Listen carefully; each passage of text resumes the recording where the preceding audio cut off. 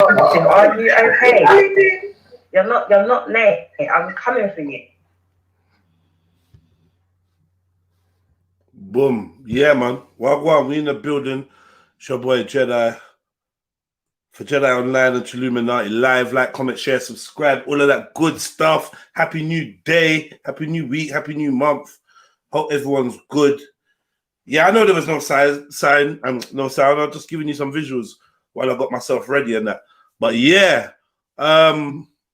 hit the like button. Let me know the number of your like. Welcome aboard World War Wednesday. You know, we're just gonna build up a vibe. Let me put the link in the chat for people to jump on. But yeah, big up like number 1, Lena. Big up like number 3, Ace Montana. Come on. So you got a little battle for the like button, but where you said it first, Ace Montana, so I believe you. Hit the like button. Let me know the number of your like. You know, make yourself a coffee or whatever. Me, I'm doing a smoothie. You know, had a great gym session this morning. So I'm just having my smoothie. I'm just going to hold my fucking corner and hold it down and drink enough water and behave myself. Yeah? Yeah. Cool, let's go. Yeah, well, the following content is made for mature audiences only. Yeah, not for no little pitty. Yeah, not for no little soft skin. If you got soft skin, if you're sensitive, you know what I mean? If you get offended by words like fuck, cunt, nigga, bitch, hoe, dick, pussy, motherfucker, then this is definitely not the show for you.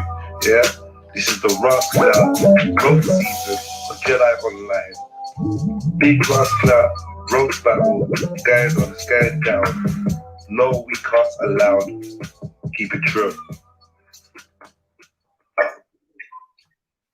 Yeah, this is different, isn't it? Because this is born bitch. A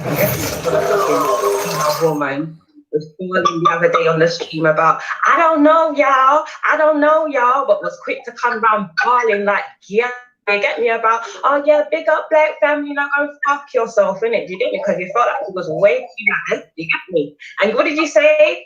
What's going on with Empress's head? Like, you're trying to hide off the fucking mountain bumps that you got in your face. Take your hat off, dude. Take your hat off. You're talking about his head is full of hair, yeah? Are you okay, babes? You're not Nate. Like, I am not holding back for you. Are you dumb? Yeah? You was crying on the live about you don't know us, and you came back around like a bitch. Like, no, how does that make sense? So, like, can you not hear me? My phone just started to ring, yeah. Yeah, you move like a gal, you get me? And we already know how American man is kinky, you get me? You lot already known for, you know, experimenting, you get me? And moving around man. I know you suck dick, you get me? Because them thing there is normal for American man. You understand? And that's probably why you move like gal. I know you see your period amount of time.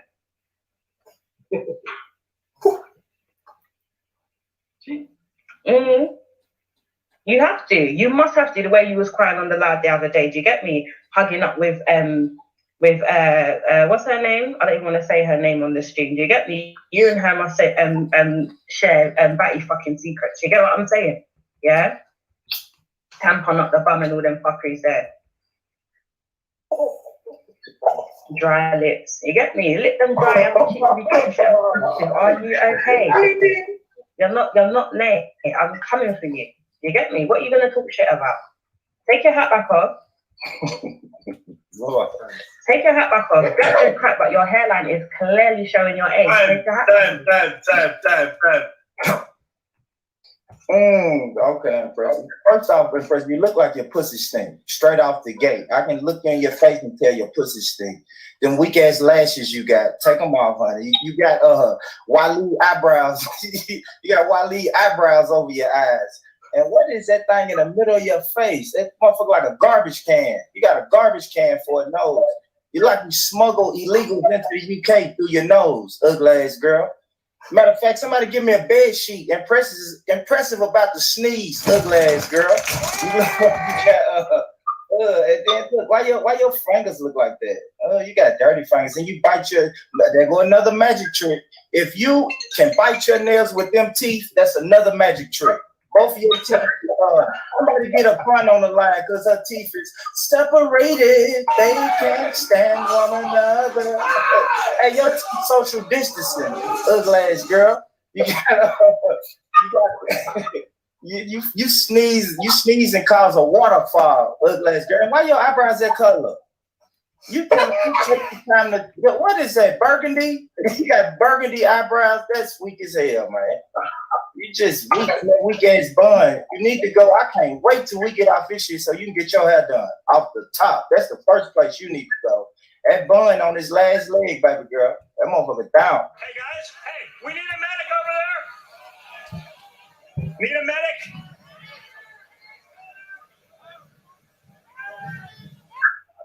It's down, man. I just can't believe it. It's just crazy, man. You got another human being on your face. You got a midget on your face. And why your head shaped like a Hershey's Kisses? It's skinny as hell at the top. Ugly ass forehead, man. And then you got the nerves to have some baby hair. What was you thinking when you did that? What was you thinking with the baby hair, honey? Take that weak ass gel off, man, and wash that shit. You're done. Time. Yeah, born bitch is just mad because I'm the woman he wished he could always be. Do you get what I'm saying? Born bitch is pissed that his stimulus check ain't gonna cover his sex change.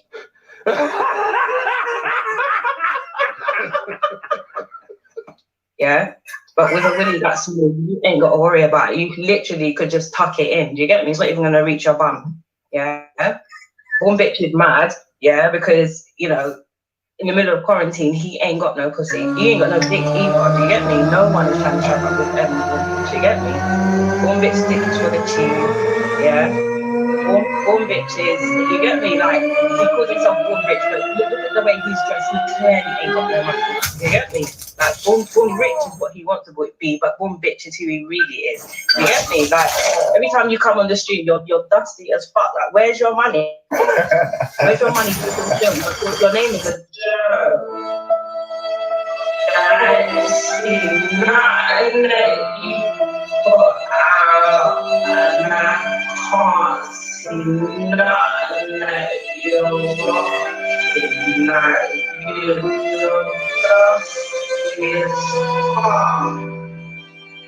Your name is a joke. I ain't see nothing that you put out, and I can't see nothing that you're rocking. Like you're dusty as fuck. Yeah. Like as someone who's rich, it's supposed to look like you come from somewhere. Your sofa's dusty, your background was dusty, your clothes are dusty. Like you're corny as fuck. Yeah. Sorry, my phone's ringing. Have I still got time? Mm-hmm. Yeah, okay. Yeah, born bitches are undercut with transvestites, you get me? Yeah, you want to be me, yeah? Born rich has got tits as big as mine, you get me? And that's not even through hormones, you get me? You're just fat and lazy as fuck, yeah? Like, born rich has got cheese underneath his tits. You're talking about, I look like my pussy stinks. How would you know? How would you know? You don't even fuck with pussy, you get me? Like, your bum's probably looser than my pussy and I've given birth, you get me? Your bum's probably been run through, yeah, by the whole of Atlanta and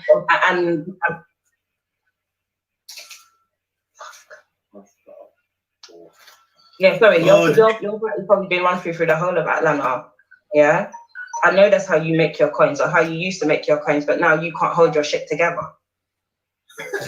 Time. Right, my sister, impressive. That bun is unimpressive. Weak ass edges is unimpressive. We know that off the top. That nose is impressive. That nose is impressive.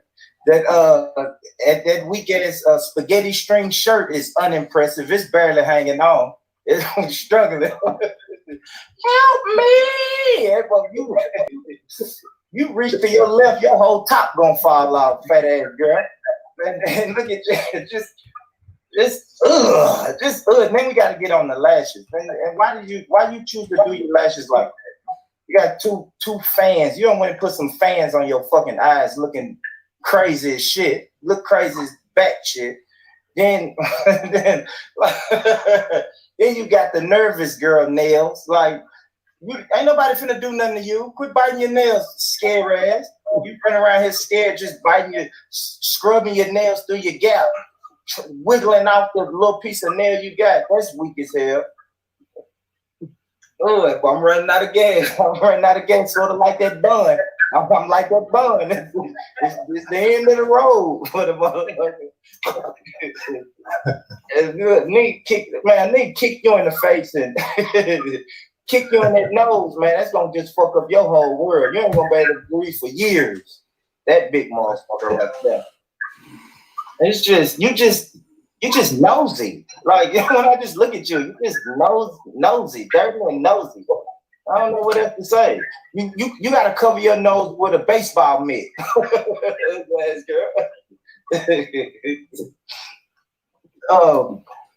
Shit, what they testing the COVID through a swab your nose. They gotta use a fucking what's that, a kayak paddle to swab your nose so we can test your dust ass. You might have the COVID. If you Time. Yeah, sorry, Born Rich. The only reason why you're worried about my fingernails is because you like fingering your bum. It looked like your teeth doing the Tootsie slide. They go right foot up, left foot slide, left foot up. It looks like your hair and your hairline is doing a Tootsie slide. Basically, I'm saying either way, we about to slide. It looked like your eyebrows is the same color as my dick hairs. What? A light burgundy. What? Ugly ass. Let's go. What? Bro, what are you talking about, man? And how do you get that at STD? What would make your dick burgundy? Unless you're dyeing them. I lay them down with the same toothbrush you lay your baby hairs down with. Yeah, but that's gay. Why are you doing that to your dick hairs? You're clearly a batty boy, innit? No, I like them. I just like them. I like them. I just like them. I like them. I just like them. I like them slick and wide, like that nose you got on your face. I'm sure your boyfriend does as well. Give Betty back her baby that you put on your face. And what baby is that? Sorry. How you know Betty's got a baby? Did you breed her? Yeah. Give your little sister back her shirt. I see in the background. I don't have a little shirt back. I don't have a little sister. I don't have a little sister. Talk about what you know. I know that shirt ain't gonna last too much longer, sis. I know you've had that shirt for a long time. Yeah, I know you had that bun for a long time. Yeah, but I've got hair though, Born Rich. Like you've got none. I don't understand how you can chat to someone who's got fucking hair and you're fucking going bald. Are you dumb?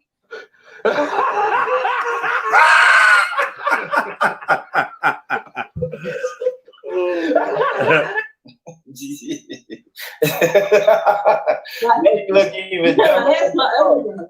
Now you look, yeah, so, right back, going back. Now secure the bun, secure the bag, secure the bun. Listen, you need to worry about securing your fucking hairline. You ain't exercised at all since the quarantine. How can it stop? You just said fuck. I haven't. We're living good round here. Do you get me? You look like that before quarantine started.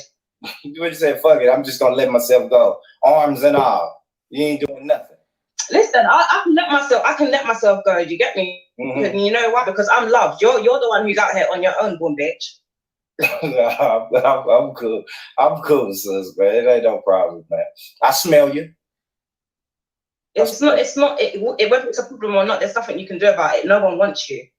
I smell you. Ain't nothing wrong with it. How could you smell me from here and it's me? That's not a question. What are you trying to tell me? How the fuck can you smell me from here? That's the question. I know how you can smell me, honey. I don't have to smell you, but you look stink. You got a mailbox on your face, man. What's wrong with you? I've got a mailbox on my face. You've got a mailbox in your arm. Yeah, you got a mailbox in your face. Your teeth doing the mail is books in your ass out on a regular. Why your teeth crip walking? They done. Why is your hairline crip walking? Crazy. Walk on, family. Big up yourselves. Big up, Jimmy. It's your boy Jedi, man like Sniper in the what building. Following content. Everyone good. It's made for mature audiences. Everyone live. Yeah, not for no little picky. What on Snipes? What you saying? They are, brother. They are. That Yeah, was jokes, man. Early morning jokes here. I'm not booking another roast session if you're not on the card, bro. So what are you saying to me, bro?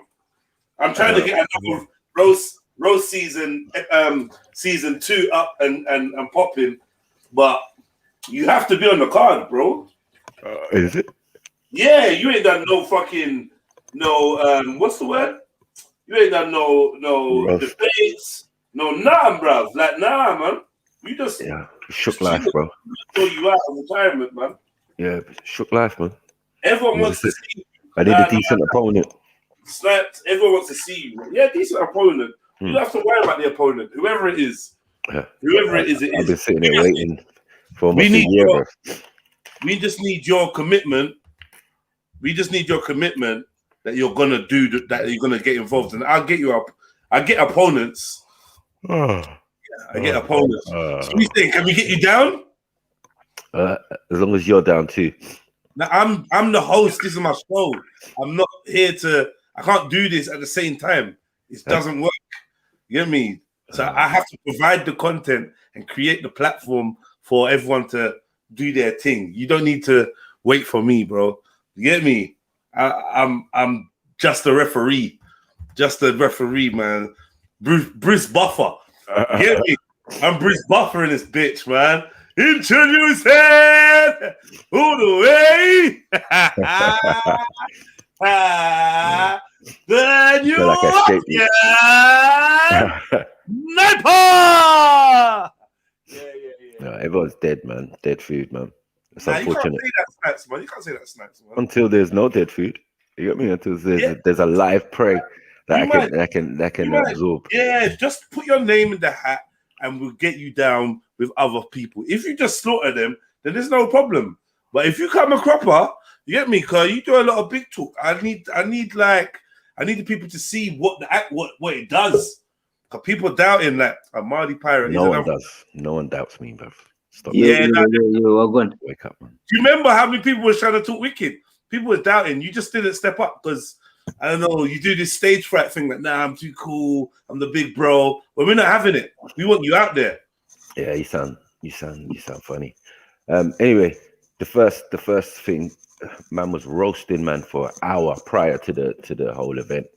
So we're not gonna sit there and pretend Sniper don't roast niggas. No one's doubted. That's bro. Why you can't gold me? I if I want to do it, I'll do it. It's not golding. Don't make up stories, though. You say it like do what you want. Yeah. If I say yeah, I'll say yeah, innit? But this the rest is just pantomime. No, this is what I'm asking. Yeah, you're talking about. Hold on 1 second. You declaring that no one's ready for you, rare. But I'm like, you didn't step up the last time, bro. So you're saying no one's ready for you, but you didn't put your name in the hat, bro. So we're saying I'm not going to put my name in the hat for who? What was the opponents? Where's the quality of opponents? Come on.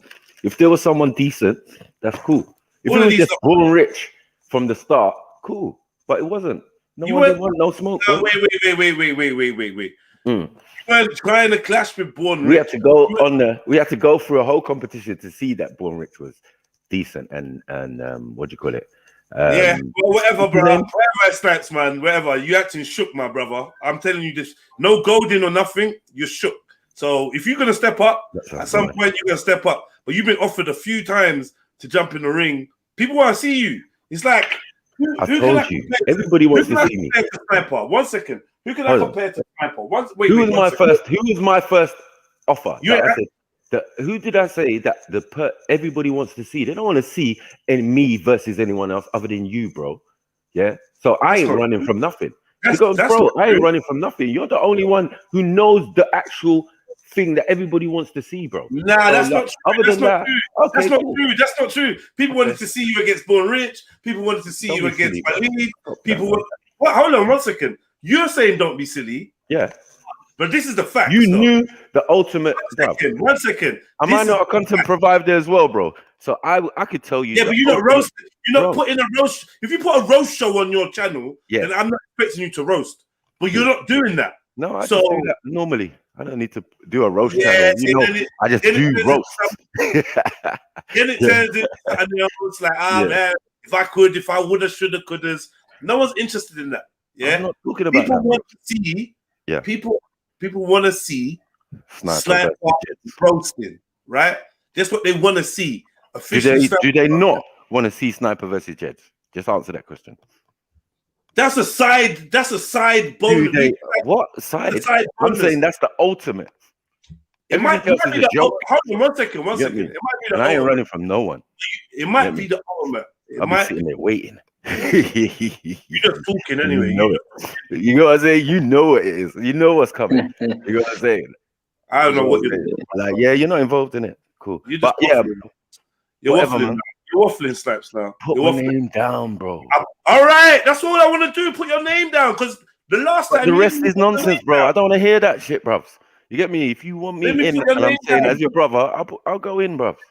You get me? Bro, Just to prove a point. But other than that, Man all said this your from the beginning of the protestations, you One know second. you're lying in front of the One public, second. bruv. No You lying. don't want to see any other fucking You're just waffling. battle You're than just me and you. running chat. That's not even the truth. I lie, Like, fans. that was the ultimate. When we spoke about it, yeah, people weren't even counting me in. If you remember, Lie, bro. Come Hold on, man. If you remember, people were like, I want to You're see. fantastic, bro. Come on, stop it, man. You're my brother, man. You Yeah, get me? Like, I want to see that. I want to see you against Let someone. me talk now. You get what I'm saying? Let me talk, please. Yeah, I beg you, please, because you just constantly just talking over me. You shook. Yeah, and it's just jarring to hear. I don't want to hear you like this, bro. When people were saying, the man accepted the you starting again. You be shook. You starting again. What are you doing? Have some composure, brother. Don't be shook, man. You're the one who sounds shook, bro. Please. It's all right, Please man. have some composure. I can't be shook if I'm trying to talk and you're trying to talk over me. Huh? Like, you don't want what I'm saying to be You're said. trying to organize something, and what I'm saying to be said either, bro. Like, plain and simple. No one wants to see me against some fucking idiot. They want to see me against you. You now are trying to dictate what was asked for, but I could play the whole show because I remember how many people was asking for you. Shook. Yeah, I remember how many people. All right, whatever, man. Put my name down and stop your nonsense talking, bro. Stop. Then you said, I said, Rob, so what about me? What about Jedi? What? Yeah, Jedi. Yeah, I reckon you'd be all right. I said, all right, bro, I'm the best out here. Yeah, rare. But we want to see Sniper. Maku's the roast man. This is what I remember. So I'm like, you know what? I hear you. Maku is the guy I would be voting for. So I hear you. Yeah, they're saying that's a Titan. They're saying that's a Titans heavyweight battle. But before that, there were so many people that we was asking for to match up with you, and you was like, nah, I'm not roasting. Man did a whole show trying to see who could match against Maku. Maku was like, nah, not on it. Nah, he's whack. And I don't even think these guys are really whack. Yeah, I feel like the Walla match, that's definitely one that people was asking for, because in that time, them man that was trying to chat shit. Right, there've been a few things said, rare. So people wanted to see that Maku were on it. Khan, people wanted to see Khan get Brack up. I think Khan would have had a good little. I think Khan needs an opponent to step up to. Like, the better they are, the better he will come. That's what I think. So I think if he's facing Sniper, or if he was facing Sniper, he may have stepped up a bit better. You get me? Born Rich. I think Born Rich is good, but I don't know, man. I think the thing about Born Rich is he's got American accent and a bit of American wit. Do you know what I mean? A little bit of American wit. So I think that would have carried him. But man, apart from that, I don't know, man. I think you're right. That Impressive definitely won that battle. Do you get it? I don't know how the people voted, but for me, yeah, she won that battle. But every other battle for Born Rich, he definitely won. Do you get what I'm saying? So, who did Born Rich go against? He went against Khan. He was against everyone. I got the Khan one loaded. Nomadic, man. Anyway, man. But hopefully we can get Maku on the books, man. I'm gonna step out. Like, you don't know I'm stepping out, but we don't want to scare away contenders too much. Rare, bit by bit, man. How you not asking for fucking I don't even know. How you asking for Joshua Fury when Wilder ain't even stepped up and got beaten up yet? Do you know what I mean? Like, the spare little underlings that need to come through. You can't just get it all in one season, man. That's not gonna happen. But I was hoping to build on this and do a regular one, and then it kind of just went. You know what I mean? Half the people on there, man, don't even associate with like that kid. You know what I mean? Yeah. So well, some people just run away even from just normal debates, bruv. It's mad. You get me? We had a vegan debate waiting for Khan, and bruv, where did he go, bruv? Forget that Khan youth, man. Khan and defense. Yeah. Try to pop up like, oh hi guys, yeah, I was just going through some things. That was funny. Yeah, I just looked at his comments in the chat like, is this dude gonna address me? He's gonna say hello, Jedi, or man, that was funny. weird, man. Yeah, he was talking to everybody in the comments, and I'm better now, and all sorts. But you know where they've been. You know where they've been. Okay. You know where they've been. They've just been around there, bro. I can't believe Suge. You would say. Yeah. Oh, that would be a good one, Jets. You can he even cash? Can he even, really? I don't even know. I don't know whether he can do it. Think about it. I mean, what he did to El Kaka. I mean, it wasn't jokes. It wasn't a roast, like, but it kind of was. Do you get what I'm saying? Aggressive roast, I would say. Yeah, Al Kaka will get bodied. He's not even. That was horrible, man. He would just get bodied. I don't want to see Al Kaka get beaten up like that. Didn't he just jump on the panel? What happened to him? I don't want to see Al Kaka get slapped up. Like, to be fair, it was a few days ago. Al Kaka, it was hilarious. Yeah. Marley Pirate, what one? What you gonna say, man? Long time. We just said we don't want to see you get a Hadouken. I wouldn't even. Yeah, you would get bullied on here, man. Because you would. And the thing is, you have to turn your camera on. You're not ready. You're not ready for that big man levels of showing your face. Big man. That's not a big man thing, bro. What makes that big man level? What makes that a big man level? Showing your face is a big man thing on YouTube. Yeah, it is.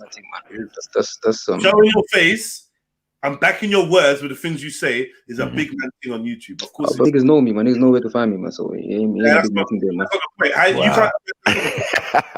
nothing to do with the roast. Yeah, that's dead, man. That's dead. Ain't no he's not supposed to roast the words and that, man. Come on, man. Hey, is man supposed to roast? Is man supposed to roast the letter M? Sing it, man. See, that's what I'm saying, man. It takes you a while to even hear me. Nah, my God, you're not speaking coherently, bro. You're speaking. I am. I said, you see how man starts. Are we supposed to roast the letter M?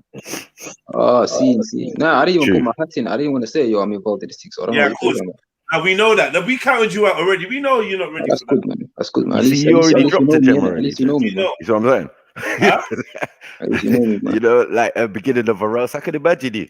Yeah, how am I gonna roast the letter M? Like, bro, that's already. You already like the first blow.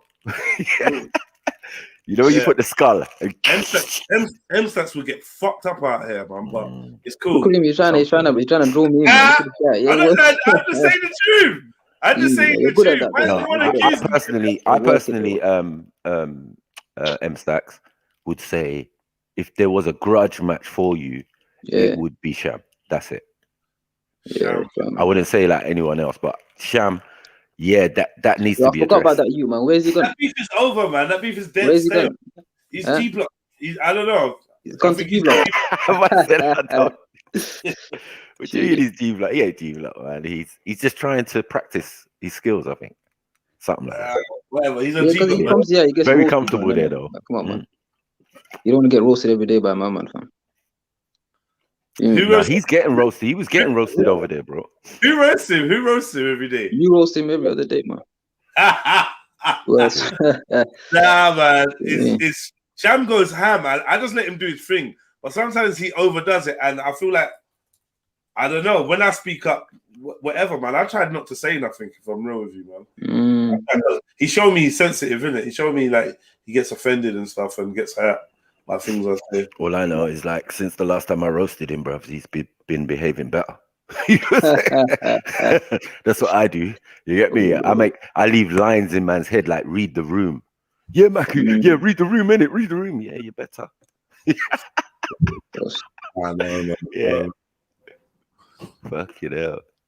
Well, gone though. Where you got chef hat on, fam? Who's that with a chef hat? Yeah, How because we you know roast what I do, man. This is, I don't know who was the cookie. That was the real life. That was the real life roast. That was Raj. Danny Tomo. Danny Danny Tomo. Tomo, the Raj. big kid. Oh yeah. I can see. Yeah, when I was in the park cooking Danny Tomo, man. Yeah. Look at Raj, like, no. The next meal next to me, he's like, no, my white master, you're roasting him. Yeah. Hey. But what about no? Where you been? What you been on? I've been about, bro. It's after that for loose, man. Innit? Oh, that's one. You know me, man. You're free now. What are you saying? Getting married? I'll get him. Soon, inshallah, man. Soon, man. I'm telling you, man, because that's we've seen the deposit, so Oh, you're talking about that? Right? Come on, man. That thing is done. That thing is finished, man. How is it finished? Ain't no 5 shops racks, open. Bro, 5 racks goes away quick, man. It'll stay How? with me, man. Bro, man. How was the lockdown? What have you done? My back though, man. Come on, bro. What have you got the whip now? Yeah, I got a whip. But the thing is, yeah, I don't want to drive your heart, man. I'll be driving your heart, innit? So I'm trying to get. I got my test coming up end of this month and that. So I'm trying to go legit. Yeah, that makes sense, bro. And it's easier now because some of the driving school people do the test now, innit? Yeah, what I'm doing, I'm doing a crash course, innit? So it's like £1,000.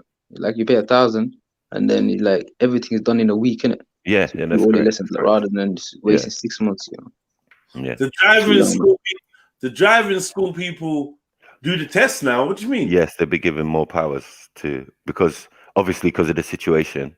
What? It's all long thing. You get what I'm saying? that's You can dope, do the man. theory online.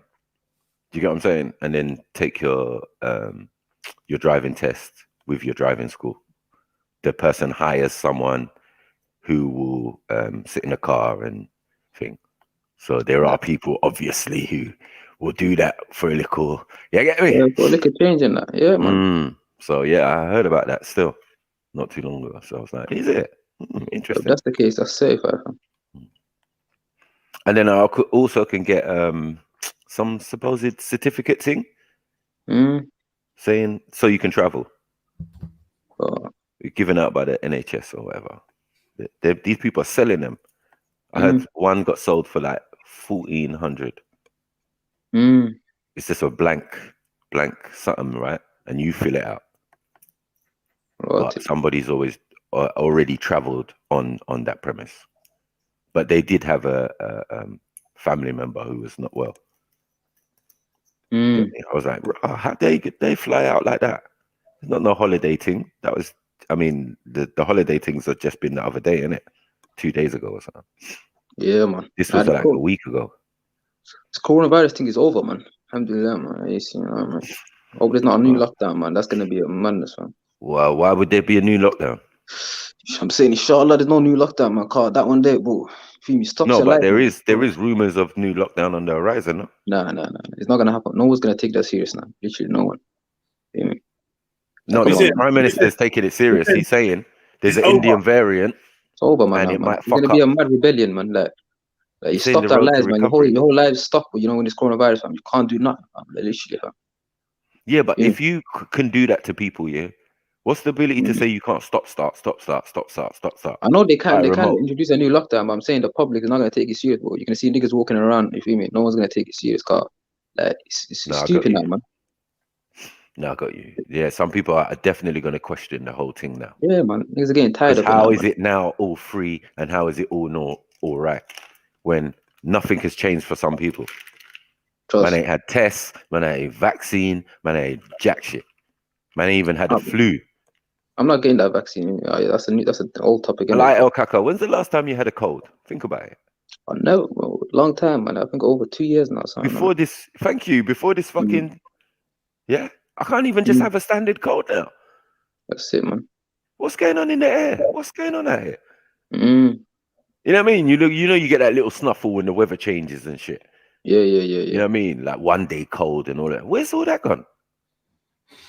Well, I don't know, man. But yet there's a deadly virus out there. You know what I'm saying? There's a deadly virus out there, and I ain't even got the standard one. Trust. That no one don't even have to be around for. Like, that doesn't even make sense.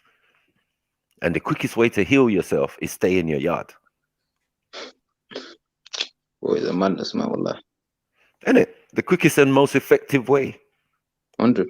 Sims has a better success rate than a fucking vaccine. Mad, isn't it? Fucking hell, taking us for fucking waste, man. So you're right. Kaka, like, bro, nah, not a lot of people gonna buy it this time because it's like, but then they might add more force. Remember, because we had the weak-minded saying, "Oh, well, they won't let us do this if we don't do this. They won't let us do that. They won't let us travel. They won't let us do this." Those people are weak in the sense of anything they say now, they will still abide by it. So if they say there's another lockdown, those same people will still abide by it. Yeah, true, man. But the thing is, yeah, like if you stay at home, cool, fam. If they're gonna put money in your pocket, yeah, cool, fam. But the financial impact is happening on people, bro. It's crazy, man. Because watch it, one nigga, his restaurant, yeah, all of his stuff are gone, fam. Like, and they're not coming back. They find a new job and that. So he's literally got no stuff now. Lockdown's finished. You feel me? Man's in negatives now, man. So them man mashed up people's lives and that serious talk, and they're not helping out no one. So facts. It's stupidity, man. Facts. And all those who got the 50 or 40 grand, yeah, you're pissed now, ain't you? Yeah, exactly. You paid it back anyway. Because what did you have money to spend on other than your rent and things that cost money? Do you get it? It's just, exactly. You can't spend it. Like, yeah, let's go out, let's go Selfridges and do whatever, I'll go and buy a car. No. That wasn't running. Oh, unless you was doing it online. That's what I'm saying, man. It's not into anyways in the COVID time, anyways. Fam. Yeah. But no, to spend 50 grand online or 40 grand, it's kind of easy, really. Yeah. So listen, are you hearing about this kids getting kidnapped in Enfield and shit? Like what? Why are they getting kidnapped? Bro, I don't know, bro. Like, what race of pitney black? But this are black youth here. Do you know what I mean? So you can count that out, whatever you was thinking. Yeah. Yeah. No, I just wanted to know. I could have been Somali, could have been thing. You get me? Because it can't be Somali. Where's Enfield? Is that North London? Is that North London? Yeah. And in Enfield, there's a lot of Somali. There's a lot of Africans. There's a lot of Europeans. When's the last time you seen a Somali kidnapped, bro? It's Somali. No, I'm not saying kidnap. I'm just saying where man associate. You get it? Yeah. Upper Edna and things. Somali is getting kidnapped, bro. Somali's not getting kidnapped, man. Nah. Somali's get kidnapped. Somali's kidnapped you. Somali's do the kidnapping. You don't get kidnapped, bro. Yeah, you do the kidnapping. I'll be your captain now, yeah? Yeah, one of those ones, man. You mean? Yeah, but you're right, bro. But in London, yeah, there's sections of my brothers them who have sex with men when they yeah. What? My brother from the Horn, they're on some domination thing. It's Batty Man thing, but it's domination thing. It's been a quiet whisper in the ends. You get me? I don't know if it's war-torn business. You get me? But some of your brothers. Come on, man. That's a fact, man. Macro's on absolute fuckery today. Don't even listen. Man. No, remember I told the story before, Jeds. Remember I told you the story before. It's not a lie. Like, yeah, man's getting kidnapped and raped and that mud. Yeah. Man is saying don't say nothing. Kidnapping and then raping, or they're getting kidnapped. Right. No, not that they're getting kidnapped. No, they're the ones doing the thing. Oh, skiing. Yeah. Mad thing. It's one of those violations when they're trying to violate the nigga. So you hear me? Right. But at the same time, is that not gay? Yeah, that's something. It's sticky road, though, isn't it? Yeah, I see what you're saying, though. Yeah, it's a bit gay, though. It's not a bit gay. No, it's not a bit gay. I said a bit. Bro, you can't get gayer than having sex with another man. But the thing is, deep the intention, though, innit? The intention is to violate the nigga. You feel me? Like, if you get raped and by next nigga, cool. That's a big time violation, innit? You can't show cool. I just want to know the guy that's doing the violation. The guy that's doing the violation, yeah, that's all good. The guy that's doing the violation, I just want to know, how does he get and maintain an erection? That's what I'm saying. That's the whole different story, innit? You feel me? All right, then he's gay, innit? Yo, there's a bit of background noise. Is it me from background noise? I can't hear that. Yeah, it's coming from me. Let me jump back. Pushing. Stop. Get your shit pushed in. You saw that. Get your shit pushed in. Stop that, wow, man, ducked out, bro. Like, you can't be a bit gay. You can't be a bit gay, bro. Like, you just man said, what's that sound in the background? Liberties. What about facts? What you saying? What you I saying? Snaps, come on, man. Snaps, come on, man. Give me my credit. I won, bruv. Look at my avatar, bro. No, it's fucking bad. It's fucking bad. Come on, man. Right, yeah. What? Go change. No, I saw it from last night. I saw it from last night. What else? Mad. What? Please? Come on, then. Man put the Betty Boo, you know. Yeah. One black, one white, or one light skin. Yeah. Get me one dark skin. Get me. Yeah, we did Monopoly for real. Makes me want to make the game now, you know. I told you, bro. I think it's a great idea still. I think it's a great idea. It is. But like they've got companies that do it, but they're just like charging bare money. They've got companies that'll make it for you. Like what you want in that. I didn't duck out my serious talk. There was some background.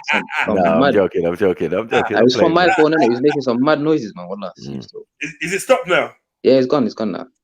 Yeah, man. So they're kidnapping. Cause let me just tell this before they say, "Oh, you could have helped the youth, but you're there busting jokes with sniper." And you know what I mean? But it's actually serious.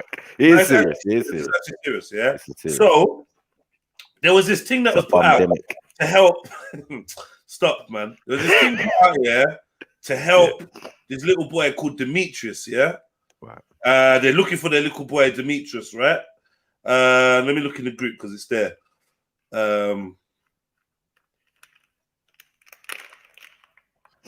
Where is it? Yeah.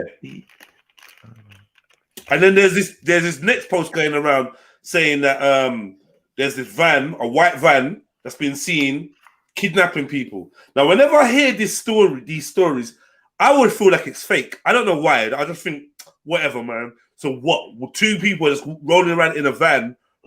It's so baked to the point where everyone knows there's a white van trying to kidnap youths. Like, how is that? I just feel like it's bullshit. But I was proven wrong. The first thing was there was this little boy. Flames. Hold on. Did you just say man are pulling up in a van and just grabbing people off road? Exactly. Yeah, but what's the intention behind that? Usually we seen it. We saw it the other day, no? Where? It was an incident where someone got dragged into a van and yeah, but that's man them napping. Right. Yeah, that's man them napping. Like you into some shit. No. Yeah, these man that's napping, you know you in it. Like, you know what I mean? But this random kidnapping though, what going with that? Like, what's the intention? Yeah, random. Like, this is what I'm saying. So it was like, so the first post was, oh, his name is Demetrius Nea Kana. He's been missing since morning. He goes to Cater Hatch Junior School in Enfield, North London. If you contact him, please contact the picture of the boy, right? So I'm like, right, okay. And then they're like, yo, we found him. So I'm like, what? You get me? Yeah. We found him. That's what the next post, like, we found him. They're like, right, what's going on? Man, then my young cousin, 10-year-old cousin was kidnapped 8 a.m. today in a van, taken to a house where he found loads of other kidnapped kids where they were forced to take a pill to make them drowsy and sleep. He woke up later in the day and luckily escaped. He was running on Main Road. People and police was telling him to stop, but he didn't want to stop because he was so scared. He was eventually stopped by police and returned home. He hasn't said if he was abused or not, but has said kids were hurt in weird ways. Just sending this message to and then like there's another what's his name? Fire of Truth. Post button, yeah. You know, he's like a little internet busybody now. Yeah. Especially, I've seen Insta frying up food and that. What's the proof behind these stories though? Is it true or not? Man's got spray oil and that. my little cousin was kidnapped in a van. He escaped. When the people that took him wasn't focused on him, he said he kept running and running. Told him he was safe. Yeah, so basically saying, be mindful of young people in our family. Something terrible can happen so fast. I thank God he's safe now. Boom, boom. Yeah, that don't make sense, man. This shit don't make sense, man. Like, when you kidnap someone, you must have some kind of intention behind it. You feel me? Like, you kidnapping someone for what? Money, for ransom, for fucking sexual pleasure, for anything, man. Like, what going with these things, though? There's nothing happening, fam. Like, you don't know, fam. It's not making sense, man. That's what I'm saying. Yeah, I know the vibe. I don't want to tell them that it never happened because I'm sure these things happen. But when they happen, they seem so unrealistic. It'll pop up on your phone and you'll be like, "Ah, this is some bullshit." Do you know? Like, real shit does happen though. Yeah, I know kidnapping does happen though, innit? But there's a reason why it happens, innit? Like, but the guy when he gets free, he must have said something, innit? They must have said something. Does he know where the yard is? Did he take feds? This is what I'm saying. Like, where's the rest of it? Where's the whole like take us back to the yard? Like, you know, like where did you run from? Let's get back to the yard. There's other kids. I want to hear the rest of the story. It just seems a little bit light. Vague information. Vague, yeah, it sounds very vague, man. I want more. Yeah, I want to details. get back to the Somali kidnapping thing that you were talking about, this raping thing. Bro, you said you understand it, man. Like, that's a fact, bro. Like, we know this a fact, man. Come on, bro. It's a rumor yeah, going we know on. it's a fact, but I'm saying Nah, I said a fact, bro. FAF, bro, not a fact. Oh, okay. Yeah, no, the ones around my ends, like. Come on, bro. That don't make sense, though, man. It's sure, though. I know them personally, so that's why. You know them, yeah, they're cool guys. You get what I'm saying? But they definitely freshies. You got what I'm saying? In their attitude, like they're wild, proper wild. You know what I mean? We don't fuck with that, man. Yeah, there's proper wild, but they're not like them from Edmonton, for example. They're different. My Somali brothers from Edmonton are different. You get it? Seen. But from up these ways, there's been part of them who were done for terrorism back in the day. Like 11 of them in a yard just around the corner. Yeah, I can believe that. Do you know what I'm saying? And I used to trim them and and they were cool brothers. So it's, you know how this shit works out. Like, raw, you hear of a big raid up the road, yeah? Supposed terrorists, it's just a couple of man them that you know. Yeah, trust. You get it? So there's that, and then there's the other element of the ones that after that time lived on certain estates and and this is the ones we're talking about. You know what I mean? Yeah. These ones were wild on this estate. You know what I mean? I know them. Yo, what are you saying about the like, be real now. What are you saying about the Abu Laif thing? Fuck Abu Laif, man. 10 times, man. Who's Abu Laif? What's going on? The thing we watched yesterday when they ran up in the Donny's yard, bro. Oh, I didn't see I'm that. saying, bro, I know Abu Laif personally, fam. What you say, bro? I didn't see I know that. Abu Laif personally, innit? You might know, I always told you that, innit? Oh, is it? You know him personally? Yeah, man. He used to be my Arabic teacher back in the day, man. Okay. Back 6 years ago, before he got busted for child pornography, the dickhead. Yeah, so what this you want to know, yeah? That's what I want to know. He actually got busted for child pornography. Where's the evidence of this? Bro, I was there, man. I was in school these days, man. I used to go to a school called Alam Rock, innit? It's a state school, innit? It's called Parkview and that. Yeah. Type it up and that, right? So this is when you said you got what did you get? You got GCSE in Arabic or something? Yeah, man. I did. Basically, you could have chose, innit? Language or geography, history.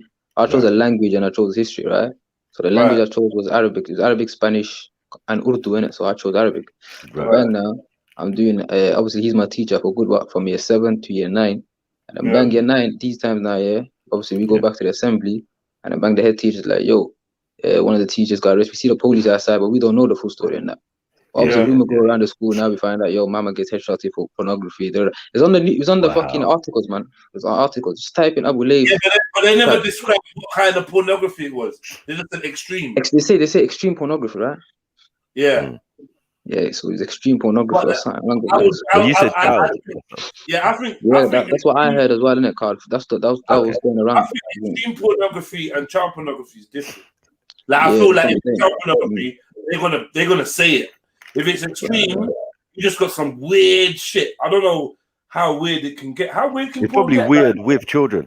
You know what I mean? I don't know, man. Yeah, I think that's the only reason, because having pornography is not a arrestable offense. No, it is. In school, though, man. Is it? Yeah, that's what I'm saying. If you got like not only child or no, listen. No. Child pornography is just straight illegal. But like Man, you know how we like send weird videos? Someone might send you a video of someone fucking a chicken. You get caught with that on your phone. They're trying to tell you got bestiality on your phone, which is illegal, bro. That's It's illegal, extreme. isn't it? Yeah. You know what I'm trying to say? Like, so it could be something dumb, like. Yeah, man. It doesn't sound like that though. If you work in a school, I don't think he got arrested for that, man. hold on. If you work in a school, it's probably definitely to do because the guy's teaching license revoked, man. The guy can't work. Yeah.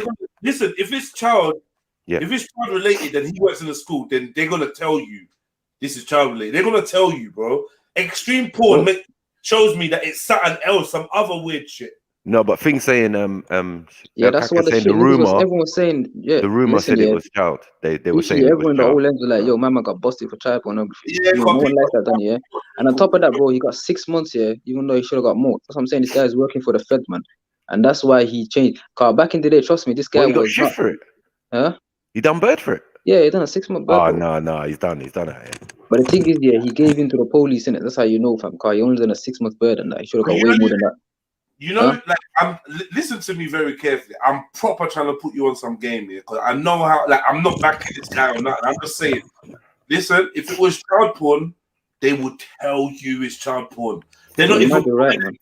They're not even listen. They wouldn't wrap up. Listen, they're not even gonna call it extreme porn. They're just gonna call it child pornography and done. So when you hear about extreme porn, you know it's next weird shit that's illegal, which I think is probably animal. Maybe dead bodies, or like some weird shit. Oh, whatever it is, it's foul.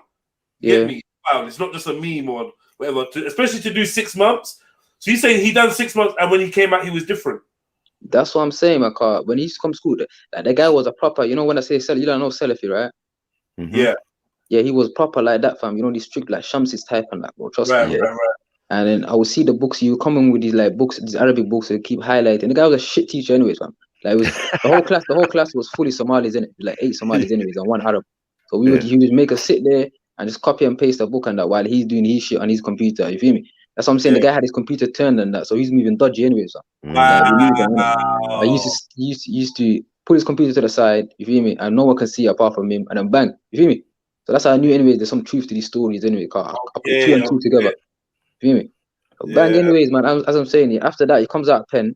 The guy, like, he's saying, yo, alcohol is halal, earrings, tattoos, everything's halal to him now. He's just fully changed up on that. That's what I'm saying, man. He probably got a deal from the feds, part of Quilliam Foundation or something, innit? Trying to deliberalize Islam or something. I don't know, something along those lines or something. So he's saying everything is halal, no, yeah, nothing man. is Watching haram. his videos, man, it's fucking mad, bro. The guy is not the one that he used to be, bro. Like, he's fully changed up, man. After that pen sentence, he's come out and he's changed. Oh, because I caught the tail end, Jeds, of him. Why does he not address the what he got arrested for? Does he address him? You know what it is? I tried jumping one of his lives, innit? Just sticky on him differently. Yeah. I would say, yo, you remember me and that Somali guy, I would have said a few words because I used to say something to the Somalis, and I used to say, so like, you man are this, you man are that. He used to violate us, and we used to violate him back in it. So if I said that, you would have clocked his memory on that. But bang, I was trying to jump. He won't let me on though, man. You know, so I told Maha to jump on that. You know, try and give the story, but he got kicked out as well. I was trying to make him speak about it, man. You know, serious talk, man. This thing here is a different. Okay, well. Good day, everybody. Good day. Assalamu alaikum. Walaikum salam. Walaikum salam. So I just quickly came on, because I was like, what's this? Just quickly came on to. Why don't you come and talk? I quickly came on to big up Shani X, innit? I swear down. Game over, man. Game over. I'm joking. You're not gonna have this first party shit again. So what are you saying? I came to define extreme porn. Okay, yeah. Come on, man. How you got experience? I haven't, Marley Pirate. Go on. No, because I thought myself, like, right, Jenna, you're right, because they would have just said child, isn't it? But they said extreme. So what constitutes extreme porn?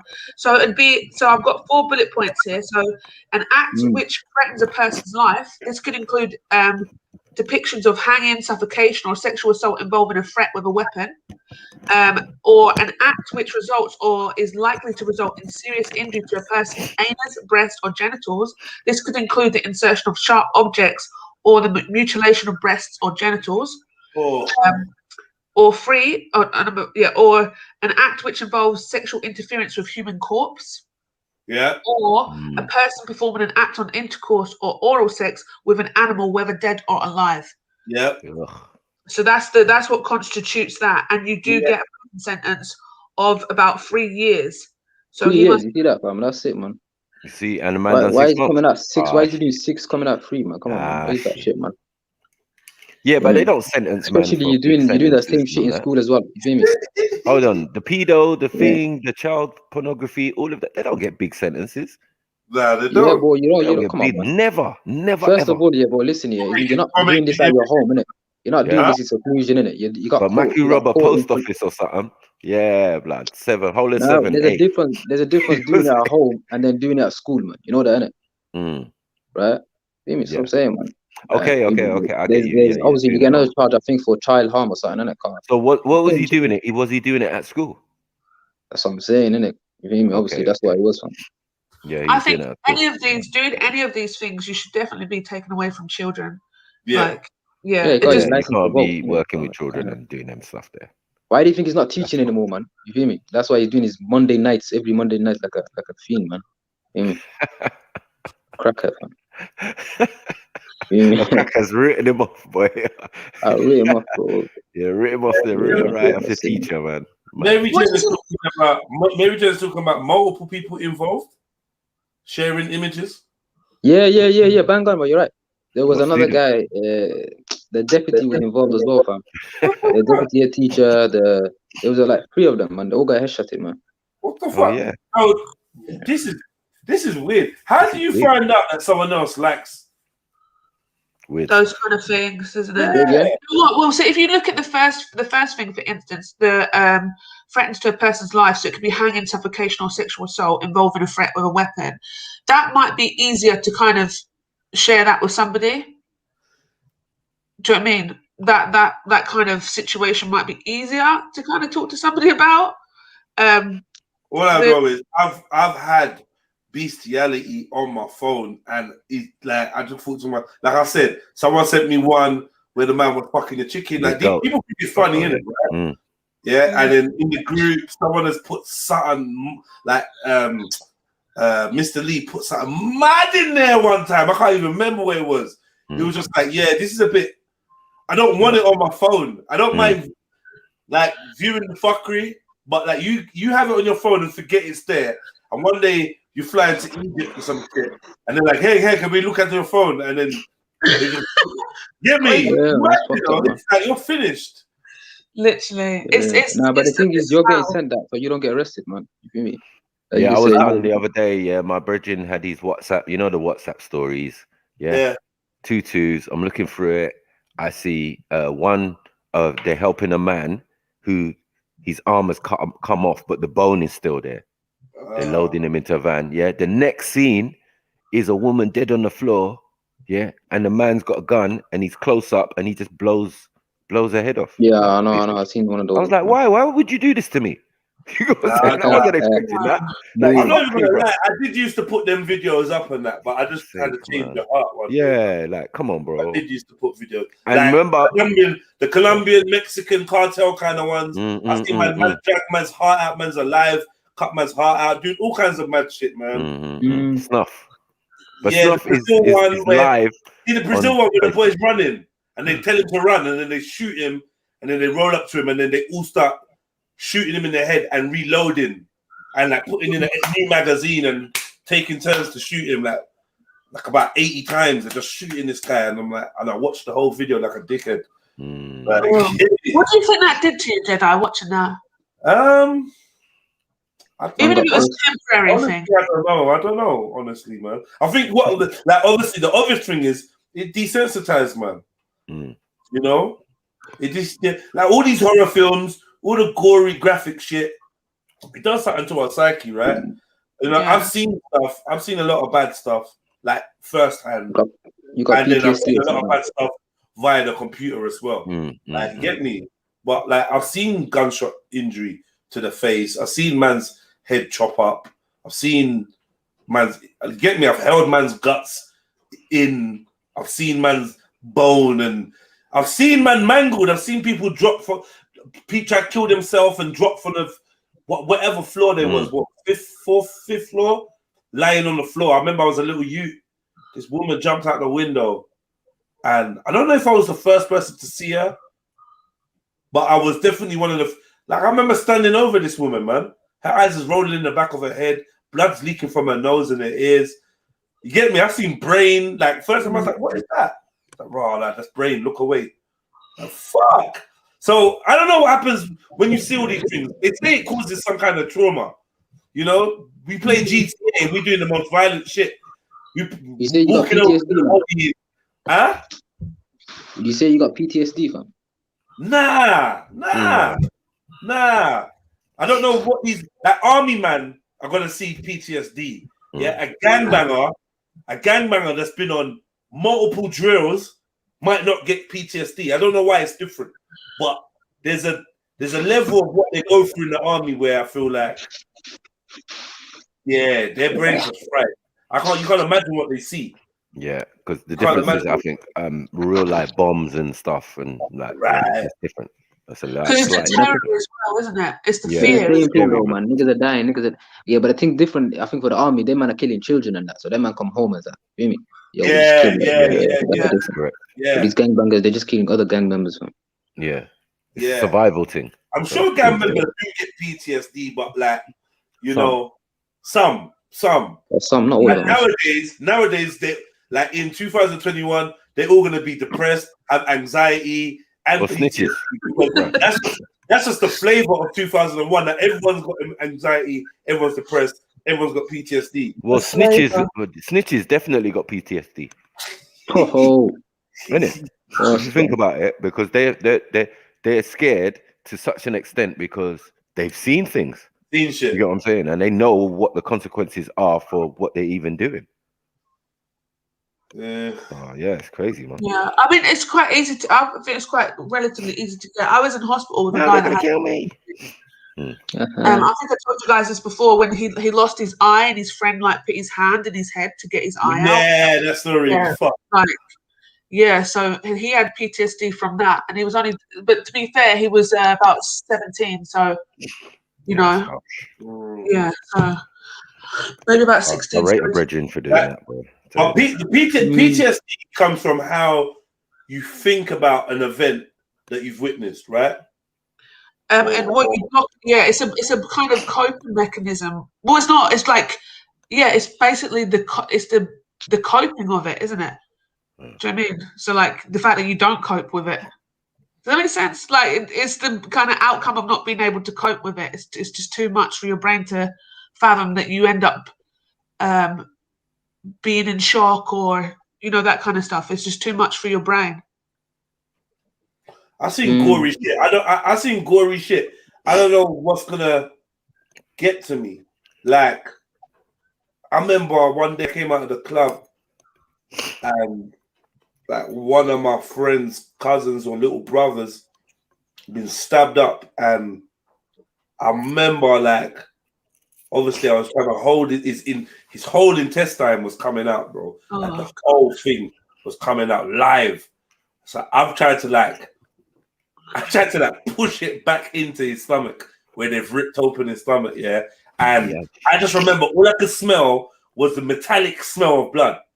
Oh. So I think that sometimes it's things like smells and that do you know what I mean? That feeling of things rather than what you see. The smell, because you can see anything on the TV screen, or I send you a video, right?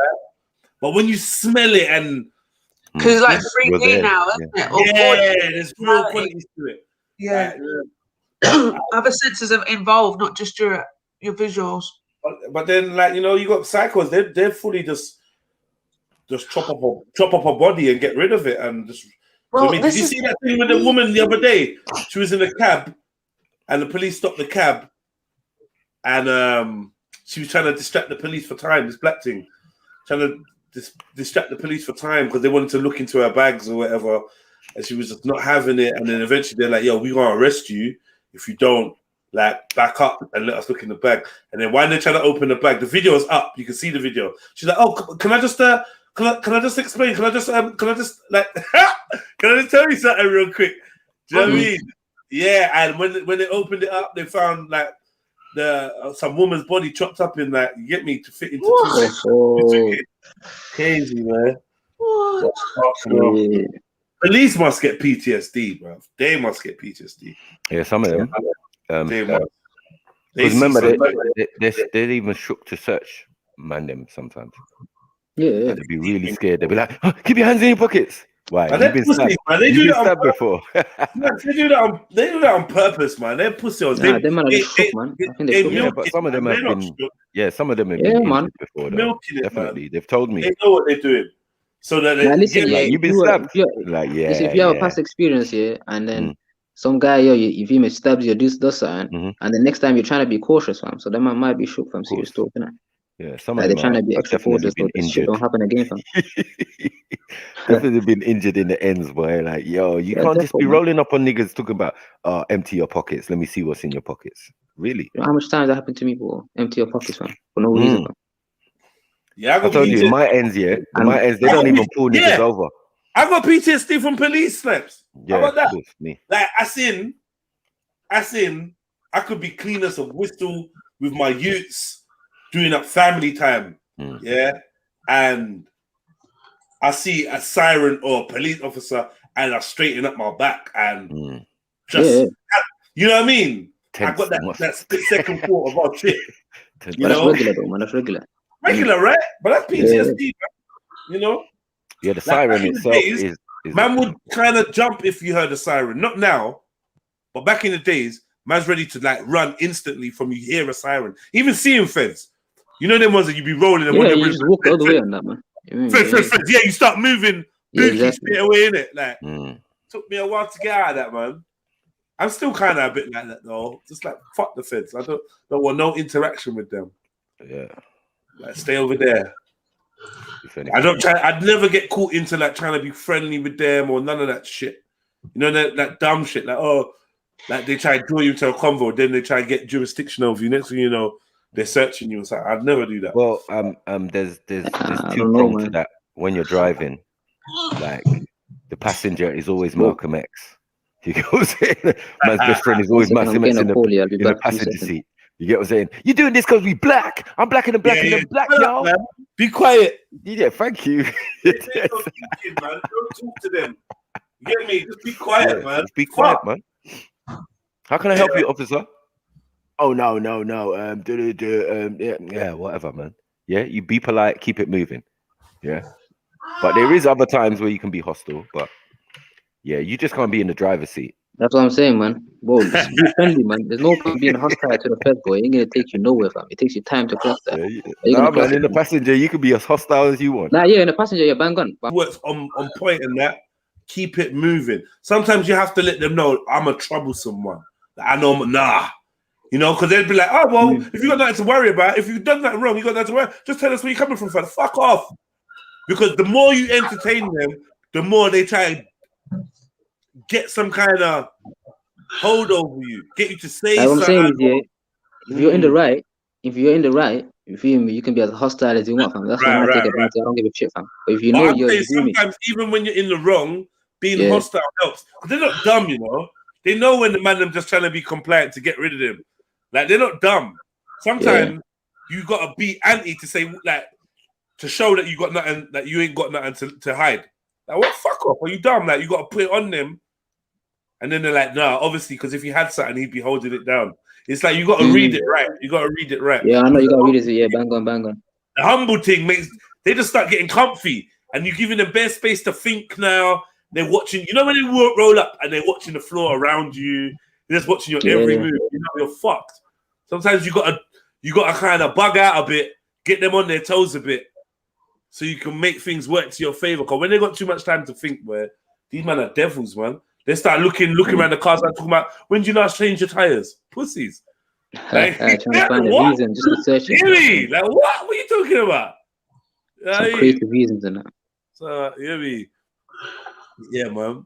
We've been pulled over for everything, bro. Car for the car been reported stolen. The car's got no tax. Car's got no insurance. The the passengers not wearing a seatbelt. People in the back not wearing a seatbelt. Like, how can you see people in the back? Oh, you know that bed? Bare nonsense, man. Oh, what was the last thing they said to us one time? This was recent. They said, we just observed you going for a red light. That was me and South. No, they pulled over me and South talking about you've just stolen petrol from the petrol station. What? I think, what are you talking about? What do you mean? What do you mean? This car's been reported stealing. Yeah, well, like, yeah, that's what we're trying to confirm now. They done the little box maneuver and that boxed us in. We're trying to confirm that now. What? Yeah, well, you better let us drive and confirm why you're following us. Yeah. Fuck. This is to go. That's crazy. Yeah, that's right there, as well. Like, this is the thing. Like, wait, so I've got somewhere to go. You're going to stop me. Right. I didn't do anything wrong. But then, what's my compensation? Nothing. Nothing, man. Really, what you're supposed to do is follow up every complaint, and like and clearly you're not going to do that because you got a life to live. That's how they get away with it, man. So, like, I always had elders say, follow up every complaint, but that's how you get yourself known to them. And next thing you know, you're dying in suspicious circumstances. I'm good, man. Oh God! Well, it's true. Like, I know, it's not even funny.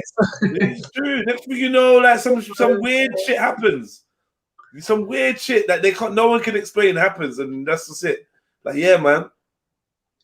I just want to give everyone a reminder: if you've got a subscription for anything, cancel it. What? Say you got a temporary subscription for anything. This is just your reminder for the week. Okay, yeah. Yeah. Why? What did they thief your money? Yeah. Did it hurt you? No, What did they do? No, I was close. I was close. How was much was it going to be? I don't even know. Maybe about 20 quid or something. But it's Simply Cook. So it's just basically I bought some perfume from a website, like a perfume shop, and they give you like vouchers for stuff. Do you know what I mean? They say, oh, if you can try this, like try out the free trial. So I tried the free trial, and it was like basically they just give you spices. And but you have to provide everything else, like all the other food, but they just give you some spices so you can make certain food, like curries and stuff. So I thought, let me just try it because it's only cost £1 to try, and you get like 5 different dishes. But it's not worth the money at all. So just go get your own spices. That's what I'm saying. I got the spices in the cupboard. I don't know why. You know what it is? It's like, for instance, it'll have like masala paste or like a spice blend, which is a certain blend. Man, you fucking with all the Arab food, man. You doing Arab food for hubby? No. Masala paste. I snipes. You ever use masala paste? Yeah, I rest my case. No, Sniper has. Sniper's a chef, man. Sniper ain't used masala paste. I'll put money on it. Listen, I'll put money on it. I don't bet, but we can just Never. I don't know why I think shouting his name louder is going to make him Maku. You like that one, Maku. I thought it was so funny. Bless him. Big up, Marv. Listen, I just want to say Marv was doing bits yesterday, but they had him up. S and Sniper, they just like to move the goalpost. They were moving it all over the place. Telling you, ripped it out of the ground, threw it across the field, like buried it. Like he was never going to win. I don't know who else was following like that, but I was following it hard because I was like, yeah, man, there is incarcerations and whatever, blah, blah. But yeah, big up to Marv. Maku! Not there. Maku. But yeah, it's the... but remember, I think Maku was like chill with it because remember he was saying he's from the Maku tribe. Yeah, the Maku clan. The Maku clan, that's it. Him in London Minor and that. Cool.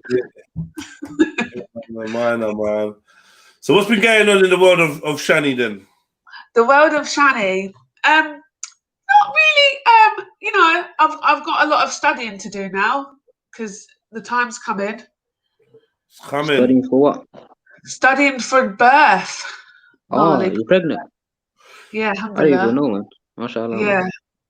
Yeah, thanks. So yeah, I'm just it's coming up inshallah very soon. What can do you mind telling us the month? July. Hey, July babies are cool, man. Yeah, man. So I'm excited for that, inshallah. But early July, mid July, late July. Just before mid. So looking in the first first 15 days, inshallah. Go on. I know, but I've got my 33rd birthday coming up next month. Is it? Yeah, gonna be a big old 3-3 and that. So what are you gonna be doing? Not eating cake because I got diabetes. Yeah, is it hypercampsia? No, gestational diabetes. Gestational diabetes, that's what it is. Yeah. And so it's when you lose the baby weight and that, then you should return to normal. Just when you give birth, you return to normal, basically. Yeah. It's because what it is because the baby eats your food. So that's so weird. But because the baby because whatever you eat goes to the baby, you've also got your placenta creating sugar, the glucose. So because your placenta's creating the glucose, and if you're eating lots of carbs, that's a lot of glucose that's in your body, and it goes to the baby. All that glucose goes to the baby then produces a lot of insulin. If the baby's producing a lot of insulin, then it means the baby. Whoa. Insulin. Whoa. All right, cool. Cool. That's cool. We can just move forward. You corrected yourself. We can move forward like it never happened, man. Don't do that, though. Insulin, yeah. Wait. Can you say syringe? Syringe. Because I know someone that says shringe, and I just like with all the intelligence this woman has, she says shringe, and I can't even look at her when she says that. Shringe? I just can't, man. I can't. So what's the plan for today, Boffin Dog? And where's your Monopoly-related avatar? Oh, because I just came on to define extreme porn, that's why I'm Boffin Dog. But I'll come back. Red Golden Child, big up yourself. What one? Yo, big up. Can you hear me? Yeah. I mean, I've got new headphones. Okay, you're testing it out, yeah? Yeah. I want to ask you a question about a rap song. I need because you're a rapper. I need your expert opinion. Okay, what do I think about Body? How the hell did you read my mind? How did you know? No, because you did type it earlier, and I saw it from the peripherals, and I'm like, yeah, I need to get back to that. What do I think about Body or Body Remix? The remix, man. I need your low down, detailed, honest opinion. I'll be real with you, yeah? Had this conversation with a lady friend not too long ago, man. I think it's shit.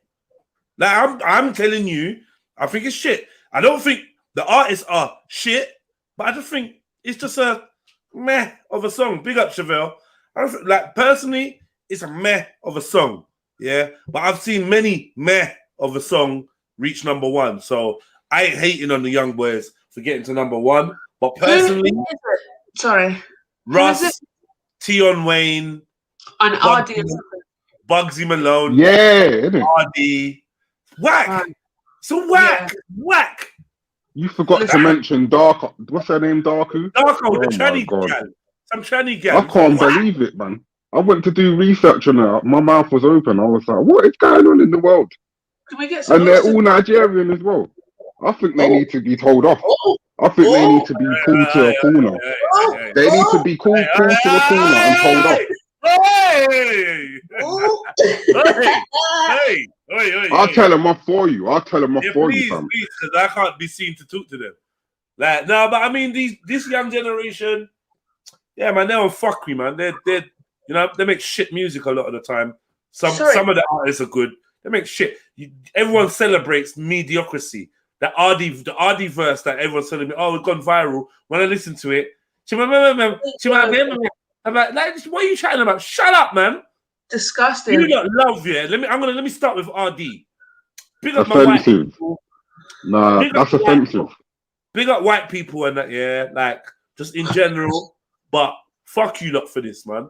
Fuck you lot. And you know what, yeah?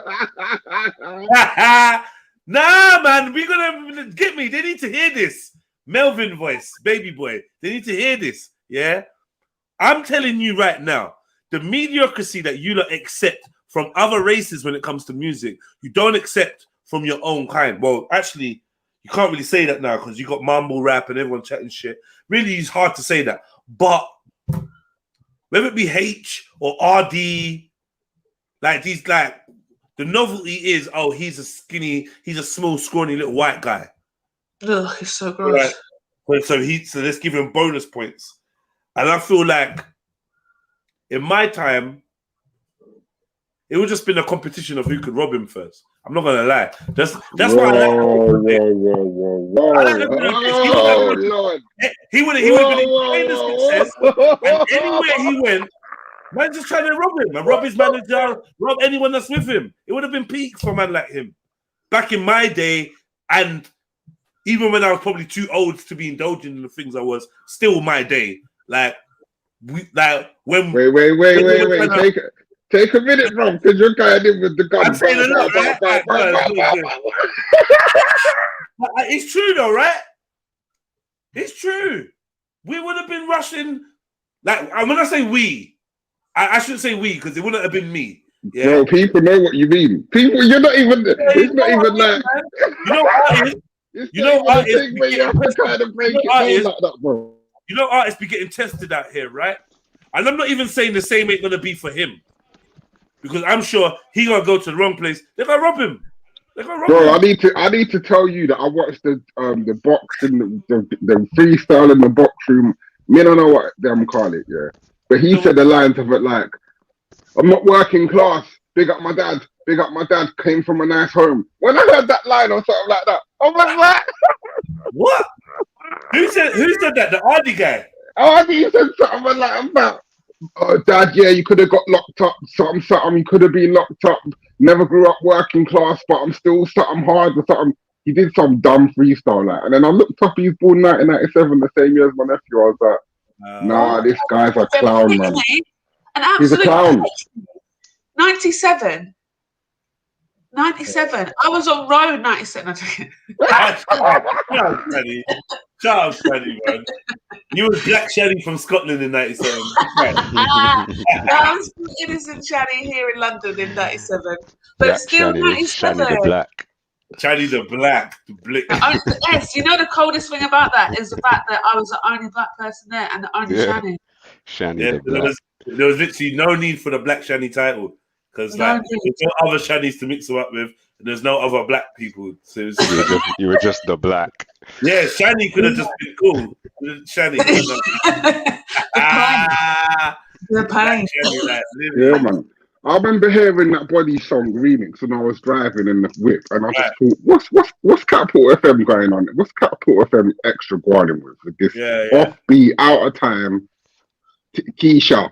I don't even know the flipping girls' names. Like, I was like, Body Oddie. I'm thinking, why are they trying to remix Megan Thee Stallion with Body Oddie? Like, and then it was like, all right, so you're saying, yeah. And then it was like, all right, so you like black and white girls, all right, calm. But why is this nationwide hit? Why is this miscegenation record? Like, what's that promoting? And then you got the English white guy talking about he's got a brown thing this and a brown thing that. When he said that, and when he tried to do the dance, because the video is high tech, I'm not gonna lie.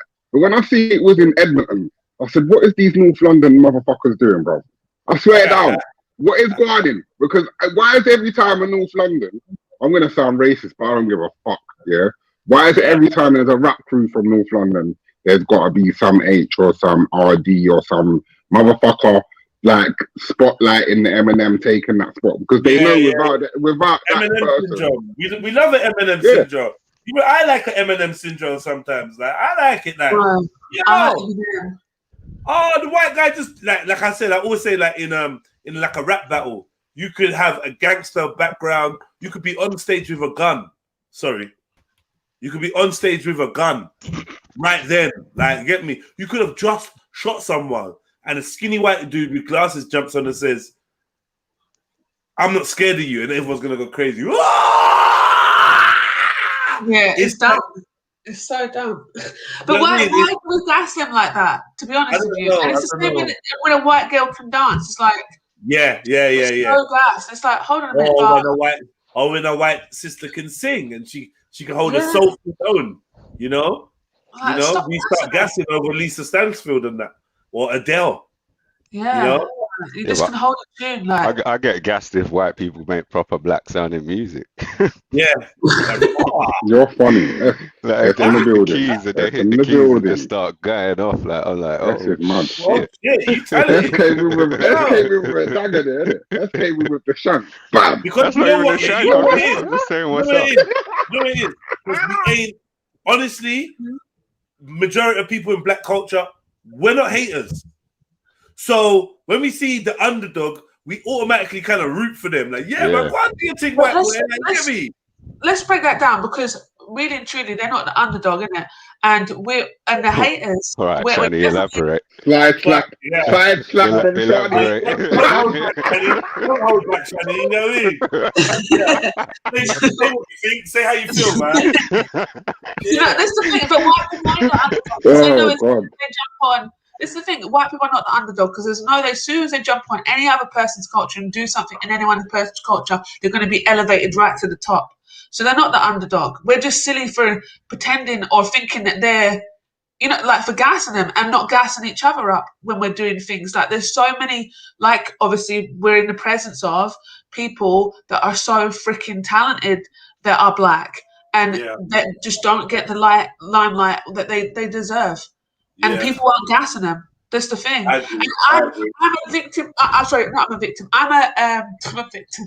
I'm a perpetrator of that as well. Like I should be gassing more of my people than I do. I really should do. You're openly racist, though, Shani. And that's perfectly fine, S. No, I'm definitely not. But do you know what I mean? Like, I do think that like white people are not the underdog. Like they never are. Like they can go anywhere in the world and still not be the underdog. Like so, let's stop gassing them for being able to dance. Like good for you. No, I think Jedi man. If a random white boy is gonna jump into a black man's sport, then he's kind of the underdog in terms of like he's trying to do what black dudes do. So then if he does it quite well, even he doesn't even have to be sick. If he does it quite well, it's got to be a little bit more than quite well. Then it's like, he's doing his little thing. Let a white dude dunk on Michael Jordan. Oh fucking hell! That's it. The whole world was done. Would have been curtains. Yeah. I suppose what it says is there's an expected level of creativity or talent that we expect from the ethnic groups, the ethnic majority, and when a European person comes along and displays basic level or above basic level skill in that arena, instinctively we tilt our hats to that. Like, all right, cool, you doing your thing. Yeah, but they don't gas us when we're doing. I ain't tilting my hat. We've got mathematicians, we've got people, we've got the people inventing stuff in this day and age. Young kids that are from different ethnic back. Well, but they do. They always have invented. But they do rate us. No, you know what? They do. Mimicry is the highest form of flattery. No, exactly. But I would say, even without. White people have been happily consuming black music and black culture without trying to replicate it for time. It's the minority that try to replicate it, and it is those with loot, with money, that see a means to make more money. So they will put their guy forward. But I think majority of white people are happy to nod their head and say Tupac's their favorite rapper. They didn't want to be Tupac. Whereas the rest of us are like, I could do that. And we will jump to the mic kind of thing. I think that RD will get people like Freedom for Britain and them type of fans. Them type of, you're You're only English if you're white. You know what I mean? He's gonna get them to. I've already seen the Americans, that American KKK voters getting gassed over him, going, "Oh my God, there's like they can rap in England now." It's like, excuse me, who the fuck are you talking about, fam? You know what I'm saying? Like, are you taking the piss? Like, the lyrics are just retarded. English girl named Fiona, big batty girl named Abiola. That's racist. Body shaped like cola. Back up, That's bring the racist. owner. The owner, slave owner, what's squatting, bro? I just don't get it, bro. I really can't. Can we break down the actual lyrics? Is that all right, Jedi? Let's have a laugh. You might have got a phone call. Let me just quickly see. I'm going to jump on Genius and see if I can get the song. What's the song? Body Remix.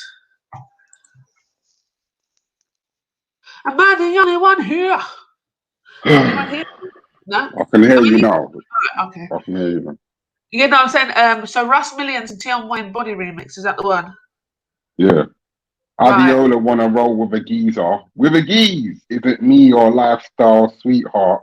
Actually, I don't give a shit. I'm a rapper now. I might as well live in it. Is he talking about living in shit? Let's see. I don't know if Jedi's going to share the screen. I got it. I got the lyrics here as well. We can have a look. Wait. So wait. RD's there as well. Tion Wayne's Russ Million. I don't know who any of these people are. E1, Bugsy Malone, Fivio Foreign, sorry. ZT, literally Darku, Bunny. Yeah, never heard of any of these people. Am I here? Yeah, can you hear me, S? Yep. Yeah, okay. Yeah, yeah, I'm trying to share the screen so we can actually have a look at these lyrics in this song. I've never heard the song. You are so annoying. The minute I step away, you lot are so annoying. Oi. Wow. If it isn't the seductress. Background noise. It's the seductress herself.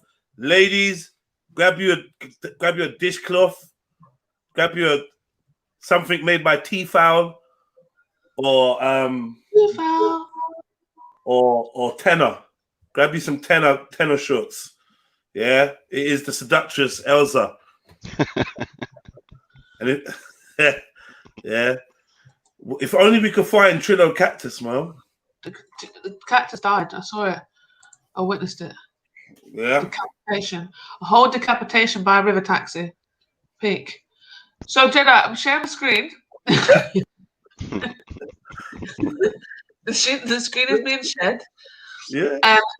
Where's Red? Oh, this is all Red here. Where is Red? Red, get back here, man. Do you know what? Yeah, I hopped on because I actually despise this song. I think it's I fucking think it's shit, bro. The way he says, if I be out, I ain't wearing a Johnny. Yeah, do you feel how fucking disgusting that is? Yeah, imagine as a girl if I was like, when he beats me out, I'm making him not wear a Johnny. Like, it's disgusting. Is that disgusting though? I don't think that's disgusting. I think it is. That's called sex. Yeah, I know, but it's just like it's not. I don't think it's a nice way to talk about. Who's that? G Block Shug, yeah. What on? What's going on, you lot? They got the whole family. Saying, bro. Big up, man. Was you hoping for? Are you hoping Elron was on here or Ralph? Ralph. You see? Man. You know what it was? I stayed awake. I stayed awake for like. Oh God, hoping to chat to you lot. I come back half an hour later. The show's locked off. Man, get out of here, man. Get out of here. Get out of here, man. You get out of here, Anyway, man. That's your dog anyway. That's your dog. So what do you think, good. yeah, Elsa? What do you think, yeah, that a man saying that he wants to have unprotected sex with a woman is disgusting? My God. Not necessarily. It depends like what context. But I just think the way he's saying it and like the rest of the song itself, Like, surely you can't take that out of context, considering the context in which he's speaking in the other lyrics. Do you know what I mean? Let's find that out. Let's find that out. So, whose verse is this? This is RD's verse. RD's verse. RD verse. Have you seen the state of her body? I don't get that line. I don't get that line. Fam, I don't get that. Are we going to go through it, or you want to go straight to RD? Just go to his verse first. When he's saying the state of her body, he's saying that he's so toasted and so We're not lit. there. Red, we're not there yet. We're not there yet. Hold it. Yeah, we're going to get there. Red's got some vengeance for the white boy rapper. Like, yo, you hear what he said? Get me, man, what's going on there? Right. Tion Wayne, Russ, the Crud, Brap, Yo, Mod, Gotcha, English girl named Fiona, Big Batty girl named Adiola. Body oddy shaped like cola. Back up, bring it to the owner. Whack! Like, you made it sound. You did make it actually sound good. Jedi, you actually rapped on time. Jedi, you actually rapped to a beat, and there ain't even no beat. See, look, and I don't get why he says body oddy, like, bro, like, do you know the syllables or something? Like, I'm not gonna lie, like Umbrella Ella. It's that body, yeah. It's true. Oh yeah, it's the male version. It's the male version of Megan Thee Stallion. She's basic. That's facts. Yeah, it just that body oddy. Body oddy. Yeah, that's a good thing. Then we got chorus Tion Wayne, Ross Williams. Man, I'm still up on the roads. Could have left. Baha. Still chatting to my bros on the tech. So the fuck that, man. I don't give a F. Boom, boom. How's his ad-lib? Boom, boom. How is his ad-lib? Boom, boom. I know. What you want to get? Smoked cigarette? That is so yeah, what you want to get? Smoked cigarette? And then English girl named Fiona, African girl named Adiola, body oddy shaped like cola. Back up. Hey, come closer. I mean, like, look, man, pick up the man there a minute, yeah? I will smoke all these man on a track. Like, it's not about that, though. It's not about that. But I'm saying that's how, as an artist, we listen to other artists. We're like, yo, this guy's good. This guy's got potential. Yo, I will smoke this guy. Like, the lyrical... Cigarette? The lyrical... what can I say? I don't want to say maturity, but like... I feel that's right. I feel the maturity there because like, there's no complex lyrics in it. There's no complex. You know what it is. Yeah. And you know what it is. And this is what separates. This is what separated Eminem from quite a lot of rappers was his vocabulary and the fact that he was like intelligent. He had a wide vocabulary. Hey, but you got to have a wide vocabulary to be a rapper, right? You can't just be rhyming you and two all the time. Yeah, someone on a video on RD said about how he's an industry seed, how he's like been planted in the industry to cause something for some reason. Yeah, it was the rapper from Liverpool that can actually rap, that mixed brother. But you know they stole that smoking. Do you know where they stole that lyric from? Nicki Minaj. They stole from Megan, and then they remember that tune. Yeah, me just want the whole lot. Money smoking. Cigarette. Yeah, cigarette. That shit nice. Cigarette. Give them the rollerblades. Tell them if you're start on them. Jamaican shit. They're begging, bro. They're begging hard. I wouldn't be surprised if some Israeli record. I wouldn't be surprised. And I don't give a fuck what people think. I wouldn't be surprised if some Leo Cohen Israeli flipping agent has written the whole lyrics for them and copy and pasted from whatever he owns and told them, sing that and we'll put it on the radio. You know what I'm saying? Ooh. Yeah. Their industry plants. I didn't notice that, but I see it now. Okay. Let's go verse 1, Russ Million. Come on, Shani, you got to spit it, man. I know you can spit. I know you're good at rapping. Or try. You can do better than them. It's not Shani, it's Shaney. Sorry, Shaney. Yes. I don't know the tune. I couldn't read. Sorry, I literally don't know the tune. Vivida Loca, bullet. High as a kite, never sober, shotter. Python hit him with a cobra. Free up my bro Casanova. Bad man persona. Bad man alone controller.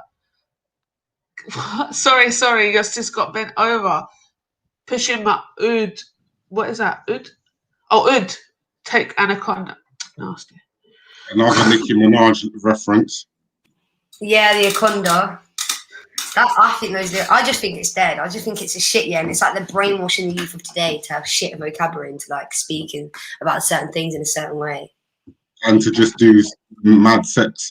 But the thing is, if you're bigging up your bro Casanova, yeah, why are you talking about his sister? Yeah, see, it's like all contradicting. Sorry, your sis got bent over. Bad man persona. Bad man alone can control her. Oh, that's somebody else's lyrics as well, right? Yeah, Drake. Do you reckon they've just gone through like all like the top 20s over like the last 5 years, just like took out the key like lines and that, and then just put it into one song? Yeah, made it so American. It's not relatable to English people or UK people. Yeah, because there's like been people in America have been loving up RD recently. And the thing is, it's possible because you've got to remember what they do with music anyway. So they sample a lot, they recycle a lot, they use the same kind of what is it? I'm not a musical engineer, but I kind of know what it is. They use the same beat and the melody and stuff like that in a lot of songs, and you'll find a lot of hit songs have the same one. So, for instance, where is the progression? What's it called? Chord progression. Chord progression. So the example that I was going to give was "Where Is the Love." "Where Is the Love" sounds like a lot of different other songs, and that song was huge popular. So then when they "Where Is the Love" is the same as Jessie J's song. What is that song? And you don't clock it until somebody breaks it down to you, and you're like, right, that's actually the same thing. Hey, Jedi. Well, Justin Bieber's new song sounds like the Fugees, isn't it? Peaches. I like my peaches up in Georgia. That sounds just like Killing Me Softly or one of them. Like it's just ripped the whole of the Source album, isn't it? The Score album by the Fugees. Yo. Well, go on, people, them. Hi. What's just price tag? You got. Price tag and Jenna, are you going to stop doing your emojis and do the song? Price tag and Where's the Love? Yeah, so you got to Anaconda, man. You got to go to the next part. Yeah. I'm back now. I'm back. Sorry. Yeah, you were down to pushing my old, take Anaconda. Just whack. It's whack, man. Pushing my old, take Anaconda. And it's kind of like they're taking the piss out the Nigerian accent as well. That's what jars the most. All right. Because when you listen to people like the real artists from Nigeria, the real Afrobeat artists, their flows is just undeniable. Their music is just precious to me, innit? And then you get these English youths that it's just I don't even want to explain it, man. They just piss me off. Yeah, hit that like button. You lot are moving slow with the likes. Smack the like button, man. You lot been there for time. We should be on well over 45 likes. That's ridiculous. Come on, man. Let's get it together. People don't appreciate good music anymore. I'll be real. Like when I was younger, I used to listen to the background of like other than the lyrics and the melody, the main melody. Like I'm listening to everything in that tune. Like people are boring. I can't lie. So sometimes I'm like, should I even bother with the harmonies today? Because it's not worth it. Like people aren't gonna hear it as special as I want them to. Like you don't listen like they don't. They don't. Because maybe the younger generation don't know how to do that, innit? But my mum's a singer, and she's in a group and stuff like that. but she's very musical, like literally, like all different genres of music and stuff like that. And she does the same thing, Chefs. Like she hears so many layers within music. Not everybody listens to music that way. But I would say don't make that deter you from your art, innit? Like that's what's artistic about you. Not just any singer that can just go Oh on some garage. never that. It's never that, sis. It's like I know where you're going. It's not that deep for me. Like I'll still do what I have to do because at the end of the day, I like listening back to myself. So I like to hear like all the different parts. So like that's not an issue. It would just be nice for someone to say, right, other than the words or like, do you know what, like that part sound like and that part, you get me, like, but not everybody has that air, like not everyone's musical like that. So you know what I just did? I just went on Wikipedia and I just looked them up here. They're signed to Richard Branson, so that all makes sense. Virgin, innit? It's all down there. They're the same people that signed the Spice Girls. Who's they? Is it, what, all the people on that track? Basically, Russ Millions, he's from Lewisham, he's born 1996, and he signed to Virgin, and in the newspaper they're hailing him up. The first band record to go to #1, it's like, or the first real record. But anyway, back to the lyrics, because I don't really want to distract from this, the lyrics. All right, then I took it off the screen. We'll put it back on. We're getting to Red's favourite bit. Oh, God. We're there. Hey, have you seen the state of her body? Mad. What, say her body's mad. Is it good mad or is it waste mad? Yeah, the state I of think it. it's good mad. Yeah. But then he says, if I beat it, I ain't going to do. But in Scotland, we say the state of something. That means it's bad. Like, look at the state of that. Yeah, I know. Look at the state of that, but it can be like. But he meant. Hold on. Go on. It's a flip. Sorry. It's a flip on it. Like it's just a flip. Like we saying, come on, don't be old, innit? Like because you know when people say bad, when people say bad, it means good. When they say wicked, it means good. So if man saying the state of her body, you can hear the context of what he's saying. It's a big up, but it's like just done in a way. Well, if you hear him say it and you look at him say it, he's got disgust on his face. It's disgust. Yes. Like he's trying to say, I'm so bad that I'll just hit anything raw because I'm just a short little nutcase. I'm saying that's the connotation. That's the connotation in the video. The video. When you see the video. Personally, I've watched the video and I don't see that on his face when he says, have you seen the state of her body? And then he goes straight into Adiola, wanna roll with a geese. Like he's bigging her up in it. Like he's not you lot are hilarious. That's some Christopher Columbus shit there, man.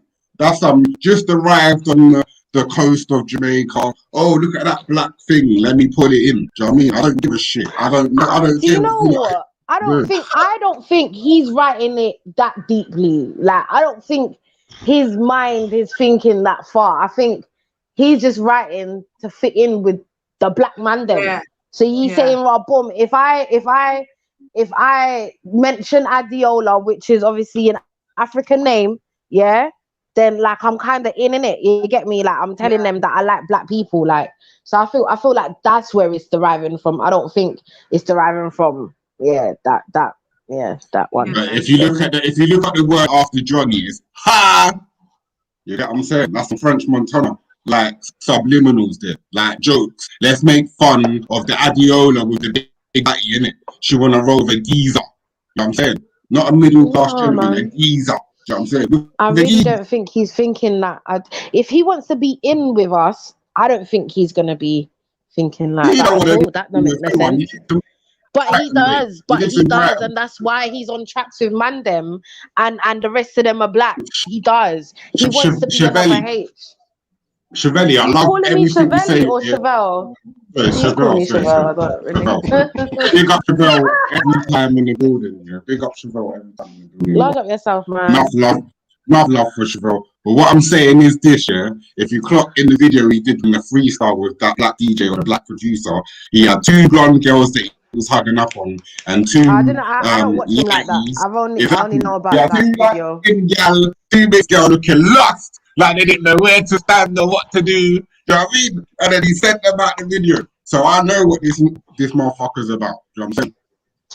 Yeah, I've no Adiolas in that video. Yeah, but there was no Adiolas in the rough one either, though. Yeah, because Like, no when you Adiola really wants look to at stand it, next to him. No Adiola wants when to you stand when you really look at it, like I feel like he just used the fact that he's in with Mandem, and to get in with Mandem even more is to big up their woman, innit? Yeah, that's what he did. Nah, So he's and I using don't. I think black he women did it. as props. Wait. He's I feel using like black he women as did it. props. Don't get me wrong. He did it strategically. I'm not getting away from that. However, I don't think it's as deep as you're trying to make it, bro. It is Honestly, deep I because don't. right now Okay. we've got people in this country that ain't on that flex. It's not 1997. It's not them times when people. It's not even like the garage days of what you wanna do, and every black and whites is in the rave doing the finger dance and thing. It's not them times. It's not them days anymore. You know what I'm saying, like it's a different climate right now.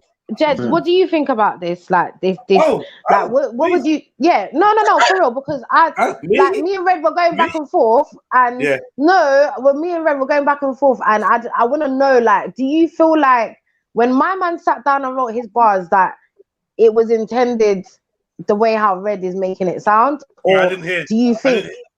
Let's What? You haven't been listening then? I've been listening. No, but listen, man. You lot got this style of conversating which I'm not involved in. You lot need to take time, slow it down, and listen to each other calmly. So I'm saying I heard, but I'd rather it be summed up a bit better so I can really comment on it. So what exactly is Red trying to say that RD is doing in his verse? Okay, I'm gonna explain in less than 2 minutes. Yeah, I am interpreting the video and his catalog of whatever I looked at on YouTube as he is trying to use black culture as a platform, like what Pink did on her first album, to go mainstream. Yeah, and he clearly can't find Adiola, because if he had Adiola, there would be one in the video working, dipping it low, all kinds. He don't know Adiola. I couldn't find one. Yeah, and he's using African women, yeah, as a prop to get street credibility, because he's not. He even admitted in one of his songs that he's not even working class. I mean, who says that in their records? That's rapping. And then when you carry on reading the verse, you will come to the conclusion that it can be interpreted from my reading. My reading is not the only reading, but me as a person of color, I can read it that way. I would say, obviously, Tion Wayne is an artist known for Afro beats and drill. Yeah, so there's an African vibe, African meets Caribbean vibe, which is basically what our music is over here anyway, isn't it? Yeah, like a fusion. Sometimes you lean more heavier to the Caribbean. By Caribbean, I mainly mean Jamaican, because there's not so much soca, calypso influence. I ain't heard it really. It probably is there, but I don't hear it as much as I hear dancehall reggae influence. And then you got the Afro beats, which is heavily influenced by dancehall and reggae. And dancehall and reggae is heavily influenced by high life music, which is Nigerian, African music, whatever, boom, boom, boom. So it's a never ending kind of pot of melting the black people's cultures, diaspora and home, and blah, blah, blah. I do believe RD being asked to get on this tune, they're trying to, the black people on this tune, Russ and that, are trying to tap into the white market. The white audience, yeah. And definitely. And he is trying to tap into, obviously, be more accepted. So yeah, using words like name like Adiola or whatever, or acting like that is obviously going to help him be more accepted. It's a smart thing to do in a tune. That's what I was saying. You know what the original sounds like. I'm sure the original mentioned Adiola already. So yeah, in the hook. Right. So he's just writing what's in the hook in his verse. But yeah, if you're asking me, is it a user thing? To a certain degree, yeah, because he's not authentic enough. If you're a white guy doing music, then you be coming from your lane, innit? He's coming from his He's coming. There's a few of these guys. I'm from the seaside. I'm from blah blah blah blah blah. But I'm down and I do my thing on road, and my man them ain't having it. H is one of them. Blah blah blah. And quite frankly, when I look at it, it's pathetic to me. Yeah, it's pathetic. It's weak and it's shit. There's so many real white youths that are authentic and actually living cheek by jowl by people that have got a realistic narrative to give. People that put a paper on it. If you want a real pot of paper will wrap rings I do rate pot of paper though. Pot of paper will wrap rings around every single one of them on that track. So if you want an authentic white boy, we got authentic white boys.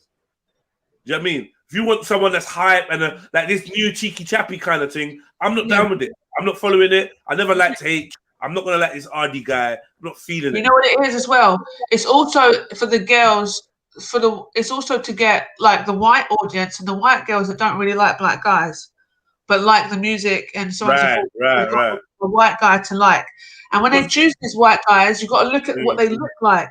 So for me, I think they're really, like these boys are unattractive, right? All of them, definitely. But they're unattractive. But what they are is kind of cute. So they're kind of cute to the point where they have like baby face to them, Shani. Yes. These girls wouldn't necessarily like them on road or if they saw them in a club or whatever, but because they are rappers now, it is that cheeky chappy kind of, he's like, he becomes more attractive. And also they're blonde hair, blue eye boys. So they're easily digestible. Do you know what I mean? For the younger female white audience. Yeah. I think also as well. This guy was hot on his own. I'm just listening to Shadi. Shadi gives me joke. She said also the blonde hair, blue eyed boys are the more easily digestible. You know, and the number one, and the fact that this guy has gone so viral, he's like one of the most viral videos on TikTok, and he's just chatting shit. See the state of her body. If I beat it, I ain't wearing a Johnny. Yeah, it's whack. It's shit. It's mediocre. It's devoid of fucking talent and originality and authenticity, and it's just the type of thing that will blow up. Like, what is this? He actually dresses dead as well. Like he's got no fashion sense. Oh God! Oh no! Who just said that? Who just said that? He dresses dead. For me, this is my nightmare. This is my nightmare because I'm like, it starts like this, and next thing you know, it's RD, Morrison, H, and blah blah blah blah blah blah doing a tour, the Milky Bar tour. And I'm saying, people will start getting recognition that people like Skinny Man, and certain pioneers, white European pioneers, never got. And I feel like it's a testimony to how far somebody like Skinny Man. If you ever hear this brother rapping, bro, it's not a fucking joke. Yo, family. Sorry, man. I was out. Maku knows it. Maku knows that. Who's this? It's not a fucking joke. Hold on, family. Hold on. I'm just saying, innit? I'm not saying that there's not talented white people out here. No, you're not. You're not saying that. None of us are saying that. None of us are saying that. Even they will be pissed at the arrival of the great white hype. These two, 100%, bruv. It's substandard. Yeah, man. Substandard. And the catapulting to the front of the pack is mad. We're dissecting the lyrics of RD, and like I know you know Mud Family people, I know you know certain man from North, innit? So at the end of the day, RD's whack. Yeah, we know RV. He's a baby, man. But I just want to highlight, because we haven't even got through the verse properly, Jedi just is a don. Jedi's a don. He said everything I needed to say. But basically, clock the Burberry, then clock this bar in this verse where it says, I'm an English boy. All them little subliminals. And then like, geezer. There's this bare chubby subliminals where I think you're reading that mad wrong, you know. He's saying that it's like taking a piss at yourself before someone else does it. Who's talking? That if you call yourself a geezer, or if you call yourself What does it matter? Hold who's up, talking? hold It's up, the hold message, up. I'm innit? trying to see who So you it's are. like, if you call yourself a geezer or whatever you're saying, that becomes like, okay, I've said it. You can't call me a little white guy or whatever because I've already said it. Wait, It's fam. like, Which one are you? Which one are you on the screen? Because Yeah, I but I can't don't see think who it's you are. meant like that. yeah. You Fam, worked who's it out in talking your own right time, now? innit? Suj. Suj. I remember you. I remember you. Yeah. Jedi, can you go Right. up to the picture of RD and H together? But Right. well So done, Red. basically, Message totally lost in yeah. translation. I don't really. I don't really. Who's talking right now? Just so I know, innit? Bro, Message you just totally lost interrupted in me, innit? translation. Then you want to come with Totally me with an lost. Big Aggie up vibe, yourself. innit? So Like, at the no end of the response. day, yeah, I've noticed with you when I come onto the panel, you like to cut man off and then like overstate your opinion. Yeah, and if that's your style, No that's one cut fine. you That's off, not man. that you did, and I'm just gonna keep it there. I'm not here to argue Yeah. with people. I'm not here to tear down other black brothers on the panel because that's not Your why I'm here. last word, Yeah? motherfucker, So innit? at the end of the Last day, word. at the end of the I day, can't go like, sleep unless I'm I gonna hear let you last take word. over. I'm gonna let you take over and grandstand and make your opinion. Yeah, I'm not the only one You with ain't my letting me take opinion. over shit. Can't let me take I'm over not the only nothing. one with my opinion. Can't So let me take over shit. take the panel. Take Can't the panel. allow, you can't enforce, Take can't the do panel. fuck all. Yeah. Right, Yeah, babes, so let the me whole call you back thing, in a bit. H the whole and thing RD with do look geezer. strange. They got the You six two are going to be put on the Milky Bar tour if you keep on. Yeah. Yeah, he can be their fucking makeup artist. Oh, What is going on? Who's beefing? Oh, I was just looking No to one's the beefing, but I'm clearly speaking and he's asking who is this? Is it relevant who it is? It's an open panel. What does it matter who it is? I don't know who it is, bro. Yeah, either do I. I'm still confused. I got a good feeling about this conversation. I got a good feeling. So I'm just asking. Yeah. Hit the like button if you got a good feeling. Wait, I can't hear Jeds, you know. Yeah, I'm saying hit the like button if you got a good feeling about this panel. Yeah, I do. I can't lie. I'm scared. I'm not going to lie. Oh, shit. You see what it is, yeah? You see all of these pagan people, yeah? It eventually gets to the stage and then it all comes, oh, I did wrong. I shouldn't have done that. Everyone, like, I'm talking, you keep asking, who's this? I don't give a fuck if you don't know. If you can't see a fucking avatar Oh, jumping, this is what we're then you're doing retarded, now. innit? No, because you're at the You bottom. like, Brother, I'm just gonna keep it. I'm just gonna keep it respectful. I'm literally gonna keep it respectful because at the end of the day, yeah. At the end of the day, let me speak. Can I respond? Nothing, they're taking everything. Are you scared? Are you scared to let me speak? Are you scared to let me speak? Shit. All right. If you're scared to let me speak, I'll let you just continue because it really up, is man. not a two-way conversation. Yeah? That's fine. I'm not here to shout at my. You know who it fucking is, but you're trying to muck man off by saying who's this. Brother, your avatar is right don't try it, underneath. innit? Your avatar I don't is give a right fuck underneath who's underneath or who's above. where the banner is. I don't Innit? care. So where the banner I don't is, care. I can see your name. Doesn't matter. So don't take. You're not being. Yeah, it you're doesn't not being matter. genuine. You're not being genuine. When Nah, the you're not screen being was on. genuine. Like, When that's the some old screen. school speakers When the shit. screen What's was your on. name, by the way? When the What's your screen name, is by on the way? screen. Oh, sorry. What's your name, by the way? Like, When the come on, man. screen was when the Like, lyrics was on the 2021. screen. Wake Are you up, gonna let man. me speak? Are you gonna let me speak? Shut Or the do you like fuck the up. sound of your I own told you voice? shut the fuck up. You That's like the what you know, sound of innit? your own voice? Shut the Do fuck you up. like the sound of your own voice? Yeah. She's been in Do you training. want me to respond? Do you even want to hear what I've got to say? No, Do you I don't even want want to to hear what I've got fuck to say? off. Well, Fuck then I'll off. shut up then, innit? Because I'm Yeah, not going to shut up. speak to your You're a level. bitch. I want to hear you, Red. I want to hear you, Red. The thing is, I was the actually one responding to Jedi, yeah? I was using my communication skills to Get that communicate nigga with red. Little the bitch, that's owner all you of the are. channel, And all little yeah? fucking bitches, Wow, there's a new That's fucking fine. rule. Unless you Listen, can see me on road like that, you don't see me on panels like that either. The little excuse fucking me. bitch. Don't run your mouth All again. right then. You All hear right me? then. Don't run All your right fucking then. mouth. All right then. Little Let's bitch. get to the playground levels. Yeah. Playground levels. Fucking piece of shit. You're not hurting my Tired of these feelings. little I've got no emotion. I'm not chatting shit. emotionally invested. Tired of it. I'm not Yeah, you're emotionally not emotionally. invested. You can't invest to anything. a- You yeah. can't invest I'm anything. not emotionally invested to You you. can't invest anything. You I've can't got. do fuck all. What? You What? You're just understand? You're a little shouting. bitch. You're That's all believing you are. Sting. Yeah. I actually, but you know the thing is, you Sam sound like sounds very Don't heated try it. right now, bro. you Don't sound try like it you with need me. to have Don't try it. courage. I'm Yeah. not here Yeah. to reveal any of my Yeah. like isms or schisms. Yeah, you're doing that for Yeah. Let yourself. it be worth it, then, innit? You're doing Yeah. that Let it for be yourself. worth it if I'm having Yeah, therapy. I'm literally on my laptop. Yeah, in the Shut the kitchen. fuck up. Now I'm you're not turning someone moist. that needs Don't to try be. that shit with me. and then Brother, go you moist. don't know me. Brother, you Fucking don't little know me. bitch. Shut the fuck up. Brother, you're shouting at your laptop. You are literally It's in the your gift for house, me. yeah, shouting in your laptop because people are trying to I'm in your girl's house. dissect. No, my girl lives with me. Actually. Yeah, my girl I'm lives with gonna me. shut up. Yeah. Yeah, no, You're I'm with literally her. shouting at your laptop because you're hearing a nigger with a deep Yeah. voice and it's irritating. Yeah. Yeah. Oh, And okay. already LL Cool Tree, Yeah. LL Cool Tree He was a already big told man, me innit? about it. He told me Definitely. you ain't even black. Yeah. You ain't even blizz up. Yeah. And you want So to do you come have on to a be black black to panel, come on there? yeah? Is that a new rule? You gotta gotta be black black come to on get there. in my face and try and run up Oh, your okay. thumbs. Yeah. No problem. All right.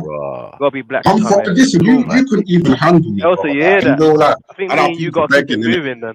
You be fucking phoning Like, the police. So mad we thing. come out. Man. You be phoning Yeah. the police. I'm not going. I'm not going to court for you. You're not going to draw me out Yeah. into some dumb argument in some No one needs to draw you. You're YouTube no one. platform. You're Yeah. complete no But one. I'm too experienced to be taken for a clown. And if Is you it? really want You're a problems, clown, man. yeah. If you really want problems, yeah. Taken for a ride. If you really want problems, you can find me in it. You can find me. Why don't you guys both turn on your camera and we see To who's black? experience. Why don't we do that? Why don't we do that? That's a good idea.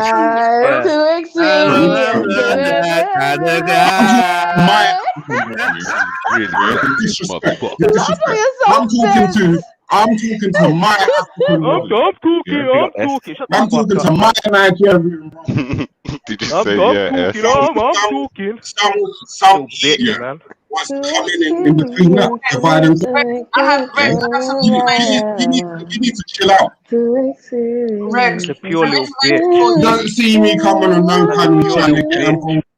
Yeah, that's You're a little fine. bitch. Show your face. Go on, show him, blood. Yo, Jess, you just gave me Show some him, blood. classic feeling, bro. Stay a little bitch. Yo, We that's saying a red skin red. tune. Go on, show him yourself. I want to hear that on Saturday. All right, hear what I'm saying. Get pen and paper, yeah, because we gotta send some requests to the DJ. All right, hold on. Let me do that now. Let me do that now. All right, That's a tune, though.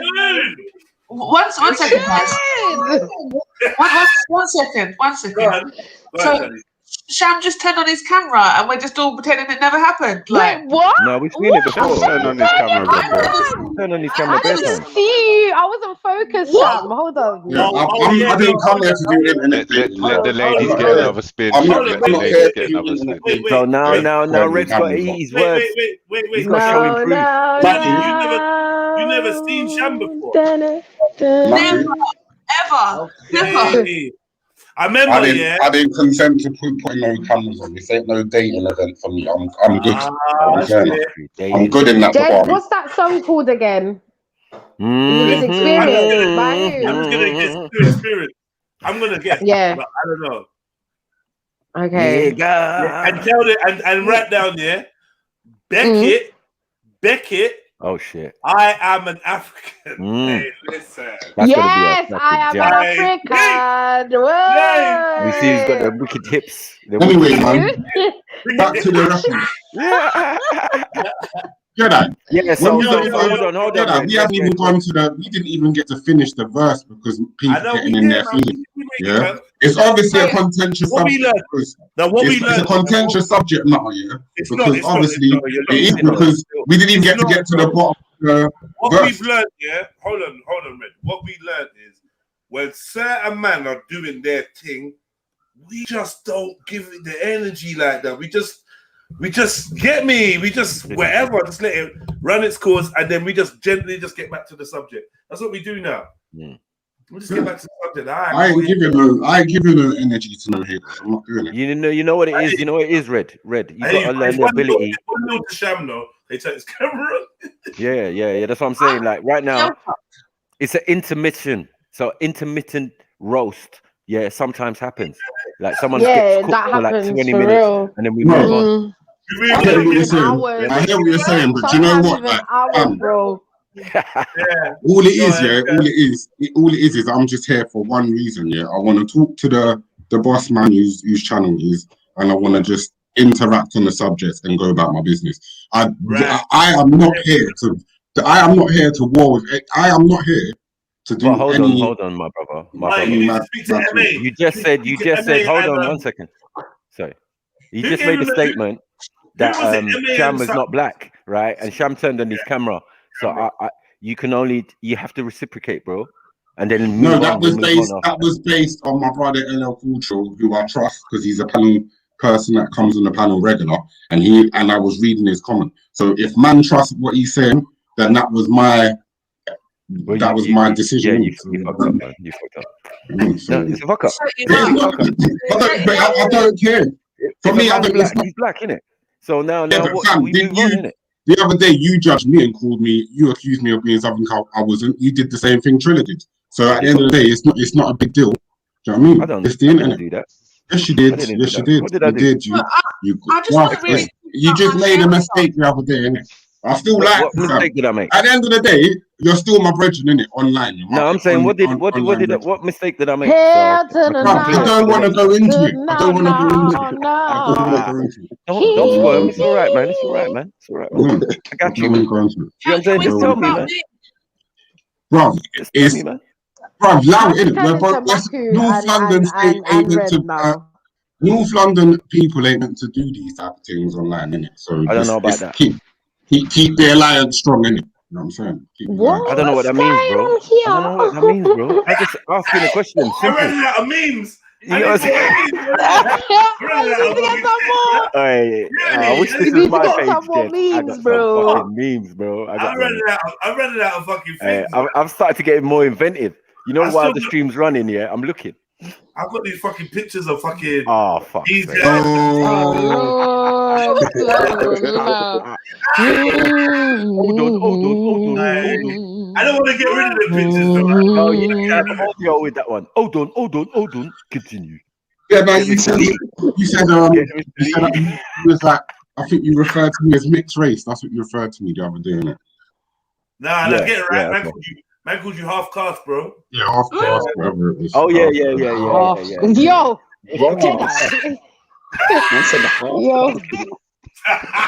That meme was a strong one still for that. I'm glad I was successful in my mission. Told you, man. Man. Look, I'm getting on mute. This ain't game, though. Shani, where's Shani? Yeah, I'm here, and I'm currently suffering from sugar shock, innit? Like shell shock, but you didn't know. Oh, come on, man. Listen, no, I knew he was black. No, I knew he was black because I sussed out he wasn't from London, innit? I knew he was from. Yeah. But from London. No, he's not from. He wasn't born here. He came here when he was like almost teenager. Oh, that would explain it. He's from North London. I'm just totally exposing him.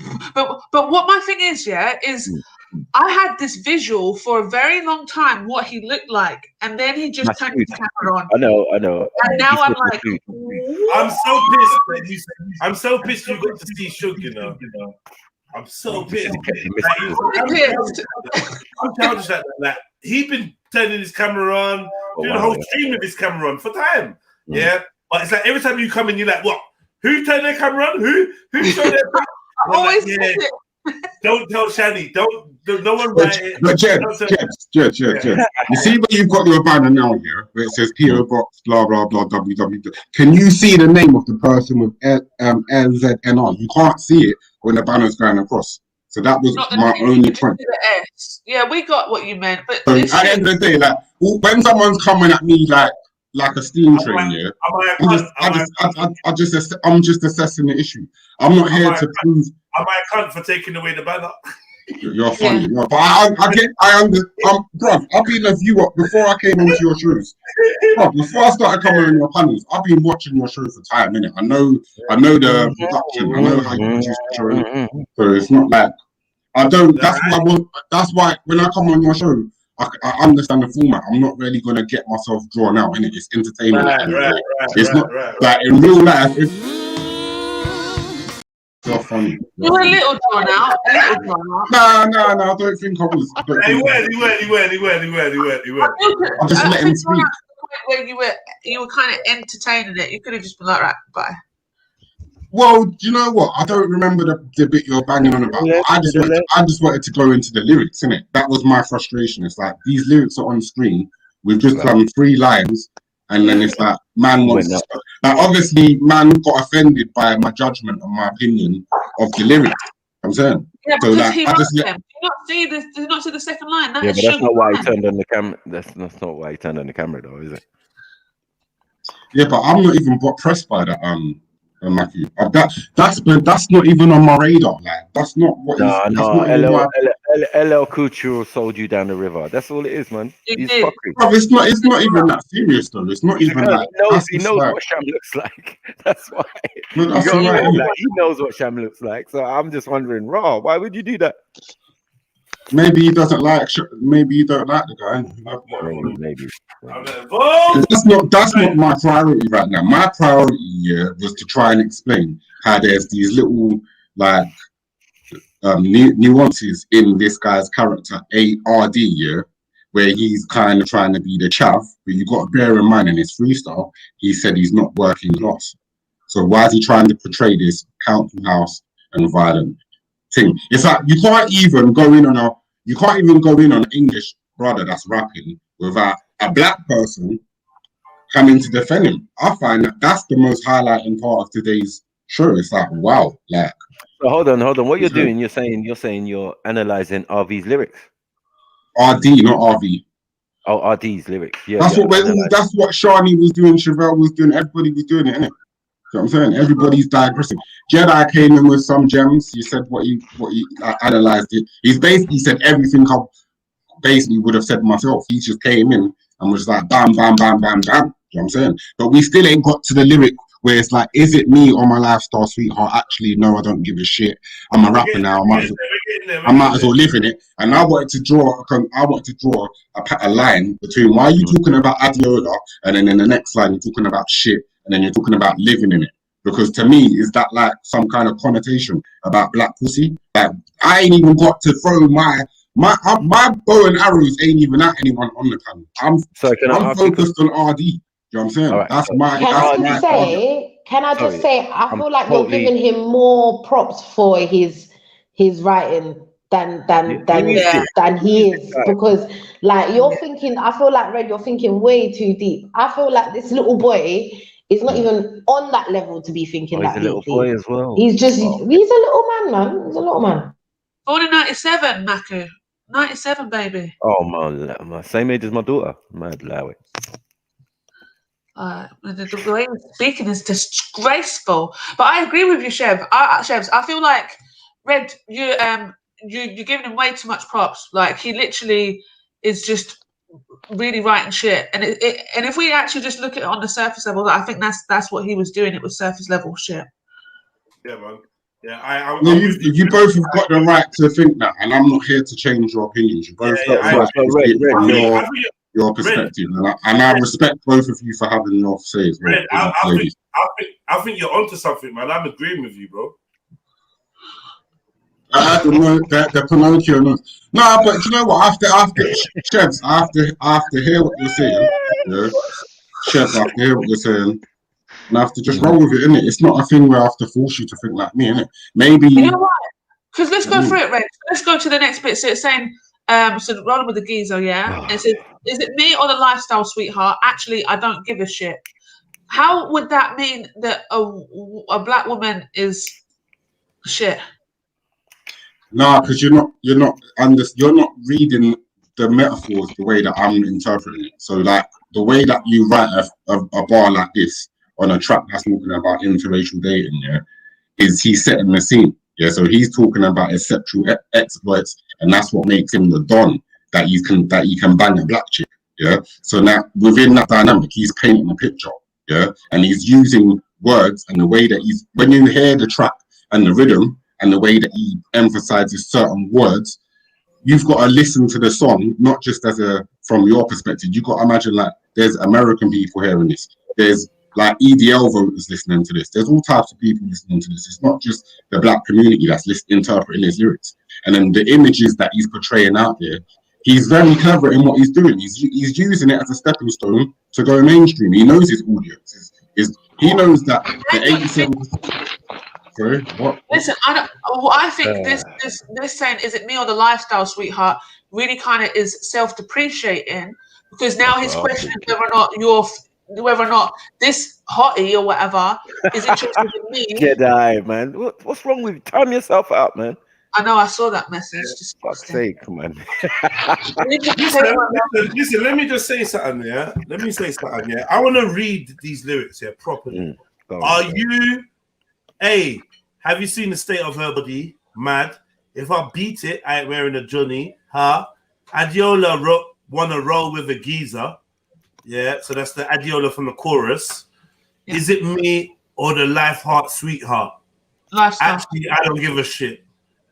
Yeah, so basically, yeah, he's saying he doesn't care whether you're with him because of his looks or because he's a rapper.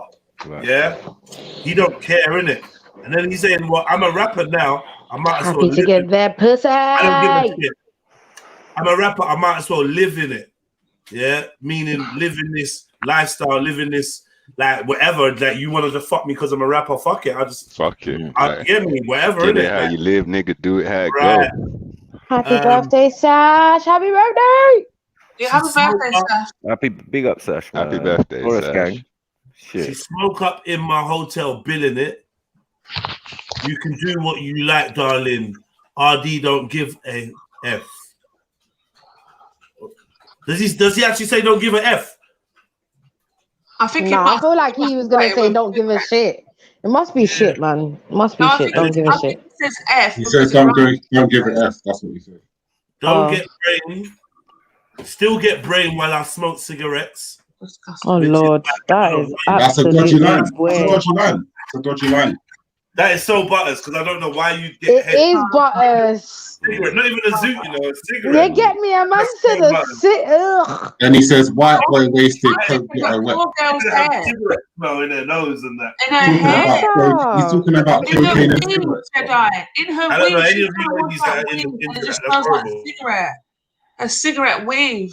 Is he even flicking the ash on it as well? Like, what's going on? Probably. White boy wasted, coke get a wet, but my big brownie. Big brownie, who the fuck is he? Love to roll with disease. Fuck off. As much as I'm loving this conversation, I've got to go back to uni now, but I'll hop back on in a bit, people. Yeah, big up Elsa. Take care, my love. Big up Elsa. Nice to speak to you. Sorry, Elsa, where you going? Where's she going? We'll go back to uni now. She got stuff to do. All right, Elsa. Pick up yourself. I'll pop back in a bit, though. Yeah, come back. Big up. The are requesting you back. What does disease roll with disease mean? What's disease? Zeds. Roll. Wait. Still get brain when I smoke cigarettes. White boy wasted. Coke get her wet. Like, I'm not gonna lie. Yeah. So he's and our youths are singing these things, you know. Wow. So he takes coke, yeah. Yeah. Or he likes girls that take coke. It's like that's normal. That's normal lyrics. Like, I'm not saying that's anything crazy for 2021, but personally, it's dead like, bars. Personally, it's dead bars, isn't it? It's just dead. Wet. Not game. Coke. Like, come on. That's dead. Boy, so you know. It's time. And he's basically telling the white boys. Man ain't got no faith in his game, man. In it, he's saying get these African. He's saying get these African girls coked up so they'll sleep with you because they unless they're on drugs they ain't sleeping with no white boy. Get white boy wasted. That's what he's advertising. No, how do you get that far? I think when he's talking about coke get away, I actually think that he's talking about white girls there. That's what I thought. Exactly. You're not talking about. I can't even lie. I'm sorry, but the truth. All right, I'll show you. You know why? Because in the next line he says, "But my big browning, browning." He just tried to rhyme in it. Yeah, my big browning loves roll with the Zeds. Yeah, loves roll with the weed, like ounces of weed. So I think he's just changing it up a bit. I'm an English boy. But sorry, you're completely right there because look, it's saying he's talking about white boy wasted, coke get away, right? He's talking about white girls there, and then when he says, "But my big brown and loves roll with his Zeds," I don't know what that was, but you're talking about weed, so he's talking about one ethnicity liking one certain type of drug and the other being into it. That's the vibe I get from it anyway. That's what I got as well. But we have to remember there's a lot of nuances. There's a lot of nuances and double entendres, and that's how lyrics work, isn't it? He's spending too much time on Jupiter affiliated with all this new one.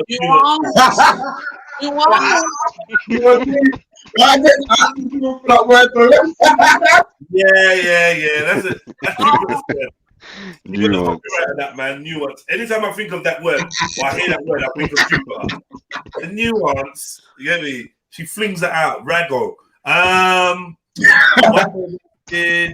But Big Brownie wants to roll with the says, I'm an English boy, but I'm so bloody lit. Yo, Tizzy, my killie, I'm litty, I'm burst. Wow. This is shit, man. And her body comes silly. A. Put up to the AP because they're gonna get busy. Pull up to the apartment because we're gonna get busy. The king of my city for really. That's But is Brighton actually a city? I don't think Brighton's a city. Oh, I think I was Brighton's a thinking town. the same thing. I was thinking the same thing when I heard it. I was like, Brighton's not even a city. Do you know how whack you gotta be as an artist to call your town a city, like, and it's not a city? Like, it's It's just a dead. town. Town with chips. It's And a you're nowhere near the town. king of it as well.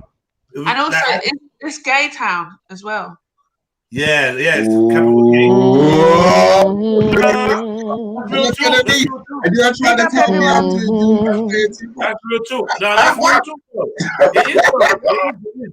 And that's got to be stated. When you're bigging it up, like, say, it's somewhere, I mean, there's obviously normal people that live in Brighton and people that move from London and wherever live in Brighton. But just allow it, man. This is a hip-hop song.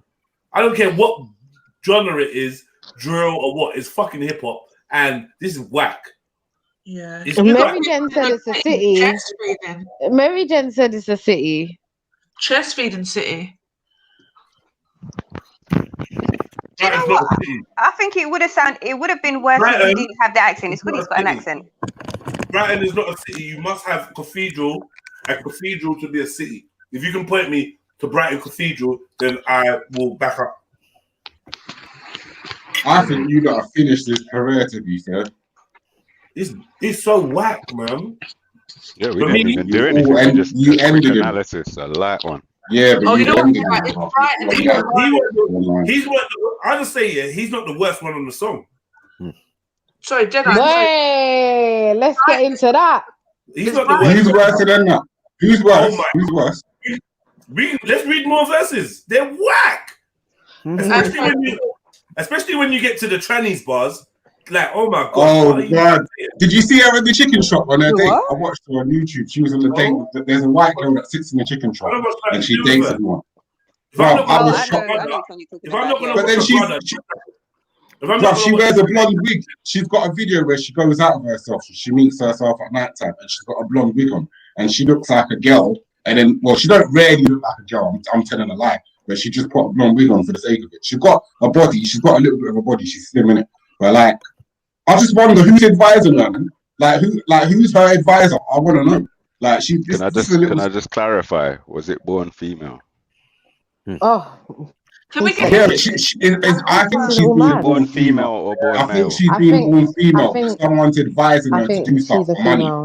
Someone's advising her to sell out. She's got some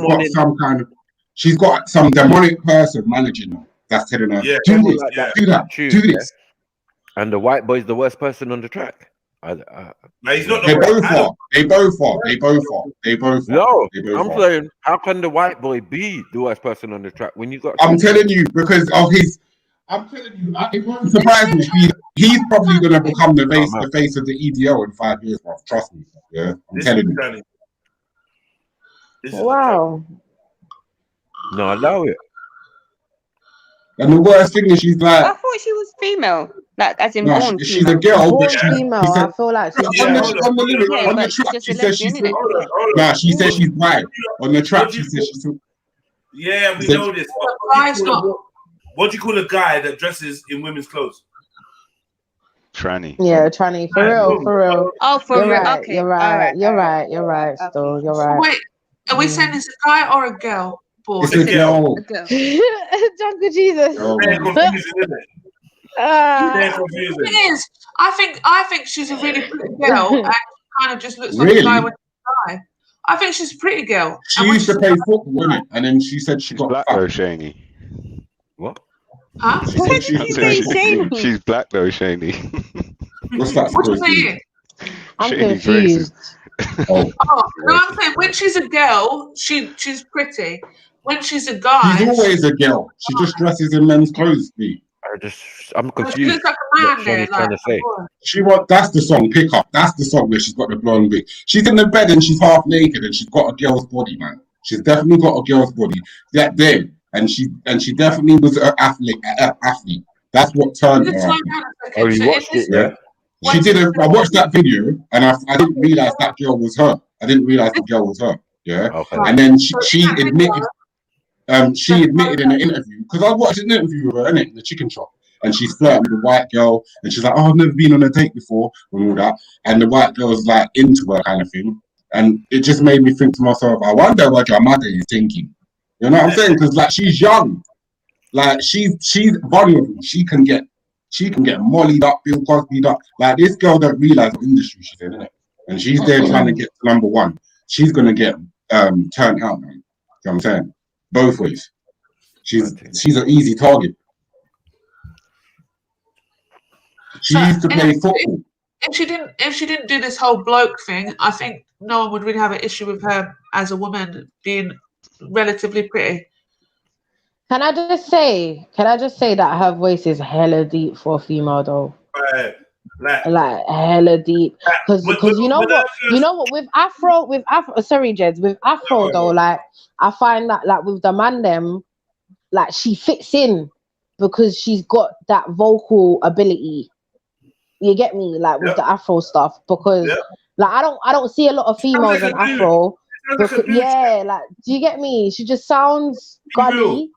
She sounds man them. Like, you get me? Like I remember when I first heard one of her tracks, I can't remember what it was. And like I was like, when I first heard it, I thought it was man them.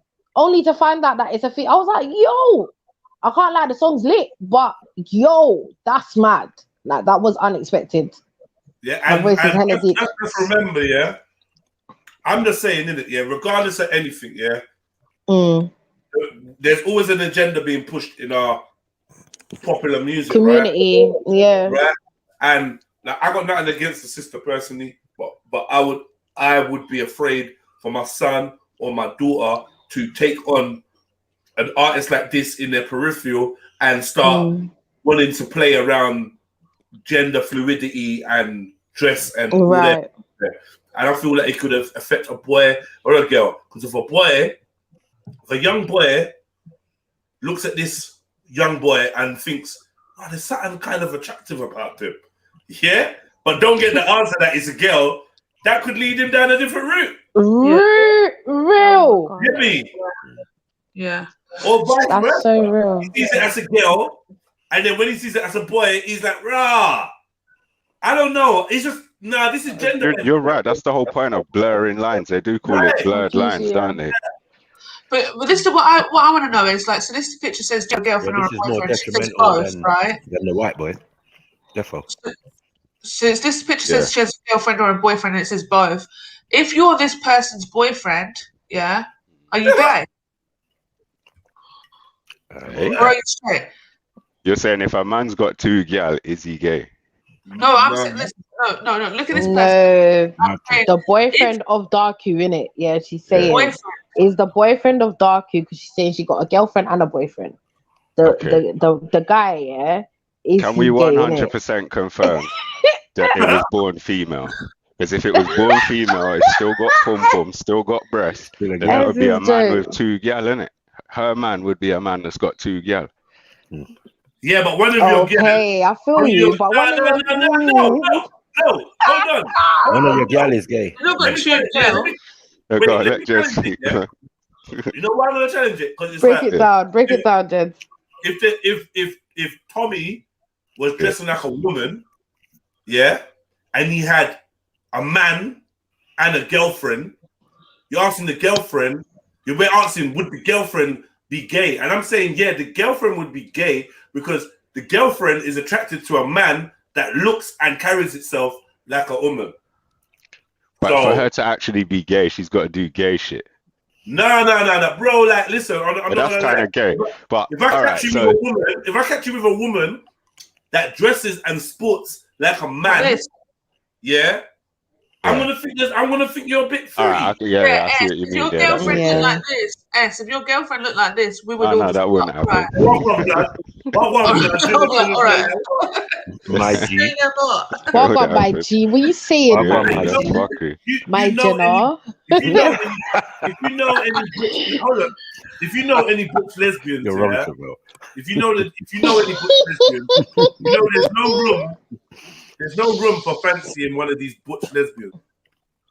Right, like that proper do the man thing. You can't fancy none of them. You guys are going to be like fighting for leg space on the sofa, like, you know. She got her legs wide open and that.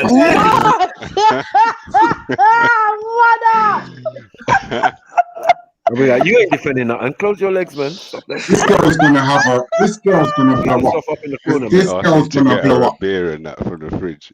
This girl's gonna. I think this girl's gonna end up. You know what I do? I would have said, I got a guy for you now. His name's Shug. They're gonna either use this girl. You're fucked. They're gonna use this girl to have her own talk show. This girl's gonna end up with her own talk show, sort you out, and she's gonna end up being part of some political party or whatever. This is the new wave, man. She's gonna be talking about rights in Africa and going to do documentaries. I can't like red. Yo, you see where your mind goes. Yeah, sometimes I'm like, wow. I heard wow, it. Little African accent. I wrote it down. You wrote what down? Sorry. Wait. Yeah. Sarah, what are you saying? No, I was just going to say, do you think that they're just kind of trying to create the British version of Young M.A.? Because she's quite funny. Like, she be talking like to the whole man about how she nuts on people. I'm like, what are you nutting? Yeah. That could be an angle. Young M.A. is in songs talking about she talks like she's a man. Getting head and that. So when I see certain man doing songs with these, when I see certain man doing songs with these individuals, I'm like, it's all good. Because right now, we already know they always use the females as the acceptable version. Because we know that the man them are not as appalled or horrified by female female, yeah. We don't care like that. That's real. I'll be real, I don't really care. But I should do. It's a bigger agenda, I believe. Sooner or later, the dudes are gonna, the girls doing it are gonna be replaced by the guys doing it, and we didn't like that when we saw Young Thug and that. We didn't like that. We was all vocal, but now we ain't got that to say when it's the women doing it. They're gonna bring it back in. Men in dresses. They already started with them. Like, come on, man. They've already started. It's gonna be. I just don't know, man. I feel the. Remember that rapper D Dot, and then she ended up getting on BBC Radio 1 or whatever it is. I don't even know which station it is, but there's a girl called D Dot, and she just went straight up to the top. Amplified Dot. Yeah. What she calls herself Dot. Yeah, Amplified Dot, and she didn't even make it. She didn't even really go through the rigmarole of actually having to bring out banging tunes and whatever. And yeah, as soon as they just latched onto her lesbianness, teleported to the top of broadcasting America. And this is how it works. They want our future stars and whatever to be batty men. There's a reason why strong hardback man like Red can't be the face of no brand or the voice of nothing or introducing no programs or nothing. It's got to be all these chitchy, fruity man. And if you're not fruity, then at least have a little something about you where you're more flexible than the rest, right? The more rigid you are, exactly. And we know this is part of a big agenda, man. It's definitely part of a massive agenda. So I just want to ask what this is about her, right? So she's female and she dresses like a guy, acts like a guy, but when she's got a wig on, is it okay? Then when she dresses as a female and acts like a guy, it's okay. But when she dresses like a guy and acts like a guy, it's not okay. I just feel like you dressing like a guy is got nothing to do with me and you. Like, I can't work with that, so I don't know where you're going with this dressing like a guy. And I just feel like when a guy dresses like a woman, no one's involved. No one wants none of that. So it's exactly the same thing as far as I'm concerned. Same shit. I Yeah, I wouldn't. But what I about wouldn't his necessarily dressing? jump up. I realized I was biased before because I used to like lesbians and bisexual girls, so I think I was a little bit biased. I don't mind bisexual women. Yeah, I know. The idea of a lesbian, Jedi, the idea of a Jedi. lesbian, a woman who says I don't like men, I always found that annoying and still do. I find it ridiculous. I can imagine S. I can imagine S bisexual. passing. I can imagine S having an argument about certain situations, like What situations? like just with a banging chick, and then there's like a girl like this. The talking whole to you, lesbian thing, it baffles me personally. like the girl, like I can I don't know imagine what this. I situation. can I imagine heard you say banging chick, and I heard you like mention a banging another chick, girl. I yeah, definitely and won't then her be best arguing in friend, that situation. like her I can best tell you friend that. is like trying to convince her not to be around you, kind of thing, and you're like, oh, shut up, you bitch. Like, I can just imagine it. Like, you know what I'm saying.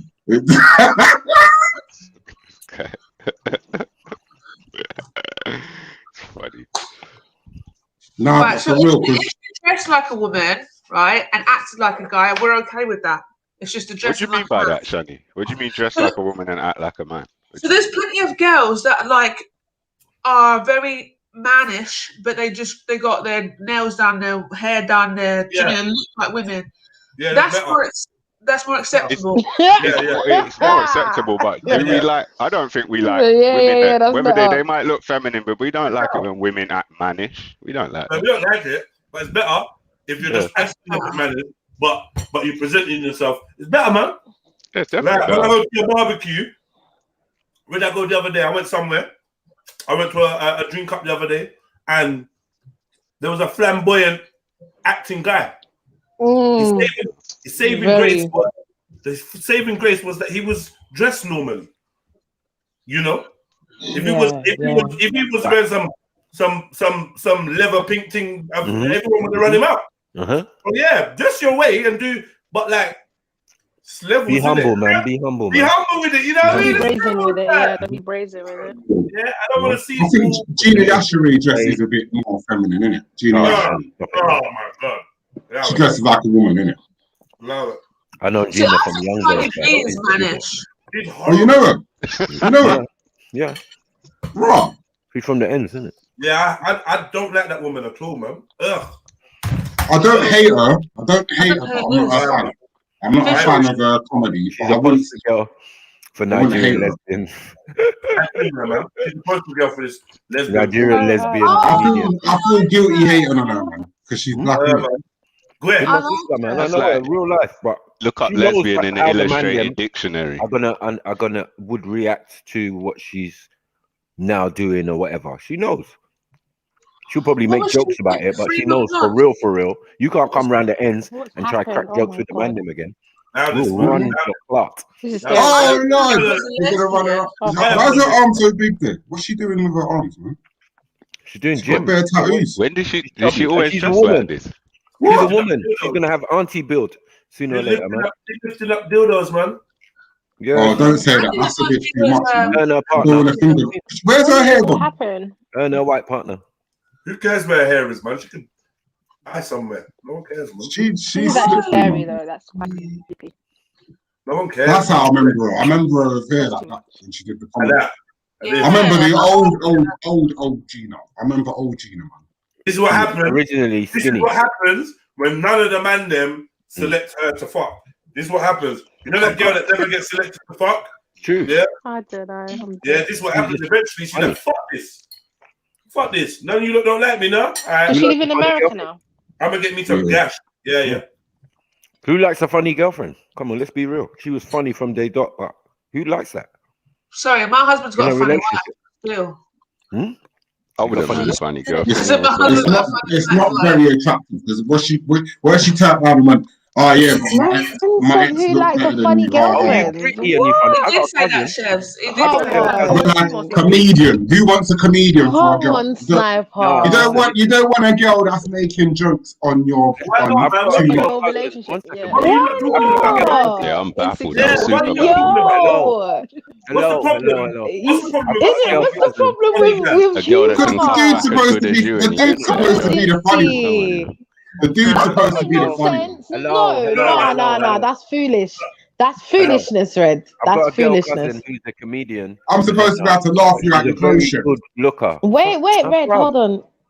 We can't both Go be on, Sniper. funny. what I'm saying. I'm supposed to what I'm laugh saying you is- into bed. That's how it's supposed to work.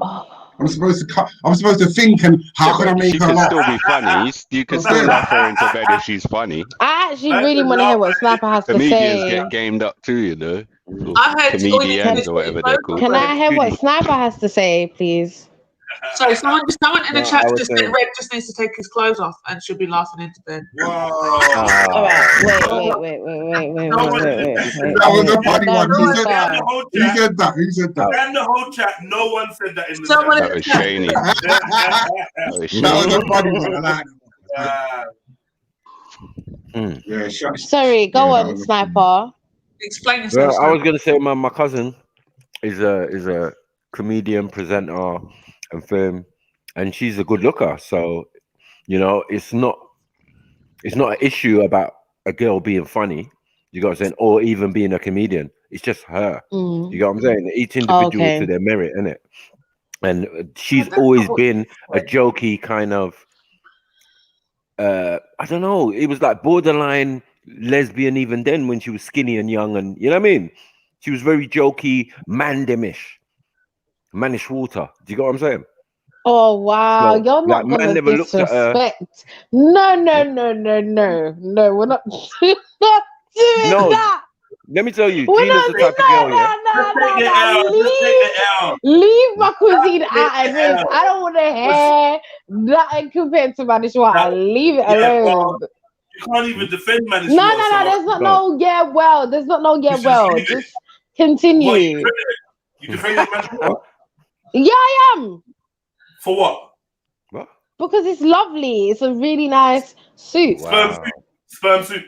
Wow. Where is sperm in the soup, Jedi? Wow. In the testicles of the goat that is being boiled in the soup that you're eating. It's managed water. What about cow cod? No, there's no Well, you don't know about testicles cow in cod Manish soup. water. Are you okay?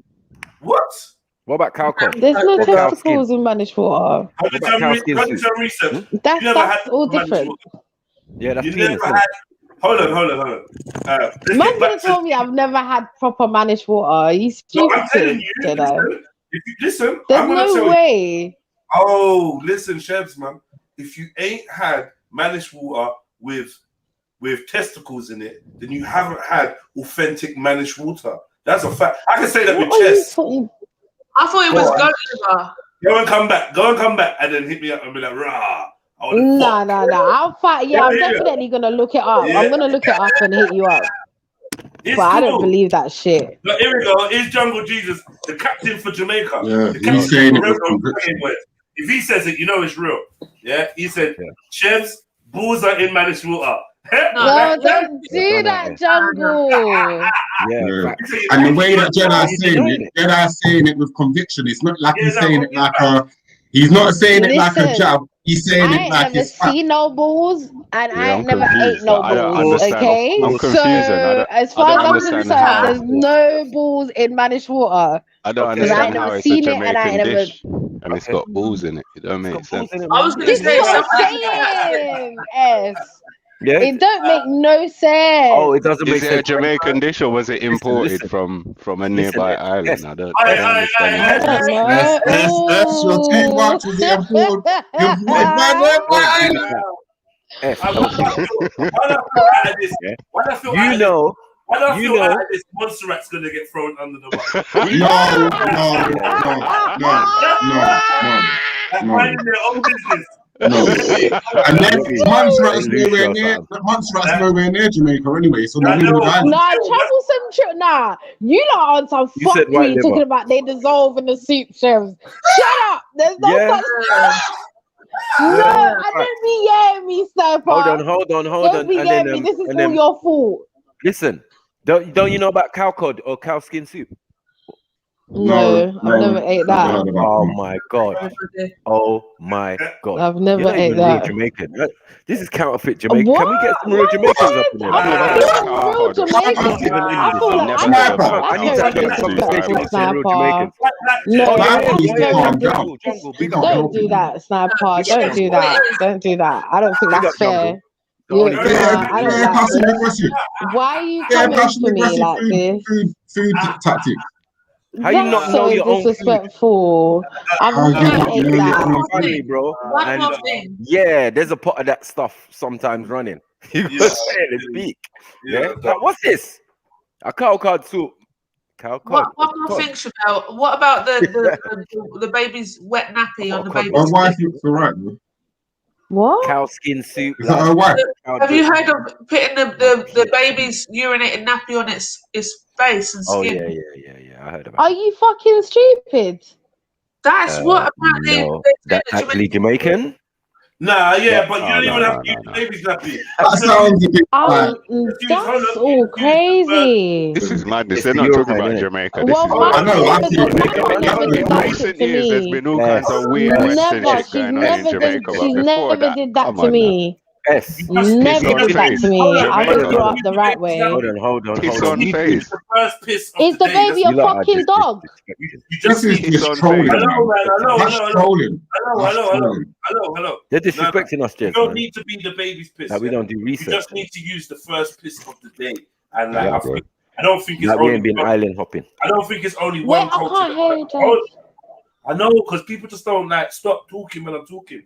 I don't think that it needs to be the baby's pee. It's just about the first piss in the morning. Scientifically has certain minerals and certain things in it. People with severe acne and skin conditions and other ailments have been told, like an old wives' tale, to use this. If you've got like conjunctivitis or some shit in your eye or whatever, what's the thing? Is it? Yeah, I think it's conjunctivitis. You're supposed to use the first piss of the morning to kind of wipe your eyes because it's got an antiseptic quality to it. Like one thing I would say is that because we're very westernized, we got this kind of weird way of looking at some things, and sometimes we need to humble ourselves and be like, we're just human, we're just fucking animals, and sometimes there's things that work, innit? Do you know what I mean? All right. But here this one, though, Jeds. Let's just assume that works. Let's say it's certified, it works. I'm telling you right now, Jamaican people ain't doing that as no thing. Bro, like, you can't tell me that. No. Oh, what? That's a Jamaican. No. Wait. You don't want to take it out on this one. I got it. Just relax, I got man. it. Relax, hold on. I'm just Go gonna on. say, I got it from a Jamaican grandma. That's what I'm Okay, cool. Right. So what I'm saying is this. Yeah. There's no way that's a Jamaican thing. Is what I'm saying. This is a Jamaican thing. It doesn't make sense, bro. Because Jamaican people, especially the Jamaican people who are grandmother ages and whatnot now, the kind of things that they're like over the top about, like nastiness, cleanliness and certain stuff. Piss on face, bro. Are you mad? You can't even That have don't muckle make in no your eye. sense. That's quite disrespectful. Muckle in your eye, you could get Much thumped in your head less. back in the day. Are you You know why? piss on You're face? in denial. That's all it is. There's no denial about this. You're trying to pin something on us, and it's not right. Hold on. If I said reggae isn't Jamaican, that's denial. I'm saying piss on face is not a Jamaican export. That's nonsense, bro.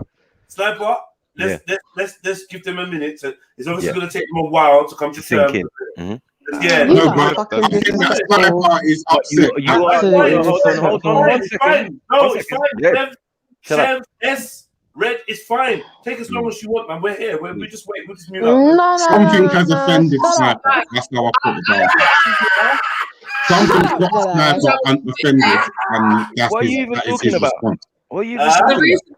The reason why that's how I feel. That's just the honest truth. Something annoyed you. Talking, I'm not really listening. So let's move on. Anyway, the reason why I brought it up was because I was witness to this original conversation about 2 years ago. Thank you. There was actually some other Jamaican people on here clarifying that's what was confirming, and I was like, "Rah!" That's why I said to you, Chefs, "What have you heard about that?" Because even I was like, that don't make no sense. But apparently, I ain't never heard that. This just sounds like the Jamaican. It's tradition. What kind of tradition is that? You can't even have. This is some kind of segregational talk. That don't make no. I feel like this is you're trying brush your to. teeth. Like this is You like have an ultimatum, alternative. UNITY. That's a unity. You need some unity on the panel, man. We need some unity in the Unity family. or I really don't urine. like this. Unity or urine. That's not This funny. is I'm not just laughing. you're being disrespectful That's now. disrespectful. Yeah. You got, No, you I know got, what my Jamaican I've grandmother done if You're she never gonna saw me lose been all your rapping face Jamaican up fan in her base. disrespected face. where you lot I come know what from. my Yeah. Jamaican I ain't grandmother never done. spoken about your Sniper, food. you're gonna I lose ain't your never said Jamaican fan base. nothing. I don't Bro, understand why you got so much hostility I got against us. my What is Jamaican this? children, my friend. You're my So uncle. it's You're not the my. issue. You're Right. my. You get me. You're You're my My aunt. mother's Jamaican. You get me. No, and Wait, you're my Sniper. brother. No Yeah. one got So lied don't to get me. it twisted. Yeah. I No. got internal. There's I got internal There's no information, bro. no. You get me? Like I Yeah. feel like you lot are really trying your best to upset Nah, me, it's just and Sniper. it's Jedi's not cool. nice. Jedi's cool. No, you're wrong. You're You wrong. need to No, go suck Jedi is not cool because I I'm don't know cool. what the what? hell's going on with this guy, man. Of course I'm cool. How am I not cool? Nah, because Sniper, Calling bad man you're names. blatantly gonna I lose don't some of the like Jamaican this. fan base now. Bro, I said I don't my name. like Why it. you keep calling my name, bro? I don't understand what you're I doing. don't like this I mentioned cow at cod soup. all. I didn't mention anything about baby and urine. I didn't mention it. Alright, cool. I take it back. Yeah, just I take mentioned have it. several seats, in fact. Allow me, fam, bro. You're always telling me off all the time. What are you doing, bro? Just be careful how you call man's name, bro. Yeah, like if it's correct and I said something, then cool. But if I didn't say something, I'm like, what are you I take back what I refute what I said. I said it wrong. I'm in it wrong. as Alright. usual. Yeah. No, it's not, bro. Allow me, bro. Don't wipe your What the face hell? with tea, We need man. to ask somebody Relax. from the original people. Yeah, we need to Don't ask somebody always from get the me in the Don't wipe Did ring. you say yourself with the tea, man. original You people? obviously Shani, have no, wait, Shani, wait. you do Chefs, know. Wait. no, Shani, you chefs. do know I was born No, there, chefs. right? I was Big up, born Shani. there. No, I'm I not talking was about raised chefs. there. No, No. We're chefs. not gonna do this. I'm talking We're about not gonna do this. Wait. Ethiopia. Chefs, I'm talking about Oh, Ethiopia. I'm okay, saying we need to find somebody from the I was original gonna people who know what run your ass. I was gonna run your ass. I can't I know lie. it. I was like, wait. No, I'm saying we need to ask somebody Done your from the dance original out here. people to find out how we got lost in translation. We went from here to there, and urine. Is it something that we practice in Ethiopia? Hell no. What, piss on God! face? No. Why Ethiopia? What? Like, yeah, right. I don't Ever. Associate. What? Nah. No. Piss on face. No. Look at that! You're breaking down the mineral I properties of the don't sport. like this. Man, just pissed Listen, themselves guys. I've never I heard of don't this like the whole in my life. pissing talk pan face at all Yeah, I in don't like general. it. I don't want to associate it with any of us. Okay, I really don't. No, hold on. I really You don't want to misunderstood. associate it It's with not any of pissing us. pun face. It's not pissing pun face. No one does that. No, I'm No, not saying piss pissing pun pun, but fierce, it's like y'all the put piss piss on pun face. fierce. No, yeah, Irregardless, but it's the piss Not is pun on pun. face. No, wait, get it right, man. Piss pun fierce, and I feel replay Hold on. in myself. Piss pun nappy Yeah. pun face. Piss pun Piss fierce, pun piss nappy pun pun fierce. face. So whose face do you think is going on? A baby. This is slander.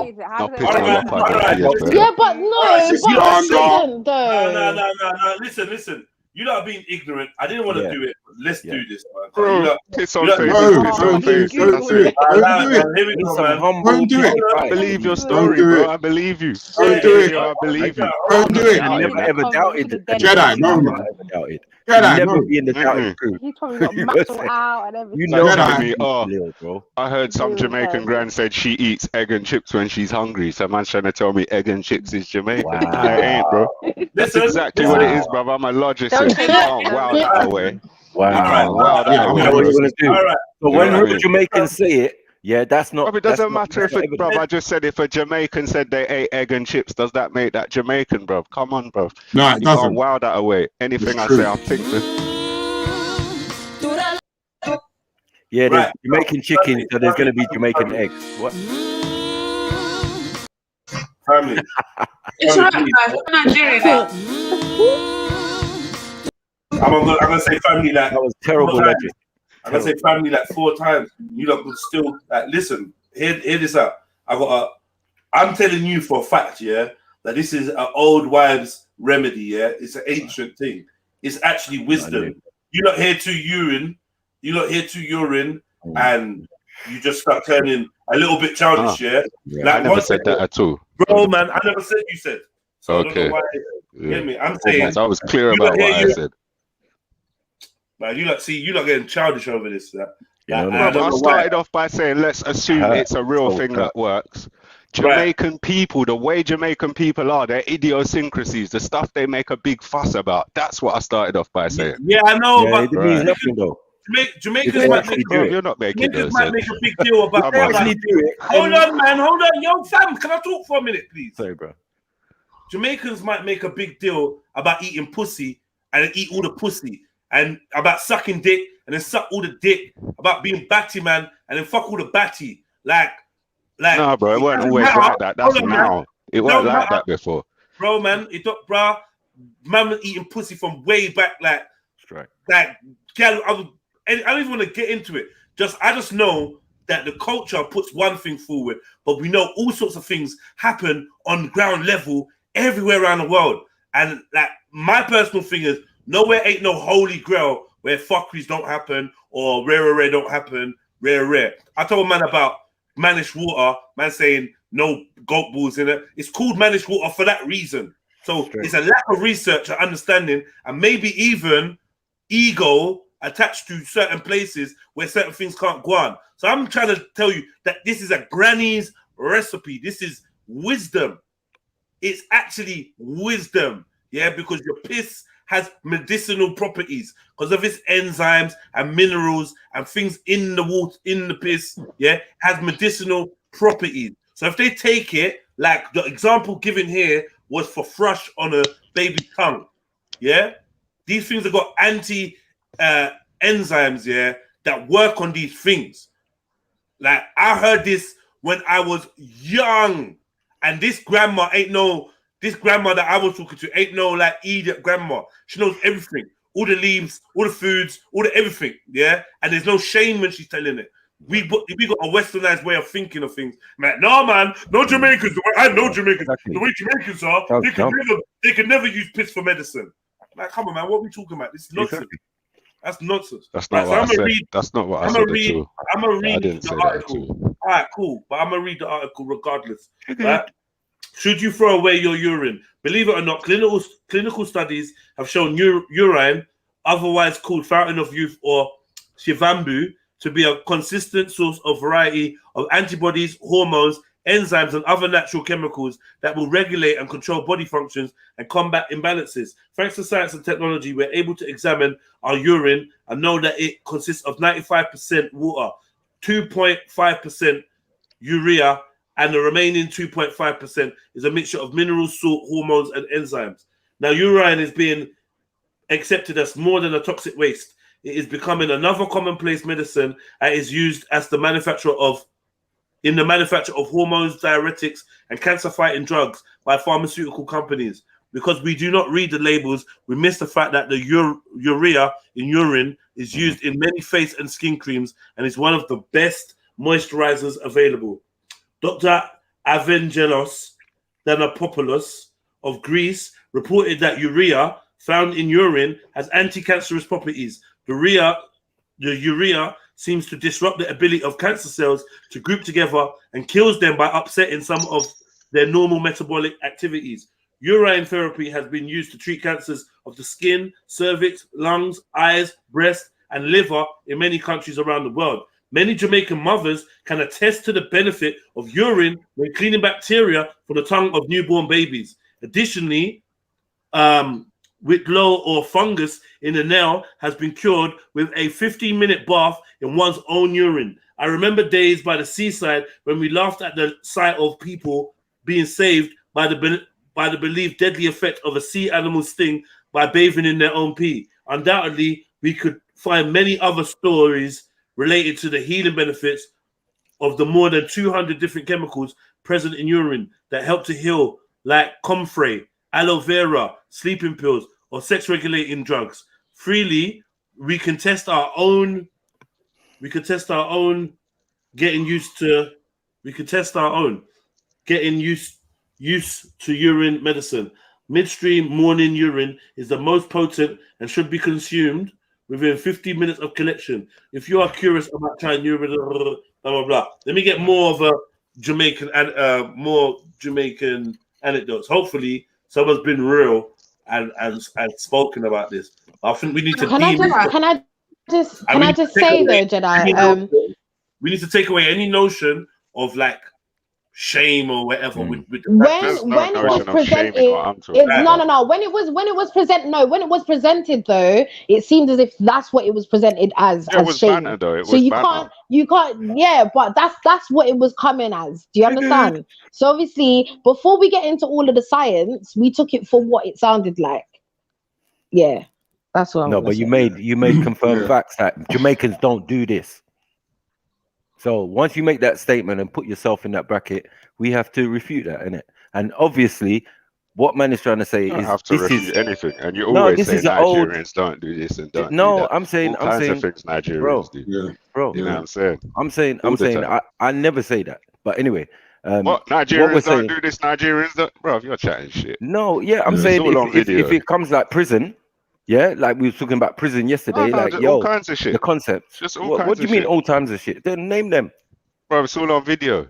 It's all on you gotta name them. You gotta name them. It sounds like emotional mudslinging. What would I be emotional about?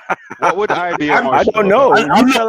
I'm saying this sounds like emotional about. I'm saying this sounds like some nationalistic sense of duty to defend your countrymen and start saying, oh well, you say this about Nigerians. Let me ask you a question. Your statement. No, I'm talking. You can. How did this become a Jamaica versus Nigeria? Hold on, man. You not make me feel like my voice is kind of. I'm not trying to shout over none of you lot. So what I'm saying to you is, when man asked you, well, what did I say? You said, well, it's all on video. So then that's just like you don't have nothing that you're gonna quote him for saying about Nigerians don't do. Maku commonly, regularly says stuff like, well, I'm Nigerian, so I don't have to worry about that. We don't do those kind of things. And he regularly says stuff like that. Give us an example. I can't give you an exact example. It's something that just happens in passing. I was just pointing out he regularly, he will do it again. He will do it again. Throw it out. It makes no difference. Throw it out.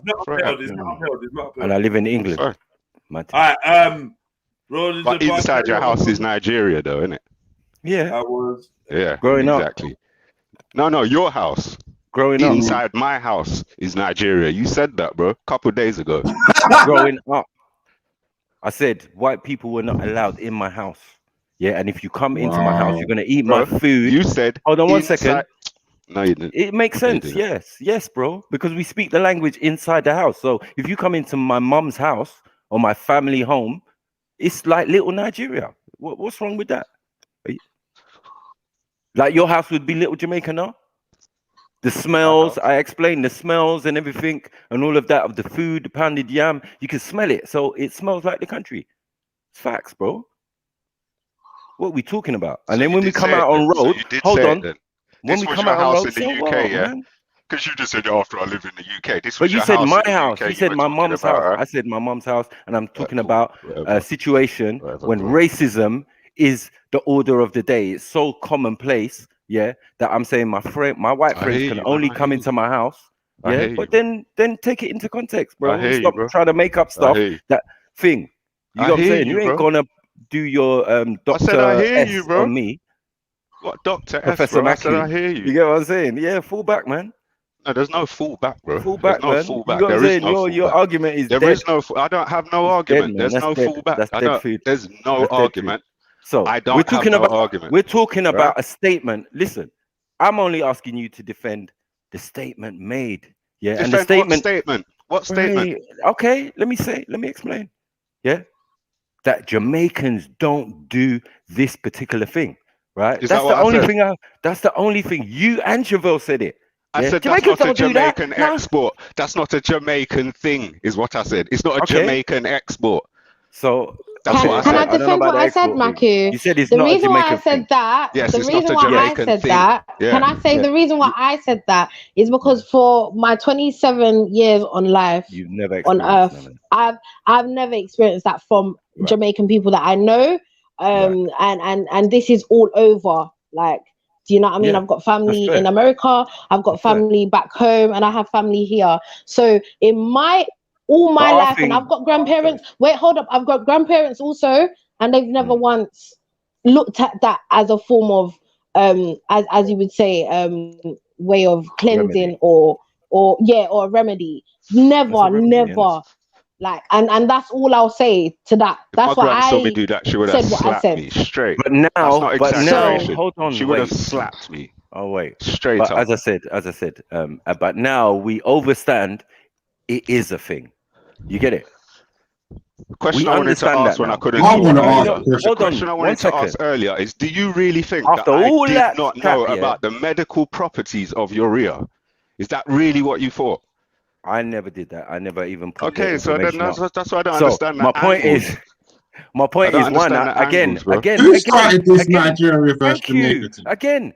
Who This is started something it? that Maku never even said. Do you get what I'm saying? I was talking about But who started this Jamaica versus Nigeria conversation? fucking That's all I S. want to know.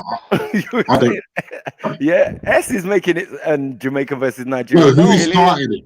Who started it? Honestly, What do you mean? Jamaica In who was general? the first one to say something? Wow. All right, here we go. It's not Here we go, man. derogatory, Here we is go. With a conjunctivitis outbreak sweeping, I'm just going to bring you anecdotal stories of people who believe pee to be a remedy. Remember, I did say it was for the eyes, yeah? From what I heard it was for. What I was saying, I didn't say conjunctivitis, did I? I said something else. Whatever.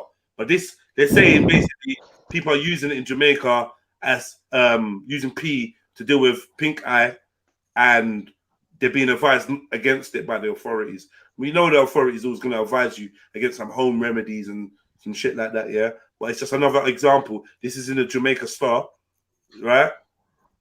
And let me just read the article just in case there's some gems in there for us, right? With a conjunctivitis outbreak sweeping up.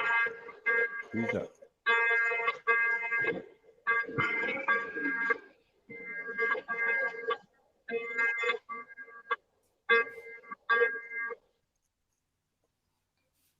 With a conjunctivitis outbreak sweeping across the island since July, some Jamaicans have admitted to using some eye-popping home remedies to treat the condition commonly known as pink eye. The most prominent among the methods used is using urine to wash the infected eyes. However, ophthalmologist Dr. Leon Vaughan warned that using urine and other home remedies is a dangerous practice. Urine, breast milk, BCT, they're all extremely harmful because in many cases, urine contains a lot of bacteria. And then introducing this into the eye, especially the children who haven't built up their immune systems yet, you will end up with serious eye conditions, not the least of which is gonorrhea. Chlamydia is another common one. They can be a contaminant in the urine.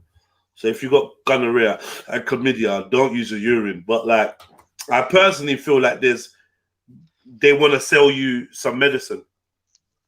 So they say, don't use natural remedies, use some medicine. Use like we got whatever. So use a US product. Go and use one of their products and this is what I actually think it's about and why we've been turned away from these type of remedies and made to look stupid for them is for this very same reason. Nevertheless, a 55-year-old man who identified himself as Chess said urine is the best one. He said he learned of the remedy years ago from older folks and he has been recommending it ever since. Now, does anybody here want me to keep looking for different Jamaicans claiming that they use urine? I'm over it. I don't want to hear it. I don't even want to. Like, at the end of the day, this is. To be honest, Jedi, I don't think respectfully, it's this is that deep. sorry. Respectfully speaking, yeah, because I've let everybody have their back and forth and sat back on the mute, yeah. Respectfully speaking, this is something that can be found in all cultures around the globe, and I don't like when we do this Jamaican versus Nigerian thing. It jars me. It's not a Jamaican versus Nigerian thing, man. That's right. You're the only person saying it. You said it 10 times, even when we were talking like who started the Jamaica versus Nigeria thing. It's not Jamaica. It's man made a comment and next man said, well, you say the same thing about Nigeria. That was it. That comment got deaded. I ain't heard nothing about Nigeria ever since. Don't listen to Kemo and them man there. It's just ego. It's just ego at the end of the day. Do you know what I mean? That's all it is.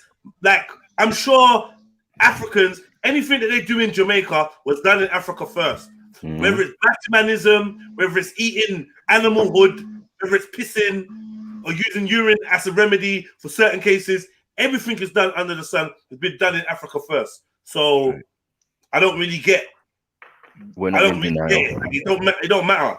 It don't matter.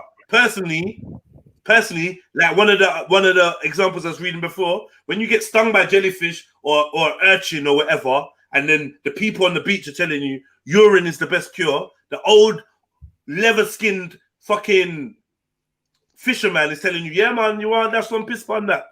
Yeah? You're going to dash piss on it. End of story. I'm not denying it. Like, what you're saying is obviously true, isn't it? But let's not, like, I'm not trying to make it into bigger than it is, yeah?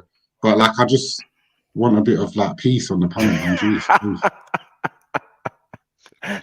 But said peace in that. Yeah, piss. Like I'm telling you, I was taught. I can't remember the full story, but there was a child that had a severe some kind of condition. Where even the grandma was like, "Yeah, man. Oh, when you have acne, if you got acne, do you know what I mean? Use the first piss in the morning, yeah, to put on your acne, dab it on your acne, and then leave it for a certain amount of time, then wash it off, and do the rest of your routine that's normal." And that will get rid of it.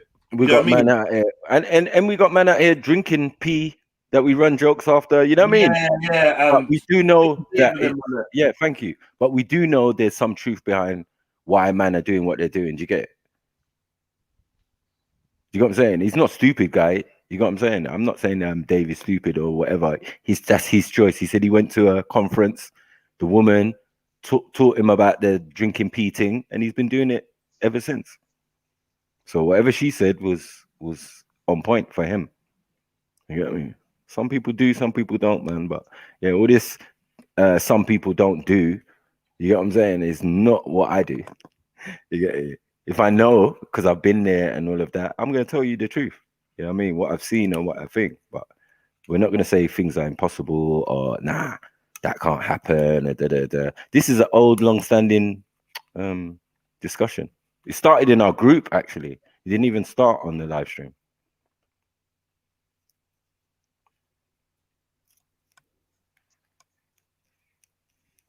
We had a group, or we have the group that some of you are in, and it started there.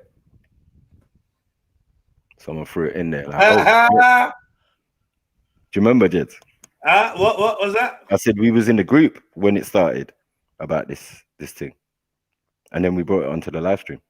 I don't remember whether I don't remember. I remember, man.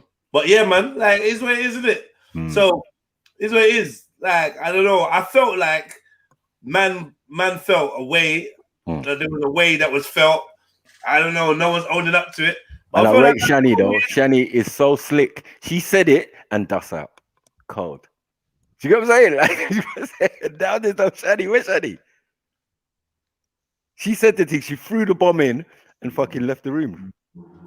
But obviously, like you know, like for me, I realized that there's a route that man them go down where it's like a denial of certain elements of nature or even a cuisine. I'm not going down that route. Like we bust a joke about the managed water, but if truth be known, I'd drink it. I'd try it. You get me? I'd try it. They say, I don't think when you were talking about the managed water, you were saying it in a way. I weren't saying it in a way. I just say no, because I think you've got your tone and your sense of humor. It kind of hits you as this is a joke. Even when you're taking the piss out of man can laugh at it. That was funny. And I just think that everyone's got to kind of work on reading the room in a way when they're making certain points. Everyone knows when I'm joking around or whatever. Everyone knows, man. Like but it came from. But I just wanted to say in it, like one point that I did make in the whole of it was like, yo, we kind of look at ourselves through Western eyes and push up our face. Like even my own family in Nigeria was doing that when I went there, and they're telling me that I'm the most bush guy in the family, which means basically the most authentically natural guy in the family. I come from London to show them. They buy me baked beans in a tin, and I'm trying to eat smashed up goat head. Do you know what I'm trying to say? Like I'm pulling over the car on the motorway. Say, yeah, I want some of that bushmeat. So for me, I'm a full F, and I embrace whatever that comes with it. And I realize, say, for a long time, like even from this conversation, it's come to show me that, like we gotta know what our customs are, you know, and things that we do, and we gotta like kind of strip any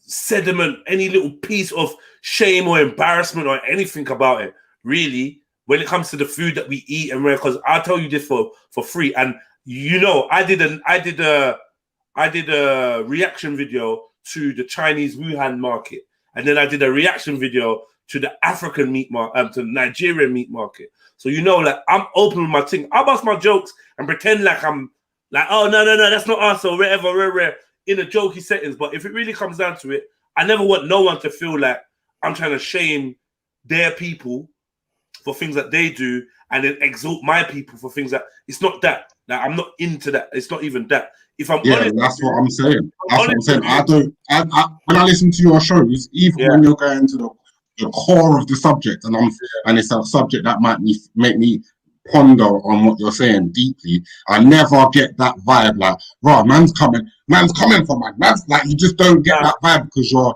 more like equal on how you talk about certain things. But then certain times, two people could be in the middle of a passer, and someone else might be on a panel like myself or in the side chat or just listening, and we'll think, Rob, was that deep, or was that a jab? Like you question it, but it might not be a jab.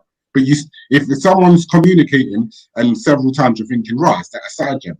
Do they have an issue with that? You know what I'm saying? Even when it comes down to like, I think like one of the like deepest things that man saw was pag. If I'm real with you, yeah, I see people eating all kinds of animal, and I've even said there's a lot of these animals I'd try. Some of them it just looks mad, isn't it? Snake, things like that. I'm not really on it, but I think when I looked at all different cultures, because we've done this like 8-9 times now, going into everyone's different foods, like trying to dig up the most fuckeries that we can. And some man eat frog, some man eat fucking whatever, spider, whatever, larvae, whatever. Right, but the worst thing that man saw was actually man eating rotten meat, like from out of the rubbish and picking like debris out of it. I'm not gonna lie, that's like the worst. I see they eat pig blood. Remember the pig blood soup? Yeah. Where certain man died from it, from the parasites in it. Yeah. Or snake blood soup and pig blood and all this. I've seen all them things. They're disgusting, but none of them compared to seeing humans that are at a level where they have to actually pick out the rubbish and try and remix, tucked away. Oh man, that's the magic shit I see personally. But yeah, man's Western sensibilities, we have to challenge them at times because I think we just think we're too nice. We just think we're too nice, and we think our countries are too nice and above certain things, and they're just not. Like, and if anything, when we really check it out, there's actual deeper wisdom to all of this. There's a deeper wisdom. Get me? I think you mentioned that from the beginning, but I think my reference of Manish Water was towards Gina. No. I don't even know how Manish came up. I don't remember. Yeah, it was. I said that she was even from way back in the day. She was a bit Manish Water. That was the word. Oh, you were talking about Gina. Someone wanted clarity. And then I started saying, why bring into this? And then someone explained that what's in Manish Water. Why it's called that was the most surprising to me, to be honest. People get triggered. People get triggered, Red. So, you know, that's not my responsibility if people just want to, oh my God, you're saying this about my country. Bro, that's not my bad. No. Get me? Do you know what? Who are you saying did that? Me or Red? When I shoot my shot, bro. Are you saying me or Red did that? Who the cat fit? No, he's not saying you shoot your shot, obviously. You shoot bare side shots. That's what you do. You're a side man, bro. You're a side shot man. Obviously. That's what you do. Obviously. Someone is triggered. You get what I'm saying? I don't know what I didn't get triggered. Yeah, you sound pissed. I didn't get triggered. I'm really surprised I didn't need to defend Jamaica. Okay? All I said was that is not a Jamaican thing. As in, and it that is. ain't no. But it is. Okay, You so sound do stupid. they Shut do up, it in man. other countries? Just go and sit in the corner, man. Do they do it in other countries? I'm sure they do it in Don't other build Are they doing countries it in other though. Yeah, they countries do it in before everywhere. I'm Jamaica sure is they taken as a do. They do So it country? everywhere. They do it Okay, everywhere. cool. it is kind So when I of say it's thing not to a say that Jamaican it's a thing, I didn't mean Jamaican Jamaican thing, like people it's don't do only it. Jamaican Nobody in people. Jamaica does it. What I'm saying Are is we talking that's about not. Oh yeah, Jamaica that's at a this moment? Jamaican thing. Are we They do saying? it everywhere. And is a man They do it saying? Is a man Yeah, saying that? I didn't get Listen. triggered. There's nothing to Yeah, you get did, triggered bro. by. You did. Just All right, But cool. don't you two normally get Okay, so I along? You suppose two if normally I are, got right? triggered, I Let me suppose ask a by your question. logic, I should be getting cancelled soon as well. Then Let me triggered ask like a Oh, we question. don't do some cancel. bitch Yo, language. yo. We don't do Let me ask, cancel culture. let me ask Yeah, a you question. clearly you Yeah? do. You do Hello, triggered, so you do hello, cancelled. hello, man. We don't do cancel culture. Fuck, man. Mm. Come on, man. Man saying I they're not prefer it when you two get along, you know. man I saying prefer they're it not when you two get emotional, along. yeah? Red, Man, let the Red, man go chat, on mute, man. Go on mute. Man saying they're not emotional, but like you're clearly emotional is.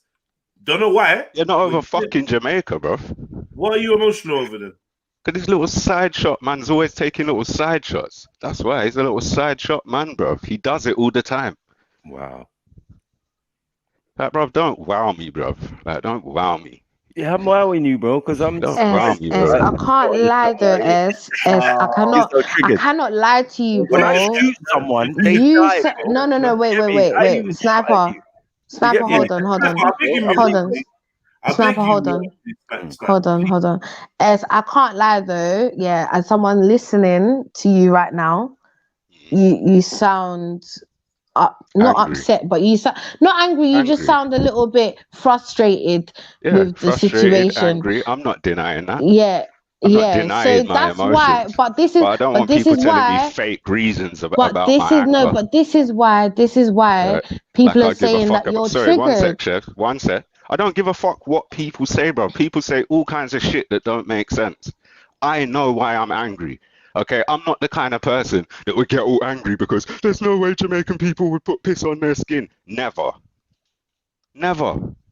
I wouldn't get. Why would I get angry over something like that? So if people think I'd get angry over something like that, then better that, because they'll just underestimate me. That's not the kind of person I am. But I That's do not the remember kind the of person. conversation went left when the managed water thing came up and chefs No, it took didn't. No, offense. it didn't. I Yeah, came the in. I chefs was ran a joke. I ran a joke when that came up. I was like, but how can it have balls in it and be Jamaican? That doesn't even make sense. I was Yeah, running that a was joke. funny. Like, what are you talking about? That was funny. That is funny now when he says it. So, no, that was funny. But Yeah, I yeah, knew like, that was a joke. yeah, But let's get back yeah, to the that was issue. hilarious. How about now? I've got two of my big brothers. Like, well, not even two of my big brothers. Well, I'm gonna have to absolve Maku of it because Maku's just saying what he's saying, isn't it? And you seem like you feel away. So obviously you're my brother, isn't it, from day one. So I already said what it was. Side shots. I said it. yeah, but yeah. I don't get. All right, cool. So side shots. What's the side shots about? Why haven't you mentioned them before? Them getting to a boiling point today, randomly. It's not them getting to a boiling point today. It's just, today was a situation. Today was a situation where something happened, and I just got more angry than I might normally do. That's all. We didn't get to no particular boiling point today. Yeah, but like obviously you said you're angry and you're owning the emotion. So I'm trying to figure out what angered you. You're saying side shots, and then you said, but he always does it. He's a side shot man. He always does it. Rare. It always does. So I'm saying this always doing thing. Okay, all right. It always does it. Yeah. I mean that's just the way he does things. I don't mean he always does it. Well, yeah, he always does it to me, but that's not the issue. That's just what Maku does. But it's side shots. I don't come at people like that, so I call that side shots. Just silly little things, just silly stuff. Like what, like I'm the when he kind of called me person. mixed race? I don't know. I'd have to. That may have been a side shot still. That may have been a side shot. The thing is, you do me a favor. That's just unks anyway. That's unks. Trying to hear S speak, yeah, and like. Sorry, Jedi. Yeah, I know you lot are just keeping the vibes up, Shebs and Red. I know you're just keeping the vibes up. I appreciate it, but I actually want to know. Like, I want to hear I want to hear it. Like, I want to hear what the side shots is. Like, if I'm honest with you, yeah. I would say, yeah, that when a man says something and you don't like it, that it's probably best for you to just say then and there if something, for want of a better expression, rubs you up the wrong way or hits you Like in a way that you get No. left. It's not even. Yeah, no. It's not even that, bro. Yeah, okay. It's not even that deep. It's not I don't like it or it rubs me up the wrong way. It's just that when people say certain things, it gives an insight into the way that they think. Do you know what I mean? Like, it's not the end of the world. Like, I live my life. People do what they do all the time. I live my life in a way where I just believe shit deflects off me anyway. Whether it was malicious or not, it just deflects off me. But it's just what I notice, isn't it? It's not that big a deal. Maybe it's partially me. Maybe it's partially my personality, and maybe this part of it is ego. Not maybe. This part of it is ego. Yeah, but it's not no ego about Jamaica. Maybe it's ignorance. Maybe it's over the top. Maybe it's detrimental to me. But I guess that part of it's ego.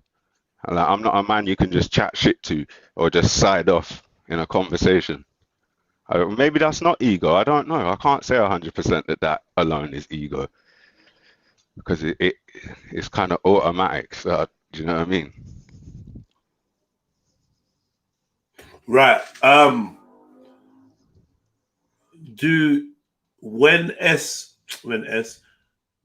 Maku makes light skin jokes, do they upset you?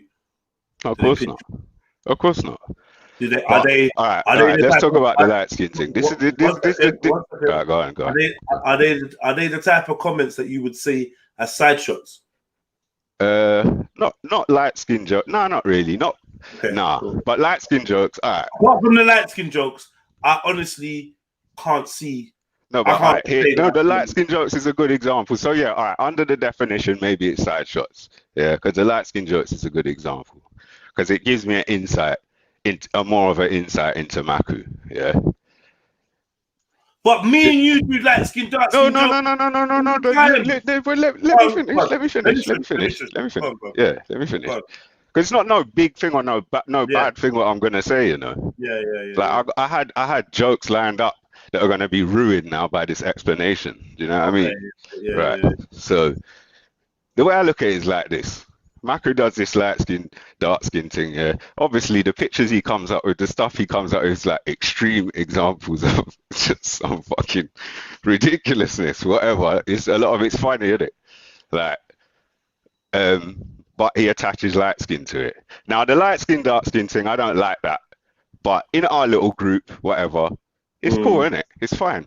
And the jokes, if they're funny, I can laugh at it. But in terms of insight now, I just think to myself, Michael's always doing this light skin, dark skin thing, like the light skin dudes are trying to be sweet boys. And Michael's the ultimate fucking sweet boy, bro. He knows he is as well. He knows he's the ultimate dark skin sweet boy.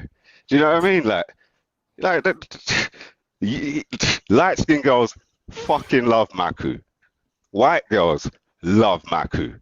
Black girls love Maku. So in my understanding of life, Maku's never had a problem getting women for there to even be this light-skinned dude's issue.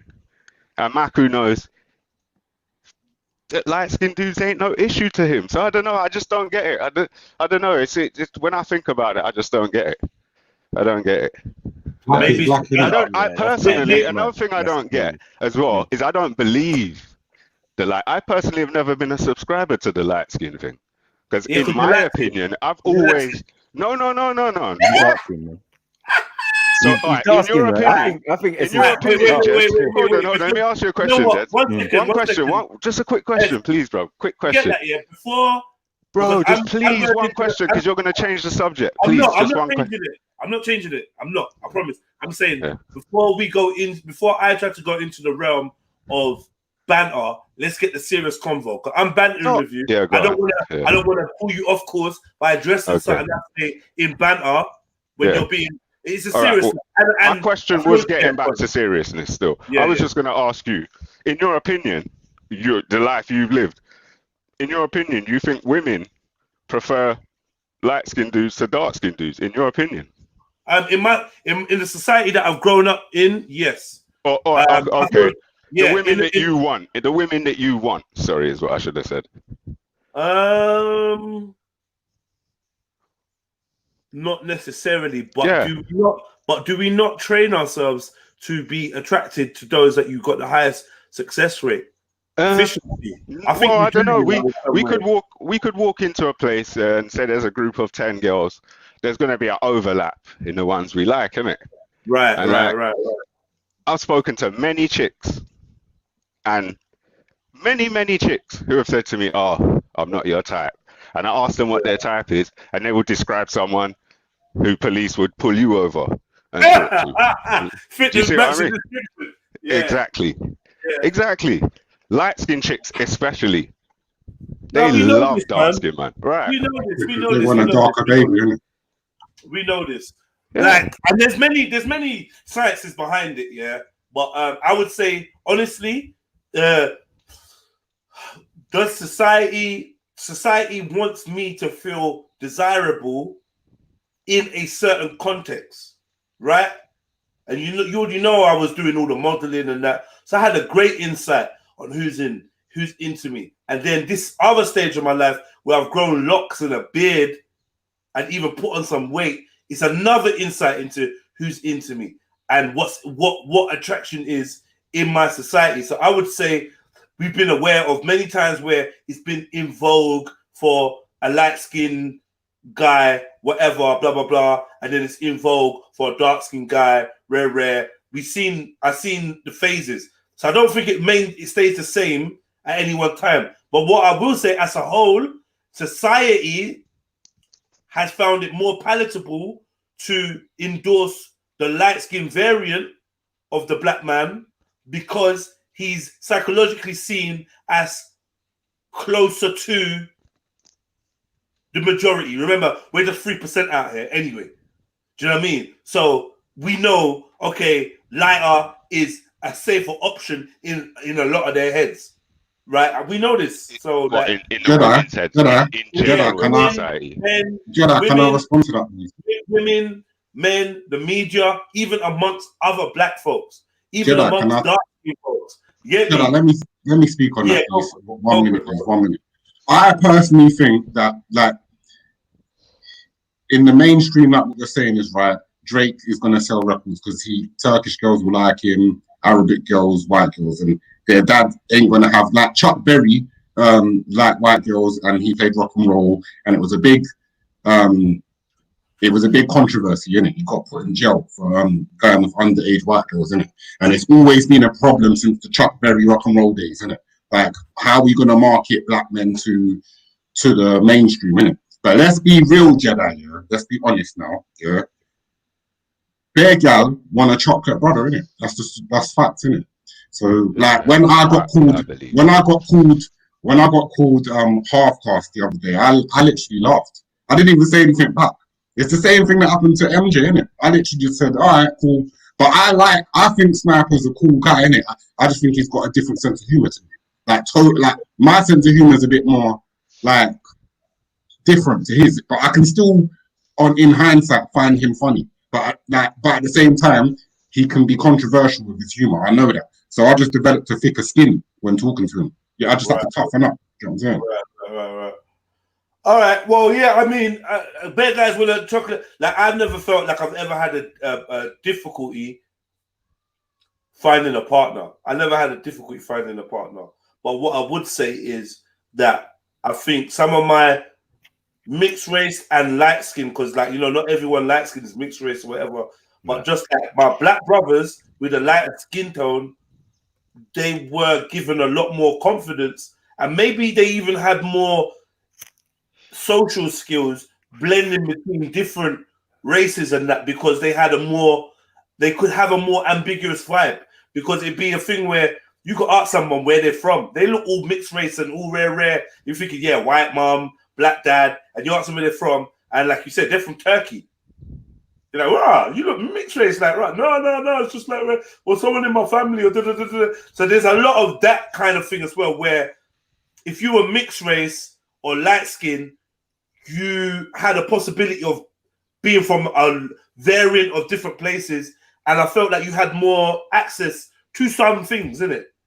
To some things. Street life, where most of us came from, where me and S came from, it probably worked in the other way. And the girls in that used to them roadmen would probably be more looking for a dark-skinned brother, because they would associate that with the more classical roadman, bad boy, road boy, rude boy, whatever you want to call it. Now that's a stereotype, because there's bare light-skinned man that's keeping up with the most fuckery on roads, and we know this. But as a stereotype, I feel like some girls would probably associate a darker-skinned brother with being more greasy. Yeah, and even a man then could have this kind of mentality until you get knocked out by a light-skinned guy. Then you're like, oh shit, you get me? But so I think that might be some of what S has encountered, or maybe even you have encountered, the ones that want the chocolate guy, because they're from a society where the value in a chocolate guy is kind of seen or appreciated, because the chocolate guy can fight, or the chocolate guy did there, or whatever it is. No, it's not that. Women are one-track minded. Yeah, I think it's not. Women are one-track minded, and you've got certain women that want to. No, they're not. Yes, No, they they're are, not. because there's certain chicks that want a darker. They want eugenics. They want a dark seed. Yeah, and then certain chicks have been. It's factual anyway. Certain chicks are like. But what is it about the dark seed and the dark, like, It's attractive. It's pulling them in like voodoo. Counterculture, the poster. Nah, it's not that. It's to do with making their baby. It is. They want their baby to be as dark as you. But I'm saying, yeah. Why though? Because that's what they want. Because they've come from a background of mixed. Everyone. All Look, right. if you've got a hybrid, let me explain. Please, boss. I know the poster boy for rebellion and counterculture. In a you didn't let me land on. You didn't let me land on the second point. Yeah, because I know girls that's told me straight. I've had girls that I've gone out with that's I'm told sure me. you've had girls that said, "I just want a black man for a dark baby." I'm sure you've had that. Nah, not just for that reason, though. Yeah, because you got to look at the genetics behind it, and obviously girls like guys with bigger feet, bigger nostrils, bigger builds, bigger body, bigger. You know what I'm saying? And in their heads, they're being programmed through their experience. A lot of these women, not all women, but a lot of women, they don't know. If they go for the darker the berry, just the more fun it's gonna be, innit? So let's not play and act like that in women's mind, because women know, innit? They're not stupid. Anyway, all I was trying to be a little bit more observant. But this is what I do, innit? And I got confidence in my theory. I ain't done no studies or whatever, but I'm confident in my theory that the black man is like a King Kong syndrome, and the black man, the dark-skinned black man, does represent an archetype of counterculture, rebelliousness, and like a certain underdog. And I think in certain urban, using that term urban or whatever, societies or microcosms, that is celebrated as the apex predator. The dark-skinned, tall black man celebrated as the apex predator, right? He's the shit. He's King Kong on these streets. And I feel like that filtered down to what the women found attractive and what they liked as well. So you find some of the ugliest brother, would have some of the hottest gal because of his badness and his status in the microcosm. But that comes from slavery, Hold on, no. In the microcosm of the communities that we grew up in. So I'm just observing that as being definitely a major reason why if you go to the counterculture of an area, you could see that the dark-skinned man would probably be king of the hill. Yeah. Whereas the mainstream culture of that area would dictate towards the lighter skinned man, the lighter toned man, because he could access more. He was more commercially viable and seen as more approachable. Jedi, can I speak, please? Can I respond, and then I'm going to shut up? Yeah. The house is slavery, innit? The house nigga was living in the house, innit? Yeah. The slave nigga was on the plantation. The way that they arranged order on the land is, if you watch a film like Mandinko, or I forgot the name, how to pronounce it. Yeah, Mandinka. Yeah. That what they train the black man to do is box to make money and to be the body and they castrated black men so they couldn't, because they saw them as a threat when they used to hang them to the white women. So there's been a whole 500 years of white men feeling threatened by black African testicles and penis, innit? So that is why that a lot of women will look at a darker skinned man as a trophy, because in their heads they're going through those stereotypes based from the slave trade, innit? That's standard facts, isn't it? Come on now. That's what they want. What's different from what you just said? Because you felt like you really had to make that point, but I feel like I just made that point. No, because you're not making it on the same slavery level. You're making it on the city level. You're just bringing it back and back and back. It's exactly the same. No, because you're not explicitly saying what it is. If man got his things chopped off, what does that? I'm not gonna lie to you, bro. I'm not gonna lie to you.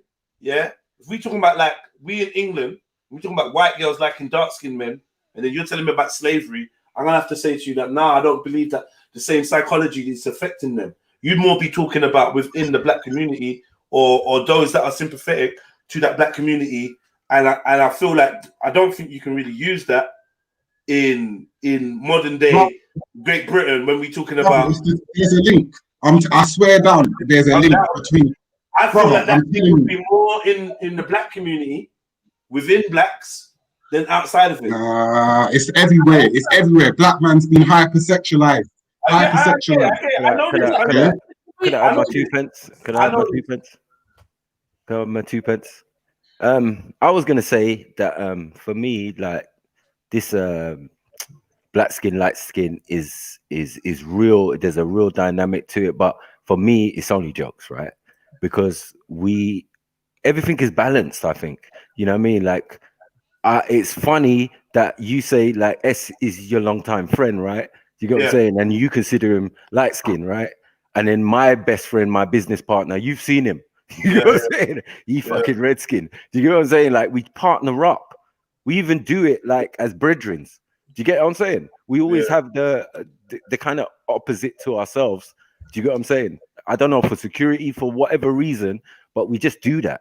Do you get what I'm saying? And we find that even with the partners. Now I say, like, when we were young in school, I think that light-skinned guys or anyone mixed race or whatever was cool to the girls because of aesthetics. You know, they naturally look nice. I mean, young days and blah, blah, blah. But when it came to partnering up, I found, like, when they get to like 15, 16, they started to steer towards the other guys. Do you get what I'm saying? Because they felt that it was like they put man on the pedestal. I know man who was getting fed grapes at lunchtime just because he was light skinned, you know, the ones there lying on the gal, and they was feeding him and shit. And it was like, but when it came older and it was like, so why wouldn't you take my man as a boyfriend? Nah, he's cute, he's nice, but that's not what I'm looking for. Do you get it? All of a sudden they're looking for something, I don't know, other than that, you know what I mean? So I see the dynamics change and blah, blah, blah. Now I was going to take it to my estate where that light-skinned mixed race thing means nothing to us. Do you get what I'm saying? What was important was that we had a couple white boys who lived with us and grew up with us on our estate, and we tried to make them know that they have white privilege. So they would be our front guys for things that were important or things that we needed to do, or even speak on the phone certain time and blah, blah, blah, or be the face of the mandem. So there was more that dynamic for us in the sense of like, look, man, you're us, you know, you're mandem. Let them think you're just an average white boy. Go into the place and you know what I mean? It's not like using, but we're just trying to show man like, yo, you have certain advantages. You get me? Where you're a poor white guy or a rich white guy, do you get what I'm saying? You're gonna have to play the rich white guy for a minute.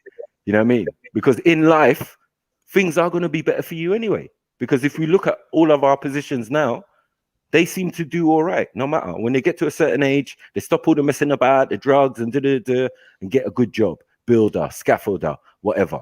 Do you get it?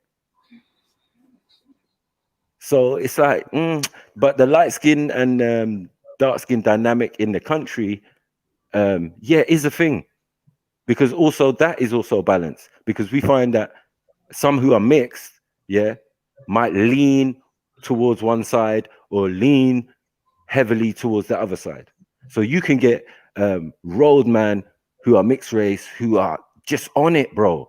So on it that it's just izaj. They just end up in prison usually, killing 4 people or some shit. You know what I'm saying? Like, nigga, you was a real nigga. Unfortunately, you get me? We had to find out the hard way. Others, a bougie, go and find a decent job, get a wife, and do the Euro thing. So everything is balanced, man. I think everything is balanced. Yeah, definitely. You get some dark skin you get some dark skinned coconuts, and then you get some dark skinned real ones. Yeah. Yeah. So and black is black. No, The black is black. I don't care. Yeah, You can get dark skin real ones who are let coconuts me as well. I just like try to comment from two halves. One from the streets and the other from the mainstream. One from the underground counterculture and one from the mainstream. Yeah. Saying, I'm gonna say it again as well, in the counterculture of English, mixed race, lighter people, Chinese, whatever, rare, in their counterculture, the darker the Donny, the more of a rebellion it is. Don't ever get it twisted. The bigger, the blacker, the broader the nose, the more of a rebellion. But there was also the commercialized jungle fever, the commercialized interracial activity, which took light-skinned people that looked a certain way, black people that looked a certain way, white people that looked a certain way, and made it a fad. And when that fad was running things and is still currently running things, it's usually a certain type of mix that you see, right? Certain type of black girl, certain type of black woman with a white man, certain type of black man with a certain type of white girl, and then for the youngers, it's pushed in a certain way, being mixed race and having the finger waves and being able to do this and that and rare and blah blah blah and bite your lip and squint your eyes was a brand of light skin that was promoted.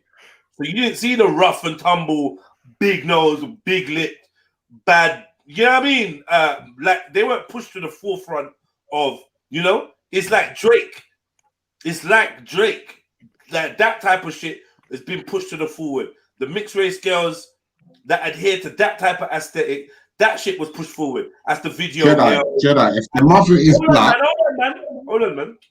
As pushed as video vixens and all of them things there, and I feel like certain amount of the demographic fell for it or went for it or adhered to it or bought into it, and I get that. You get me? But I still remember when dark-skinned men weren't getting celebrated. Like when dark-skinned women, they weren't getting celebrated. They had all the assets. They had the big bums, the beautiful lips, the beautiful skin tone, natural hair, red. They weren't getting celebrated. Not like it has been marketed now. And between then and now, there was a whole load of homogenizing, whole load of meet the black family, and everyone there looks mixed race.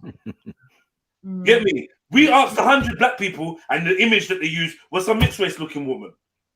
Oh, try this for your black skin, and it's a mixed race looking guy. We had a lot of that. We had decades of that, and obviously, I still remember that, innit? So I'm just saying, I know black is a dark skin is popular, at the moment now. It's a fetish. It's a fad.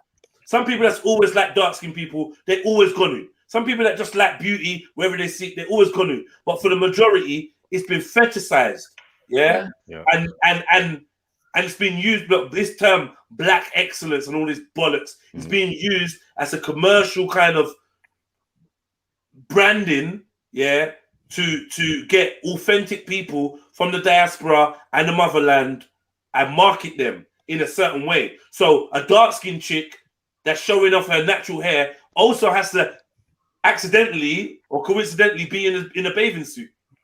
Right. She's trying to sell her natural locks in the picture, and she's in a bathing suit. She's turned backwards, looking over her shoulder, showing her ass. The culture tried to say, this is your best asset. So now we got Kim K at the top, Kim K and all the Kardashians at the top, using black aesthetics, black culture, black partners, black everything, black attitude, but packaging it for that. Blackfishing. That is called what? Blackfishing. Blackfishing. Right. This is where we are at now. We're at the stage where white girls are blackfishing. Yeah. And the wickedest thing is, not only are they blackfishing, they actually don't like black chicks. They actually don't like black chicks. She doesn't get celebrated. This girl here called Mimi. This girl, there was a modeling agency called Face for Music, run by Shams and their brethren, right? And they had the girl on their book, I remember I was on Twitter, and I actually like tried to start a campaign for this girl, because this girl was a light-skinned looking girl. So you think maybe she's black or mixed with black. Turns out she's Iranian or some other shit or whatever, mixed with some other stuff, yeah? And she used that blackfish kind of look to get into music videos. And then on her Twitter, she's writing stuff like dark-skinned chicks that wear red lipstick look like Prada shoes. And shit like that. And I'm like, what? Hold on. And then when I'm heating her up, it's black girls and black guys that are trying to defend her. Oh, you man are just so sick of this black thing and people can't even make a joke around. I'm like, right, can you not see that your whole thing is being disrespected? She's out-blacking you. She's trying to out-black you with the aesthetics, with the attitude, with the culture, and then trying to isolate you from involvement at the same time. And this goes 360 degrees back to RD. Telling you, fam. They will paint their face. This is yet again now. Man, remember I said, soon you'll see the Mighty White Tour, where it'll be just nothing but white artists. They all hang together, they're all cool, and they'll be dominating the scene. And then now you're going to wake up and be like, oh, what one? But we give them red carpet all the time because of this inbuilt. You said milk. Sorry? You said milk bottle. Sorry. No matter what I said, man. You interrupted me. It already happened. Yeah, me. Adele, Sam Smith. But we gonna keep Mavericks Saber. It already happened. I think we're gonna keep perpetuating it and opening the door for the that. thin line, because as you know, like in a family, you're never gonna get everybody who's completely dark skinned. That is just ridiculous. Do you get what I'm saying? Even for my children, they would be considered mixed race, but they're not. Do you get it? You know, those slurs have been thrown at my daughter and all of that, and she felt hurt by it. She's like, "Raw, I'm not even." You got what I'm saying? Yeah, just like, yeah, you got Betty out there, like, yeah, you're a mixed race daughter, right. You love white women, and you say you're pro-black, and I'm like, "Bro, my baby mother's Jamaican. That's mad." Yeah. But anyway, you got saying, you got saying, I'm like, yeah, my baby mother's Jamaican. Are you right? You know what I'm saying? Like, we come in all sorts of colors. That's why they say, yeah, Black Africa. I hate that shit.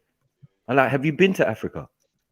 The colors and the varieties. They got tribes of people that look like every individual on this fucking live stream. I think people need to stop using the word black then, innit? But hold on. Hold on. What is that? You know what I'm saying? I am black. You're gonna end up in realms of where me and Jeddah have been for the last God knows how many years, where people say, no. Yeah, okay, just for fucking argument's sake, we'll say black, right? Cool. But in reality, legally, you know, in legalese or whatever, black is a not good thing. Trust me. There was a good point made here. Yeah? Miss Amelia says people joke about light-skinned men being sensitive and feminine and associate dark men with masculinity. They are dehumanized in the process because they are not given a full range of expression. And I would agree. I would say dark-skinned guys use that as armory because we live in a system of white supremacy. Yeah, and not due to no fault of their own. Some mixed race light-skinned men may inadvertently benefit from this white supremacy. They also may suffer at the hands of white supremacy, being that they're black and not white. But on a sliding scale, there's like a scale of preference and professionalism and all these type of terms that just basically say the darker you are, the more that you need to conform, either via fashion, hairstyle, stuff like that, your language, or just your attitude, in order for you to make it through certain doorways, right? And I would also say that dark-skinned men use the softer side of our light-skinned brothers as a weapon against our light-skinned brothers to make ourselves feel better, yeah? Because I suppose we felt like we were being persecuted in society and we needed to find a way to, like, you know, show the girl that rejected us. But you want a light-skinned guy for anyway. Them man can't fight or whatever, rare. Which is usually a stereotype and not always true. But maybe did have some truth growing up. Do you know what I mean? Yeah, growing up. Yeah, growing up. But now we need to stop it. We need to to a stop certain it. extent, but as I said, it's wild because like where I'm from, like you know what I mean, there's certain mixed race brothers who it's so wild they actually had M charges and stuff. Do you get what I'm saying? Like it's gone way past anyone just picking out someone because of the color of their skin and saying, yeah, he's a pussy. You know what I'm saying? He's a pussy or he's a thing. It doesn't even work in our dynamic like that. Do you get what I'm saying?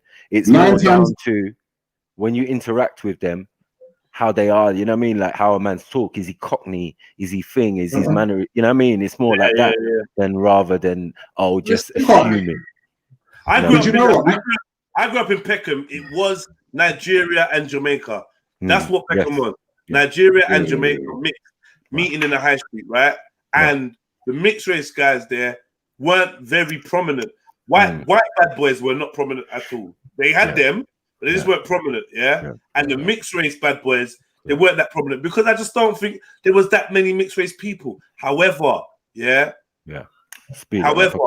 you are from Peckham, whether you're white, black, Chinese, or whatever, if you acting like a bad boy and say you're a bad boy, you better prove it. And none of the light-skinned mixed race youths did prove it. And on top of it, they did get a reputation for being slightly scatty. I don't know whether they were overdoing it or whether like home scenarios made them just a bit more like unpredictable, wild. Yeah, they were like, you know, like a fickle bear.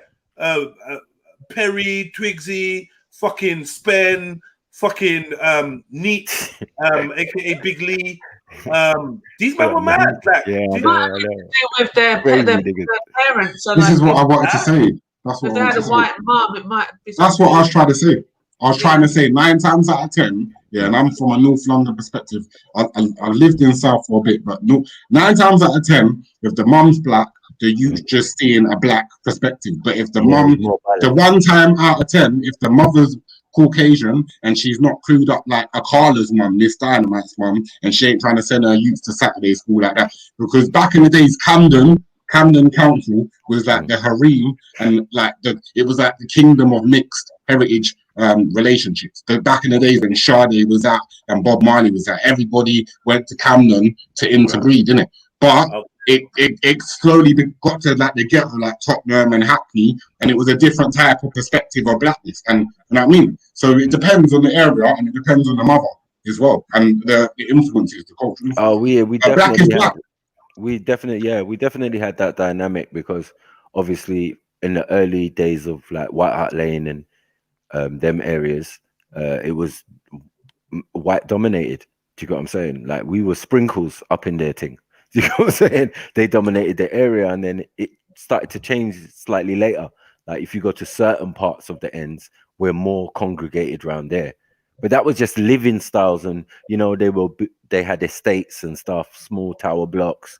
We didn't have massive estates in Haringey or in Tottenham. Do you get what I'm saying? And then they started to build new ones, like in South Tottenham, and then there was a big migration from people going that way and then people going the other way towards Edmonton, trying to get a better life.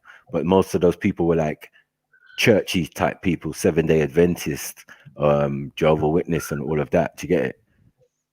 Yeah. And in Enfield was racist white people and Ghanaians. Yeah. And that had a unique balance of its own because Ghanaians are beautiful people. Do you get what I'm saying? They might look mean and all of that, but they're actually kind-hearted and da-da-da. So it balanced out with the racist white folk that lived there. Do you get what I'm saying? Because, you know, once they talk to each other, they realize, oh, shit, he's cool. You know what I'm saying? Yeah? So there was a balance there. I've never had an argument with Ghanaian ever in my life. It wasn't like in Tottenham where you had the racist white folk in the end migrating out to Enfield. Do you get it? Like the ones who could afford it. The ones who could afford it moved and kept on moving till they got to Waltham Cross, Waltham Abbey, and Cheshunt, and all of these type of stuff. That's when you got money. Yeah, but also the affluent black folks started to follow them out there as well. Do you get what I'm saying? So I got cousins who grew up in the ends and they live out in Luton and Watford and, you know what I'm saying, Cheshunt and all of these areas. So no matter what they're doing, we was like chasing them. You get what I'm saying? So it just moves the racists further and further back until they can't actually move. You know what I mean? And that's what Enfield is, I would say. The remnants of the people who used to live in Tottenham that they pushed back to the next borough and then tried to push back further, depending on their wealth. You know what I mean? So if you're poor, white trash, basically, you end up in a tower block in Enfield, well, it is what it is. You know what I mean? But you're comfortable in that because everybody around you is that as well. Just like Thamesmead used to be like that. It was like a white estate, like proper. Yo, Sarah, what was you gonna say? Because you had something to say. Go, Sarah. Light skin.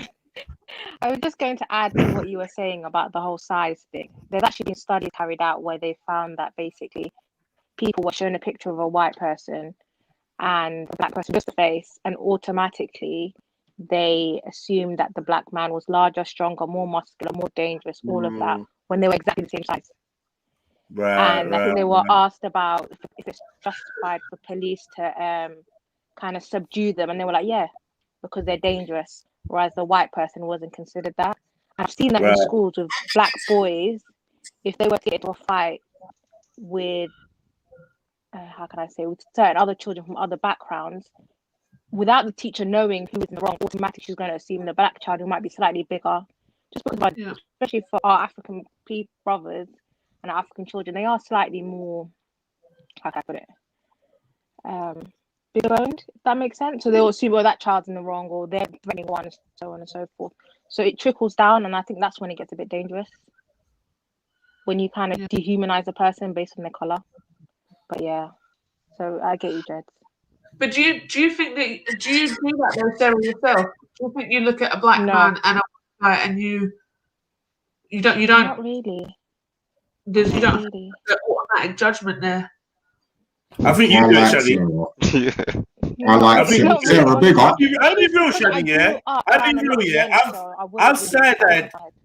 I've side-eyed your attitude towards black men for a while. You're my brethren, you're my homie, but some of the things you say, especially when it comes to Jamaican men, I've said it to you before. Is different. No, I hear you, but say and do is different. Okay. So for me, like, so say and do, like, so I say and do is different. So for me, a lot of things I say is all like jest, joke, do you know what I mean? Like, and I feel comfortable to do that here.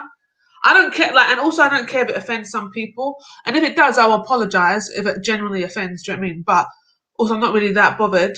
But on the do side of things, like I've said before, like, there isn't mixed race. The only mixed race men in my family are my two younger brothers. Everybody else is black. So I'm sorry, my two younger brothers and my cousins being and my mum's brother. That's it. So that's like that's 6 people out of over 500 people that are mixed race in my family. So for me, it's not. I don't act that way, but it might come across. Yeah, I definitely sound like I'm anti.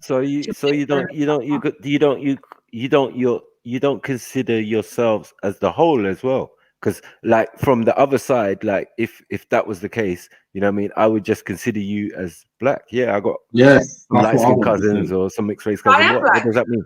Yeah, no, exactly. So then you can't make a distinction between the individuals in your family. They just are what they are, innit? No, like, they're your we're talking family, about men. No, so Jedi, sorry, I'm so sorry. Maybe I'm confused. Jedi said that I'm again, like I can, I act a certain way towards black men.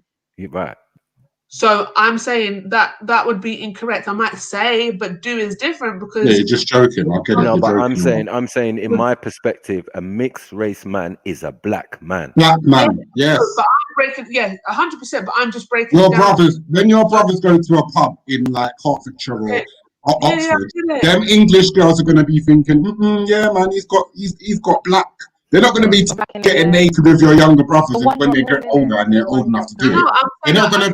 They're not going to be looking at his things and going, oh, that's a mixed race thing, isn't it? They're going to be like telling their friends on the phone, yeah, I've got a big black thing, man. So I'm saying that's how they Yeah, think. I'm not talking about light skin, because this is what I'm saying. I'm not talking about people that are light skinned. I'm talking about mixed heritage people. One parent being white, one parent being black. That's what I'm talking about, sister. Wait, no, but let me finish. What I'm saying is the reason why I'm defining those people, saying the only people in my family that are mixed heritage are my younger brothers, my cousins, my mum's brother. That's it. Is because the rest of the men in my family are fully black, 100%. Two black parents, and there's no mixture or anything. So I'm defining that to say that for me to have feel any sort of way about black men would mean that I have felt a whole way about my whole family, minus 6 people. That's why I made a differentiation. Of course, You're not even that dark yourself. What do you mean? But I'm saying like the 6 people. There's no 6 people. They're all one. They're all part of your family. Some have a different. One second. Some have a different origin, which we try to identify. So if I say like my mum has a mixed race sister, yeah, she's my mum's sister and she's black, right? That's facts, right? But I'm trying to bring in the side that's Irish, you know what I mean, and say, look, we also have Irish in our family, in our lineage. That's the only reason why man's trying to highlight that fact, not to demean them and say they are not black. Never. Do you get it? In my mind, that's all. I'm not saying everyone else thinks. Yeah. Like, but so Jedi, sorry, you might need to say what you said again, just so that's clear. If you're there. Because what I heard you say was that I felt some type of way, or I act some type of way towards black men. Mm-hmm. So the reason why I've said what I said is because I'm trying to say that the majority of the men in my family are black men. Right. Yes. So I don't feel any type of way. I'm on these streams, but he said Jamaican as well. The majority of the men in my family would probably be the majority of people in my family. If there is a majority heritage, is going to be Jamaican, because that is the whole of my father's side of the family. Right. Whereas my mum's side is a mixture of different ethnicities. Can I ask? I know it might sound like a personal question, but can I ask? Are you like most of us? Do you have daddy issues? Yeah, completely. But then I've already spoke about that here before. And do you think that might affect the way you perceive other black men? No, completely not. Honestly, it doesn't. And you know why? It's because I'm not attracted to black men.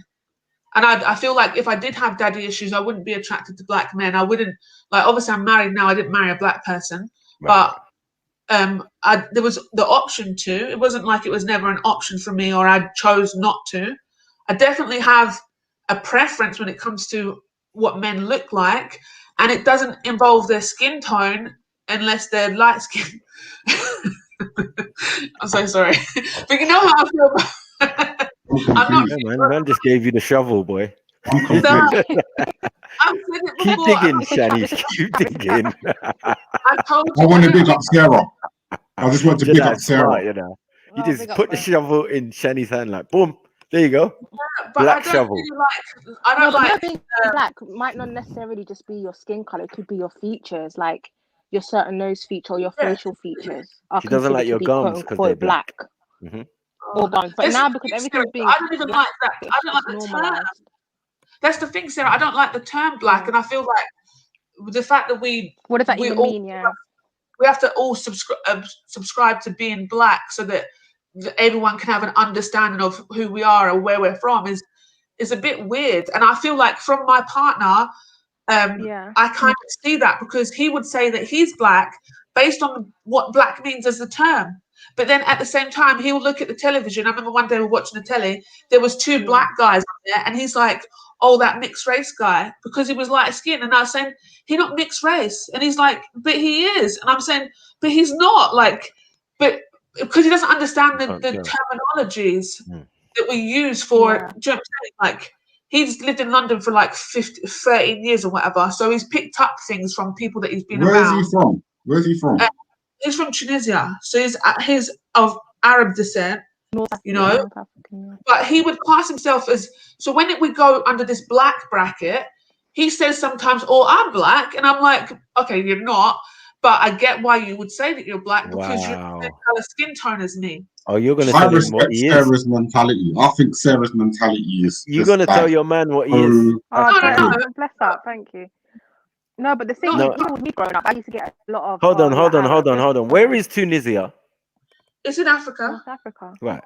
So are there not going to be African Tunisians in your mind's eye? You get me? How there will be. Tunisians look, because Tunisians vary, innit? They do, and him and his family, they're all different skin tones, same parents. They're all different. Even some of them, like his sisters, kind of look really European, like in their like really light white skin and like dark hair or whatever. But you know, he's got dark skin. He's not got super dark skin, but I mean, he's been living here for a while. Once he goes in the sun, I've seen pictures of him back home, and he's dark. Do you know what I mean? So, like, that's why he would consider himself being black, because to him, the concept of black is just anybody that has got melanated skin, right? But then when we use the term being black, and we're from talking Africa. about and is from Africa. This is the thing. But he can't deny the heritage of his, because he knows. Even though he knows his people go all the way to Tunisia, he can't really pinpoint where they go from there, but he knows there is some sort of admixture in his heritage.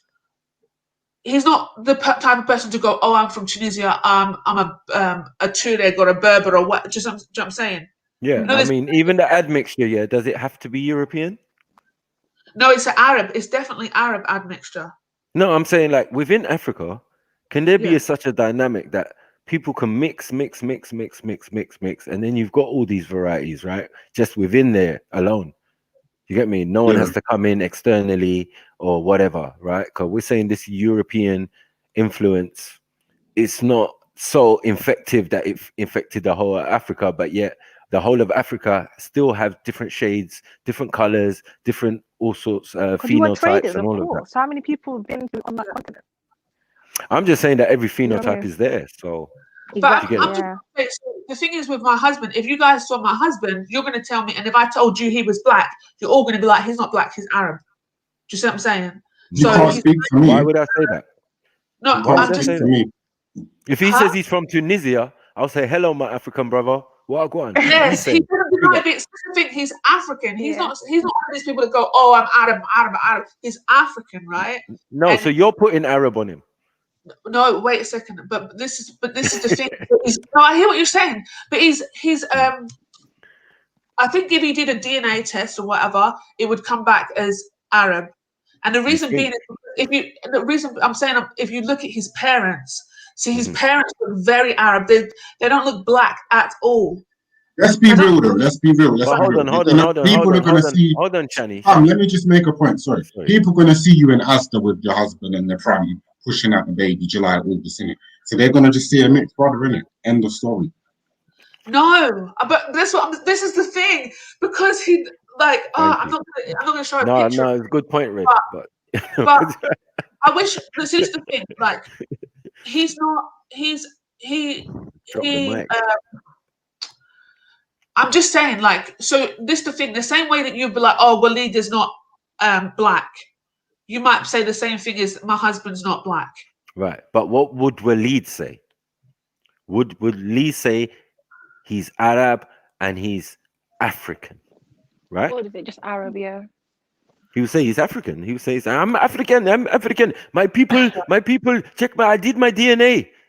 Yes. You know so how many people denied him of that? Even though he did his DNA and whatever, people still denying him of being being a black African. No, that's because he's an asshole.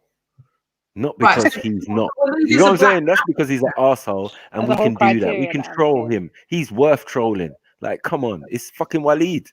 Who has mercy on Waleed? We gave him the ultimate mercy. We looked after him when his girl left him. Like, come on, let's not do that.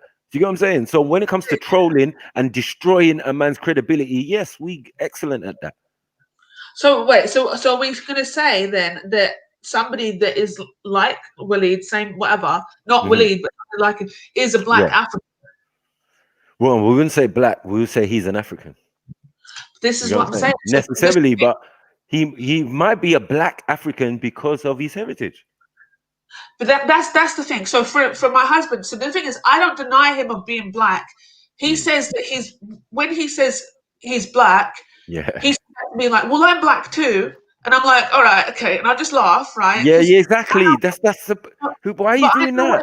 No, because I know what he means. I know what he means because he's going by the concept that anyone who's got dark skin, anyone that's got dark skin is black. That's the concept that he's going by. That's his understanding of what black is, right? But he says he's black. Yeah, because he's got dark skin. So then, cool. What's the issue? There's no issue. What I'm saying is that I'm just saying that so he's Arab in his culture, he's Arab in his language. Do you know what I mean? So then that would kind of make you Arab, but it doesn't mean that there's no black Arabs. Yeah. So like but Arab, look, African when he Arab talks about, is not a type. He's not a species of people. Like it doesn't make sense what you're saying. You know what I'm saying? Arab are just different people. 1 second. Yeah, but the Arab culture comes from different peoples coming together for a common cause, which was usually to rape and pillage or invade or conquer new lands. So you get it? Like that's why I always say to these people, like, what's an Arab? Like, stop doing that. There's Arabic, a language that many people speak, right? But Arab is somebody who dwells in the desert. Okay, cool. Then how are we going to specify on that? That doesn't even make sense. You know what I mean? We've got tribes that live in the desert that we could say Tuareg and this one and Berbers, and you get what I'm saying? We've got these people and we know their origins and all of that. Yeah. But we also up until the most European looking ones of them, yeah, that is gonna happen. You get me? You see them there, the Ashkenazis who came in there and are trying to be the same people. You get me? And then you've got the really jet black ones, and then you've got everybody else in between. We're not going to discount everybody else in between and say these are not Africans, because this is the mixing process. Africa has never had a non-mixing policy. Color has never been an issue for Africans until Europeans came.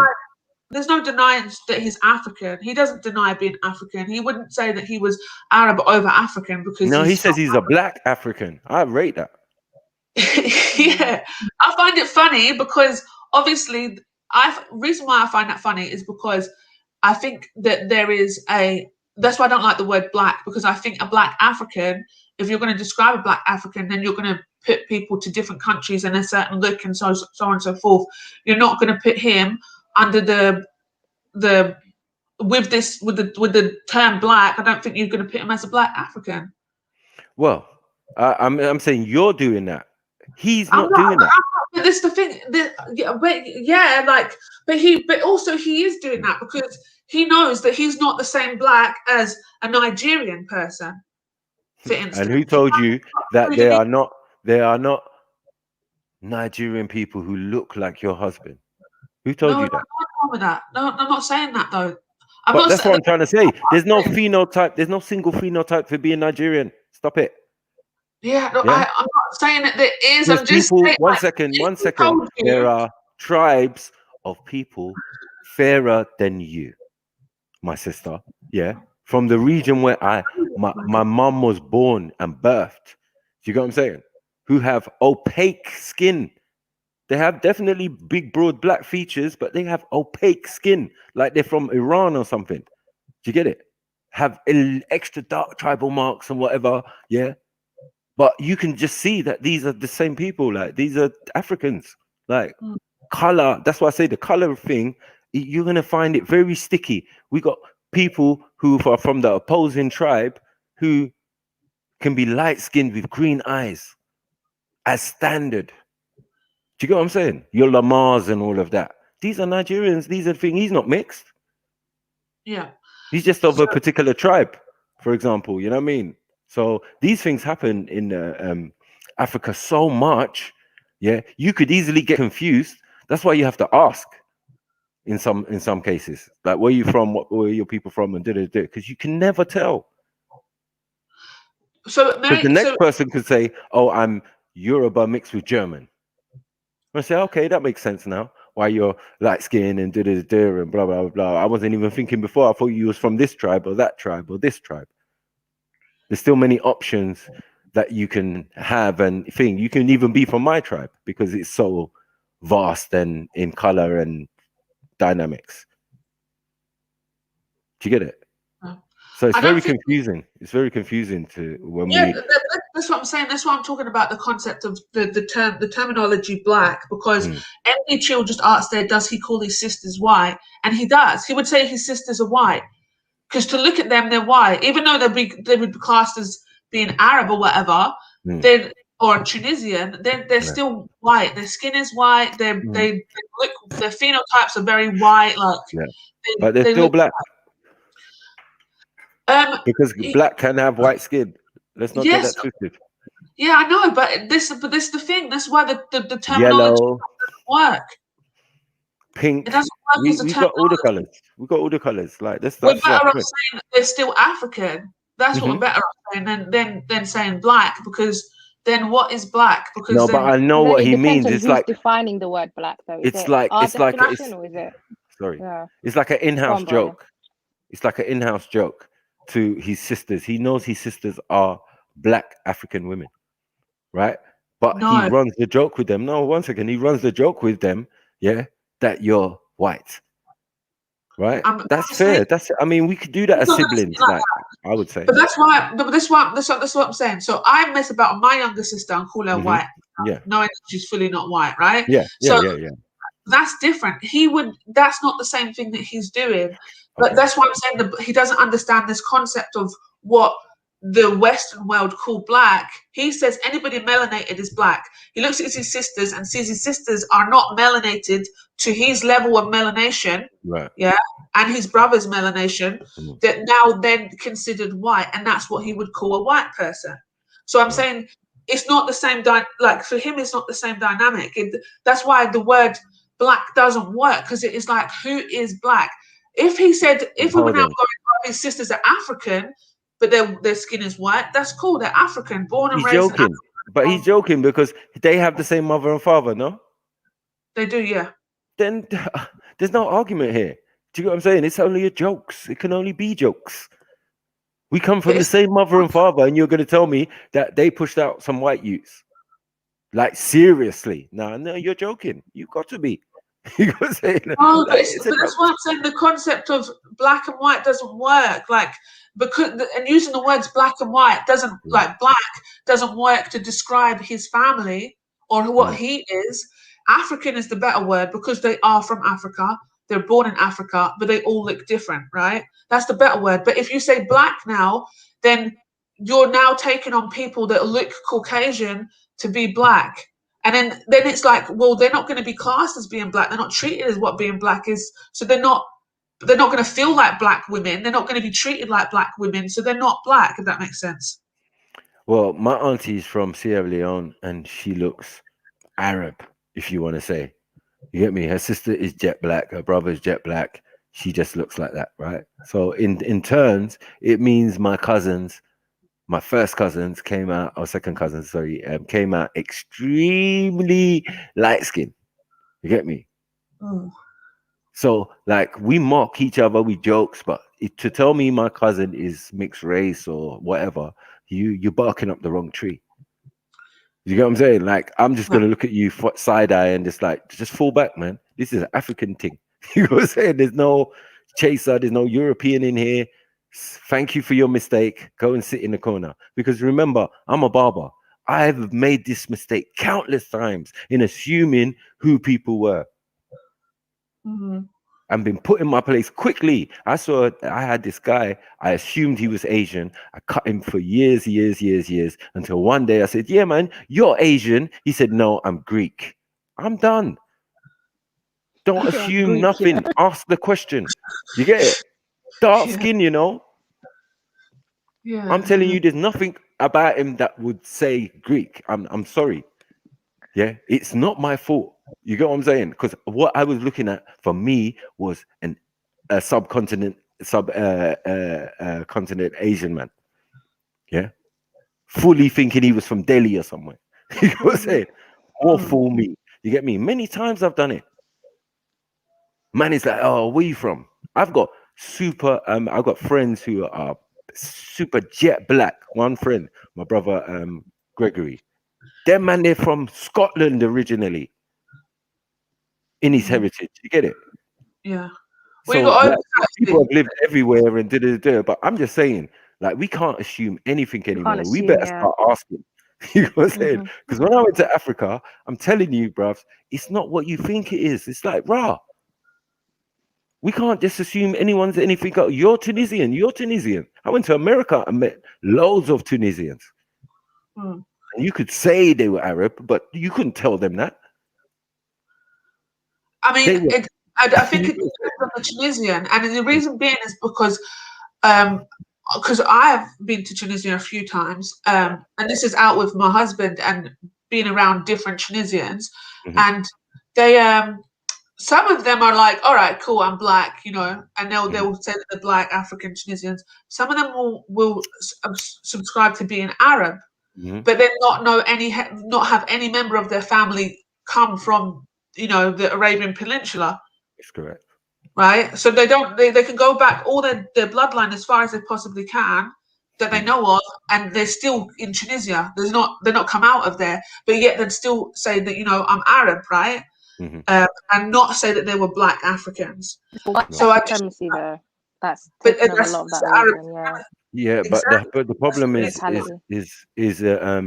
what was implemented in Africa, Caribbean, and came from Asia was the caste system. Yeah, the fact that if you're black, stay back. If you're yellow, you're mellow. The paper bag test and all them things. If you're brown, stick around, and if you're white, you're right. You get what I'm saying? So that color scheme, that little thing, is implemented in Africa a long time ago. Came probably with colonialism, where we look at each other 100%. like that. Do you get what I'm saying? Like the hierarchy in my country. Arab thing, no, sorry. No, it's not an Arab thing. Sorry. No, I'm saying, do you think the Arab, so I personally think the Arab thing is based on the whole, you know, the Prophet, peace upon him, is Arab. So it's better to be Arab. So everyone that is possibly could be Arab ascribes to being Arab. All right. Let's go with that now, right? Quickly. Right. What tribe was the Prophet from?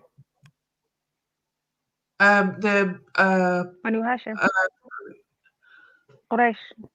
Quraysh, yeah, I was going to say Quraysh, yeah. What did you say, Sarah? Did you say isn't that a sub clan like Banu Hashim, right? Right. And are any of those clans and tribes, are they Arabs? You can find them everywhere. You can find them all over Africa. You can find them in East. Right. Everywhere. They might be Arab. They might be Arab in the respect of they traverse deserts, like the word means. Do you get it? Yeah, Arabia. So those people, they move around a lot, right? But they're still African people. Do you get it? So I don't know when the pale Arabs came in. This is after the death of the Prophet. This is what we're talking about and calling Arabs now. We have to understand that original. In Saudi today, you can find a lot of Arabs. But these men who say they're Arabs in the northern African countries are usually the Bedouin or the Tuareg. You know what I'm saying? Who live south of the country, in the desert, in the Sahara, the biggest desert in the world.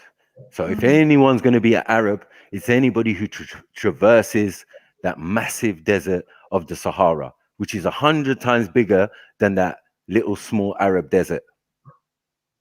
Do you know what I'm saying? Arabia or whatever. It's a tiny thing. So they would have obviously traversed in that area. Everybody traversed up and down that area. That's on the spice route when you're going to India. So then could you say you were Arab if you knew that you were a Tuareg or a Berber then?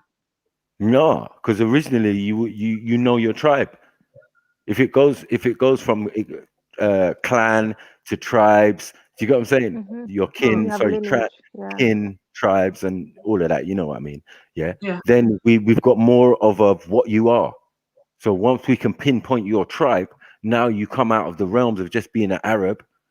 As I said, an Arab is to an African is somebody of mixed, just like the word Nubian. Nubian means mixed. It's two tribes that came together to create one tribe. So for us, the idea of mixed tribes or people being mixed is universal. We're all mixed. Whether it's internal within the continent or an exterior or someone came from outside, it's not really going to make no difference. But yeah, I get what it is what it mean. is. You know what I'm saying? So we never universal, like I'm one tribe and my mother and father are the same tribe. As Yeah, in Arab on not its really. own doesn't hold a huge amount of meaning. You'd have to have the No, it tribes means that mixed would. race. You know what I'm saying? It means mixed race in Africa. You know what I mean? You're mixed with someone or another tribe of some sort. So tell us. You get me? And then it will probably, oh, I'm a Tuareg or I'm a Berber. Okay, you're from an early mix of maybe the Dongolawi mixed with the Kushite, one Kushite tribe, or you know what I mean? Oromo or thing or this one or this. At least we can name the tribes. And everybody has a tribe, even white folk. So the people that are Arabs then are like the Khaliji people, like the Omani, They're tribes the as well, because the Khaliji was just desert. That's all new. Yeah. That whole region, Dubai. You see the All that's region new. They that were all desert people folks. came in. Yeah, people That used to travel migrated into there. all the way from And they only Saudi all came the way from down to Dubai. Asia, from Europe. You get what I'm saying? And from the Middle East. So it only makes sense that after a certain while, if they settle in those places, this is now where you've got Phoenicians. This is now where you've got the remnants of those people then now migrate down and become Arabs. Joking. Yeah. That's why I said everybody know your heritage and stop messing about. Yeah, put respect on your ancestors' name. If you're That's why Ottoman, know your tribes and where you come if from. you're It's important. you get what I'm saying? If you're Kushite or you're from the Mongolian invasions into that region, just state your piece. But don't just throw this Arab on it and try to kid all of us. Because the region doesn't even suggest that. It shows you the remains of different civilizations of people at a particular time. If you're not those people, then who are you? And you walked past those monuments when you came into the land. So let's stop all that. But they've subscribed. They put on the north of Africa majority Arab. Well, Sudanese are Arabs, so you know. So the people there, like, so the thing is, what I find is like in this I think realm, the word Arab holds And you such can't get- weight in these areas. But if you go back to Africa, everyone's talking about the tribe. No one's going around saying I'm Arab, I'm Arab. Everyone's going to say I'm from this tribe, from this sub-clan, from this family, from blah, blah, It's blah. like you And might now see people a that's how the bunch. governments Get it? recognize people even. Get it? Look, you might see a bunch of Arabs traversing through the desert, but when you approach them and ask them where they're from, they could be from a number of places. But they'll tell you, oh, I'm from this tribe. I'm from that tribe. I came from Turkey. I came from this place. I came from Thing. I'm on this mission with this guy. That's how the things work in that region for thousands of years. But that's why documentation goes. Sarah, based on what you said, yeah, I agree with that. You know, you go by tribes, but then that's the same with black, right? It's not you go to Africa and people are not saying to each other, "Oh, I'm black," and it's about your tribe. So that's why the concept of black doesn't work.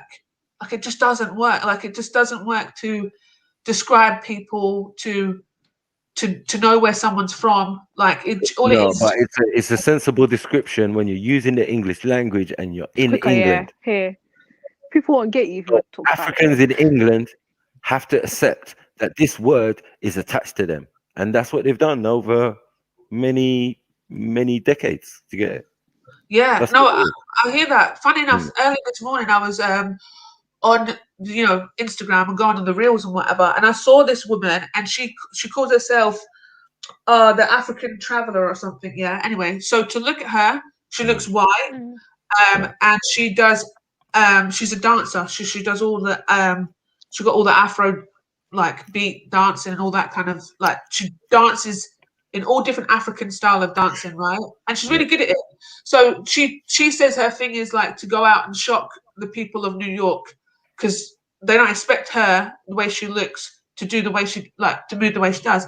Anyway, so I'm looking through the comments now and I see some mad ignorant comments of like black people going, can we not have anything of our own and X, Y, and Z? But this woman's from Algeria and she describes herself as an African woman. So the fact is that she doesn't use the concept, the term and terminology that she's black because clearly to look at her skin, it's not black. She now is an appropriator and no longer. Do you see what I'm saying? So then the black people, the black Americans, African Americans, or however they want to describe themselves, black Americans, they're in the chat saying, "Can we not have anything for ourselves?" Like blah blah blah blah blah. Then they're negating her Africanness because of her skin tone. Yeah, And but that is subjective. That is subjective on the evidence that in the northern African part where she is, many Europeans reside. Many types of Europeans as well. French, Romans, all sorts, Italians, all of that. Do you get me? When they do their DNA, we know that some of these people are not Arabs. They're just other people who came to that land at a particular time, especially Europeans or Mediterraneans. But she don't call herself Easy to Arab. She work out. calls herself African. She calls herself an African woman. Yeah, she can do that. She can do that. You know what I'm saying? But once she says she's from Nigeria, it does throw up a few questions. That's all. You know what I mean? It's not a country where it's like, is there, how many Europeans is there? Right. They're most of the population of the capital. Do you get what I'm saying? Like the real people of the land live in the south, in the desert. Do you get what I'm saying? Like they live away from the modern day society. Do you get what I'm saying? There's been a lot of conflict and wars and, you know, French Foreign Legion up in there and, you know, Second World War. So they're what they're calling Arabs are just a mixed batch of some Europeans. Some have integrated and mixed with Africans, and many haven't. You get it? Yeah. They just got melanin, you know what I mean? Because they're Mediterranean and that. So, you know, you live in North Africa for a couple years, it's not really going to affect you like how it's going to affect European living there. Yeah, no, I understand. I understand that. But if you put Moroccan woman in the web search, if you put Algerian woman or whatever, you're not getting black people coming up. Yeah, and that's rude because you know why you do. You know why you don't do that? Because we have to go back to tribes. Now, when you type in the oldest tribes of that region, then you see something different. Do you get it? It's a tricky game that Google's playing. Do you get what I'm saying? But we know how to get around these things. You know what I mean? That's why it's prove our important point. to have knowledge of these things, because in the West, they don't really have that knowledge. They don't really use it in the sense of tribes, and that comes with necessity. You need to know what you are. Yeah. But I'll have to ask my partner about it and find out like what tribe he is, because he's never discussed or not like seen discussed to say a tribe. You know, like I mean, like Sarah, you know what tribe you're from? Yeah. So you would. Yeah, but it'll be on his documentation, sis. Like, because I know in Egypt, them places, they would ask for your name, your dad's name, your granddad's name, and there'll be some sort of name to link you to your tribe, if that makes sense. I know a lot of Arab countries, they use that. So Al Hashimi, you're probably from that tribe, or this, you're from that tribe. So it'll be on his documentations regardless. Okay, that's really interesting. Yeah, should definitely ask. Yeah, and even if Tunisia goes by that, because you've got to remember they did have the colonization from the French for a very long time. So the French even when I go to Dubai, they'll ask for 3 names, and a lot of the third name, your granddad's name, is probably it will come up. I'm sure it will. Definitely ask. But I know a lot of the documentation, they want to know that. I will, because you know I was saying that the French, they like to eradicate people's ethnicities and whatever. So I don't know whether or not Tunisia the is a secular country at the moment. Like, what are they? Are they like? No, it's a Muslim country. It is Muslim. Okay. The But men you are know, wicked over there. Like the women say that the men are they like to subjugate them. really, I met a lot of Tunisians. Yeah, so I met a lot of Tunisians in America. So okay. yeah, a lot of Tunisian women in America. Sorry, a whole batch of them, and they were explaining how their country is, and like if you want to stay there, you just gonna have to keep your mouth shut, lower your gaze, you know, the usual. But really? if you want to live a free and let your hair down life, you know what I mean, where we can actually see your hair, you have to come to America. I was like, why don't you lot come to England? That's Yeah, I I was like, how come you lot don't come to England? No, they No, asked not the women. Well, I find that weird, Maka, because I've been to the city, I've been to like the capital, I've been to little rural areas. And when I stayed there for the 2 times that I've been, like the actual longest stays were in like the middle. So these are people that are not they're poor people, and the women were like they're very free.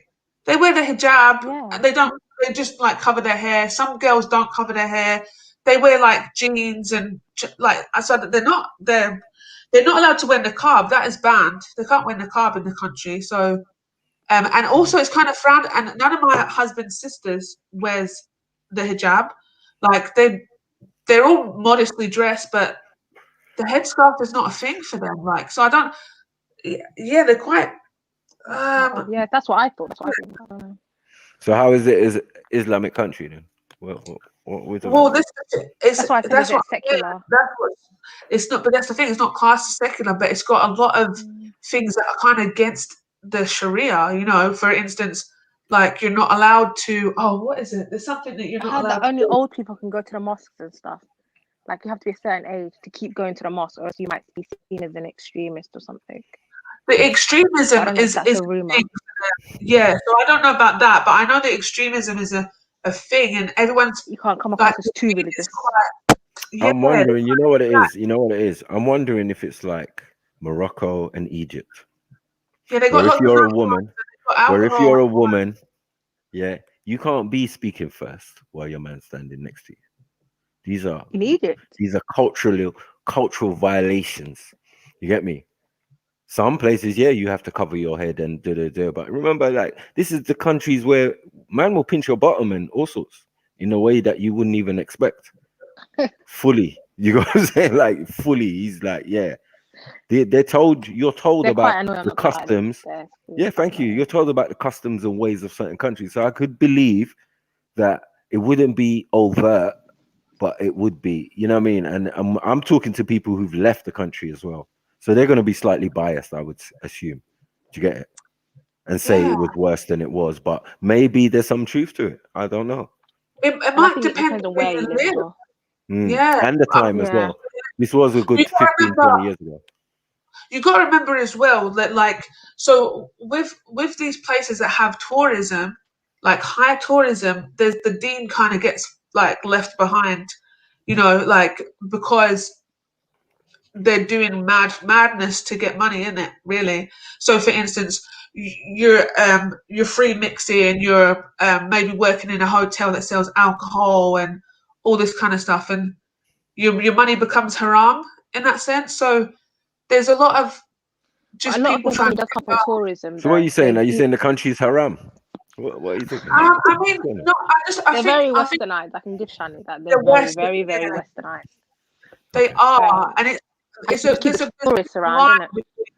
But hold on. But I mean, to not be westernized in a Muslim country means there's no Sharia.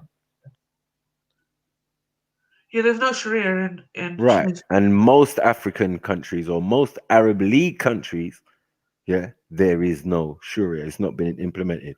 It only seems in Saudi, yeah, where it seems to flourish and, you know, they do their thing. But everybody else has not used it as a format, you got to say, for their supposed Arab League or North African or wherever countries. You know what I mean? That's strange, isn't it? Yeah, I think it's strange to have to be a Muslim country. Well, subscribe yourself as a Muslim. I don't even know the word I'm trying to use today. Subscribe, whatever.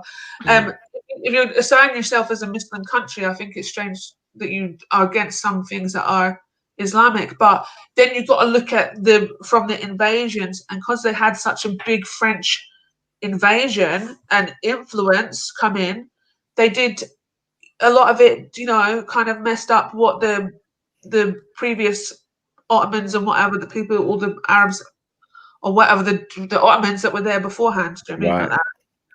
No, but that's what that's how it gets mixed, Shani. Some will say Arabs, some will say Ottomans, some will say Arabs, some will say Ottomans, some will Arabs, Ottomans, Arabs, same thing. Now you see the picture I'm trying to paint. Do you get it? Anyone can be tarnished with the title of even Arab. Tunisia is very has been very injected by the Romans as well. Yeah, So of course, many different, they've got a lot especially in of North Africa. very, very Romanized and stuff like that. Like it was obviously Mhm. a port place as well for ships, wasn't it? So Well, like the capital of Algeria is Tripoli. That tells you a lot. Tripoli, Yeah. Italy, Tripoli. No, There you Tripoli. go. But you know what, sis? I was gonna Yeah. say, like, say for example, in Morocco, yeah. Yeah. And say he used to go to a because this happened to my sister. She went with her husband to Morocco. Yep. They booked hotel, everything before they arrived, but they were told because they got Muslim. These are my in-laws, yeah. So they got Muslim names, Islamic names. Father's name is Islamic. They were like, you need to bring a certificate of proof of marriage if you want to stay in the hotel. But whereas if you had sort of a non-Islamic name, they wouldn't say anything to you. They will allow you to book the hotel. Yeah. MD, that's so true. I experienced that as well. So I experienced that. It wasn't in Morocco, it was in Tunisia. So there are a lot of places, even if you look at the thing, they'll say that you need to be married to have the two people, like a mixed room. Yeah. Men and women. I did see that. I just went and stayed in Airbnb Yeah. though. So there are a lot of places where these rules, and because the men are just like fucked up. I'm telling you, They Dubai, take all of these chastity places. very serious. It's like the whole family's honor. No, these men are So they block all sexually the doors for that. repressed. Remember, these men are sexually I repressed. didn't. Not really. I think it's I don't think they are. Like, I don't know. I never Oh, you're saying? experienced that. Oh, And sorry. I was focusing. I'm not in Tunisia. I was thinking more Dubai. I Oh, mean, not Dubai. Oh, Sorry. Dubai's not mad anyways. Saudi. I don't get what's going on. Saudi. Sorry, Saudi Arabia. I don't know. But Because that's the governing body. That unfortunately, do you get what I'm saying? Like for this whole Arab League thing, that's the governing body. Do you get what I'm saying? And what their Sharia or their way, their Wahhabism is what's being sold as terrorism and Daesh and all of these type of things as their ideology. But it comes from the Saudis. Do you get it? So the Saudis are in control of all our holy places and all of that. They took over from the Ottomans. Do you get it? Yeah, So it's very important to look at them. People look at them for guidance, and you know what I mean? Because we don't have a Khalifa, we don't have, but they would assume that position. Yeah, but they're messed up anyway. Like they've got their princesses and whatever running away. Like Sacrilegious the country and all this kind of stuff, and then you look at executions, mass executions, isn't it? even if you just the head look at chopped how off. they were a couple of maybe like 50 years ago and stuff like that. And the same with like Lebanon and other places. If you look at the history, the hijab was non-existent for a lot of women, in the sense of hijab being long hemlines and stuff like that. A lot of women would wear like, the mini skirt, not the mini skirt, like a short skirt. They have their legs out, they have their hair out. It wasn't a thing, but then now, and because you've got the kings and queens and the queens not wearing hijab and whatever in Saudi Arabia, like actually, if anyone can tell me of a Muslim royalty that wears hijab, then I'd like to know who it is as a woman, because none of them do. What, in Saudi? Just in any sort of Muslim royalty, like the Moroccan. Oh, there probably is. Yeah, man. But Probably they don't even wear in hijab. North Africa. Yeah, I'm sure in Morocco. Northern Nigeria. I was saying, sorry, North Africa, Northern Nigeria. Sorry, yeah, we have that. Right. See, this is what I'm saying. Even the men are wearing hijabs. You know what I'm saying? The Khalifa of Kanu, he like wears the some Hausa, where the Hausa tribes and all of them. Yeah, all of them, man. They do all that. They have their women wrapped up fully. That's the thing, because we've got the hijab, we've also got the cultural headdressings and stuff like that.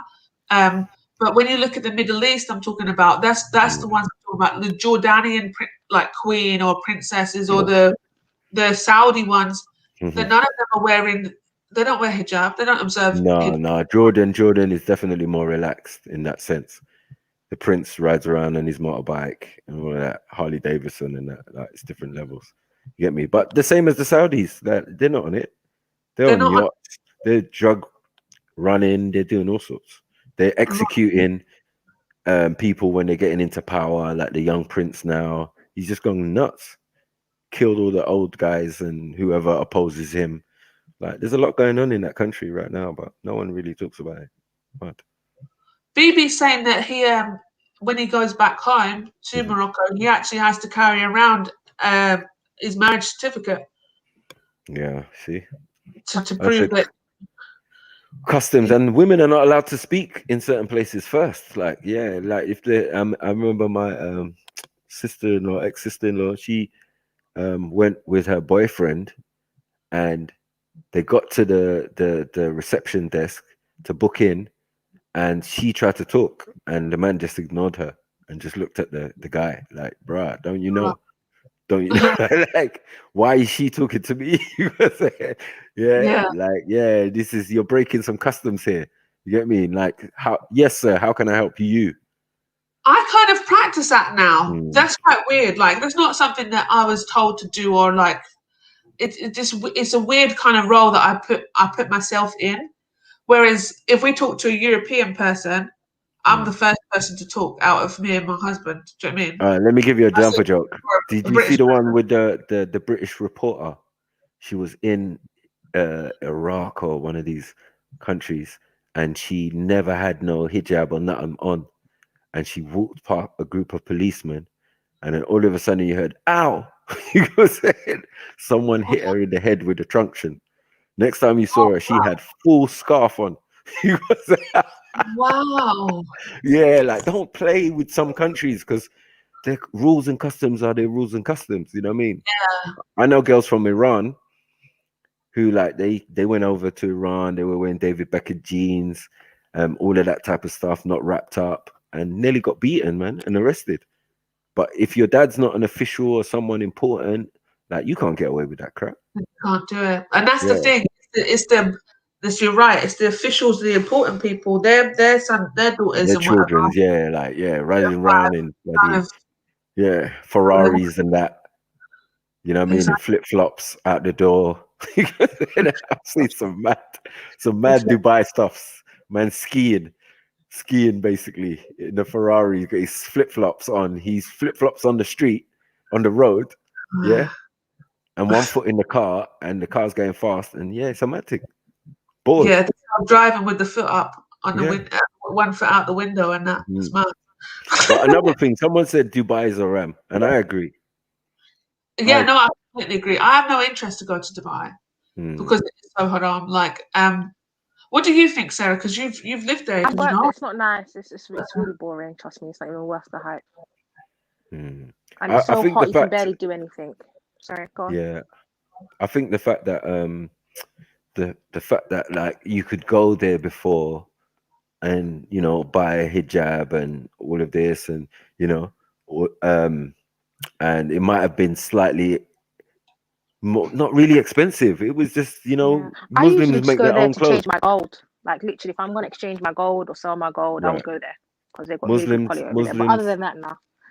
Muslims before, you couldn't sell anything to the Muslim because they made their own stuff. You get what I'm saying? And now we get to Thing Dubai. is, apparently, the actual Emiratis, the actual original tribes, there's not a lot of them, and a lot of them get paid by the state. They don't even need to work. For Now them, it's you've got embarrassing got hijab. Now you've got hijab in the window, or you know what I'm saying? The full outfit, yeah, burqa with gold trim. You get it? The levels have changed now. Oh yeah. You know what I'm saying? So it's like before you couldn't sell anything to a Muslim. What was a pair of Nike Air to a Muslim? It wasn't nothing. But they've managed to make everything sellable. You get what I'm saying? Commercialize it.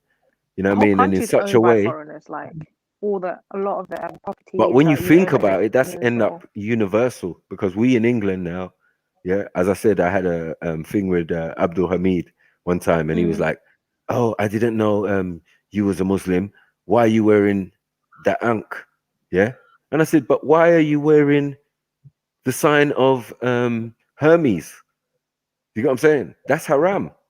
You wear Nike tracksuit and trainers. Oh, okay. That's the Nike tracksuit and trainers, bro. Like, what are you doing? Like, what?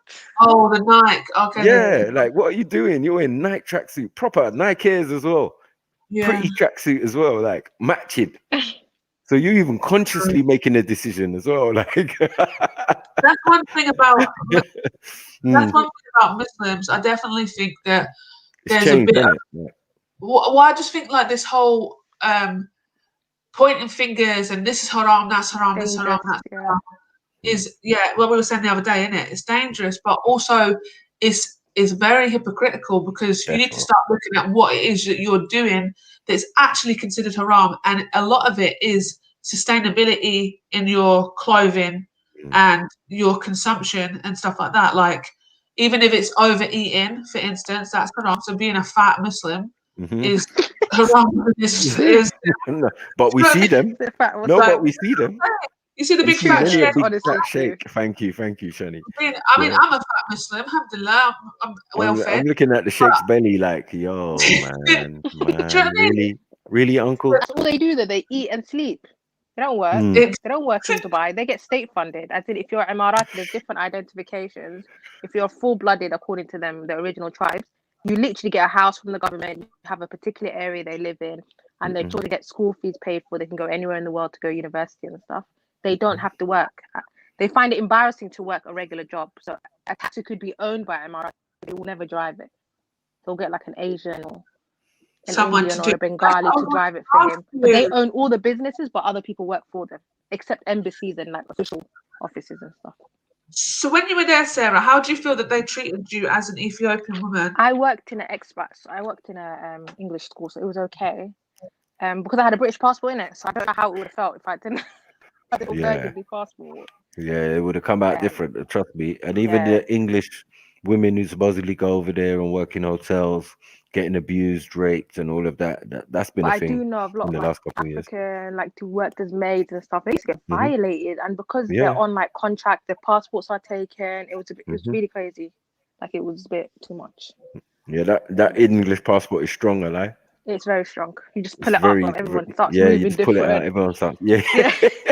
I mean, wait until where are you from? To the point where they get angry that you're saying you're British. They're like, not British, you're African. No, I've got the British passport. No, you're African. Trust me, in this situation, I'm fucking British. You know what I'm saying? All the way. I'm a stiff upper lip and everything. You know what I'm saying? No, I'm from England. It's just easier. Yeah, they do. They bow down, the feds, everyone. They put there was respect on your name. There were some sisters from Nigeria who worked at a school near mine, and what they were getting paid was like half of what I was getting paid. And I think they had like masters and stuff. And at that time, I didn't have my masters. I was shocked. Was that because they were not British? Because they were Nigerian. They had the Nigerian passport. Yeah. There's a lot of Nigerian teachers there. Yes. So I saw there's a lot of Nigerians in the Middle East just in general, like working. A lot of teachers. They're amazing. And they're so talented. Doing a lot of the motherly roles, funny enough. And I thought it was last year, was it not, when the corona kind of happened? A lot of them were being just kicked out.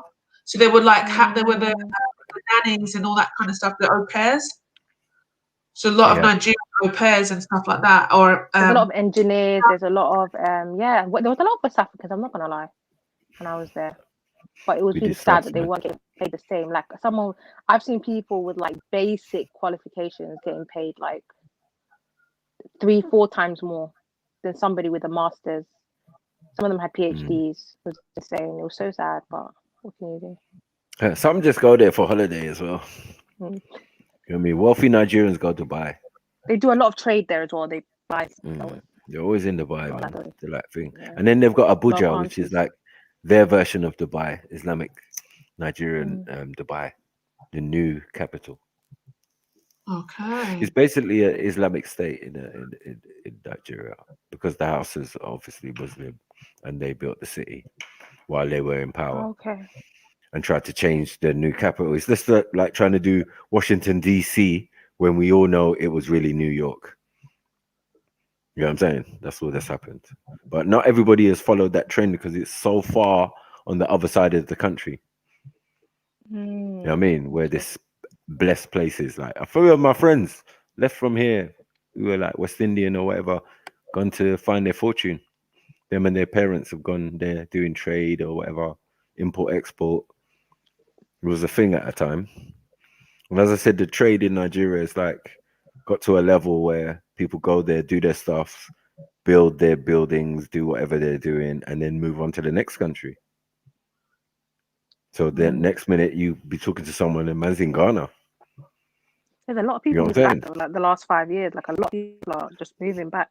Oh yeah. Ghana and Nigeria. And But just it's a back building. and forth, and there's job opportunities, especially if your English is good. As I said, it's the number one spoken language in Nigeria. That and Yoruba. If you don't speak any of those two, you're not going to get far. You can speak your own colloquial tongue, but I beg you speak English. Yeah. No, but once you speak English, you can get TV job, all sorts. Mad. You could be reporting the news. You get me? Just because they like your accent, Shani. Yeah, but I don't think it's fair. I feel like I don't think it's fair that somebody. Listen, nothing in life is fair, yeah. But take advantage. If you go to Nigeria, burgundy they will passport, hold wave you it around. up. Wave it They will around. hold you up like a queen. Do you get what I'm saying? Because you are fair. So take advantage of that. That system has been in place. It's been in place, unfortunately. Do you get what I'm saying? Europeans came in, put that system in. But yeah, anytime Europeans, I told Jupiter, you've been Nigeria, innit? Jupiter, yeah. And how did they look after you? Oh, they were very nice. Look, stop it. Thank you. Top notch. Yeah. Because white people and whoever are valued even above their own people. Do you get it? They always put in high positions, all of that type of thing. So we know this already. Do you get what I'm saying? So you thinking like, rah, you know, being mixed race in England or being light skinned or whatever in England is difficult. There's so many social problems. Come to Africa. Come to other places in the world where that dynamic allows you to be thing. Because you got people I bleaching. think it depends where you go in it, because so for instance, Well, there's not many places you will go where that won't work. You get it? Yeah, Because that's like, look at India. amazing. Look at India. Anywhere. You've got Shrupa Shetty, who's not that even dark. You get it? She's not that dark. Yeah. And she's bleaching because she wants to maintain that fair look so she can work. Yeah. Do you get what I'm saying? But yeah, we know the average person from that region is blacker than the blackest black. But that's how the way they work it. They only play aunties and all of that in the movies. They strategically do these things. You get what I'm saying? And then the fairer, the more European, Yeah, of course. right? Yeah. The more Europeanized. Ugly sister as the dark skinned one, or the fat aunt, yeah. Yes. As the dark skinned You one. know But what the I'm one saying? that's gonna get married is really like she even got green eyes. Yes, yes, thank you, Sadie. Yeah, facts. And even in the Nollywood, you'll see it. Who's that girl? Wow, oh my gosh, she's so beautiful. Oh, it's because she's red skin. Well, this is what I was going to say earlier on when we were talking about Here we go. the light skin, dark skin thing. I was going to say Right, earlier on, I think light skinned women are gassed the hell up. Like they are so gassed. And men need to start gassing them. I'm sorry, because then you just get like any dead white light skinned woman thinking that she's too nice. Do you know what I mean? Like it's a real thing. Like I see it in, you know, Do you when we think watch it's men or boys? It's actually more women. boys that chase that. I see No, with as the in like women. younger I men think chase that, what but Jedi once said men get to a earlier, certain age, it's not really. I think the I woman was think women, no matter their age, they just think because their skin is light, or because they might have like a lighter eye color, or their hair is some sort of texture that is more desirable, that they're automatically nice. And it's like, but you know what it is. You know what it is. Even if that is a case or thing here, we understand it, right? But come back to wherever, go back to any country, New Zealand, you name it. Yeah. Most of this caste system has been in place in Americas, everywhere. You get everywhere, it? You go over there, they'll be like, oh, Shani, oh my God, where you from, England? Oh my God, you got a beautiful accent. Do you get what I'm saying? Like these things are just inherent in us now, or been programmed into us to have a certain response to, because of what's been put in front of us. I got it here. I found like that's something that I found like London men, black men as well, and darker skinned men are like gas up light is too much. And I feel like I was definitely gassed up by darker skinned men. Yeah. Honestly, so coming from being the only black person in Scotland to coming here, the way they gassed me up was incredible. And I started thinking I was something special. Do you know what I mean? Like, you are special, babes. Bless Come you. on. Sister. But I did Especially the start. title Black Shani. I love that. I love it. Right. Black Shani. You know what I mean? Black I went Cheney. from being Black Shani to being gassed up lighty over here. Like, I thought I was so. When I first come Can to you London, imagine? I was so nice. It was unreal. Like, I had to listen. I'm telling you, since wearing hijab, I really checked myself. Like, kind of like, yeah, you know what? I did. I just thought I was just so paying because everyone was telling me I was. Do you know what I'm saying? And then I actually think about it, and I think about my sisters or friends that I had or whatever. Like my dark skinned friend that I had, she half Nigerian, half Jamaican, was gorgeous. She model as well. She was stunning, beautiful dark skin. But see, the attention the men would give me over her was just like, really? Like, I used to think, really? Like, because she is fine. Her body was beautiful and everything. But it was, why are you gassing the lighty? Like, for what? To be honest, she had a bit of a stinking attitude. She was very, like, she didn't have a great attitude. Don't you remember, Shani, when we had that debate with Alex? Yeah. Alex, the guy who's meant to be Sarah's uncle. You get me? In the park, speaker's corner. Yeah, and you was there with your girls, right? And he was like, nah, you lot are too light for me. You get me? And it was like, your brethren was broken-hearted. You know the one with the green eyes? She has the little green eyes. You get me? And the lady in the veil was there. You get what I'm saying? Like, I didn't have a girl with me with green eyes. Who? No, I didn't have. Was it green or blue? I think. You know what I mean? She was just North African, whatever. She was with the lady in the veil. She was no. I don't remember the conversation, to be honest with you. But the only one remember that conversation? He said, no, I only want an African woman, a black African woman, and he's there yellow as hell with oriental eyes. Remember? That's so jokes amongst all these African women as well. I mean, like, yeah, he started the bullshit. And they were like hurt. They were like, what? You're saying I'm not good enough and like, no man, you're too light skinned and it was like, bro. So hold on, wait. If a dark skinned woman doesn't like you, Uncle Alex, then what do we do there?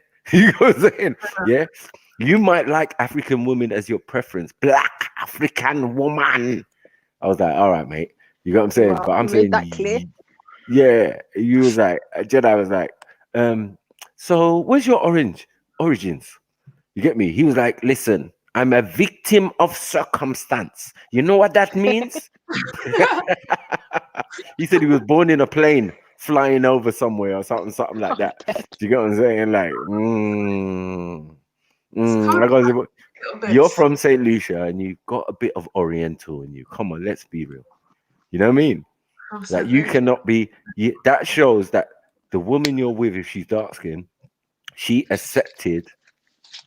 You got what I'm saying? Your ideal, or she had her own ideal of, I want a fair skinned man, because that's the only way it can work. Do you get what I'm saying? But your ideal of, no, black must be with black.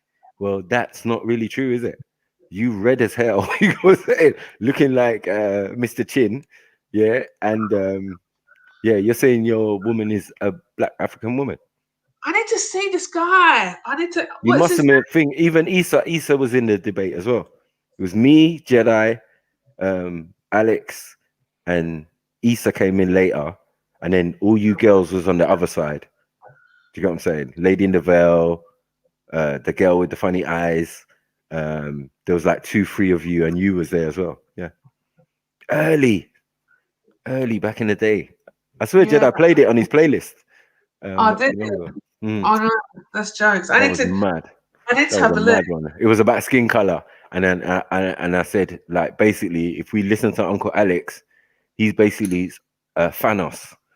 You get what I'm saying? He's clicking his fingers and wiping all our friends and family out of existence. You get me? Because I have Pakistani friend. Well, according to your Thanos theory, would everyone stick to their own? those people wouldn't exist. Do you get it? He wouldn't exist. Soon Yeah, as you he say wouldn't exist. Exactly. Subtly. Subtly, we was trying to tell him subtly, like, yo, you're kind of contradicting yourself. You get me? You're of mixed heritage, and you're talking about you only want the pure and thing what you think is pure. I've got to put that in. Alex Yeah. Speaker's Corner. I'm trying to think what it looks like. I'm thinking of the. You know what I think of when I just think of an older man that's kind of light skinned? He's a Muslim brother, isn't it? He's a Muslim. Yeah. Yeah, he's a Muslim Aki. But he's got that accent, Caribbean accent. Oh, He's loud. Remember? You know the one. Is that Alex? Yeah, that's Alex. Yeah, that's the one who's meant to be Sarah's uncle. That's why it was like mad contradictory. Like, but now we understand that it's not his uncle; it's the girl's uncle. Do you get it? His woman, his baby mother's uncle. The woman. Right. You get it? Now it all started to make sense. Like, okay. My eyes started dilating in my head, started to think, the cogs started to turn. Okay. I forgot about this guy. Yeah. Okay. Yeah. It's him and the. Yeah, why did I think he was Jamaican? I don't know. Because his accent don't sound St. Lucian, it just sounds Caribbean, innit? Like, yeah, you could say Jamaican or Trini or putting one on. I knew it was one of the islands, but yeah, I found out it was St. Lucia. He showed me his big house, mansion, whatever. You know what? I did really like going Speaker's Corner. You know, I did enjoy it, but you know, it's just yeah, politics. Yeah, it got a bit dead after a while. After a while, yeah, man. It was definitely politics for the Muslim women as well. Do you know what I mean? People ask, oh, you shouldn't be there. What are you doing? The free mixing argument. I remember that. Oh no, it was the free mixing, but it was like, why are you there when it's nighttime? And it's like, wait, we're and it's 4 o'clock in the afternoon, bro. It's night, like it's dark. Do you know what I mean? I think one of the sisters pulled many videos of the man them doing the free mixing thing. Question mark. Ali Dawa got it, Shamsi got it, a few of them got it. Like, yeah. Oh yeah, you're talking about us free mixing, but let's take a look. He's actually free mixing out here. You get me? Yeah, that was mad. And we was upset for a little while because we lot stopped coming. I don't get how you think you're not gonna free mix. Exactly. You know what the thing is with the free mixing though is like, so we went and it's really there's no personal space either from what it looks like. Like everyone's on top of each other. Yeah, so that's right. So especially if it's a good conversation, everyone just likes to kind of cram in and like really you know what it is? They didn't like them talking to the man them. Once the man them was about, like, they didn't like it. Man had beef with Jedi, and you get me, the man them, Kemet, and all of that. I definitely think crazy. That was a but we would stick with each other, so we'd all just be together and move with each other. Do you know what I mean? So we would all like. So I don't see how it was like free mixing because we're talking publicly and in a group. And I think I slightly overstood because I realized I asked a couple of questions and I found out that some people was partnered up with people in the park. So it only made sense if that's my woman. You get me? Maybe I don't want to see that or don't want to think. So for me, it made perfect sense. Like, okay, you can say that though, but it is a little bit hypocritical. But I overstood the dynamic once I asked certain questions and people said, "Oh no, that's that one's partner, that one's partner." Oh, okay. Now, well, that makes sense now. You get it? Yeah, and also my thing was like the people that were always in the comments saying, "Oh, sisters, you shouldn't be there alone." Or, like, it was like, how can you tell if my husband's not standing behind the camera or he's not, like just making all these judgments on it? That's true. Yeah, or my brother. Like I didn't come here with my brother or somebody. Do you know what I mean? A mahram or whatever. Like just there was a lot of assumptions, and you know what, Sarah? It was a lot of pressure as well because when people start questioning your deen as well, it's like it's very difficult to. I don't know, like it's I get when you. it do it. You know what I mean? It's kind of difficult to just.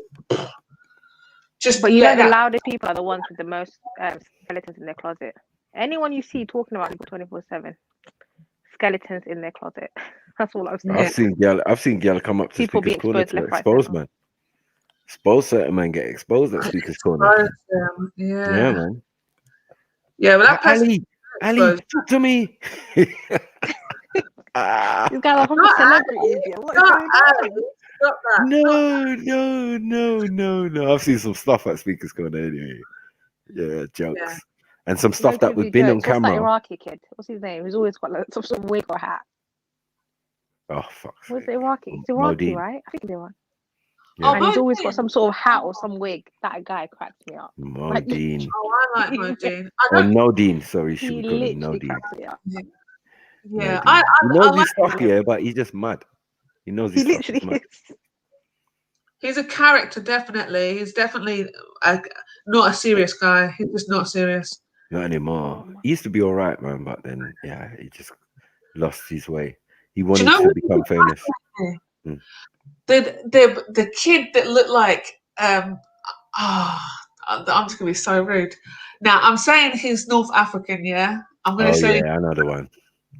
I'm not talking about the one that was always just in Shaka's business and stuff. Shakara. See, yeah, Not that one. that I'm talking about the one with the long hair, like kind of greasy face, and he kind of greasy.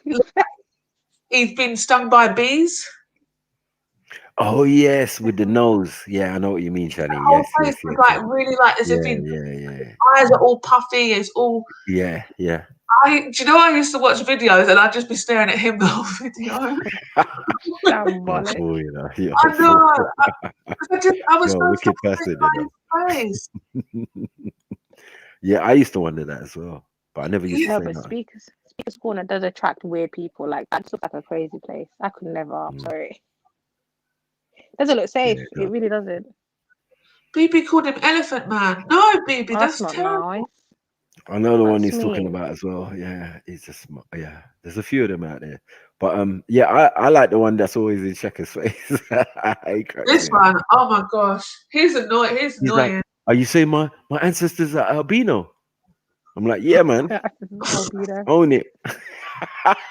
Oh my god. Own it, lad. You're Scottish, lad. You're Irish. He lad. went from being really cool and chilled to just going so crazy and almost being like anti-black at one point. It was like, whoa, how do you get all the way there? Like but I It's just so think funny. he wasn't. He always wanted to join in the black conversations, which is fine because there was other non-black people in, but he just wasn't. He just wasn't getting it. Listen, we're not going to take away his Africanness, yeah. But what it is good to run jokes because at the end of the day, where we're getting our information from to have these conversations about North Africa and all of that is from their elders. Do you get what I'm saying? So we've had these conversations with the older Algerian brother, Moroccan brother, who are my good friends or whatever in the park. Yeah, the guy came, didn't he? Sorry, and he was saying, and he was arguing with his uncle, saying, "Oh no, uncle, you're wrong," and all that lot. Like you know, talking about And me and his uncles already had the conversation like 4 or 5 times on different streams and different whatever. It's an old thing, and I've learned a lot. So now when I'm reiterating it with a little bit of cheek, of course, you know what I'm saying? He's getting mad. No, you're lying. All right, us unks. You get it? Then unks will come and say, no, he's telling the truth. You know what I'm saying? Oh shit! It's a burner boy. That's how that usually played out. And then there was one where he brought his sister. I debated his sister. Yes, I remember that. And his dad was there. Yeah, he did. In fact, he brought family in it. He's like, wait, the whole family. Yeah, and then she tried to say the first Berber king, and we pulled a picture of the first Berber king, and he had you know, like the Roman thing on his head. Do you get what I'm saying? So we were saying, is this guy African or is this guy Roman or Greek or whatever? And she was like, we was cracking up. You know what I'm saying? She couldn't squeeze out of her little North African dream. You know what I'm saying? That she was in. Yeah. Imagine she's pale, innit? Like she looks like a European, the sister. This is the people that the same people that said they say they're Arab over being African. Yeah. The first people to say I'm Arab, you know, like it's because it's like to be African there's some shame there, if that makes sense. Like this, and to be Arab is a superior kind of thing. Like, yeah, but not realizing it's not. It's to be a thing, not necessarily that you are as well. That's still clutching onto a history of events that happened before your people might have even got there. Because as you said, the French thing, that's recent.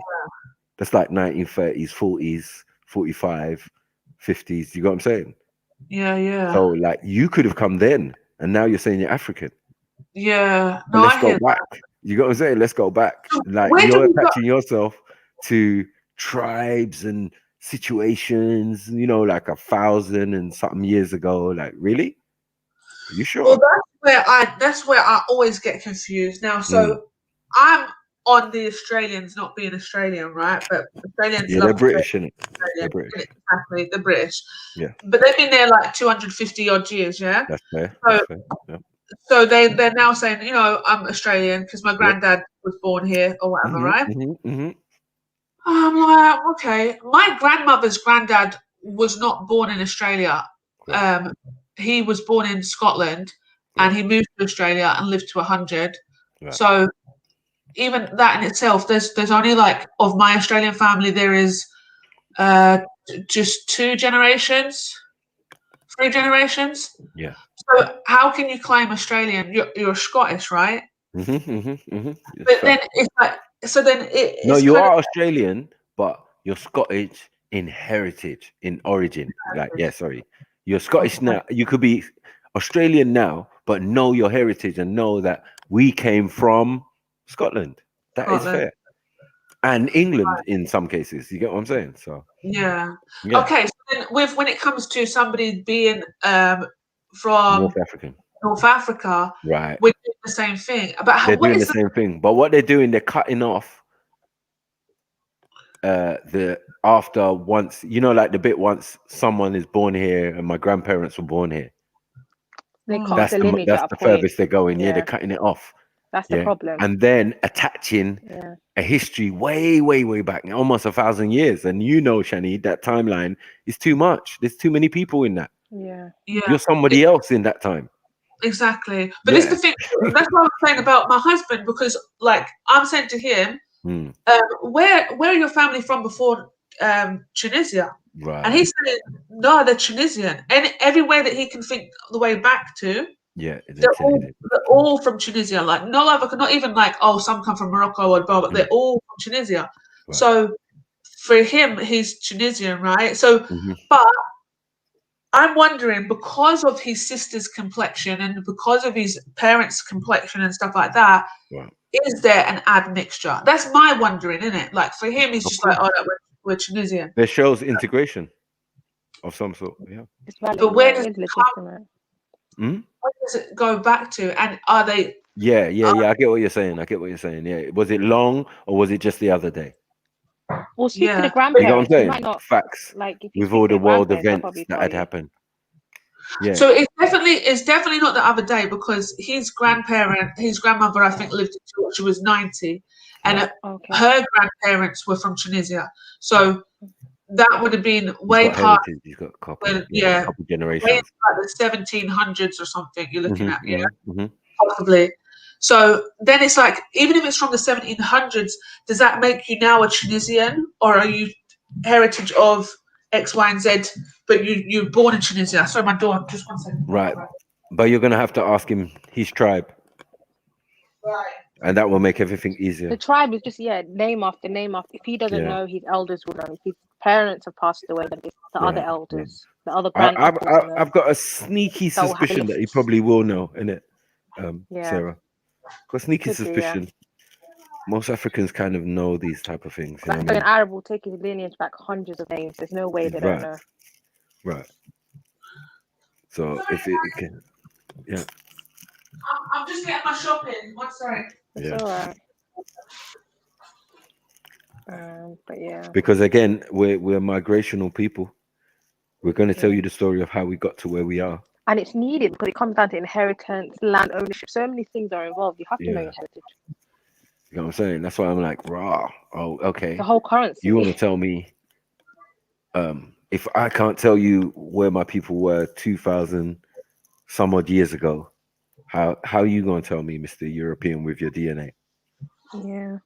We were not in the region that you think we were. Do you get it? So how did you come to this conclusion that I'm Nigerian? But bruh, From where? that's Yeah, just where a do you get from? location. Yeah, that's just a location. Like, you're not being specific. Give me tribes. That's the problem. Locations have become like identities, but it's just a location on the map. Like, All I know that it's just the most diverse part of Africa. It's the most populated, and everybody is represented there. This is why they try steer away from doing DNA and just say, "Oh, it must be, Nigerian or African," or you know what I mean? Because we have the most complicated DNA, meaning that we have everybody's DNA in our DNA. They know this as facts. it's crazy, man. You know what I mean? And it's too complicated, basically. Remember, they're talking about junk DNA. They can only work out, I don't know, 5-point-something% of the human genome and that. Was it 15%? All these little DNA tests, like, I don't even take them serious. I don't know why anyone takes these stuff serious. Like, what? Everyone's doing Yeah, on I this don't. percentage and that percentage. Bullshit. Because I think that the thing they try to do is very vague. Mm-hmm. It's not that you can't be what they say you are, because they have DNA of so many different people. Yeah. But then that still doesn't mean. Do you get what I'm saying? When you went to that particular place, that particular town, to take the swab of those people to keep in your DNA records, right? It was at a particular time. Yeah. So you don't know if someone just moved there. You understand? Exactly. Someone could have just moved to the city that day and said, it's not come reliable take the at all. test, take the swab. Oh, you're part of these people. You're from this town. No, I'm not. I'm from this tribe, which is way outside, but I came in. Give me my tribe, and then I'll be better placed to find myself. Yeah. That's what it is. You know what I mean? Because So this was that's what I already tried to transmitted, improve. in it, the names and the locate was already transmitted. Someone will have Exactly. it. And as I said, we said your passport is your face. Nowadays, yeah. So it's Well, in Africa, amongst Africans, yeah, it's your face. We'll tell you what tribe you are. Oh, you don't know? I'm so sorry. I'm gonna have to come back in about half an hour. All right. Yeah, big up Shani, everyone. don't go. My kids are gonna be home. No, I know. I'm sorry. I'm really enjoying this conversation, but I'm looking at the time. I'm like, oh crap, I've got to do I beg this. you, someone jump on, because I know my kids will be home soon. I'm definitely trying to come back. I'm not really doing anything. Yeah, man. Big up, MJ, Shani, man. jump on, please. That's about the madness of crypto. I know it's gone down. Everyone's stressing. You see what I'm saying? Shit That's why dropped, I can't be bothered, bro. But it always drops. So it's like, just be patient, people. This is Until someone pulls the plug. I'm saying, when the lights go off, man, just make sure and it all goes left. I want to sensible know with it how and you're useful your cashing out. crypto. I hope you're not hoarding people. I want to know how useful crypto is in a situation. You can cash out when you need it. That's one good thing. But so if we have a revolution and the lights go off, where's my crypto? What's the use of it? Yeah. It's all in the moment. Yeah, 100%. I agree. It's all in the moment. And that's the first thing they're gonna do. You think you could ever take over this country? And you think you could take over this country and they wouldn't turn out the lights? Yeah. Turn off the power. So I'm telling people, like, you'll need to start cashing out and investing in tangible shit, because it's just numbers on a computer. It don't mean shit. Yeah. You better be Exactly. cashing out. Exactly.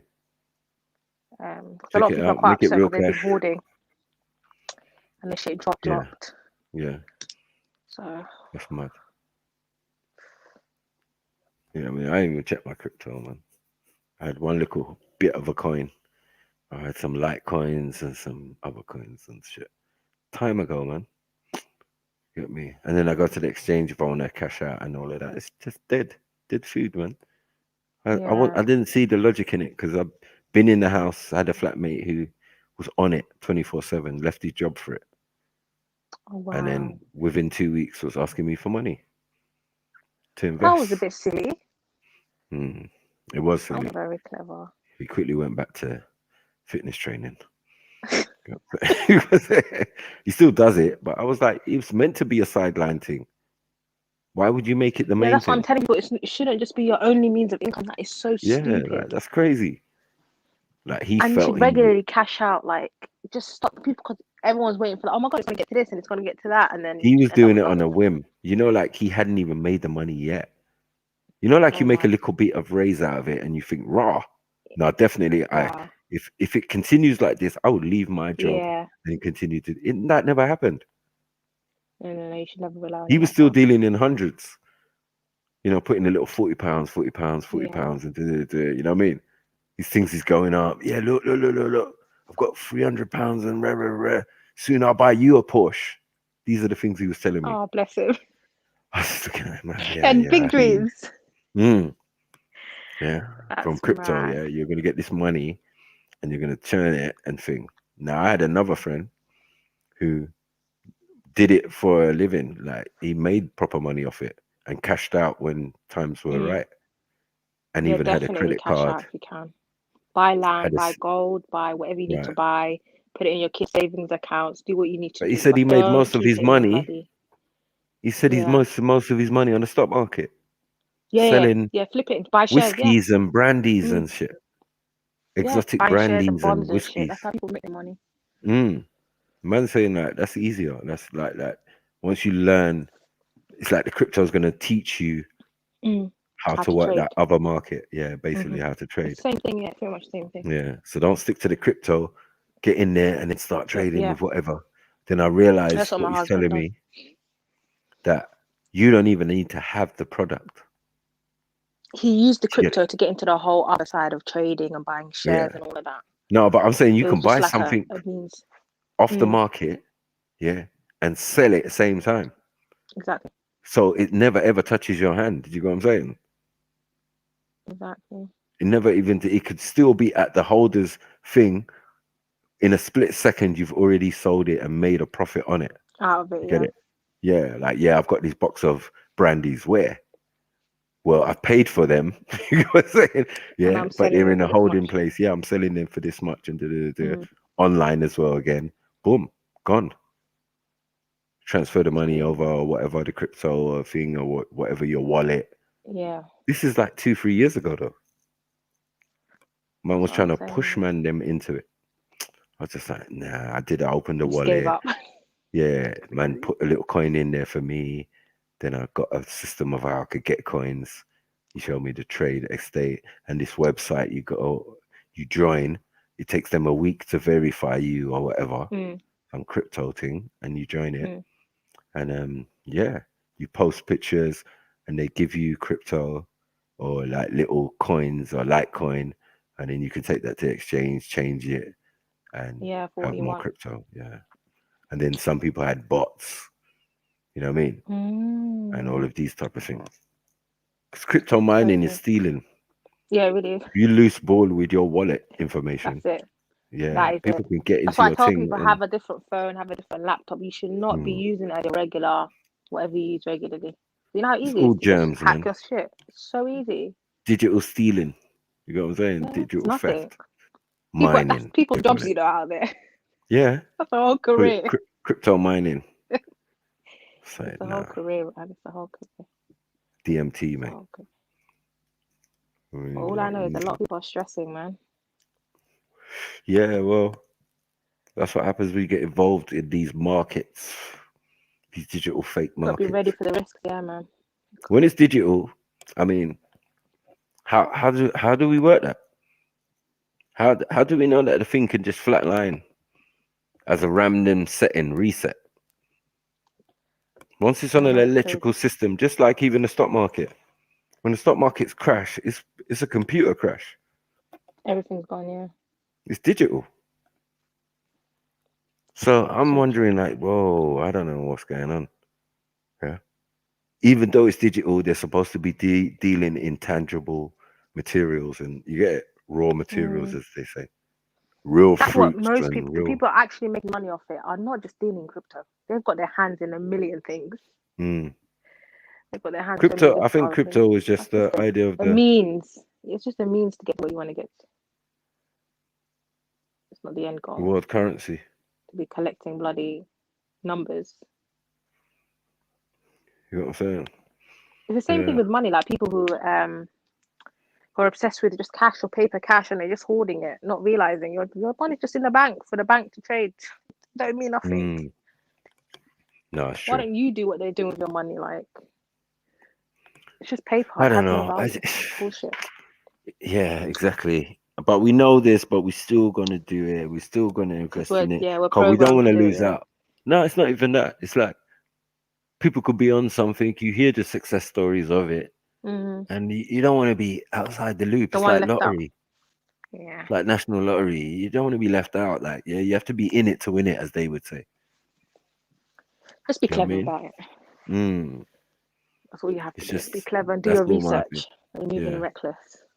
I'm not saying End like up don't do it. homeless. I'm just saying like overstand what you're doing. If you want to Exactly. play in the devil's system, then it's cool, innit? Like we all gonna do that. That's why I talk about not beating the system but surfing.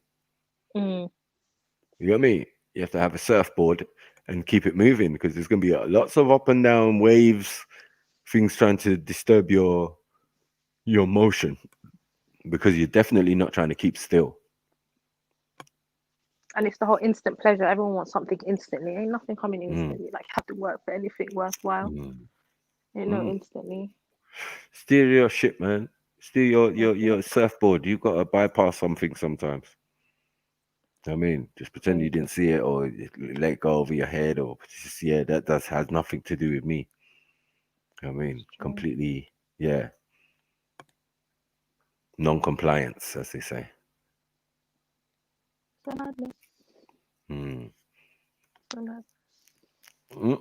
as I said, there's so many programs set up by the system. It's very difficult to abstain from all of it. Living in this society, I mean? of course, 100%. Yeah, abstain from all of it, like and be honest with yourself and say, I'm a rebel. I'm fully against the system. All this partially against the system is what confuses things. You know what I mean? I'm a far right, I'm a far left, but I support the police, or I support the army. I'm saying I support the army, but I hate the government. Huh? What? What did you say? That was crazy. That's so true, though. I hate the monarchy, but I love the government. Huh?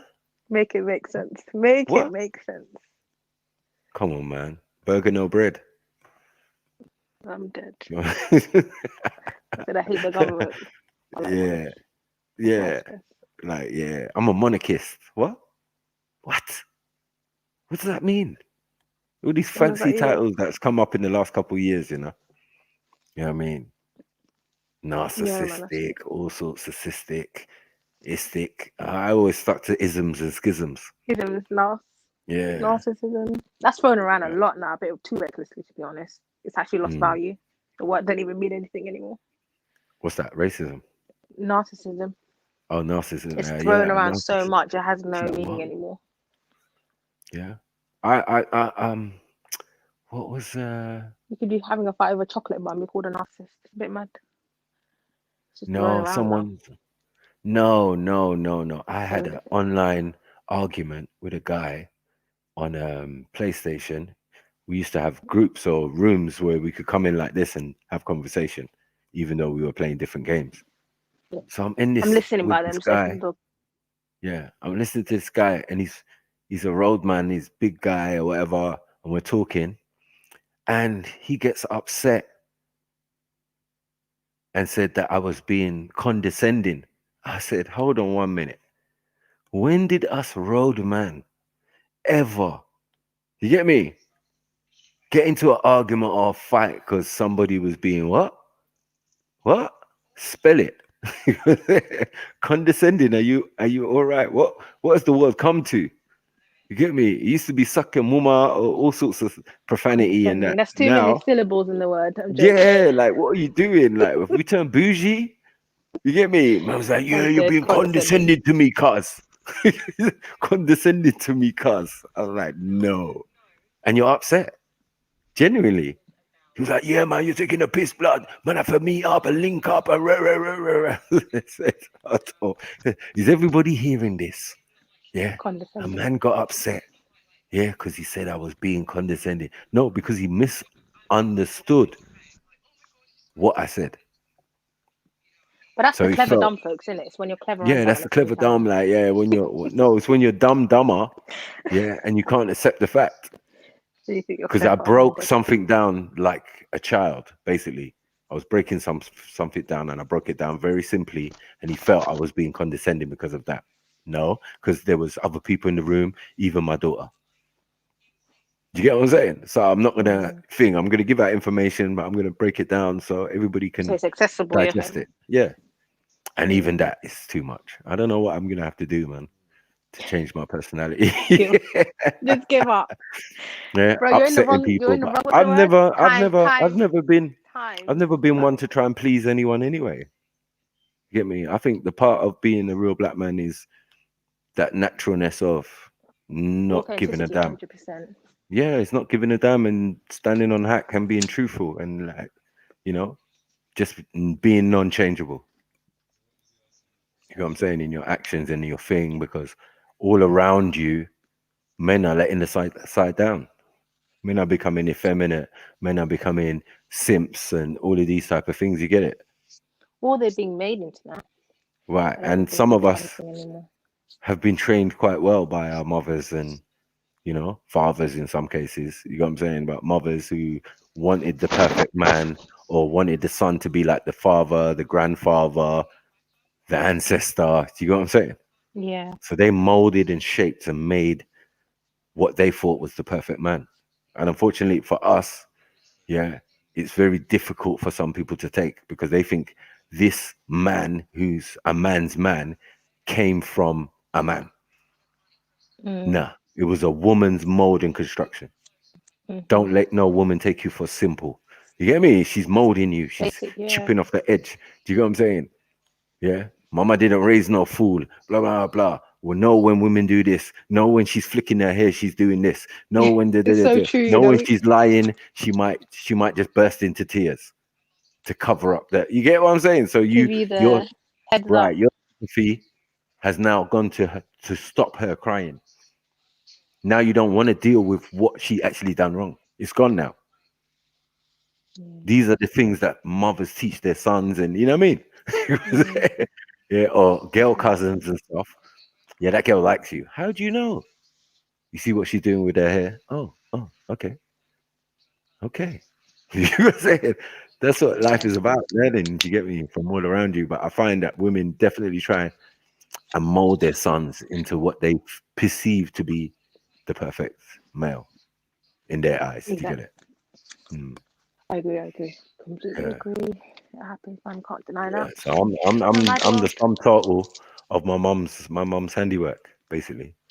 So African mother. Mm. All the way, man. What? You know what I'm saying? Like, my dad is very, very, very calm, collected. You got to say an intelligent man. Like, I've never seen aggressive from my dad. You get it? I've seen all the aggression and everything from my mom. I've seen my mom throw people off balconies and stuff, get into fight at the bus stop. Like You I get me? said, throw me from backseat. I am dead. Should we be scared, Becky? Should we be?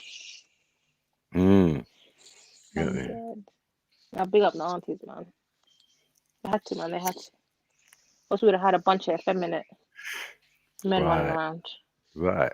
They had to do that. I take from the Zimbabwe auntie when they were doing this thing about the homosexuality and how it was penetrating Africa and how the African countries were coming together to rule against it, to uphold their laws and rules. You get it? Yeah, Because I've seen. of I the mean, I think 50 is it the something. Kenyan prime minister? A couple of prime ministers have openly said, "Well, that's not our thing, innit? Just keep on that Yeah. side of the But what parliament." happened, what was interesting, the church, religious leaders, you know what I'm saying? All the people from all dynamics within the country came together. Yeah, I of said, yeah, course. we're not having this thing. Of course, Yeah. 100%. So, and then from there, they go to the other countries and say, yeah, whoa, which ones are you still on it? Okay, of the 50 something, 36 countries have no homo policy. Do you get it? Where All they it's have is either imprisonment financial. What or is it? death. Financial threats now. They can't really do other than that. There's no religion they can use. There's no culture they can use. So it's more of a what's affecting you financially. Maku ain't no woman though. I know I ain't no woman, bro. I'm a woman's interpretation of what a man should be. That's it. My mum's, should I say? If that makes that easier. You know what I'm saying? Yeah, she wouldn't want no slouch. And my mum didn't try and raise no slouch. She did everything herself anyway, like husband or not. She's from the village. You muck in. You get me? She say By that it's hands demonstration, that make that's one things thing clean. about African parents. They demonstrate, but they ain't telling you nothing. They're demonstrating, bro. Demonstrate, bruv. Exactly. Like We cutting the demonstrate at home. garden We with the don't tell. machete. Yeah, cutting the We garden with the demonstrate. machete. My mum was out there doing it. You know, like you come back from school, you see my mum in the garden with your school friends or with your friends from the estate cutting up the garden. Yeah. Mum made drinks and also. Oh. Yeah, they're only happy to do it. And I'll pick up the thing and start chopping. You get me? Turning up the soil and all of that. Yeah, man. The life lessons, man. You don't realize it till you're actually older. It's mad. Yeah, the advantages of what mama does. I mean, Mad. teachers as well, you know what I mean? But as I said, she taught me that the streets will teach you. You don't want the streets to teach you. Let me do it for you. Yeah, 100%. I agree. You know what I'm saying? Yeah. That's why she said she'd rather kill you than let somebody else kill you. You know what I'm saying? For your stupidity and ignorance. Like, you don't want to go and make those mistakes outside and then someone really take. You know what I mean? That's why you got some of the strong beatings. You ain't gonna do nothing outside the house. That's for sure. Yeah. I brought you into this world. I can take you out. Right. That's a classic. You get me? That's All the actually a bad classic. man lines came from mommy. Trust me, all the intimidation. Yeah. Try and say hello. I mean, you're pissed off with mom and try not say hello to her in the morning or good morning or whatever. You're not Try it. grateful. You don't even get breakfast, bro. You're getting You might not even intimidated. get She's gonna be breakfast for all that. up on you. I lie. She's gonna be all up on you. So you're not Like, happy can't you say because good there's morning something to me after I had you for 9 months? Rah. Is that how you're and that doing me? many Yeah. hours of labor. Yeah, you're gonna get Right. a full lecture. You get me?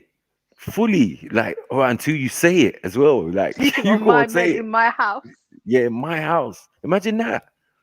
I suffered. I came to this country for a child to be ignoring me in the morning. Mad thing. You're just there silently washing dishes with push slip. You're literally looking at the clock like, is it time for Yeah, bed? like, oh Like, man, I need is to it? get out of this motherfucker, man. Rah. What? I didn't say nothing. I thought you said something. So all of these things, like later on when I'm on road or in school and I'm Yeah. bullying someone, and I reflect back on it, and I think, right, I just did what mommy did. Yeah, different scenario, but same actions. Yeah. What? Why are you crying? Do you want me to give you something to cry for, little pussy? Oh shit, I'm quoting mommy now. Mad thing. That's crazy. What's going on? What's going on? All my bad traits. And that's why I said all the bad traits like intimidation, cheek, bullying, you know what I mean? Yeah. But there were Side survival shots, tactics as as some well people would outside say. of that. Definitely. Survival tactics. They know what to talk to you. Listen, I was a very humble youth, yeah. And then we went through this phase of your mum, right? So where I was grown up, that if you mention a man's mum, it's an instant fight. There's no messing about. You get me? So it was the first year of secondary school. You know what I'm saying? So I was the first year. And yeah, your mum this, your mum that. I soon realized I couldn't fight everybody. Do you get what I'm saying? I had to up my game with my tongue. Do you get what I'm saying? I had to start, your mom's pussy so big that rats ride around on a skateboard or on a surfboard or blah, blah, blah. Yeah, I've got shots now. Oh, it's that easy. Okay, cool.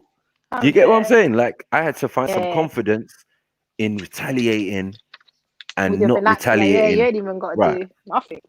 Right. Because my natural response, Yeah. my natural response, even now, is to just go into a fit of rage.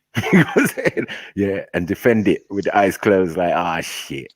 Yeah. You could have done anything to try and draw me out. You get me? It wouldn't have worked. I cuss you, I'll do. But once you go down the mum angle, I start taking off my jacket. Like, man, I That's didn't it. even Hold want to the fight wallet, today. all of that. I All of that. didn't even Grab want the to fight today. hold Like, I was gassing and that, but you just went to the mum Left. thing, yeah? All right, fuck's sake. Yeah, I'm gonna show you I am an African. Eh. Proud of my motherland. Yeah. How much she did. But I found being proud of your heritage was really weird when I was growing up, because it's like I was the only one trying to do it. Would you grow up in a white area or? Yeah, it was a white area, but there was predominantly enough blacks. Every black in the community went to my primary school. Oh, okay. But we were still the majority small group. There were more white people. There were more Cypriots at that time. Do you get me? And then one or two Turkish. We didn't have many variety at early stage. Do you get it? In that area, in the country, yeah, but in that area, no. You know what I mean? It's mainly white folks that dominated the school or whatever. But yeah, as we got older, and then as we found our power and strength and all of these type of things, yeah, and a lot of them were caused by their treatment of us. Do you get it? So, like, say you're 11 years old, right? Yeah. And your job is to go to the shop, which is like a mile away. You know what I'm saying? You live in the rural bit, you have to go on the high road, walk down the road, and then up to the main road where all the shopping is. So it's quite a distance, right? And yeah, you buck up on some white boy at school who was being racist to you. You slapped him, hit him, or something. You got what I'm saying?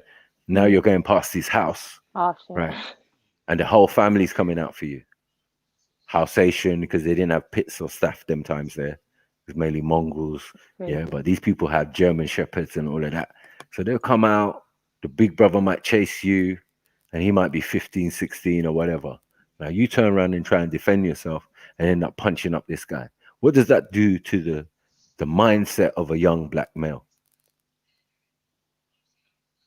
You know what I'm saying? You 11 years old and you just beat up a 16-year-old. It shows you that you have power in it. Yeah, exactly. A different type of confidence. Now you go back to school and it's a different mindset. Do you get what I'm saying? Based down the road, don't try it. Yeah, based on someone doing something negative to you. Do you get it? You see how that worked? The whole point was they were chasing you down the road, little black bastards, rah rah rah rah, catch you. Man just want to grip you up, and you're like, well, let me hit him. You took your power back, innit? Yeah. Yeah, you took your power back. You punched him in his chest, and his chest caved in. Like, 16 years old. Is that why? Is that why all me and my 11-year-old friends have 6-packs and chest and defined muscles already? Yeah. And my white counterparts have pigeon chest and feminine builds at the same time. Do you get what I'm saying? No, these are not lies. These are facts. This guy said pigeon chest. Where did you get this shit from? It's true. You know, like a pigeon. I don't know if you've ever had pigeon I get you. before. If you've been in prison, I don't know where pigeon. you get the type of vernacular from, bro. No, it's just a styler. You know, like, yeah, I don't know. You know, when you deal with raw poultry and that, yeah, pigeon chest sticking out, mad. But yeah, it was like, yeah, I mean, I punched certain youths and I realized, like, right, I got the power. You know what I mean? But when all your friends are the same as you as well, you lot fighting each other was like crazy. You know what I mean? We didn't really fight each other like that. You know what I mean? Because it was only for top supremacy. Who's the toughest in the whole year, or, you know? And that would encompass being the fastest and good at many other things. You get it? The best at football, the best at da-da-da-da, you know what I mean? And that's how you manage to get through. Being those things elevates your position and makes you desirable. So you know what I mean? Yeah, 100%. Yeah. Surviving at home. Like, people want to talk to you. I was a laugher and joker at school, man. That's all I could do. And I found there was power in that because I was quite a wicked and vindictive youth. You got to say. But in my general personality, I was a joker, innit? So people say, out, yeah. People say they take kindness for weakness. And I found that being a joker brought out the truth of how people felt about me. So a lot of the time it would be like, look at this African guy. Do you get what I'm saying? So now we've established one thing: you don't like Africans. You don't like Do you get what I'm saying? Africans, Yeah. So there was lots of things, and then my face would change, and then that's when you would see that it was all a ruse. Do you get it? yeah, It definitely. was all a ruse because now it turned serious, and I'm gonna beat you up. I'm gonna explain why I'm gonna beat you up. Then I'm gonna beat you up. You get me? I was Can that. someone jump on? Because I'm jumping off for a second, just sort out my kids. I can hear them coming in. Someone jump on. Red Golden Child, I beg you jump on. Big up, big up. Mary Jen. I'll be back in a It bit. was Though, hot yeah. outside still, yeah. I'd advise anyone who can get out there, man. Get some rays. I took some earlier, boy. Went to the shop and that. It was like, raw. This is all right, man. It reminds me England can be good sometimes. Yeah. Mad. S, where you at, man?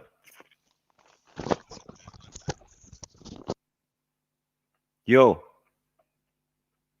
Yo, G. Where you at? Where you at? Ben, hello. Sorry, yeah. Sorry, I'm here, bro. I'm just talking to my daughter on the phone. Okay, sorry. Yeah. What? They all left you, yeah? Yeah. Sarah had to go and do something. Yeah. All right. Oh, are you off? No, I'm here. Okay, I'll yeah. let you finish, man. Yeah. All right, I'm here. All right. Yeah. Red. Yeah, Red, jump on, man.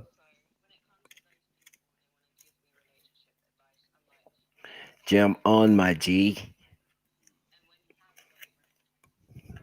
Don't be afraid.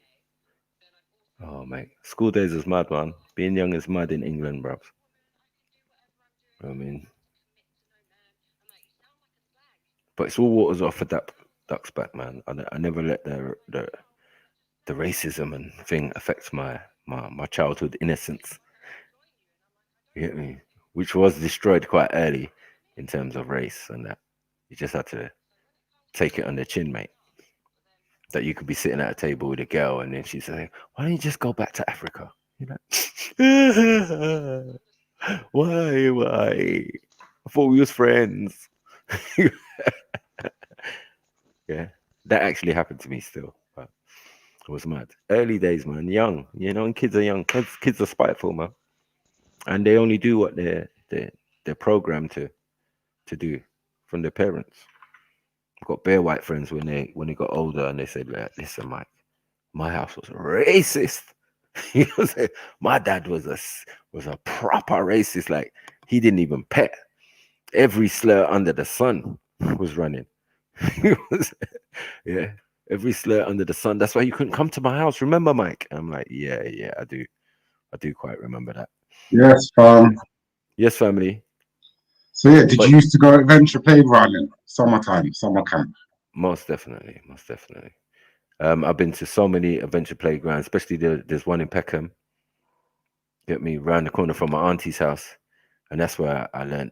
Well, I met a lot of the Peckham youths of my age at a particular time.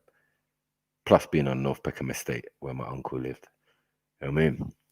But yeah, we had adventure playground. We had one near Broadwater Farm called the Wreck, where we had like a bike park. You could hire bikes and stuff.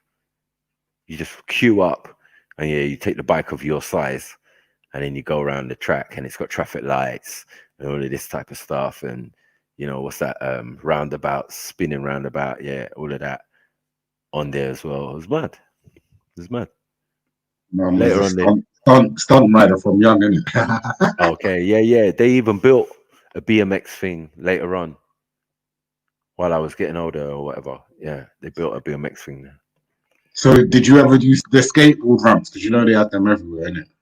Yeah, there's one on the way on the A10 in Enfield, just after the Cambridge roundabout. Yeah, my brethren's. I wasn't really a skateboard guy though.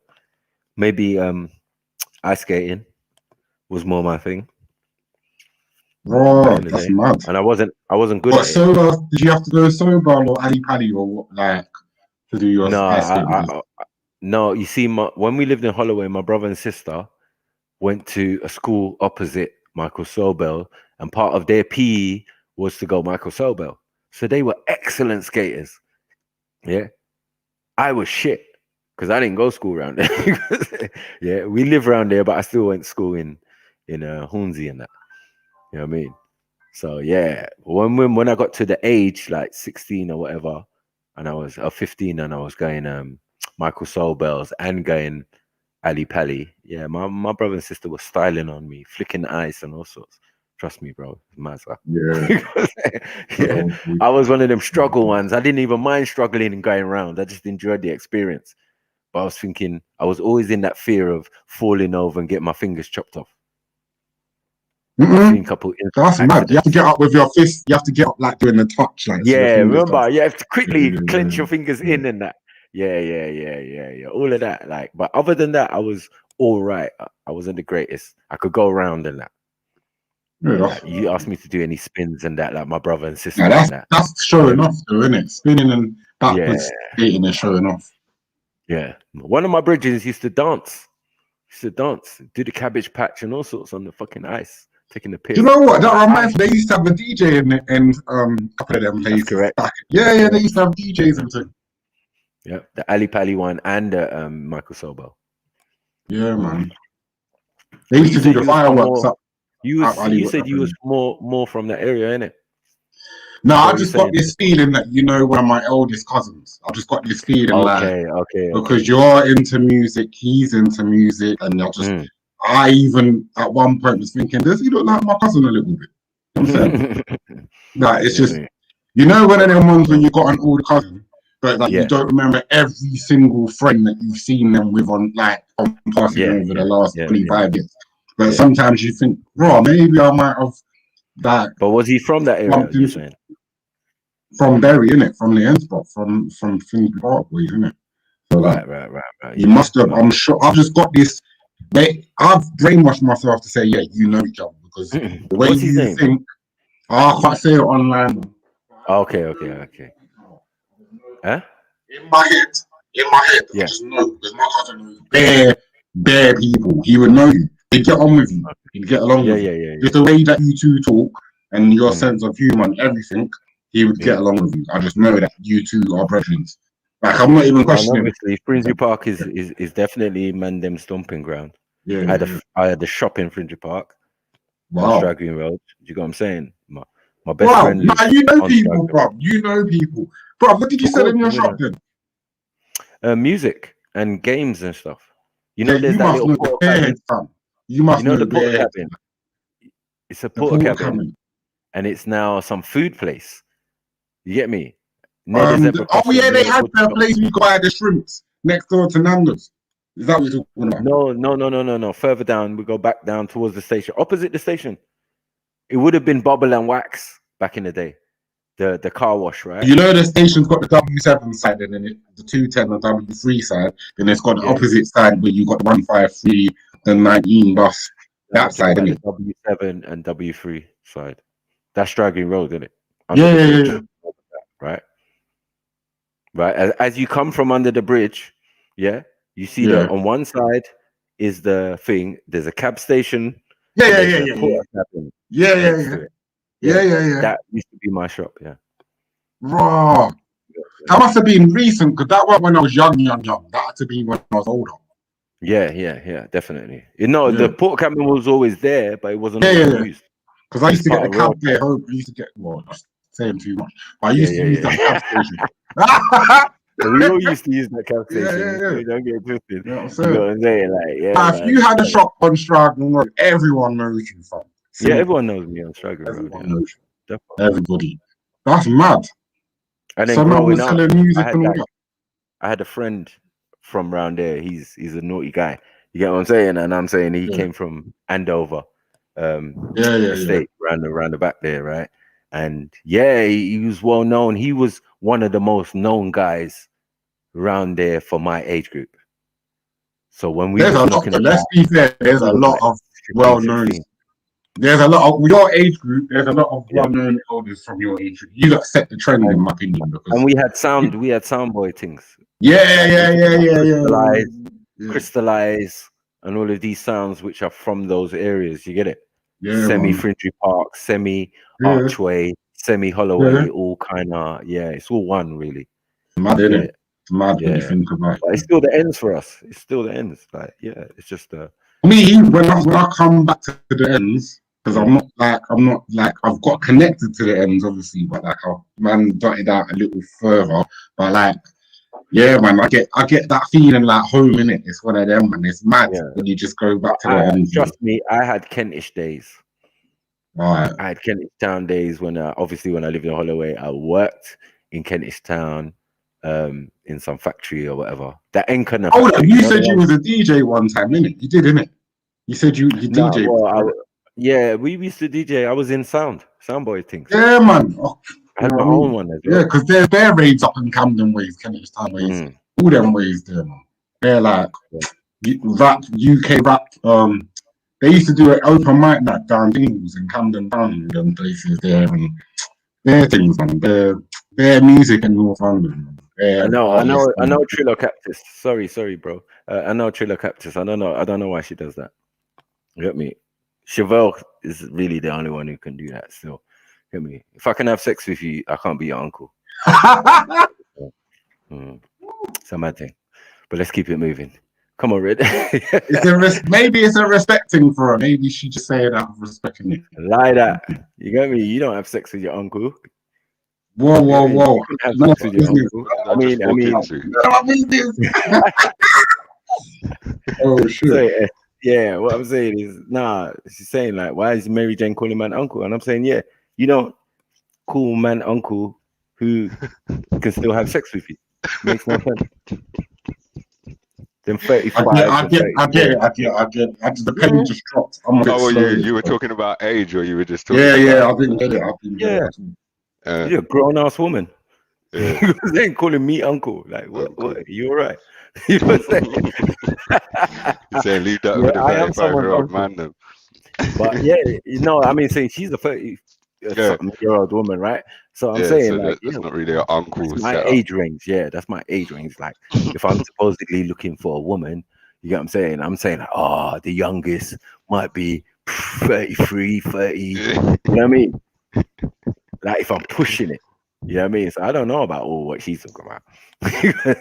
But it might be just a term of respect and. Yeah, I definitely think she hears Chevelle say it. But Chevelle's and obviously sometimes Jedi doesn't say uncle, but Jedi will say my uncle if referring to you. Yeah. Do you know what I mean? Or Bronco. He does Bronco. Bronco.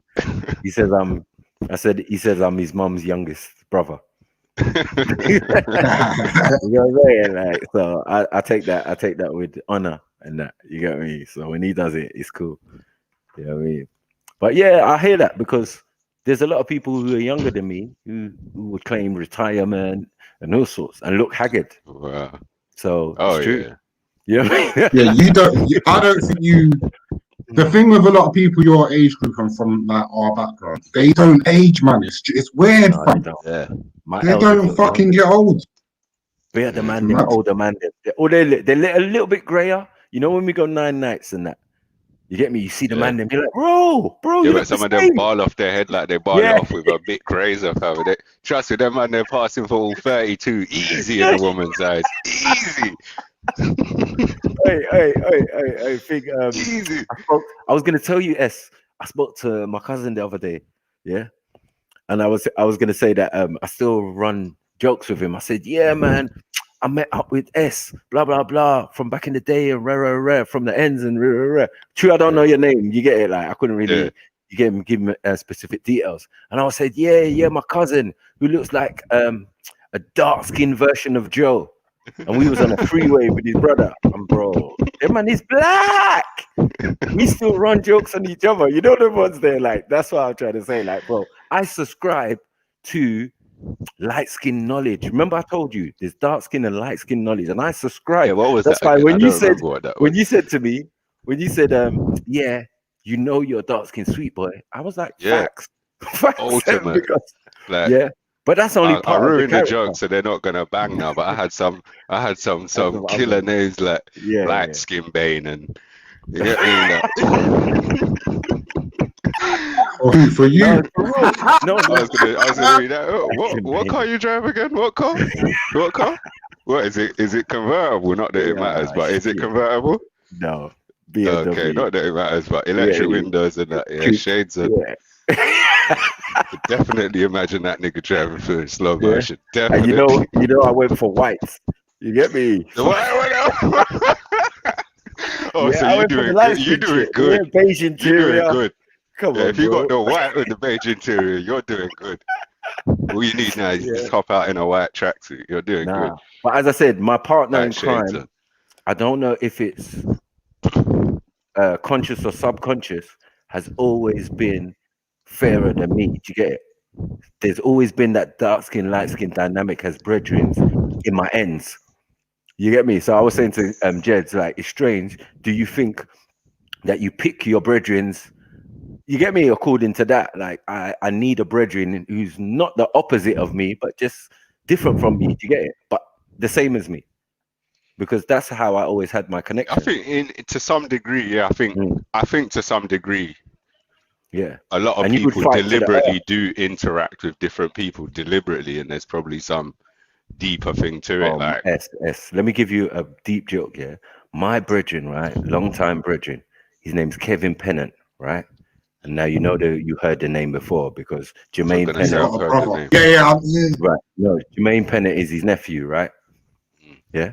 But Jermaine Pennant actually looks like him, right? It's his brother's son, right?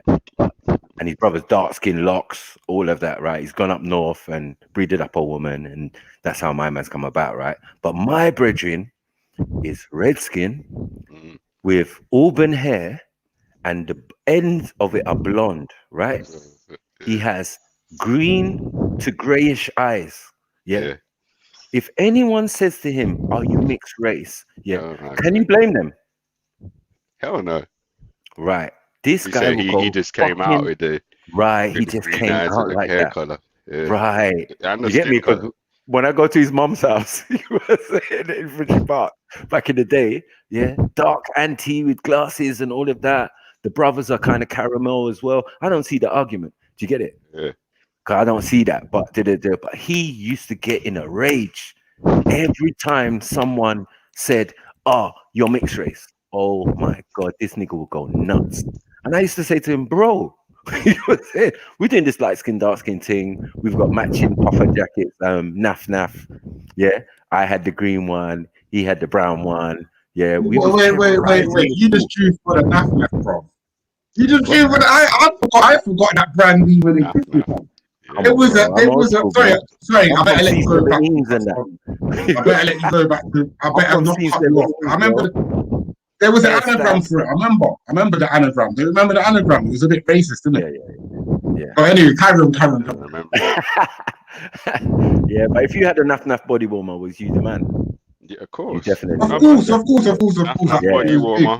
Probably a pair of kickers or something. Kickers, that's it. You know, some gravity jeans or some oil lily.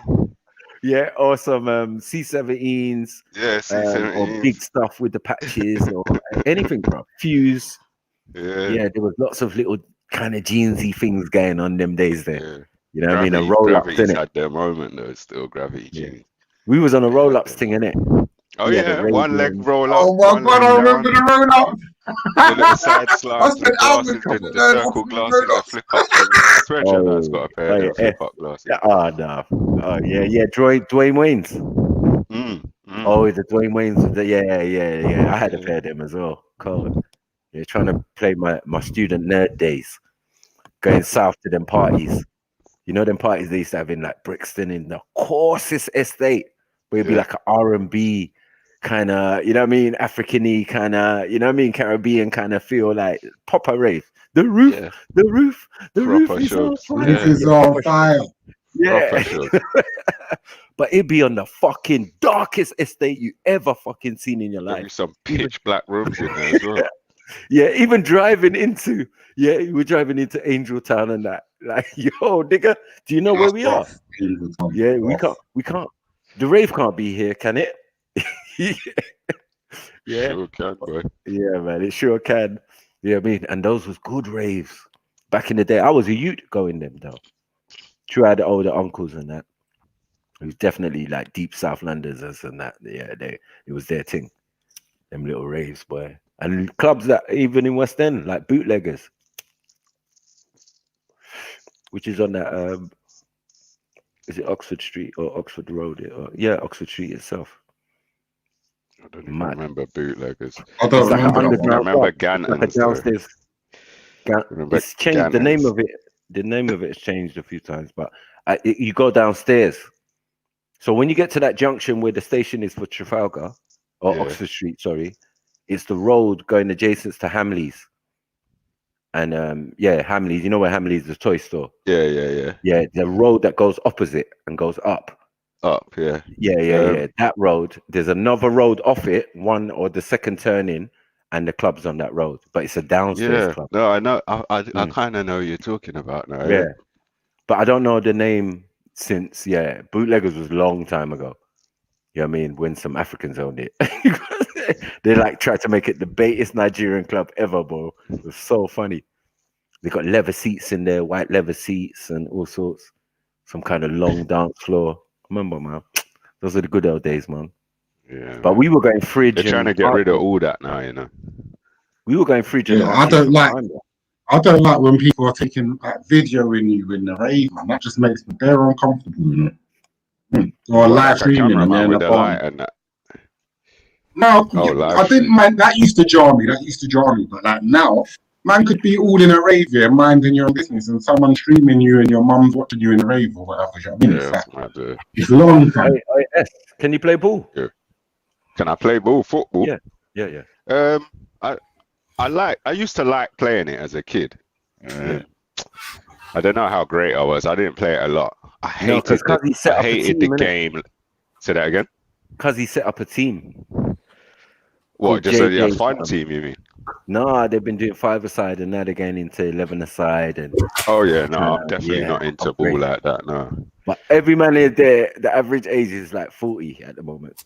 And he's saying, boy, these men ain't played for time. It's just an opportunity for the man them to link up, and you get it. I was like, but bro, that's serious though. He wants me to be captain though. Yeah, you're into the ball thing though, isn't it? Yeah, one of my brethren, Dean, does it. He's always played ball like every weekend. Right. Every Sunday gets up early. Oh shit! And I got Jungle Jesus as well. At my age. Well, call Jungle Jesus, man, because it's all in South, innit? So. Okay. I bet my brethren Dean's probably even going to be there then. Yeah. One of the places they've been playing is in Brixton. Okay. The 5-a-side place where they've been playing is in Brixton. But now they've stopped that, and then they're going to be somewhere in like Charlton, kind of that area. Yeah, ball's never been my thing. Never. Never. Yeah, man. No, we're trying to get the old squad back together, man, because he's doing his thing. I'm like, rah, really? Just going to get the man them, yeah? Like, all right, cool. So your bridging might be all involved still. It's possible, bro. I'm telling you, it's possible. But because if you're saying they're going into these tournaments and that, I'm sure he's probably involved. Yeah, it was 5-a-side for a minute, and now they're gonna go to the 11-side thing. I'm like, Ross, you get me? But that's more my thing. So I said I still got a few seasons left in me.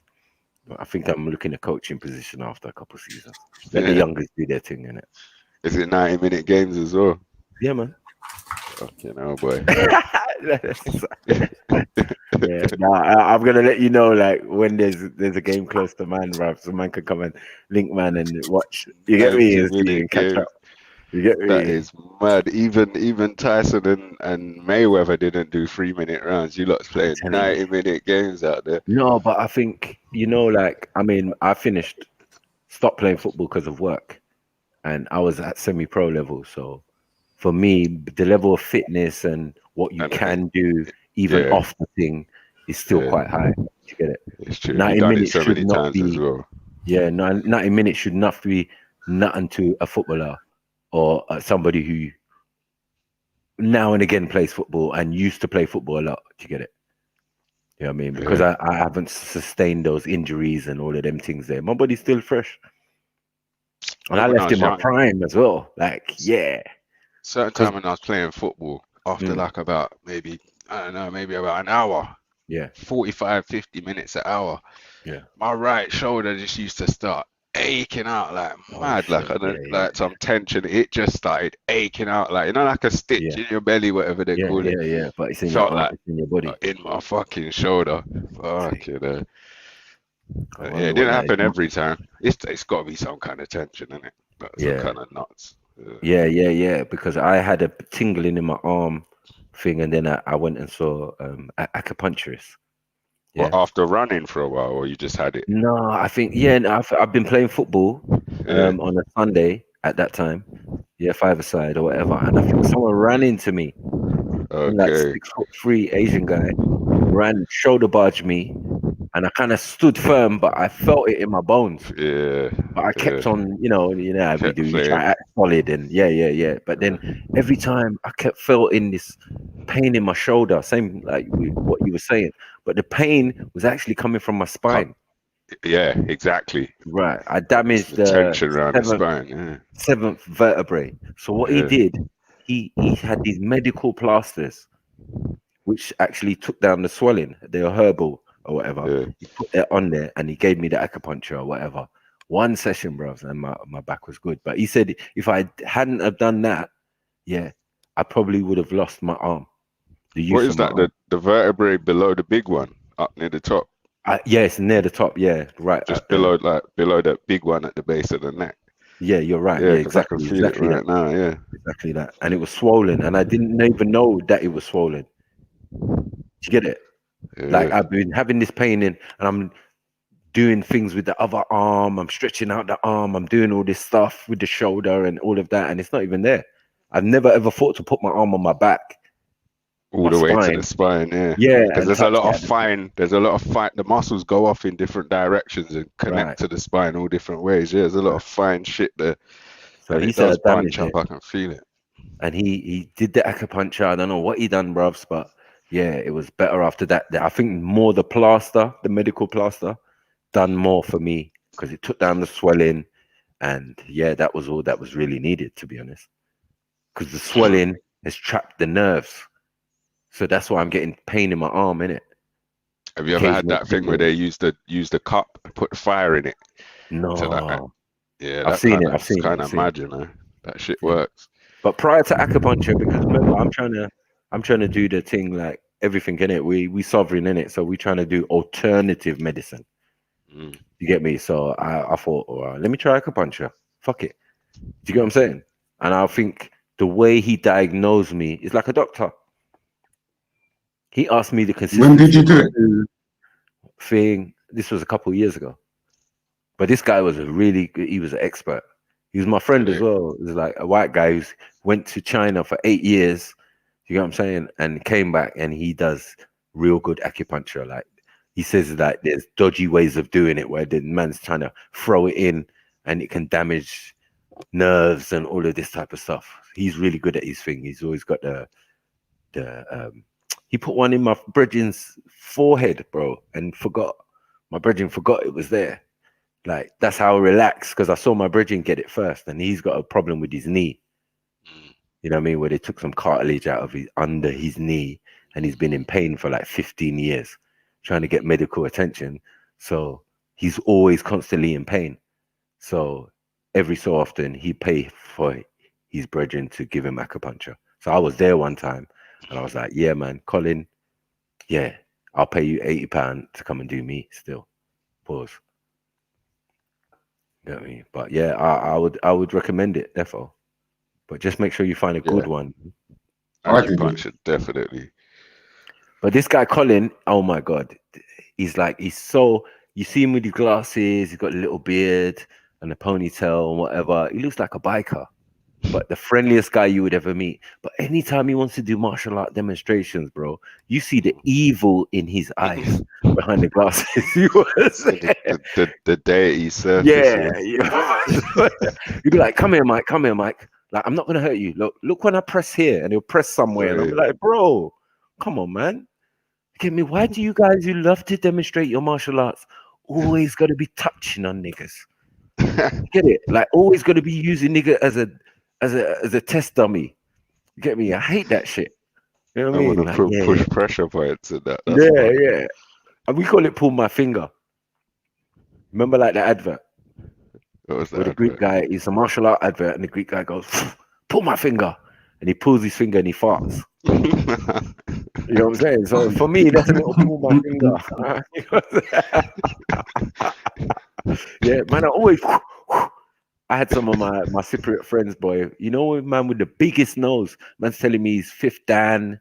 He's been doing Hashukwano, Taekwondo, or whatever since he was 2. All of that type of stuff. And then they get into a fight and get smacked up. Yeah. And they're wondering why. And I'm like, listen, bro. You see, the thing is with this martial arts thing, you can learn all the form you want. Yeah. But you see the fact that you got big ass nose, you know what I'm saying? Get cracked on your nose. Yeah, thank you. And the martial arts, all the form goes out the window. You know what I'm saying? You go back to Rocky, clenching up. Adrian. The thing is as well, a lot of karate, well, most karate over here, maybe it's different in the last 10, 15 years, but most karate over here is just proper sport karate. Yeah. Proper sport. Like it's not. You're right. It's not ideal if someone's gonna just, especially if someone's bigger than you and they're gonna just move you and smack you in your face. Just throw a looping punch at your face. Yeah. Karate's not really gonna. No. Judo, you're use. more better set. Definitely, because you probably move in, close the distance. So the punch. That's another thing, because man's from the generation of, what was it? It was Ultimate Fighting before it became MMA and all that, innit? Yeah. With the Gracies and all of that back in the day. Extreme fighting, Ultimate fighting. Yeah, that's. Yeah. That was mad. And then they had the light skinned guy with the mohawk. He was like champion, and he was gonna fight. What's his name? Horace Gracie or whatever. Yeah, and my man mashed him up. I don't know, bro. He looked like Tong Po though. Yeah, this was way back because man got it on video. Not Alistair Overeem. I don't even know. It's so long ago, bro. Yeah, I just remember the Ultimate Fighting cover. It was on a video. It was a video I got. Yeah. And that was like the first one they'd put on video. Oh, the first. Okay. Yeah. So it's got a cover. Yeah, it's got a cover. It should be I'd probably be able to Google it. You know what I mean? But yeah, it said Ultimate Fighting, and it had the guy on there. He was the champion, and then he was fighting against Gracie, and Gracie fucked his shit up, dislocated his arm. Maku, can I give a quick? Can I just ask? Can I give a quick? Can I just give a quick breaking news? Because I'm sure S might know about this. Today at 2:05 p.m., Bitcoin dropped to £20,000. That's nuts. It's gone back up. It's gone back up. Like it's gonna go back up, innit? But it dropped to £20,000 and went back up to what?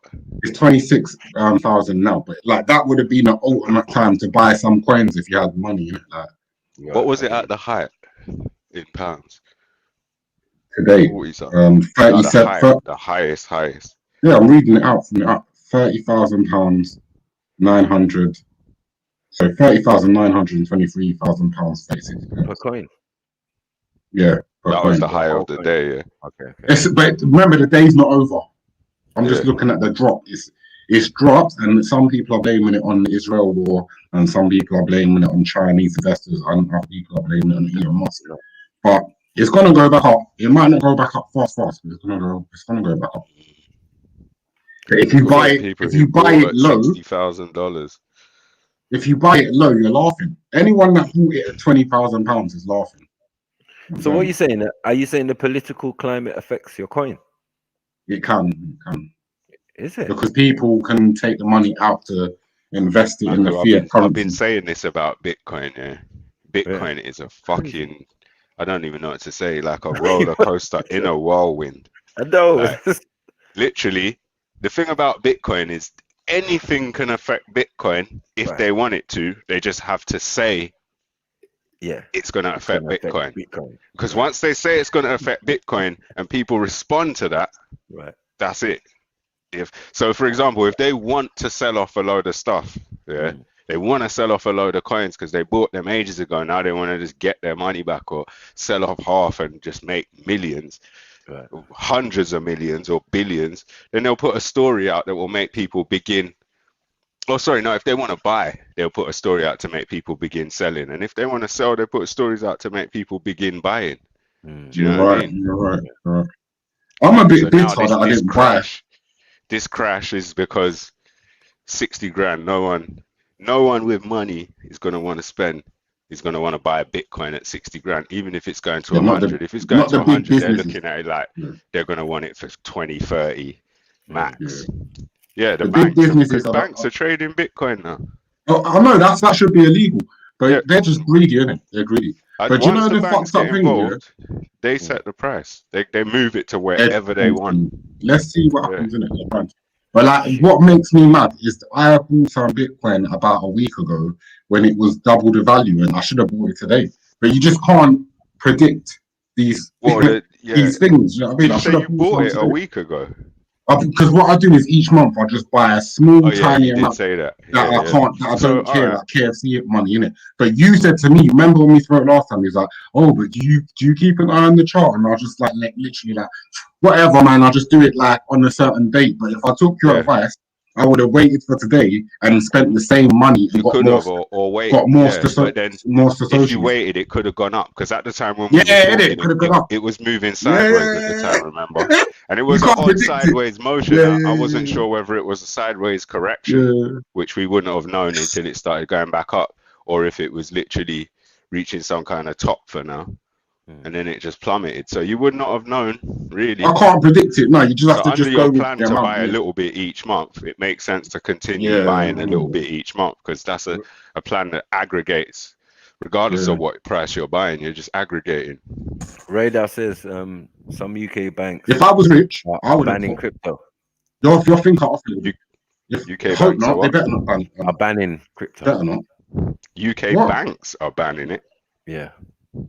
I didn't. Which The one? banks accept crypto? I didn't know they did. Yeah, that's what I was gonna say. Still, Yeah, I mean, I've never there are tried to put coins. crypto There in my are bank. coins that banks accept now. As I said, there XRP. There's other coins Oh, that yeah, are being yeah, created yeah. that are more flexible. As I said, But all are gonna XRP's been backed by the banks from the beginning. Right, and they were all about regulation from the beginning. Right.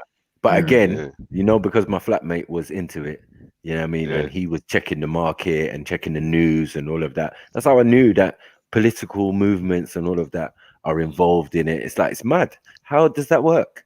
It's a fucking digital coin that doesn't even really exist. Like, what are we doing? Elon Musk is an idiot, man. And do you know that when you lot did that Illuminati video, you lot showed that his mum was posing with roses near her eye and that. Like he's just weird, man. Talking loud about how much money he's put in just messes things up. I don't even know these Exactly. man. I don't care about them. Yeah, but this is another point though. Look, like for Elon Musk to say Tesla's not gonna accept Bitcoin, how could that cause such a huge drop? It's wiped about, what was it, 16% off the value of the coin when he made that statement that day?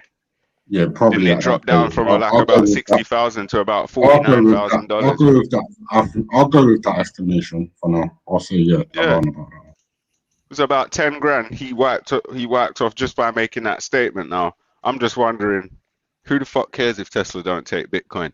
Tesla don't take Japanese yen either in this country. Do you know what I mean? Like, who cares?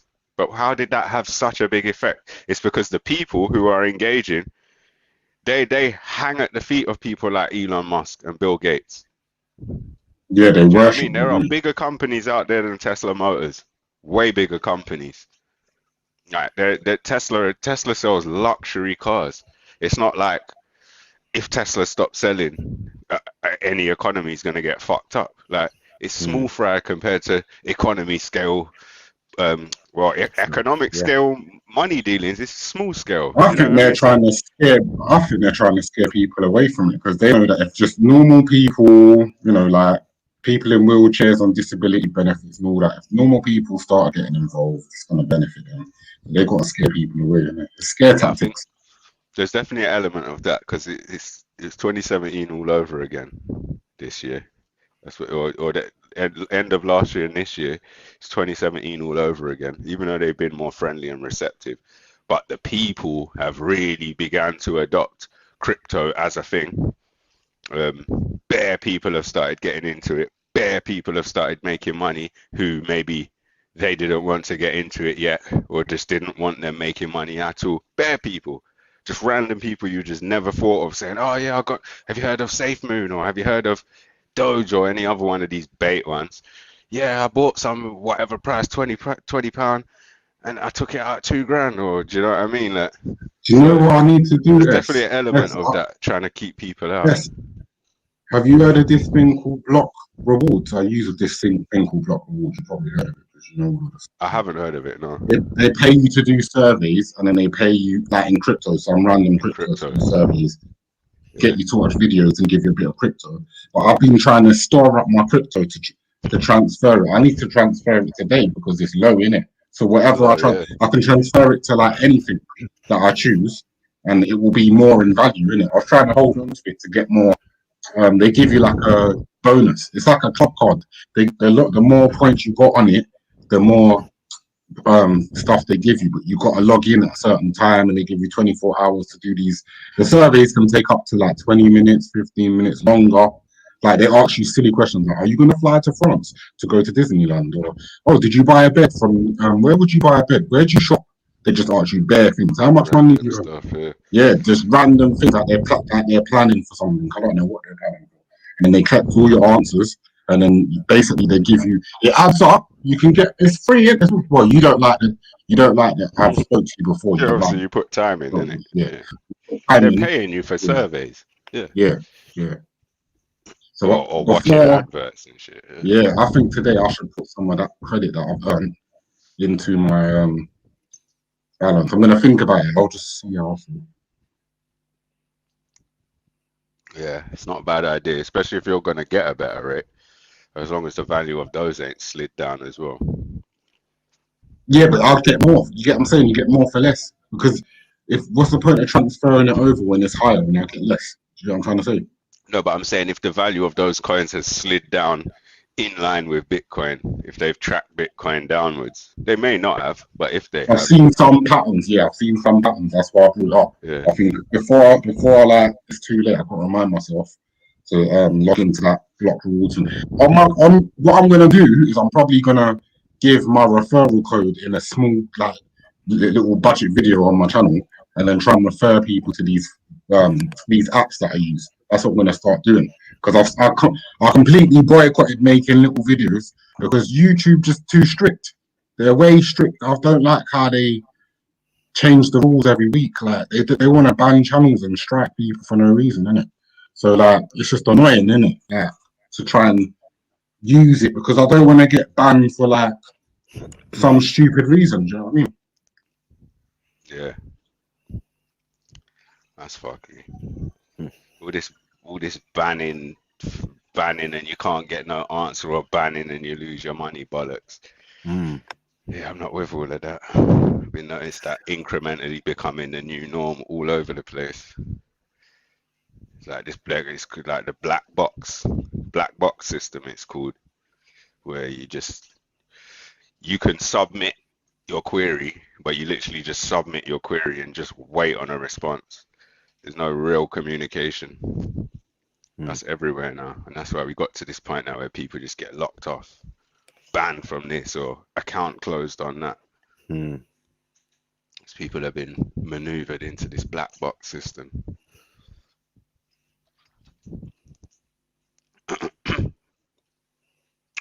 Oh man, I got a bit of a fucking migraine, man. It's pissing me off. Yeah, I got a headache too, man. I've been up long. I woke up at 3 o'clock this morning. You what?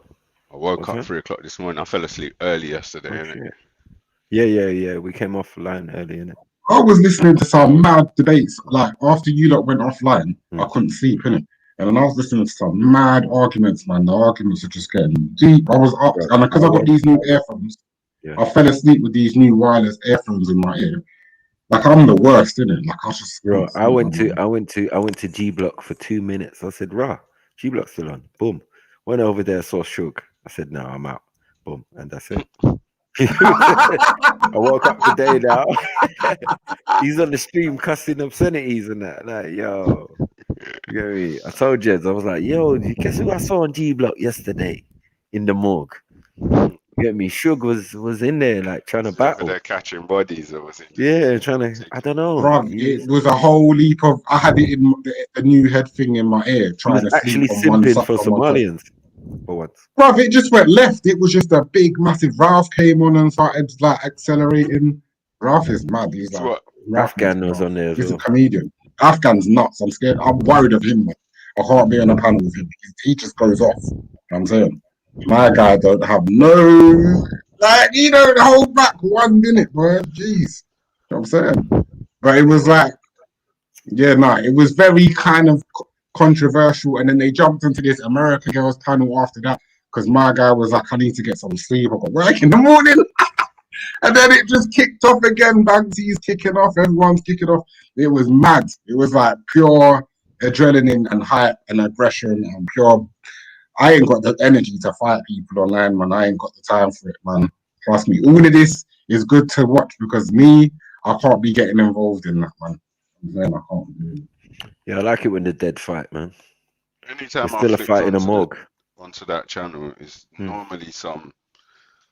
I don't even know. I can't even call it an argument. People talking loud over each other on repeating the same thing over and over. That's what I I had normally live see. racism, prejudice, also. Yeah. I was like, I'm out. I can't sit here and listen to this. Yeah, there's that weird looking racist Asian brother. Normally, every time I jump on, that racist Asian brother's on there, and he's Ralph, and him and someone else are just talking over each other, repeating the same stuff. I don't care what you think, you know. I just see him as a comedian. You did the voice. Michael did the voice. Like, Michael did the voice. Yeah, but you don't know. What it is, I will shut you down because it's an open panel, so I will shut you down. Red, the problem is that we call it a G morgue for a reason. How do you think they got over there? They used to be over here. Every single one of them used to be over here. You get it? And little by little, one argument lead to another argument, or couldn't handle a debate. They all ended up on the morgue. So that's how that works.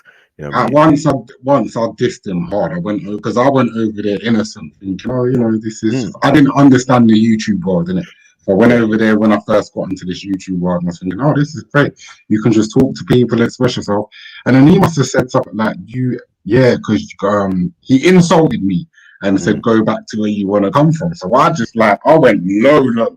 I went like low levels in it, and when I listened back to it, I was like, "Oh shit, maybe I shouldn't have said that because man might come up, yeah, I mean, so I said some ones and twos in it, and then after that, he kind of respected me because he didn't want me to go. Like I look at him like a comedian, innit? I took him really, really offensively at one moment. Like I was all like, just I couldn't work. About the same Asian brother. Yeah, bro, I couldn't handle it. I wouldn't even say comedian. He's like a troll. He's a troll. He's like a troll. It's like he's just exuding hatred and just negativity. Yes. When he's in the park bunning the suit with man them, you get me. Oh, can I get 2 pulls of that? Oh, this is really nice. You know, I grew up in Croydon. You know, Thornton Heath. So I know a bit of rough and yeah, he's that guy. You know what I mean? I can't take these guys seriously, family. Yeah, you're exposing it. I know them in real life. A brown-skinned white supremacist. Yeah, it's the funniest thing ever, isn't it? It makes me laugh. It makes me laugh. He explains the trolling like when you're on a one-to-one. He will explain it. So that's why I was like, yo, bro, you're not really serious about this. Oh no, Maku, I'm just okay, cool. But yeah, because I clocked with him when he sees me online now. It's like man kind of rate man a little bit to where he's trying to do this thing of my enemy is your enemy type maneuvers on these platforms. So man might, if he's familiar with your point of views, man will switch teams to make a debate just done on next one's argument. He's not smart enough, and he's been on my panel many times, and we've had many debates. Now, the main debate that's destroyed his fucking argument and ended up in the G morgue was one about politics. Obviously, do you get it? And this far right business. So him, Jupiter, have taken that L from me in breaking down and explaining your whole political standpoint is actually part of a pantomime that is not real. And if you ever had desires of getting into power or getting into parliament, you're just subject to the owner of it, which is the Queen. Do you get what I'm saying? So yeah, we you know said how that. You mentioned that last week. I remember you was yeah, going in. yeah. So this is what I was thinking. And then what killed them was the election. Because, you know, prior to the election, the last election, yeah, they were all like, yeah, watch us this thing. There's bare power struggles going on in parliament. Rah, rah, rah. At the end of it, man said they voted Conservative. I said, Awadi Bombo. Hold on one second. Man said Conservative, Turncoat, Jupiter, even herself. You got what I'm saying? Like, it but didn't these are make no things I sense didn't know. probably. I didn't know. Yeah, we killed them with their own political views. Because I was trying to explain, like, look, you've been taught a lie. You've been forced to lie because you don't know about politics. You don't know what they're doing in parliament, and you don't know what your party represents. And have you even got a party to such an extent that you've even got a seat in there? Like, let's put respect on, you get me, on people who tried hard and tried to do this thing and has not. The NF, they tried it before. The BNP, they tried it before. They managed to You get know one about seat. Mark Collette? Yeah, Mark Collette and all of them. These men I are watched you. the documentary on that guy and I was shocked. I was completely shocked. Russell Brand interviewing him, some BBC thing. There was a movement to try and get him to come on a YouTube panel last weekend, and I was because I didn't know who Mark Collette was. I was just going along with the whole idea of, oh yeah, well, this is another panel. Let me just tune in and hear what go on in it. But when I actually typed in Mark Collette, and I was thinking, right, people want to speak to him. Like I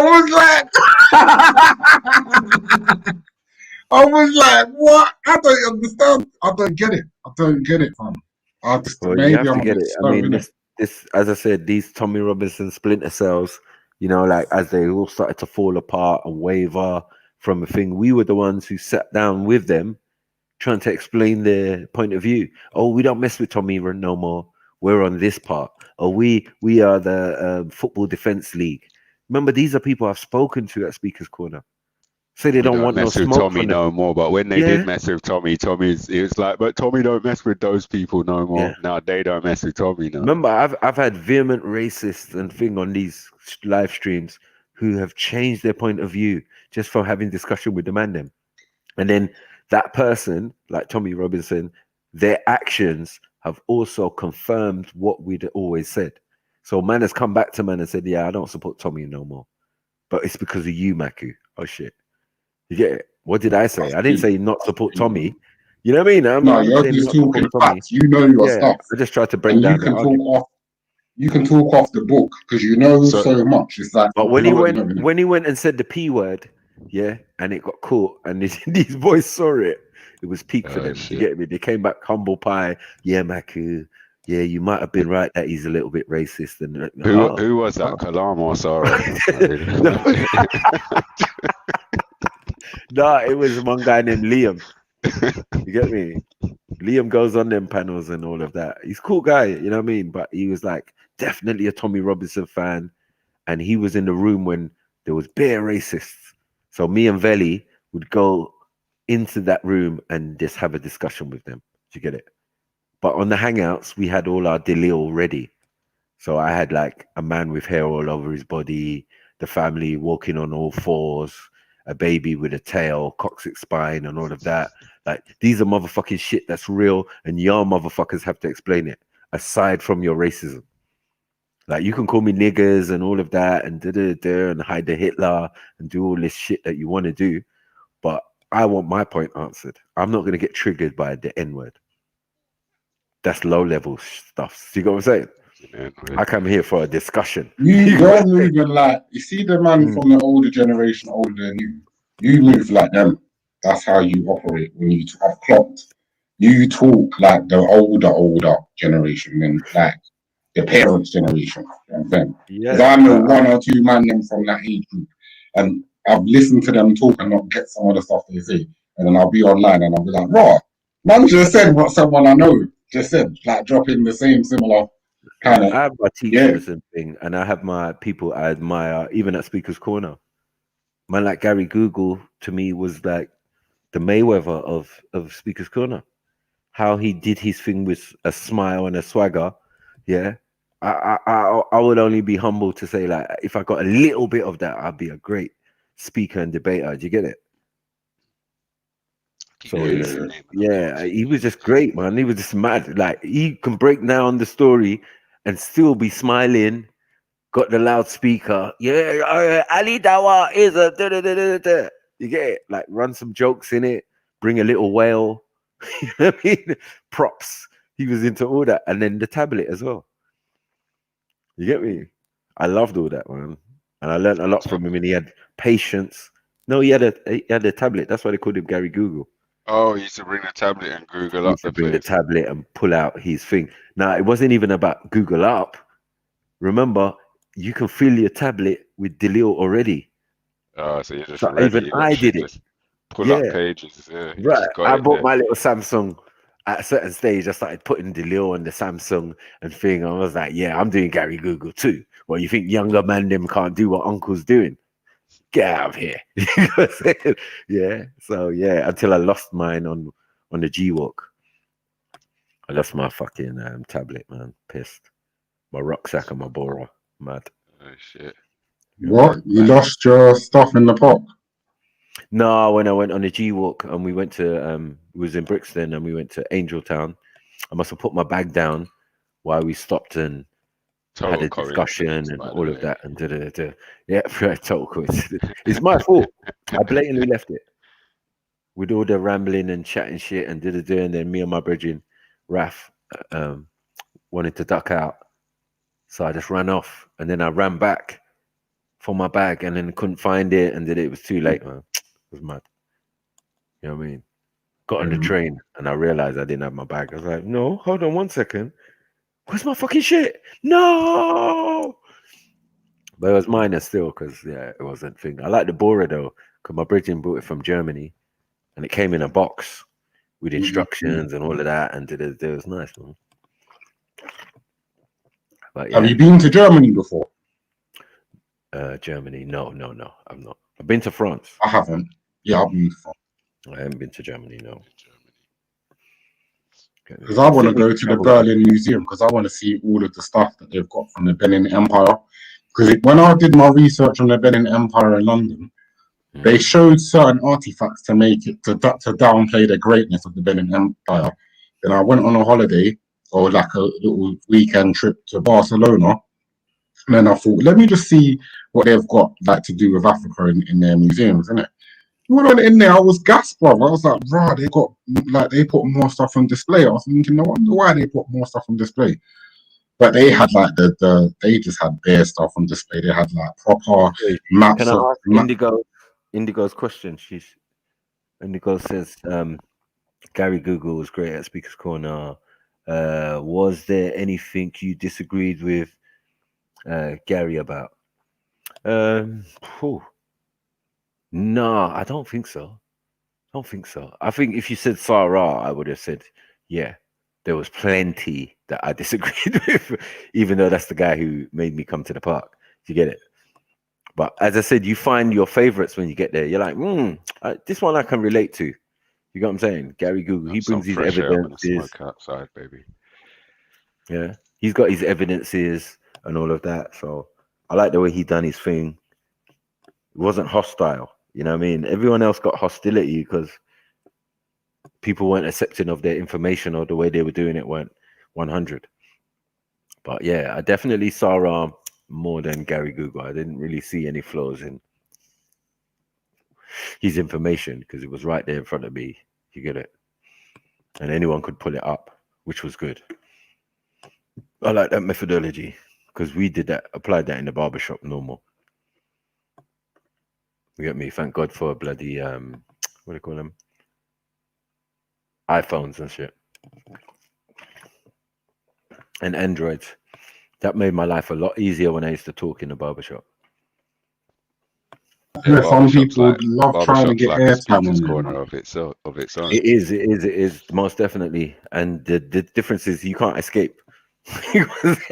Once I got you in the chair, Yeah, you get me. Tell me you're gonna take the vaccine in it while I'm doing under your neck. You're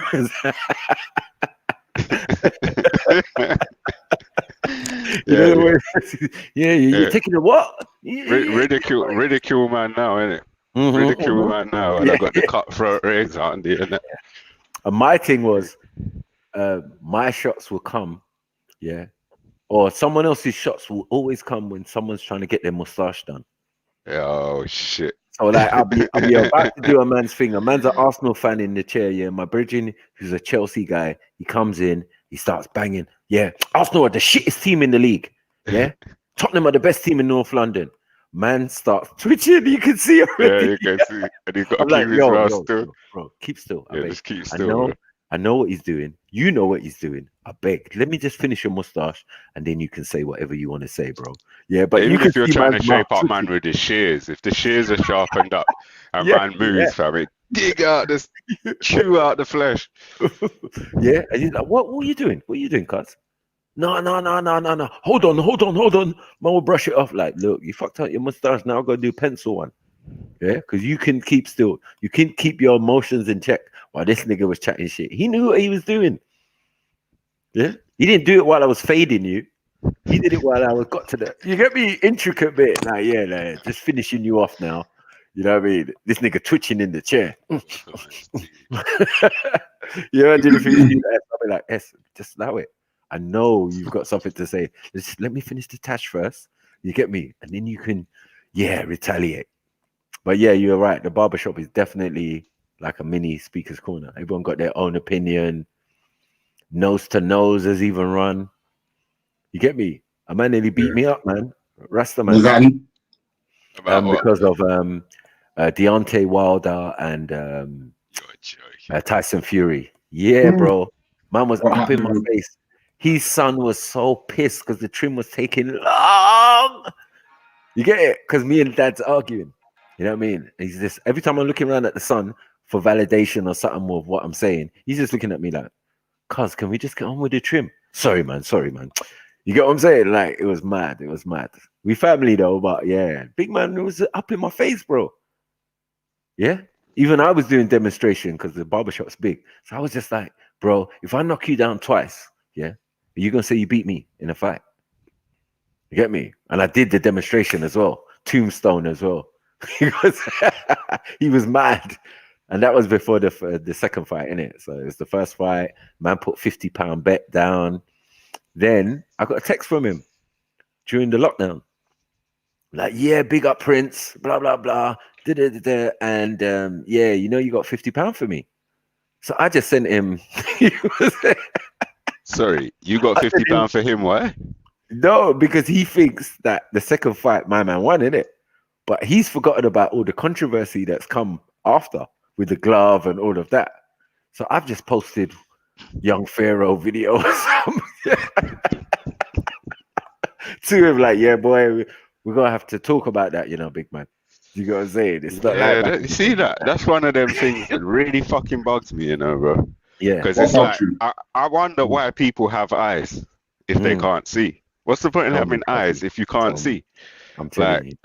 That is so like, obvious. It's one of them things you have to literally just look at the pictures and look at the videos and completely ignore what you're seeing, and just say, but there's a commission though. Just like the magnetic basketball. You know, man is in full denial. Okay, it's stuck right there on the rim. How does that happen? Exactly. And the way it bounced was like boom, boom, and just stopped. Man's like, nah. That's lies. You made it up. What? Why would I be invested in this lie? Why? I'd never heard of that basketball thing, but when I saw that video, I clearly saw some kind of anomalous stuff, which, if you're going to keep it simple, magnets could definitely explain how that happened. And it's not far-fetched at all. I definitely saw that with my eyes. I'd never come across that before, though. That was the first time I saw it, like weeks ago on the panel. But that's blatantly what that looked like to me. And that's not far-fetched in sport. Yeah, that was the same day. Like someone was saying that when at the end of the games, when you're looking at credits or whatever they run, it says there's a little disclaimer saying that this is a entertainment presentation. Yeah, they have to James cover Jones, it. A little what are you disclaimer. saying? Hey, James Jones is saying that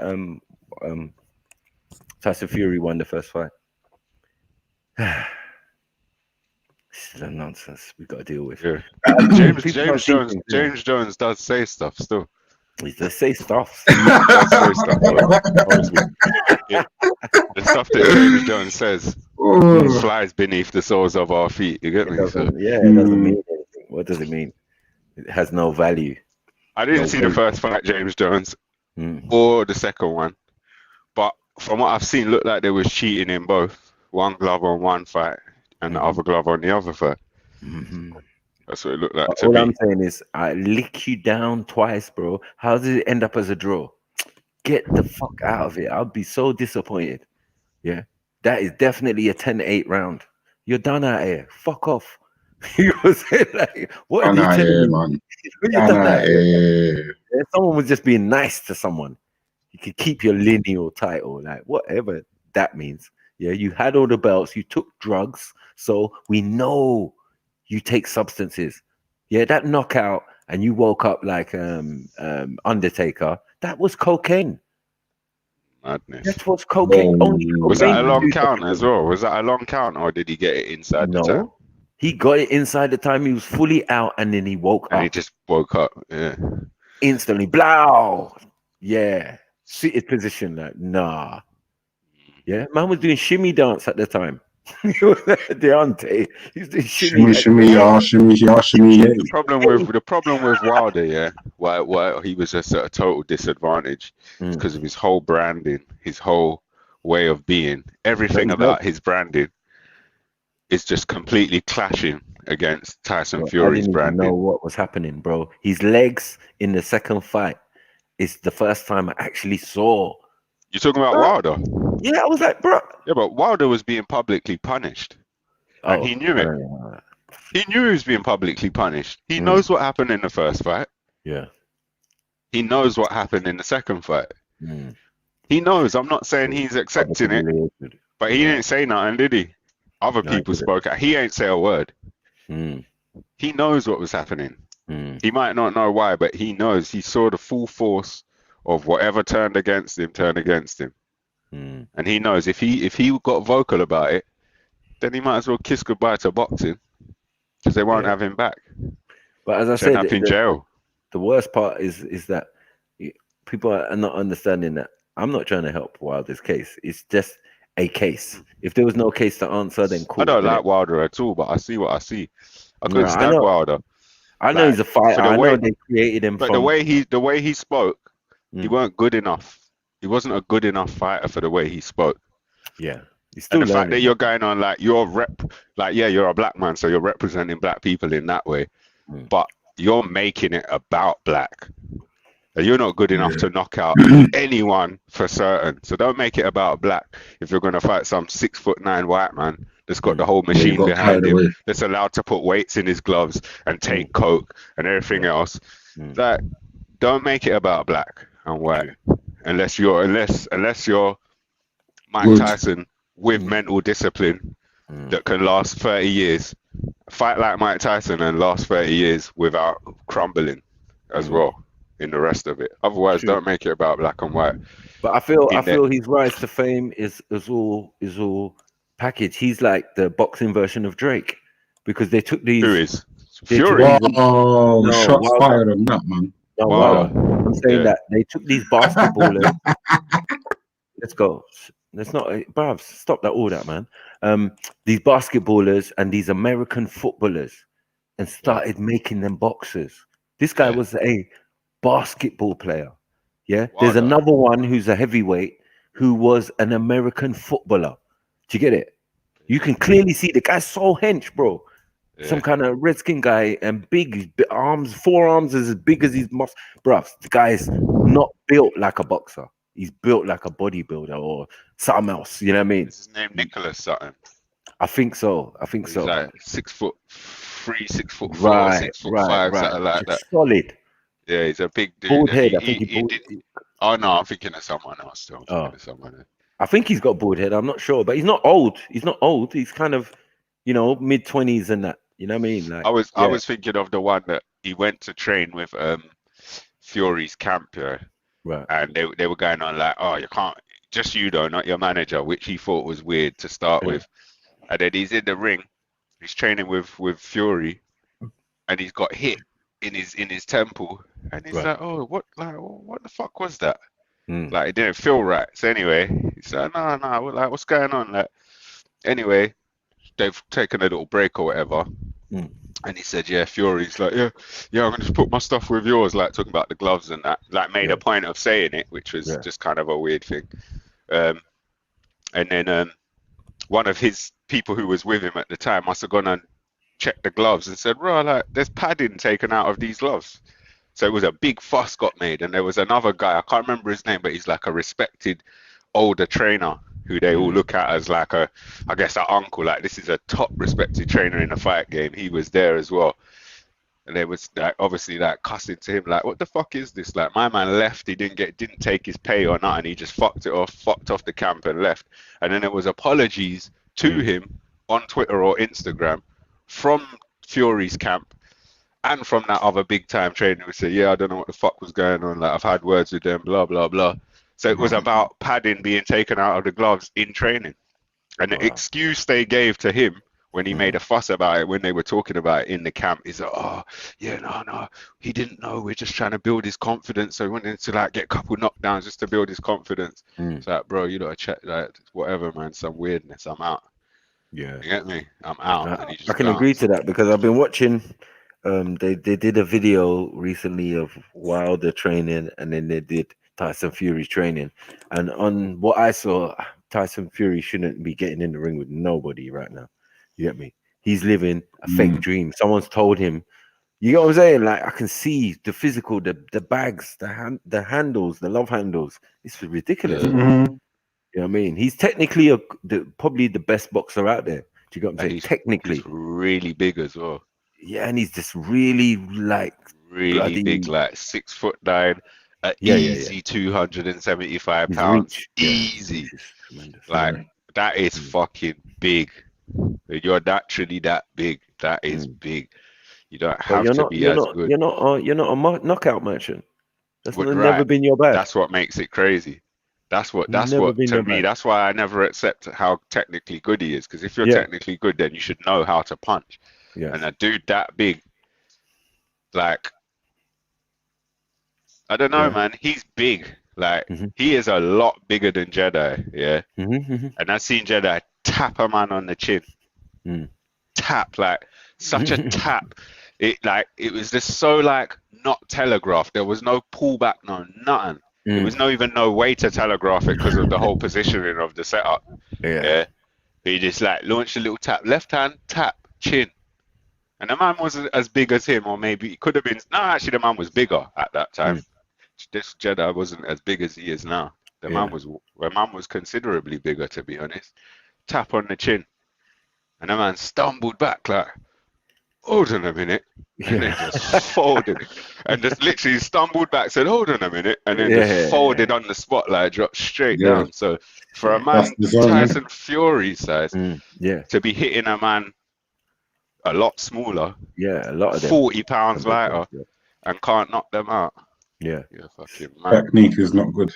Yeah, I don't know if it's even the technique. He's a tapper. As I said, he looks pretty, gets points, but it's not made.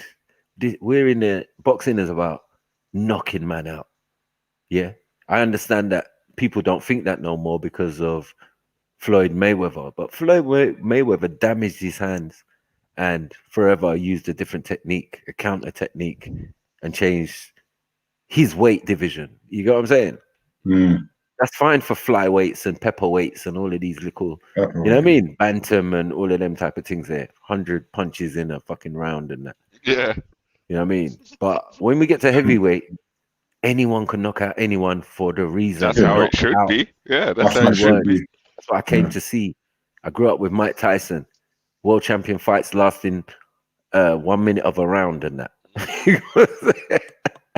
Pay-per-view at that. You gotta say, hold on, wait. Man We talking paid- it up at the end of the first round and just getting outed at the beginning of the mashed up. second. Like, Yeah. really? What? Mashed up. Wow, pussy, or shut your mouth. Yeah, he was looking good. What do you think? Yeah, I think he A might lot- give a lot of Tyson man got brain trouble in the damage, later man. rounds. A lot of man Many got have said sick. that. Yeah, a lot of man Yeah. got their I head wasn't even fucked. surprised when they made it to round 2. Like, there's only a couple. You know what I mean, you're making it to round 2 and that. Oh, this might be an interesting fight. Oh shit, round 3. Oh shit. That nigga gave six uppercuts.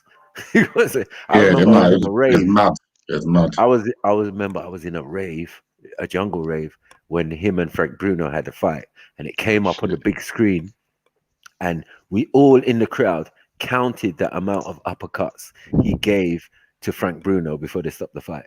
I remember that was fight. like, 1, Remember that fight. 2, 3, 4, 5, 6. Hey, mad thing. I remember the bell went and Bruno's legs wobbled as the bell went. Yeah, It's just yeah. like, Like, he oh, doesn't get shit. knocked out. He just crumbles, innit? Like, No, I mean at the start of the fight, right at the start when the first bell went to start the fight, his legs just wobbled like he saw the nerves. Like, oh shit, I'm really here.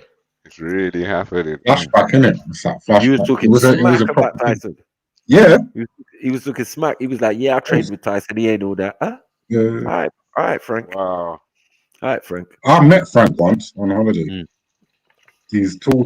It was in Lanzarote, but he was very kind of unsure. Like, it was me and my family and all that, and he was very unsure of us. I got photos with Uncle Frank. Have you?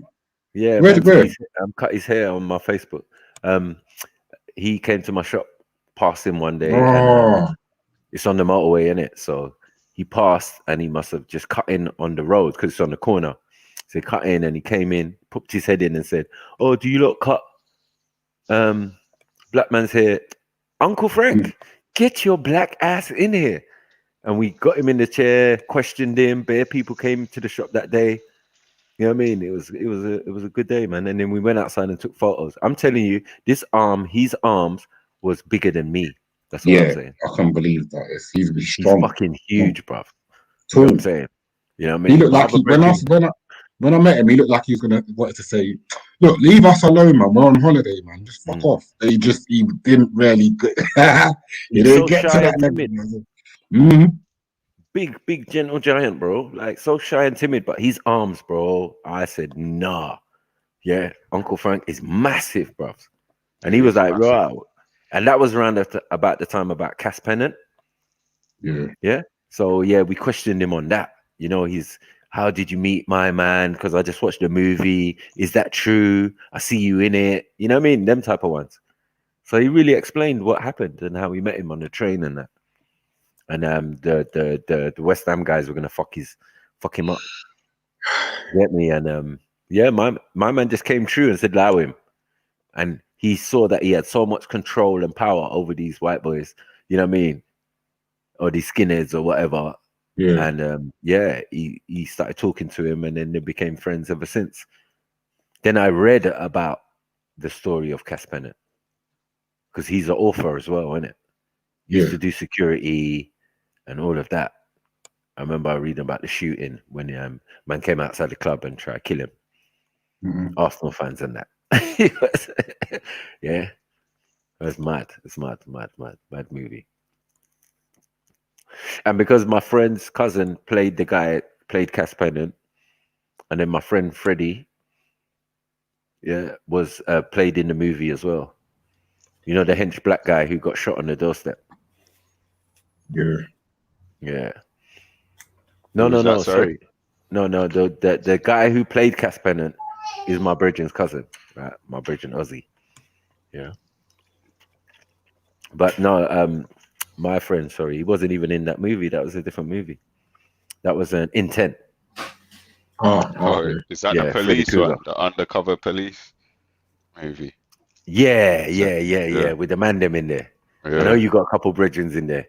You know, because I got my brethren Apple's in there.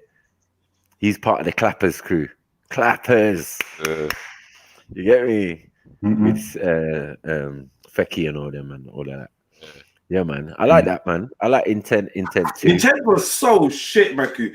Just because your friends are in it, I think that's why you like it. I think so. But I think that I why like the it was so intention. shit? Because it was a UK heist movie, man them heist movie about robbing newsagents, bro. It burnt me, bro. It burnt my soul. Bro, they're robbing newsagents, bro. No, that was true. Now what the fuck? Are we? That's the move. Robbing newsagents. Like, come Now, on. remember the actual proper move. Bruh. No, was that the second one? Bro? The second one, they actually robbed the place, innit? Oh, maybe they stepped up in this. And the second one was the one that had the Yardie woman. And that in it. That was cheesy, bro. Oh, and your boy, man, your boy. I definitely preferred the first one. Yeah. So today, yeah, Jeds, when I went out the road, yeah, I see that Ashleen girl, and she's telling me, I'm like, I'm having a conversation with her, and I'm saying, yeah, something about No Clark, yeah, and she says, oh, that Adam Deacon is a close brethren, right? Yeah. And she's happy that it's all come out now and all of this type of thing. So I'm saying, but Ashleen, didn't my man have mental health? Yeah. She's saying, yeah, he does have mental health. I'm saying, but does that make sense? If No Clark treats you a certain way, yeah, maybe because you was acting bookie from day. Like, how are we going to put parameters on a man's mental health? Like, you know what I mean? A man might have seen it and said, no, I ain't fucking with this you. He's acting funny and I don't know, but No Clark his mental health wasn't as his mental health. That's where it gets funny. Deteriorate that badly until it got to the press, but it wasn't that obvious. Yeah, it wasn't that obvious. Yeah, but it wasn't that blatant. There was stuff going on there, weren't there? Yeah, but I'm saying when you're doing a one-to-one doing work, sorry. But remember, Red's the guy that knows him personally, isn't it? Yeah. No, but I'm saying when you're one-to-one doing work, you know what I mean? That's a different situation. Do you get what I'm saying? Because it's more personal.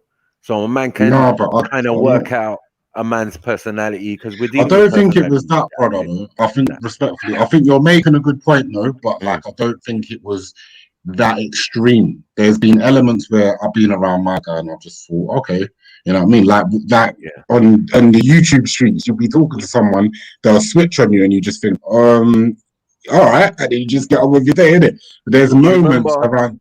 Sorry, Maggie. Do you remember when he was doing the Barzin thing? When he went on Westwood and yeah, of course, yeah. That was like, it's like there's phases where this thing, you know, like through how we know history or whatever, or information that's out there, you know what I mean? Adam Deacon could have been one of the best in the game when it comes to bars, but he was cold. One of the best in the game. Bro, don't say Nah, why are you saying Man had 6. I'm saying like, no, I'm not trying to be like. Come on, like, can I just get a break, please? Can I get a break to have an opinion? He was cold. He's good. Can I have an opinion, please? Can I have an opinion? Yeah, of course you can. I'm just saying he's good. Let me make my opinion. Yeah. Of your virgin, come on. Yeah. I'm not trying to be a hater, yeah. But let's just say it like this, yeah. In the circles that man was practicing his skills in, there was like some heavyweights, bro. I'm not taking away anything from my guy, but there was like, we grew up around heavyweight MCs. That's all I've got to say, like big time. Do you know what I'm saying? Man that was doing grime, garage, jungle, from the jungle times. You know what I mean? So like, no, but he speaks from the heart. He talks about, like, I've listened to one of his songs the other day. I was like, Rob, man actually talks about his life and his music. Like, I'm not the #1 fan. I probably don't know all the songs because I'm not a fan of him. I knew him very well, so it's not like I'm going to be like, yo, yeah, let me go on this. Listen, but I've listened to 1 or 2 tracks and they're decent. I'm not gonna take man down like that. That'd be wrong of me, innit? But trust me, there's other people connected to the circles. I never asked who. I don't even know that, man. Everyone could be cold, like, but I'm saying, like, I heard him. Yeah, this you. Yeah, man. He could have, like, if he kept on with his music and that, he's better. Like, and I'm saying, especially for today's standard of artists, he's better than them. I agree with you. Hold on, wait. That digital style he's got, and it was so fast, and every word was fucking clear. There's no way I'm having it. That who was better than him when he done that freestyle? It was so cold, yeah. I put it in my playlist. You get me? Like, No, I'm not gonna say anything. I'm not gonna say anything. But I do remember when Dizzy Rascal came out. Let me just tell you something, please. I remember when Dizzy Rascal came out, and me and him was clutching in it, and he'd be like, Dizzy, I know man from back in the day, like, and he was studying Boy in the Corner. So you got to remember, I'm looking at it from that perspective of a guy that was studying like I Love You and all them tunes there, and like man DJing and playing drums and doing all this thing. I was introduced to Adam as I'm a top wet, I'm not standard, real. Straight to the man, I just landed. Any violation, I get dealt with my way, my draw for a back like sounded. I don't know if you man not strapped to my magic. Don't promote it, but I let them know that me and my team. maybe I'm being misunderstood here. Yeah? What I'm trying to say is, what I'm the point I'm trying.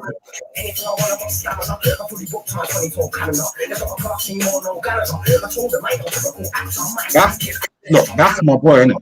That's cold bars, innit? I'm not gonna front, innit? Yeah, I'm not gonna front. Yeah, I'm not here to bring anybody down. That's not my job. But what I'm trying. Hold on, why are you just talking over the bars though? Like, Jen, allow me, bro. Jen, allow me, man. For real though, man. You hating on Adam that much. Oh, what? No. No. Man's legit playing bars, and you just talking over them, like. Alright, sorry, I'll Yeah. Man! And then what did you say? That then you said that's who, and you named another artist. Fuckery. I'm not trying. Oh, brother, allow me. You always go in on me, fam. Gemma, you always going in on me. I have to take it. Am I the only one that clocked that? Yeah. Fam, you're just going in on me, man. Allow me. I read it. You're moving mad. Allow me, fam. What is this? Wow. Jedi, sometimes I don't even get to finish my point, no, fam. Allow me, man. Let Adam finish the classic, man. I'll let him You got bars though, Red. That's not my speciality area. That's not my specialty area. Look now. You don't want no one to shine. You're not shining. Adam's not shining. No. That's I don't find it funny. You anti-music now. I don't know why all this shit sounds distorted though. Like. And I'm back. Everybody knows you, I keep it real. Can't show my mind, but I say that I feel. Yeah, I'm still in my head, and know it's not ideal. So I can't sleep until I make 1 meal. I said I can't do it, but I'm doing it still. I know that I had a director, so I got skill. I never got hit because I said I feel chill. Cause my fans show up when I make my films. People don't like that, so they get vexed. Everyone's watching, they know man's next. So man, where's the bad boy freestyles, man? He has some sick freestyles, man. This is some ABC thing. He had some bad bars when he was sick. Like just when he got sick, or just this before is what my point was, Jeds. He and I'm like, no way, this brother is dope. And then I clocked what was going on, and I was like, you know what, this brother's seen something, and it's pushed him over the edge because he talks about mental health already. This thing's pushed him over the edge. Like he's on the train with samurai sword and that. Right. And you get me? That I was like, you know what? I just messaged him like, yo, what going on, brother? I can see you're going through a little thing. You get me? I reckon I could help you, but like, you get me? Keep your head up, whatever you're going through. To see that you're battling with the industry because he definitely was. And yeah, man, little did I know, man. My man went to the 1-2 rehab, came back, trying to get back on shows and this and that. And I clocked it. I clocked the energy. I seen it. He had the Britney Spears energy. It's like, yeah, he's gonna do whatever it takes to get back into the good books of the industry and try and make it pop because he feels like that's the only thing he can do. I can see it, man. And yeah, man. Now he's like a proper industry big friend. No disrespect to you, Red, but like, yeah, he even brought out a tune about the BAFTAs and that. So I'm thinking he's taking shots at No Club a month ago. It's called I'm Baffed. Let me see. But this is the wickedest thing, yeah. This is my, you know what's jokes? It's my little brother that's producing the tracks and fucking recording them. This is my little brother. Sure. Do you know what I mean? Yep. No, I was gonna say the point. I didn't know you had a brother. Red. Yeah. This is my little brother, man. Do you know Addictive? You know what? I don't. I probably might have come across some stuff, but off the cuff, I don't really know. Like I'm not that great when it comes to names and whatever. But yeah, probably heard some beats. Let me listen to this quickly because let's see if he's taking shots at No. Hold on. What was you gonna say? I'm gonna say it's your actual brother. Nah, you know what I mean. Like, it's my little, my brother ain't no. That's what I thought. I thought it meant like I thought. Yeah, when Red No, said it. man, we say little brothers for many Nah, this people.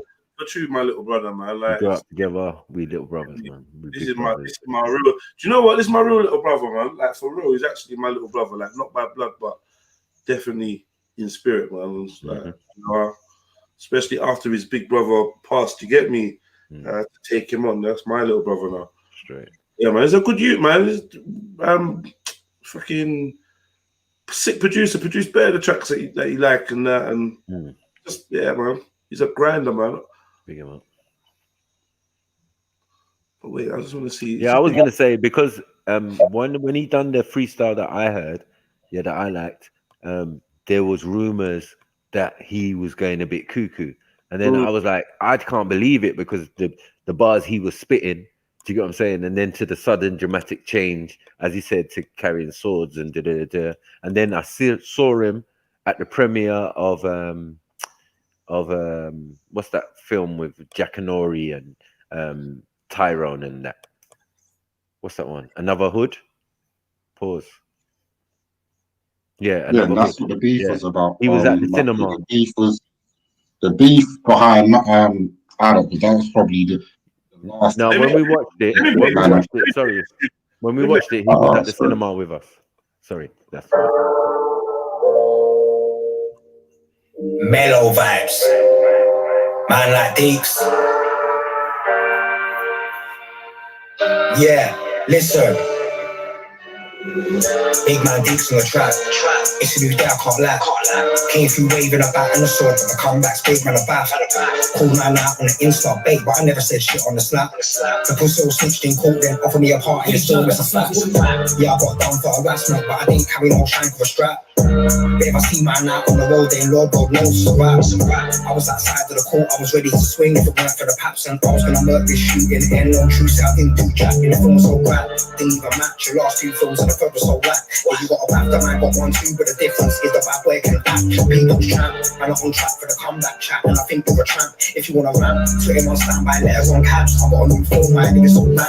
Hold tight the fans through the tweets and the rants. Had a hard life, so I gotta give thanks. I was on Mystic, used to do planks. I was happy to Hollywood, high in the ranks. Film called Yoga, I was flying the flag. Keep on working, secure the bag. Even though I'm old, I'm still down with a swag. Deep in the man, yeah, life was a drag. 15 left, whole man got a cab. Straight to a hostel, I never look back. I'm like, fuck all that, man's gotta stay on track. Plus I'm on TV, starting to act, stay focused. Used to make beats around Jonas. Now I got a lot of films in my yard, yeah, I work real hard. Every day I move boulders. I got the roll on my shoulders, and I show up to my olders. I'm like, fuck all the snakes and the vultures. They won't stop my beat, I'm like, ha ha, they're all jokers. And I roll with the soldiers, deep in the money, yeah, my heart was the coldest. So I smoke, we up in the zoners. So do a little magic like hocus pocus. Now I'm going straight to the top. Turnovers, you're working all hours of the clock. I was on a mission like what, I never stop. Stop the competition, man, I'm putting all my ops. Banging like fucking, man, I'm taking what I want. If I want a gun, man, I put it in a song. You know I'm gonna tell a man when he's in the wrong, but I'm moving on like fuck all the beef that's long, and I just wanna live my life. Move forward, free my mind. I can do anything, I see the signs. I was on benefits, card decline. Me consider them 9 to 5, but I'm a soldier, wipe them eyes. Live it out all the pain and strife. Got section doing just fine. It's all nice when you find a wife, and yeah, it's all cozy. Cause what I've been through ain't rosy. Hold tight all the man that know me. Big Alpha, that's my homie. I got pain in my heart that drove me. 2 iPhones, but I'm no phony. Way back is when they wanna try to hold me. They wanna cancel mine like Jody, but I'm like fuck that. Every time I go and do it, they wanna hate it. If I work hard, then I might make it. Unstoppable, underrated. I've been through a lot, understated. I met a buddy, got me manipulated. I fall back and now my name is tainted. It's a long road back, I face it. Do you don't do what they did. All the pain in my life, I can't take it. Backyard with a zoot just blazing. Sitting there just contemplating. Will I make it, will I ever be fading? Will the film get seen, I'm making. Bad thoughts in my head need saving. Put the past in the past, take it off with the smooth sun's out, but it never stops raining, nah.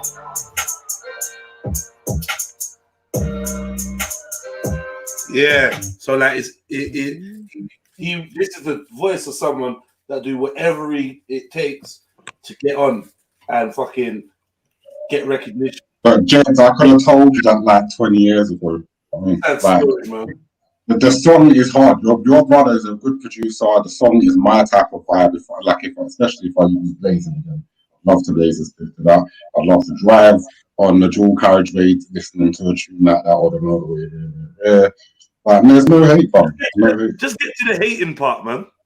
Bro, there's no hate, bro. Do you not understand? Do you understand? Like, salty, man. Like, A bit salty. no, man. No, A little bit. I swear. Like Himalayan. Did you used to rap with him? Bro, we used to sit down and write all mad raps together. That's what I'm saying. Like, stupid raps. Yeah, that's what You know what I'm saying? Like, Did he keep? Did he like kind of like leave you behind and just like forget? No. Did you like have a group or so? No, it wasn't even like all it was is that God, I can hear it, man. All it is that we just kind of grew up together, innit? So like we grew up around Reggie Yates, Natalie Cassidy, James Alexandru,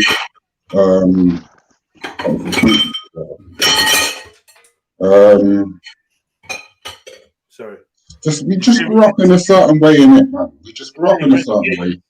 Huh? Did you say Reggie Yates? Yeah, me and Reggie's. I've got a demo tape with Reggie from way back when I went to Peckham. When you went to where? When he used to live in Peckham, like back in the day, he didn't. What's so funny? Sorry. Let me go mute. Oh my God. Everything I say is like a joke. Why is man bringing Peckham involved in this story, bro? Because he lived in Peckham now. He did a demo track. Like back way. It's like you trying to embarrass me in front of my friend? Wait, is Reggie not calling or something? You come here and let you on my panel? You embarrass I me? didn't know. I'm joking. Big up Reggie, man. He's doing this thing. Like, what the? Nah, it's just this man. Don't listen to him, man. Bit of side shots. Didn't know he was picking. No, but I can't help if I knew the brother, innit? I can't, like, you know what I'm saying? It's not No, like, it's Sniper's side shot special, man. Don't worry about it. That's what we're calling it from now on. We're calling it side shot, man. It's actually a bullet. No, we just grew up in a different way. We just grew up in a different time, in a different way. And to me, if he was allowed to be in his, like, in the acting role. But you sing. You're a musician. You sing. I'm trying to say, what's going on? What are you saying, though, bro? I'm confused. I'm just trying to say, if he was... No, wait. Let me just say, if he was given... Bro, I'm not saying anything wrong, man. I don't get it. I'm just saying, I feel like if he was given the chance to shine, people would see his talent as, like, a bigger, like, on a bigger platform, innit? And they'd see both sides of the talent, innit? That's my point. They're like community, bro. The guy can rap, the guy can play instruments, and he can act in it. So obviously, if he was given the opportunity to lead and star in his own film, people would see the full package. You know what I'm saying? All right, no one did. I'm hearing you, man. I'm gonna shut up. You smart, man. You smart. I don't get it. I must not have a sense of humor. You loyal. You loyal. You loyal, man. Yeah. Oh shit. Fucking hell. I read, man. Just trying to make a joke out of nothing, my brother. No, but yeah, as I said, it's a deep story, and you can hear, like, even in the rap, like, it doesn't even seem that it was that deep. Yeah, you know what I mean. Call him a tramp and that. I mean, it's not really that. Yeah, but like you realize, people with certain battles, mental battles, psychological battles. They like small things are big things to, like, not small things, but some things just mean so much more to people than you would expect to get me. So, and like I said, you can hear, like, even in the bars today, I just said it, and then you play the bars and he's saying the same thing. Like, he just wants to be known and be back popping, and his name's in the mud and all this shit. Like, obviously he's fixated on one route only, isn't it? And that films and music and TV or whatever. Like he just, do you know what I mean? Just wants to be in that club. He wants to get back in there. It's crazy. You know what I mean? And boy, man, you know what? Like that with attitude like that, you're gonna be getting bumped left, right, and center, and you're gonna get such dry, and not in the way that most men want to be. You get me? Yeah, that's true talk. You get such dry because you seem desperate. Mm. You know what I mean, you seem very desperate to be in. And Oh God! So wait. Okay. Go on. I don't know if the word is desperate, but maybe I can't tell you how to. I can't tell you how to see it, innit? Who am I? Who am I to tell you how to do? Matthew, I can hear you with the side, fam. Come on, fam.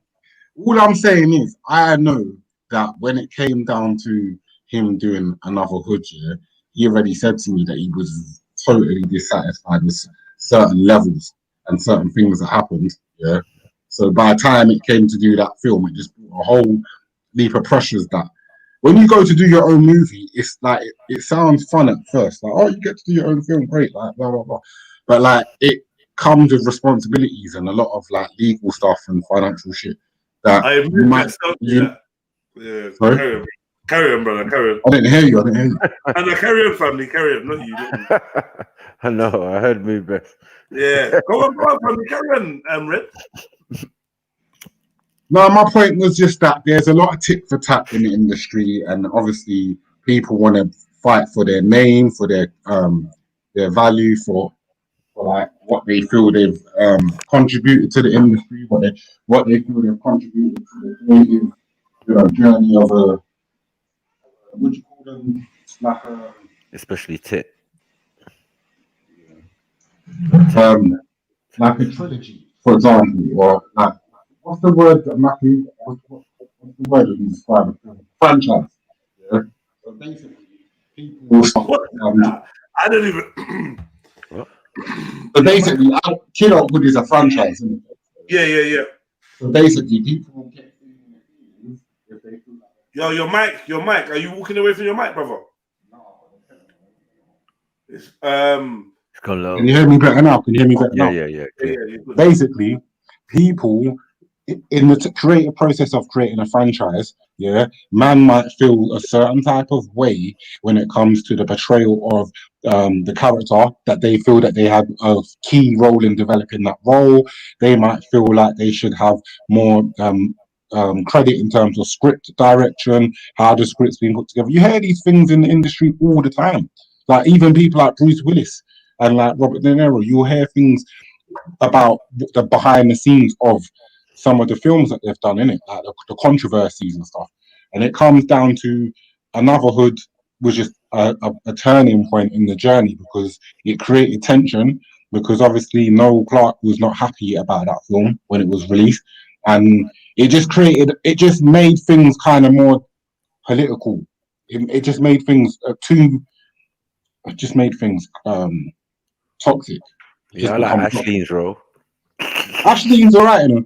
She was a Jehovah's Witness back in the day, you know. Back in the days. Well, she was just giving head in the movie. So I don't know. Maybe Noel Clarke was unhappy about that. That wasn't him. Oh, she's cool people. I mean, but yeah, you don't want to be Noel Clarke. That's the order of the day now. You know what I'm saying? Right. You're right, man. It's the buzzword now. Like, yeah, Dutchavellied. You can be Dutchavellied. You can be Noel Clarke. It's getting mad. You know what I mean? Maybe they haven't had the teaching that you had there, innit? You know, like where you grew up, you had different type of man teaching you. No, not even that. I'm just not involved in the industry.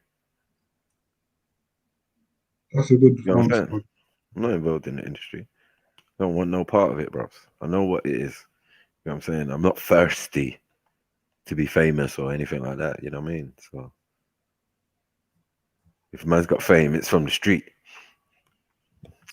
I think you could have success in the industry without being a sellout. I think you could genuinely go out there, market a product or a song or a movie. You might not get the #1 spread on the Sun newspaper like Noel Clarke did, but I reckon you'd make a nice bit of profit. Well, Like, can it's we not give impossible. examples of that?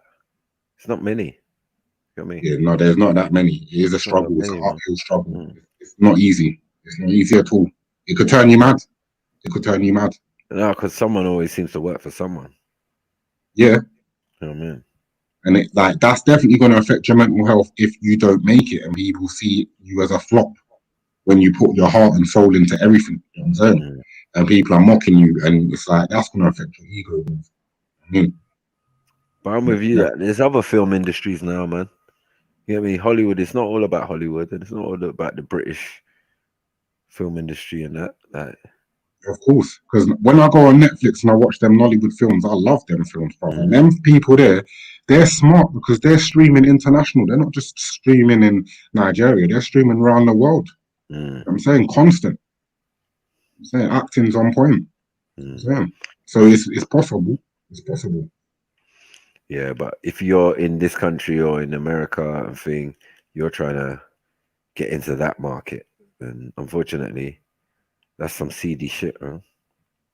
Anyway, Yeah, there's a lot of weirdos. I'm not gonna lie. They and a lot of it is kind of like Because nudge, I nudge. asked her, wink, I wink. asked her, I asked her, I said, was Noel Clark doing something like that was not the norm in the industry? You get what I'm saying? And she was like, no, but don't know about me. It is what it is then. If he's a horrible director or whatever, and being horrible and being, you know what I'm saying, narcissistic and all of that, where did he get that from?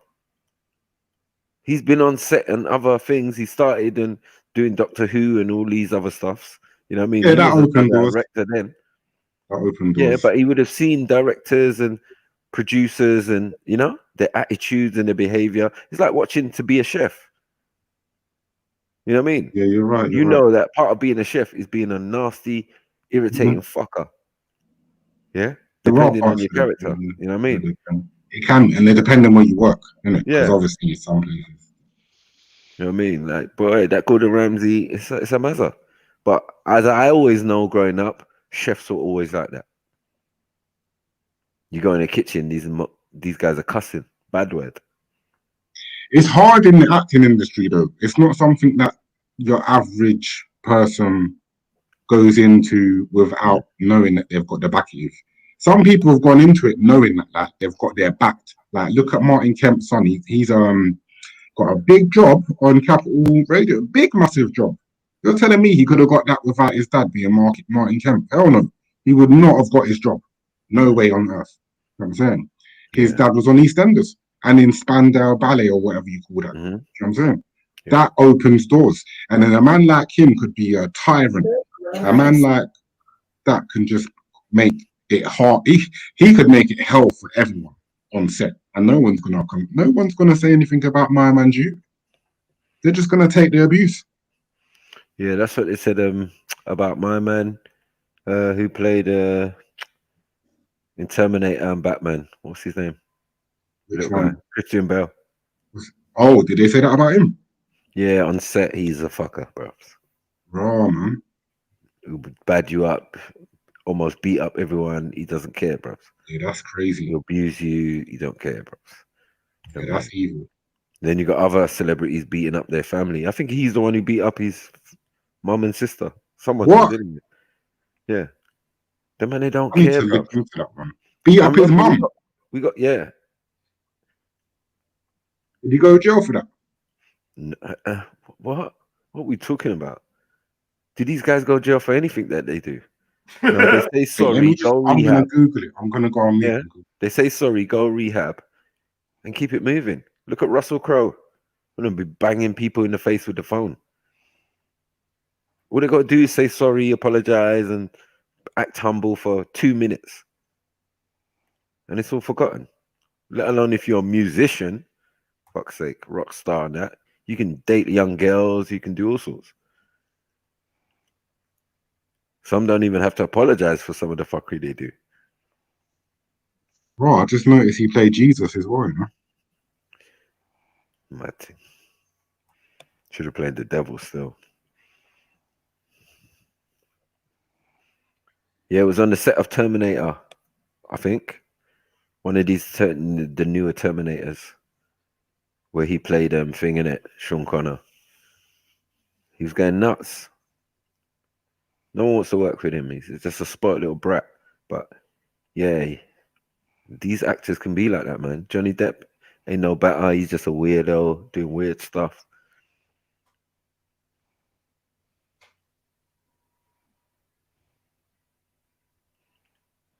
And the worst thing in the industry is aging. I clocked like when people get past that kind of what's that word for it? When you just go past the prime of the main character, they can, if they haven't made, because acting industry, you got to stack the P in it, because you can get a job and you've got to obviously pay. You got to live in the real world. You got to pay rent. You know what I mean? Council tax, all them things there.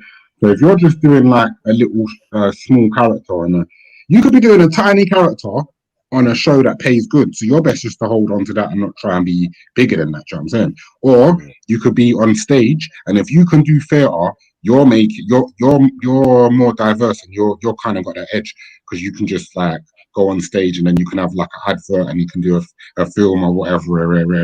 But if you're from like the working class and you've come up through like the stage school backgrounds and all that, the industry, you're already at a disadvantage in the industry in comparison to people that went RADA or they did drama, Oxford University or Cambridge University, and them places there. They're already looking down their nose at you. So by the time you go to the BAFTA Awards, and if you ain't played King James or if you haven't played Henry VIII for all them type of things, they're already looking at you like, what? Like there was a time in the industry where it was like, excuse me, you need elocution lessons. What do you mean? You know what I'm saying? So when certain lingos is permissible and markable, it became a whole hype. Like, oh yeah, people say, well, go on, let's put that in the script. And Britain, when they didn't read, the script writers were just not even from the ends. The directors were not from the ends. Like, you wouldn't get none of these type of cultural type of framing. It wasn't authentic at one point. The most authentic things at certain points was like underground music, like jungle, garage, or like, you know what I'm saying, two-step, them type of movements there. But they weren't trying to let those people in to the mainstream. They was not trying to. You know what I'm saying? There's bare creative people that should have blown up. There's bare heads that should have blown up way, way, way, way, way big. But they were held back on purpose. I've seen it with my own eyes. You know what I'm saying? And you think, raw. And then they get these like fakes to come along and interpret the same culture and push them forward, give them movies, everything. You know what I'm saying? Yeah. Miss Dynamite should have had her own movie, bro. Simple. You know what I'm saying? On that Little Darker album. Own movie to go with the soundtrack.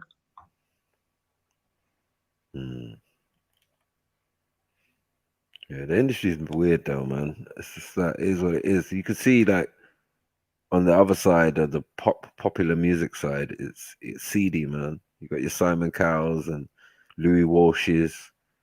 Man is out here misogynizing young fucking twins and that, Jedward and that mad thing. These guys are manipulative. Was it Steak? What Steak and something Waterman and whatever? I don't even know. Yeah. All these guys are industry guys, innit? Like the format stays the same. You know what I mean? But now we know they can package and make characters. You know what I mean? From the beginning, from birth. From birth, bro. They can make them. Yeah, that stuff scares me, bro. You're going a bit too deep into the demon side of it. No, that's what Drake is. That's what Drake is. Oh God, you know what I mean, bro? Did I tell you about that time I went raving? Yeah, let me tell you. Yeah, I went raving down West End, fam. Yeah, go into the bar, like club, in it, get ready to have a good time and thing. I look over, I see the DJ looks like a nerd, like an overweight nerd with greasy hair, innit? 2 twos are here, started from the bottom. Now we're here, so like I didn't even get a drink from the bar yet. Yeah, already I've got some English crowds like trying to rap to me, yeah, and trying to get up in my face, do finger pointing and rap. They was rapping. All these mad people was trying to rap to me. It was what's his name? Young Thug. They was rapping. Some dude just came out of nowhere because I was black and rapped the whole of, just stood kind of within my space to prove I know the lyrics, but I didn't really know the lyrics, innit? So I'm just kind of like stood on that way, come back from cloakroom and thing. Man's trying to show off, innit? So the same brother now has got two other of his brethren to come along, a girl and a dude, to kind of join in with this, I want you to be mine, oh baby, or whatever the lyrics were, yeah? And then Drake comes on, starting from the bottom. I swear on my life, they started rapping to me that the N word was all over the track. It wasn't a radio edit. Bruv, they started saying to me, I was at my mama's house, nigga. Like, bruv, I swear down. Like, I was like, what? I was thinking, what the fuck? Like, what's going on here? I felt like I was in the KKK lynch mob. I went over to the DJ and I said to the DJ, like, fam, I think you should drive, because they kept rewinding it, innit? Then I went over to the DJ, I was like, fam, I think you should play the radio version, innit? Some Nigerian security guard, or like wherever he was from, he might not be Nigerian, yeah?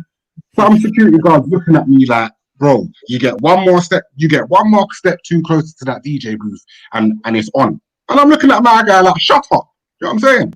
Like, you're there trying to protect the DJ. It's not even like I'm trying to fucking fight my guy. You know what I'm saying? Like, I'm literally just like having like if I was going to say, could you play this? Could you play that? I just took my jacket and left that place, man. I rarely got an issue from that night with some of the songs. Because I think to myself, wow, I never realised that white people are out here rapping the N-word in the middle of Oxford Street like it's all good. Like, that blew my mind, fam. It blew my mind. Yeah, I think we did say that a long time ago, that these songs, they've got there and people will sing to them. Especially in a club environment where you feel comfortable. They was trying to be friendly to me. That's what made it worse. They were trying to be nice. They thought that they was impressing me with these M words and pointing at me like we're friends and smiling.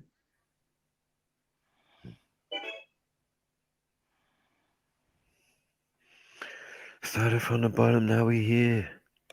They got coffee shop.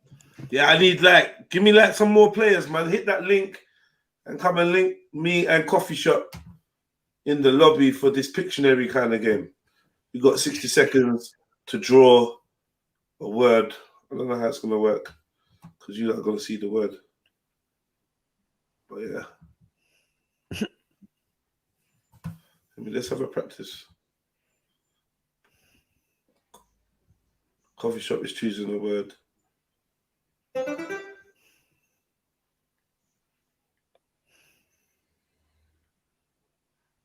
That coffee shop is now drawing, apparently. Let's see what they're doing. Come, we've got 49 seconds. What's this? Wow. What's this? Pink. Panther. Yeah, you got it. You got it. You're too quick. You're too quick. Pink Panther. You're smart. What? You got it. How have I got it? What do I do? No, Matthew said it first. Oh. You got it. No, I'm saying, yeah, what you doing? I had you react to that.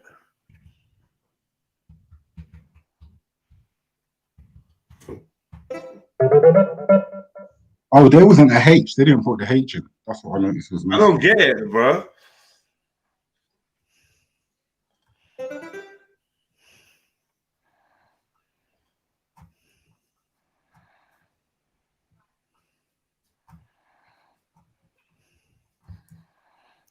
I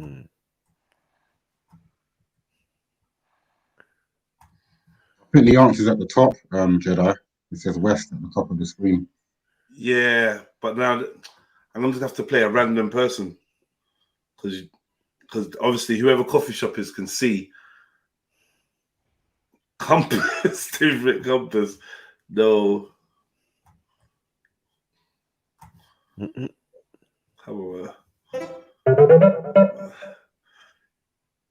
How have they got better points? I don't get it.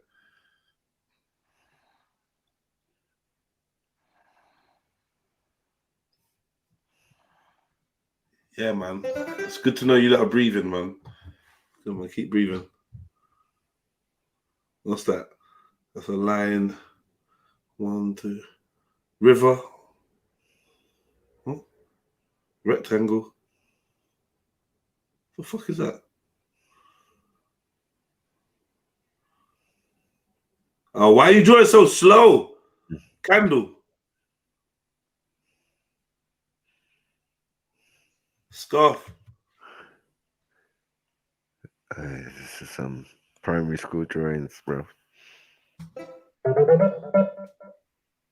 Oh, you got the points. So they was putting letters in to give you the answer at the top.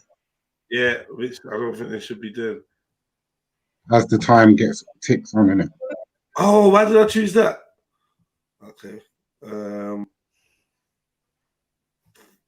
Fuck.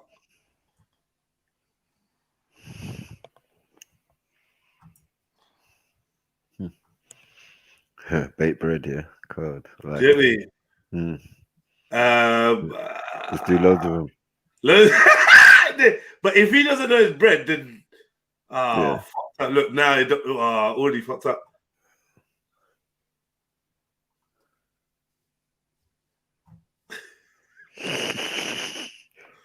Yeah.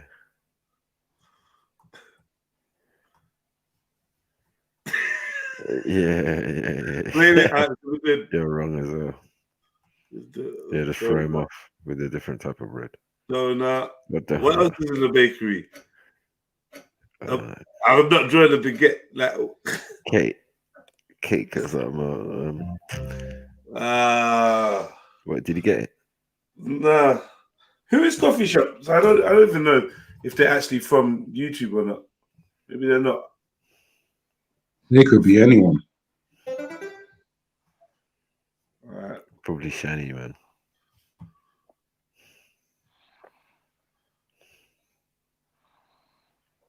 What the fuck is that? What? Correct speech. What? COR. Yeah, Jedi type thing. Good speech. What? Second letter H. Second letter H. What's that? Why are you writing? Ria. Read. Red. Message. Phone. What? Read. What's that? What is that? What is that, man? Don't know, bro. Thumbs up. You can get that. You can work that out. What's up? Oh, don't try it. That was terrible. What was it? What's that? What's up? Oh, fuck off. They cheated because they didn't like your drawing. Oh, but I get it. Double tick. You get it. Read the double tick.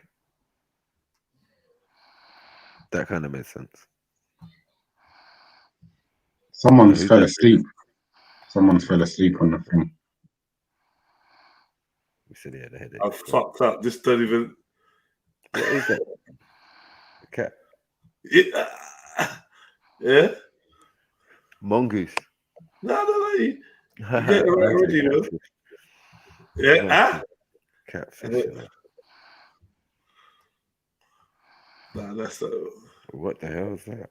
That's supposed to be a fish, bro.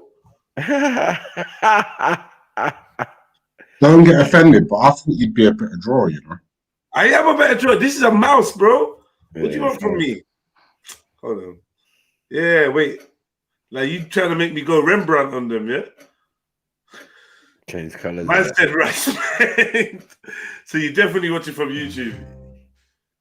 But respect to that. Oh, fuck you.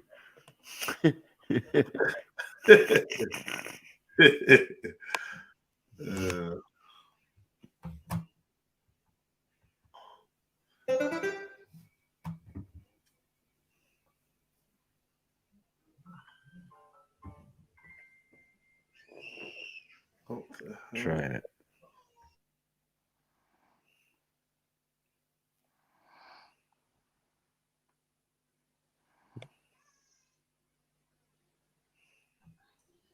Freckles.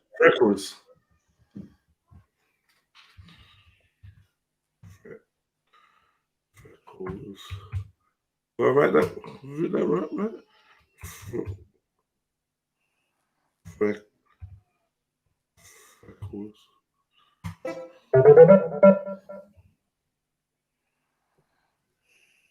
Well, I've got a like on Facebook. One second, I'll be back.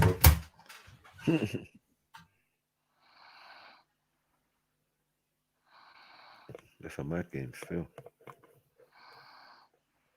Is S sleeping? Yeah, I think so. He must have those in-ear things. You know them wireless headphones. I had a mad headache, bro. I feel like I need to take a break from YouTube. I've become a YouTube addict, bro. It's not good. Like it's like it can just take. My ears was ringing, and my left ear was mash up for 4 days. Yeah. Oh yeah. The things.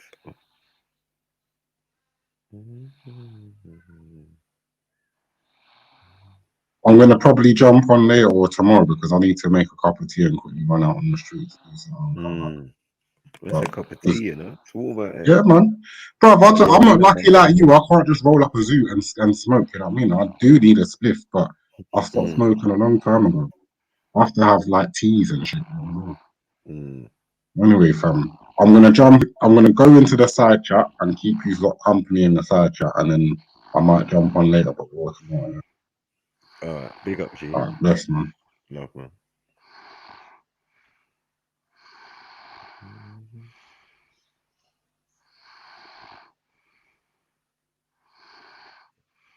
That's the sound of a man snoring on the stream. Hey. Oh, big up S, bruv.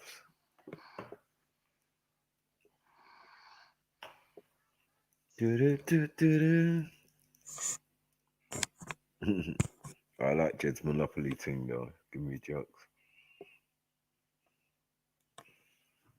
Why is his eyes like that though?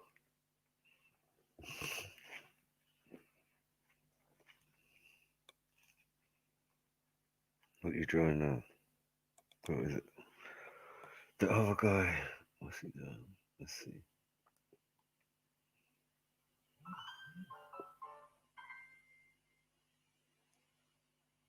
What?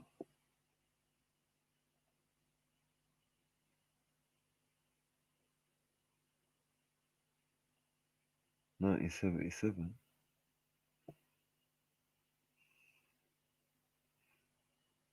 What's that? Television. What? What is this, man?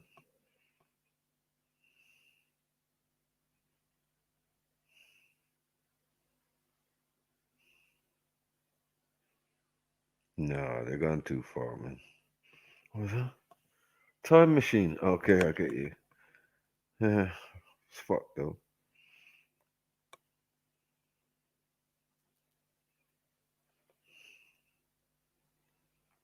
It's nuts. What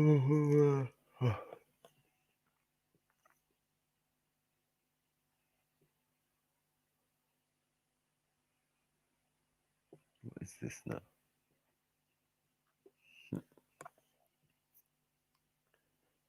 Is that your paintbrush, yeah? Marty.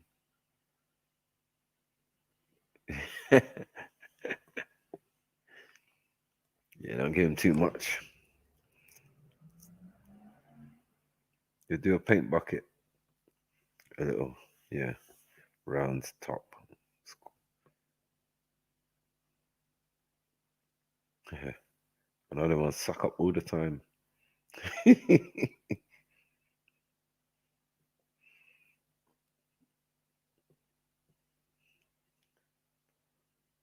I'm confused. What's going on? Yeah, code. Yeah, there you go.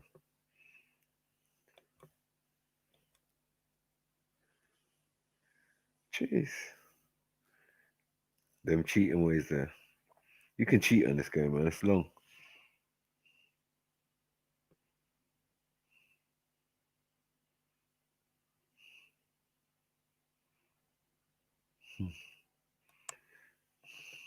Cross swap. What? Oh, God.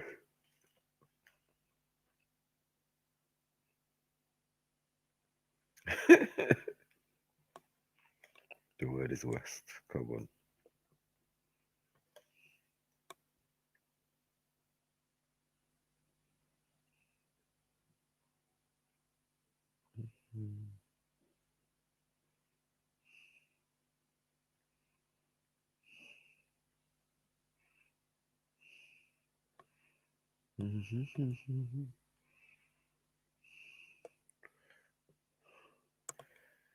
Really?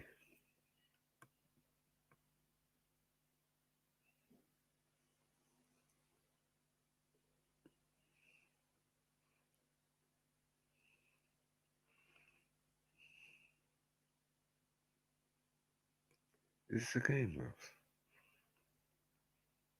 I can't hear you, Jez, you know. I think you're on mute. Don't lie, I be talking to my damn self. Say, what's the goodness? Don't be getting that butterfly. Oh, why am I saying it out loud? Butterfly or bow? Bow. Alright, boom. I'm coming off this game, man. Alright. Sorry, man. It's jokes. Right. Yeah, it's too easy to cheat, man. Yeah, man. It's not what's popping. I'll find another game. Because Tuesday I told Shani to find some games, and she never found shit. This is a game for you. They had a Ludo one, an online Ludo one, but Yeah, you need a better online like pen or something. If you had a little pad, touchpad thing, it'd be easier. But all this mouse business, it's gonna. Nah, I bet you can draw with your mouse. Okay. I mean, we used to have to. Obviously, use Photoshop. Didn't have no pen before.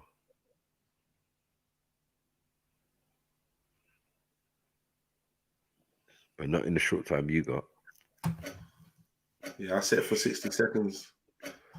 Online.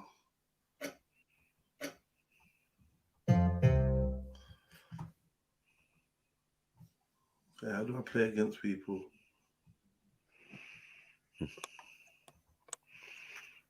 John Cena, yeah.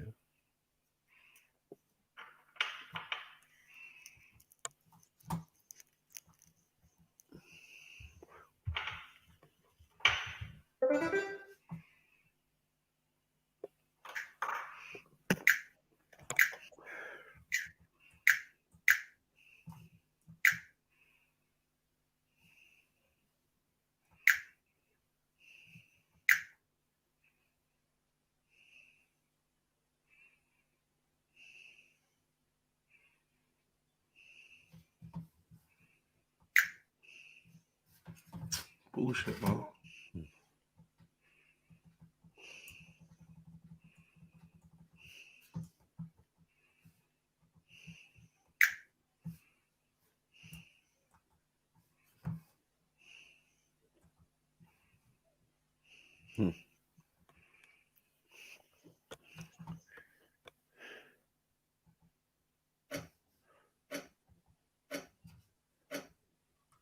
Public cloud wasn't built to handle everything, but that's...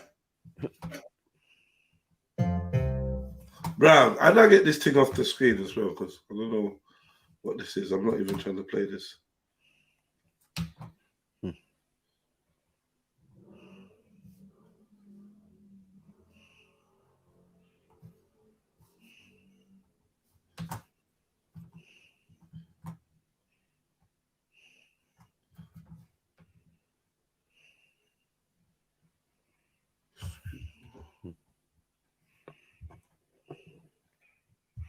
You're trying to come out of it.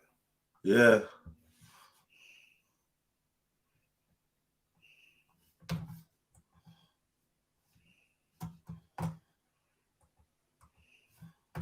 How to get out of this fucking thing?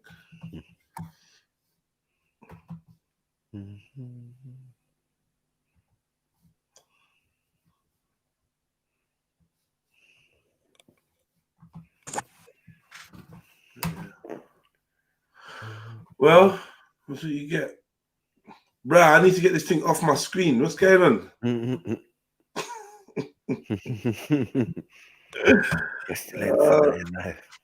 Bruh, what's going on?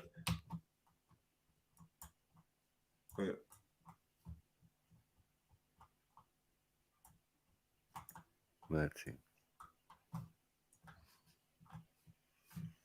Trap for life. Trap for life. It's off now. It's off now. Right. Yeah, I was playing something here. Where did it go?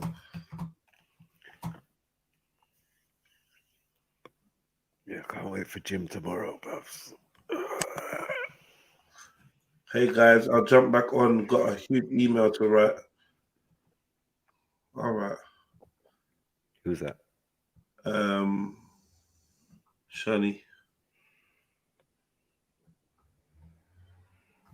Shani's got a huge email she needs to write. Huge. Yeah, well, the following content is made for mature audiences only. Yeah, not for no little picky. Yeah, not for no little soft skin. If you got soft skin, if you're sensitive, you know what I mean? If you get offended by words like fuck, cunt, nigga, bitch, hoe, dick, pussy, motherfucker, then this is definitely not the show for you. Yeah? This is the roast season of Jedi Online. Big roast battle, guys on the skies down. No weak hearts allowed. Keep it true. Cool. Big up to everyone who participated. Yeah, big up to my opponent, Born. You're gonna get it now, Born bitch. You're gonna get it both barrels. Yeah. Born. Why are you always wearing that hat, bro? That same hat you bought from a flea market looks like a tramp's hat. Why has it got like dirt on one side? Is that where you keep touching it with your hand to adjust it? This is so dirty on one side where you've been touching it. Like, Born, what's this on the back of my head? Can you see with that wonky eye? I'm sure you can see around corners, bro.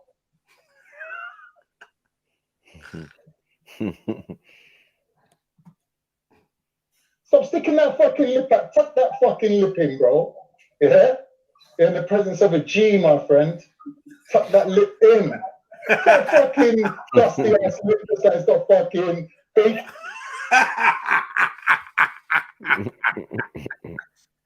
Oh, yeah. Fucking hell. Fucking sugar in it. The fuck is that? Crusty ass lip. Is that the lip that you fucking toss salad with, bro? Yeah, well, having your salad tossed means having your asshole eaten out with jelly or syrup. I prefer syrup. You've been tossing salad.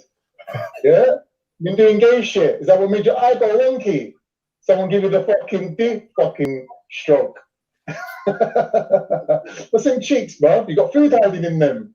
You got food hiding in them cheeks, bro. Hey, what happened to the thingy, bro? The corona. You didn't believe in it, did you? That corona don't exist. Now look at you now, locked in your house with your thin neck, where you've been starving. You look like a fucking starved out little chicken. Your thin little chicken neck. That crease on your neck. That thin little crease on your neck, bro. Look at the narrow shoulders. Look at the narrow shoulders. Hey, who said that t-shirt's old? I know you've had that shirt for a long time. That t-shirt's got to be one hand-me-down from your great granddad. You know the one that used to be in the Ku Klux Klan? That one. Come on, it's got to be time now. Time. Yo. Time. Yeah, you're not letting me roll freestyle, isn't it? Man, first of all, buddy, look at that. My man's got a comb over. You got the you went to the barbershop and said, give me the groomer's special. That's what it first off. You said, hey, give me the groomer's special with those trifocals. You got 2 Coke cans over your face. Ugly ass teeth. You got 1 brown tooth. It's like they take a picture of your teeth and say which one don't belong. We already know what it is. That's what your teeth say. Your teeth say, I'm not racist. I got 1 brown friend. Ugly ass. Like, get the fuck out of here, man. You got the fuck is that, man? You got a cigar paper on your tooth. Man said the token brown tooth, you know. That's fun. Tough. The tough, man. The toffee tough. Mad. Yes, boy. And you a fat nutritionist. We need a medic over there. Need a medic? It's like, how the fuck does that even work? A fat nutritionist? I walk in the office, I see you, I say, man, hell no. I walk straight up out the fucking office, your fat ass. You ain't walk the block. You on your cell phone on your couch telling people, get your calories and get your exercise in, fat ass. Look, this where you been at all day. You've been going from panel to panel, just right there all day, your fat ass. And what look you going for with the goatee, man? What look is that, man? You going with the rapist special. the rapist special. Turkish rapist gumamit ng tax money ng mga Taiwanese para bayaran ang kanyang abogado. Ang Turkish estudyante na si Yamur. Yeah, man. The rapist special with the groom and comb, with the groom and comb over. Ugly ass boy. Look at you, man. Look, that make it worse, man. And you want to speak on black issues. This is the person who speaks on black. Well, you know, in East Africa, y'all people would man, we don't need your help, fat ass, your fat ass help, boy. Go somewhere and exercise, man. Quit giving out advice and take your own fucking advice for once, man. What the fuck, man? Crazy, man. You burnt your tooth with a cigarette. Yeah, tell one, give me a cigarette, bro. Let's go. Mr. Bourne, you're so ugly that when you was born, the doctor pulled you out and smacked your face instead of your ass. That's how ugly you are. Yeah? You're talking about the girl's bun, yeah, but look at your fucking forehead. Bring out that forehead, Bob. Let's see that. Swear you could pick up fucking Turkish TV on that thing, Bob.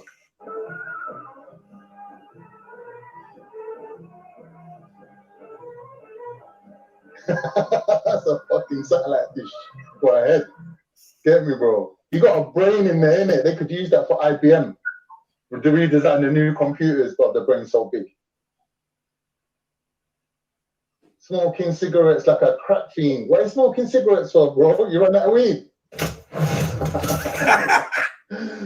Yeah, man. Let me see that sofa. Where'd you find that sofa? Out in the street? That the sofa they gave you when the fucking hurricane ripped the roof off your fucking house. The family's back door here completely ripped off the hinges, but take a look at their car. On top of their car, a camper trailer. The family tells me that everyone is okay. Remember that? Give you a fucking sofa to go with it. What's happened to that roof? This is what's left behind of the family's home after the tornado. You still put it back down? Utility? Huh? Your gap tooth. You see that gap tooth, man? What's wrong with your teeth, bro? They don't want to chat to each other. I'm telling you, yeah. Bro, don't make me be an editor, you know, fam. Like, especially if I'm sitting there with people that know how to do the ideas I got in my head, bro. It's peak. Man will turn dead roasted into epic movie. This is enjoy. I'm watching this like, yo, this is cold, fam. This is cold. Man will got the rapist, the Turkish rapist that looked like Cardinal. I was so proud of that. Yeah, that was excellent. Who knew? That's a sly move. You know what? That's an evolutionary development, bro. Get me? When you got gaps in your teeth and you eat the food can hide in there. You can eat some more later. No one knows, innit? You got extra fucking bit of chicken in that tooth. Same as them cheeks. Look at them cheeks. Like a little chipmunk face. What are you hiding in there, bro? Or is that from your prison days where you used to hide shit in your mouth and in your ass as well? Hide shit in your ass, innit? That's how you turn gay, innit? You start liking it. I don't know. Give me that encyclopedia. I could fit that in there. Look at these little bits of paper. I'll fit that whole encyclopedia in there, bro. You enjoyed it, innit? Have you ever had a job, bro? Since you've been out of prison, you had a job. 10 seconds. Just sticking to the shotting, yeah? I just want to end by saying, big up to Bourne. You're a worthy champion. Your eyes are fucking mangled as fuck. But, you know. You fat fuck. You are not out there. You're black. You're black. Yo, fool, you know.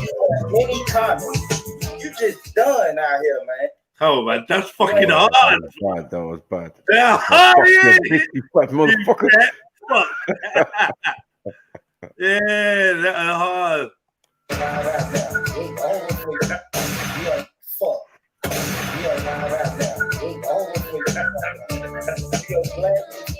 Your blacks is crooked. You wear many condoms. You just done out here, man. You ain't getting no.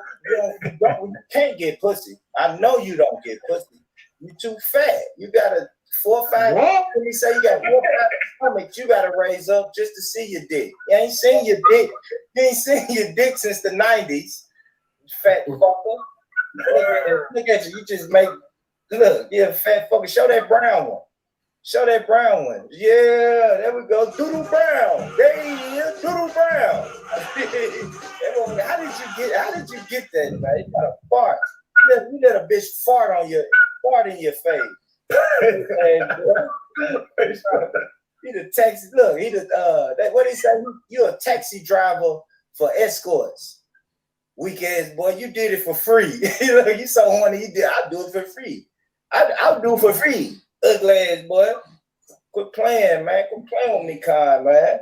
Them big ass glasses, man. That forehead, man. You don't listen. You don't have ideas. You have motion pictures. That big ass forehead and that weak ass. Hey, let me tell you something. That weak ass voice, man. You need to man up, boy.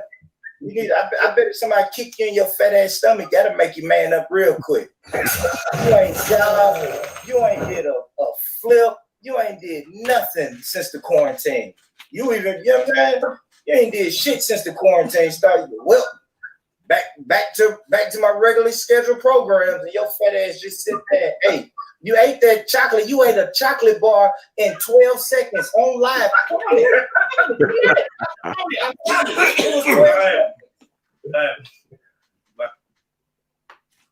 That's mad. Man said 12 seconds, you know. 12 seconds online. Yeah, well, one. The following content is made for mature audiences only. Yeah, not for no little pitty. Yeah, not for no little soft skin. If you got soft skin, if you're sensitive, you know what I mean? If you get offended by words like fuck, cunt, nigger, bitch, hoe, dick, pussy, motherfucker, then this is definitely not the show for you. Yeah? This is the Rasclar roast season on Jedi Online. Big Rasclar roast battle going on, it's going down. No weak hearts allowed. Keep it true.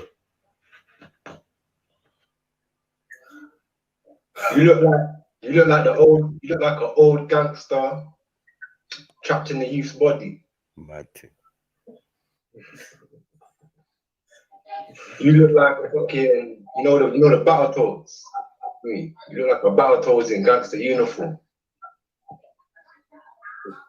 You look like a nerd in gangster uniform.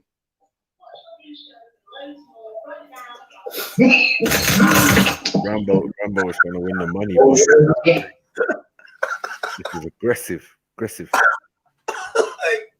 He was getting peas. Do you know what's so dumb? Huh? The cough, yeah. A man put cracked ribs on it. Like it was good jokes. Nah. It spiced up Radar's bars though. That's what it did. Yeah, it spiced it up a bit. You get me? That's the uniform.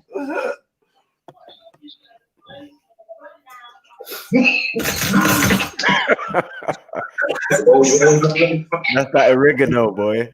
Can't handle that little herb you're smoking, no? But it's fucked. It's fucked. It's fucked. Rambo. Bob's old. He can't grow. His pants are smart and they're mold. I bet when you bust a nut, you bust powder come in. I bet when you squeeze on your girl's titties, powdered milk comes out in it. Oh shit. Hey, how many Viagra's does it take you to get a semi? Or does your girl just say, fuck it, I'm gonna just fuck you in the ass with the strap on?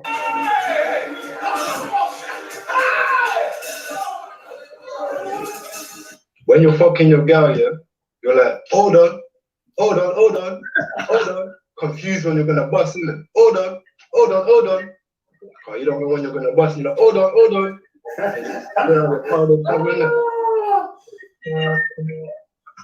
Where's the 1 minute man? You sound like you've been happy 10 seconds. And your hearing aids on low. You sound like your hearing aids on low. Nah. If man just delivered the bars of a bit more, you get me? Yeah. Your hearing aids on low, bruh. That's violent. Man said you sound like your hearing aids on low, you know. You've been happy slapped in the ear. Them young man bars, boy. Yeah, Radar had potential still, but it just depends on what radar you get. You get me? What radar turns up for the battle? I think the rebuttal was disgusting. Though. What Rambo's? Yeah. Yeah, Rambo is aggressive. 3, he wanted the tease. 1. All right, man. Radar, you fucking yellow fucking jelly baby.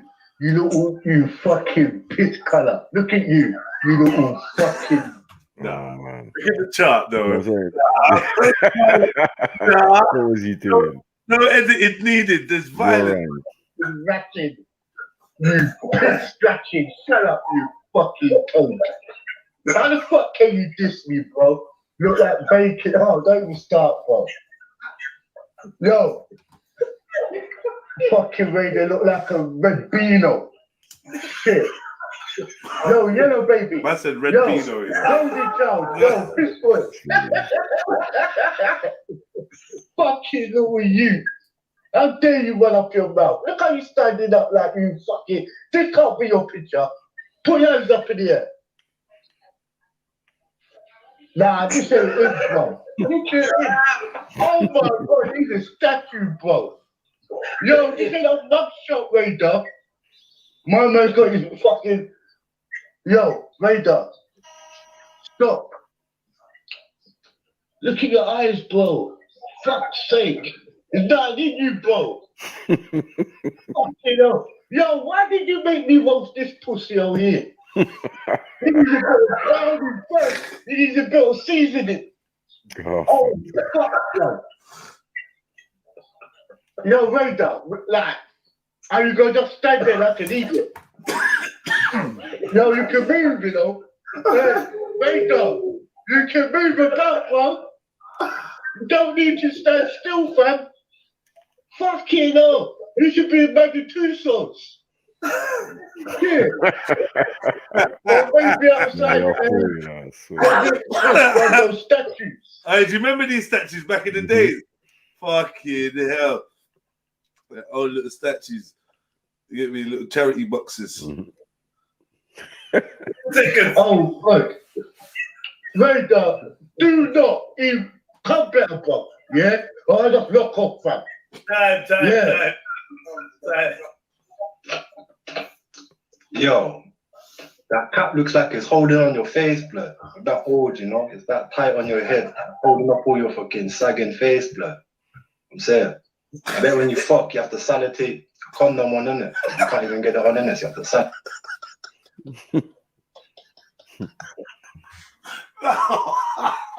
Nah. But I can't tell, man. He's got to send a tape of Jimmy. That's bars. I'm telling you, the boy had bars, you know, bro. It's just the delivery, you get me? No, his confidence went up 50% after this for us. Okay, yeah. Performance level. When you're having sex, you're confused, get me? You're like, come on, what? Get me? We're like, hold on. Like, what's this gang that you're in, isn't it? What? Is it a gang of youth or a gang of old men? Would you just like hanging around the youth, blood? Was it the children you never had? You get me?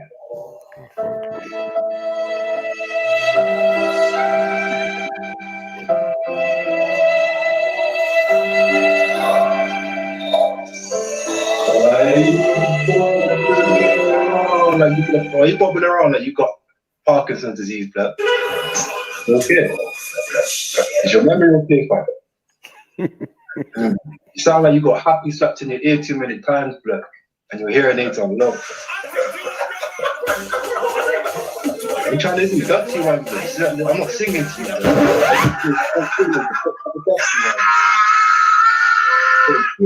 Your arms looking kind of wham, you know. You must be using that dildo strong on your wife, you know.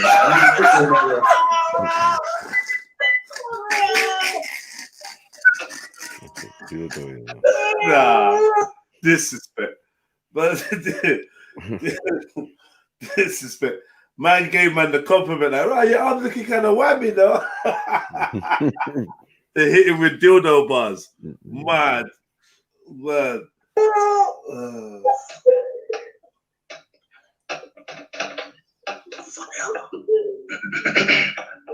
I feel for you though, fam. Make sure you stay home, innit? I don't want to get no corona with your weak old man lungs and that, you know? Stay home, stay safe, and yeah, man. Little cough could kill you right now, yeah, man. Cough could kill you, blood. 10 seconds! 10 seconds! Oh, you ain't ill now on this one, 10 seconds! You look like a gangster battle toad with your hunch posture and all that. Just straight and up bus. Time. Radar! How dare you, man? You know you look like fucking Ronald McDonald's son, innit? I wonder why he kept you in fucking the country there, get me? With all the fucking cows and shit. Yo, Radar, there's been reports about Beanos like you, fam. Yeah? I don't even want to start with you today. But you know what? I'm gonna do it, you know. Radar, can you move?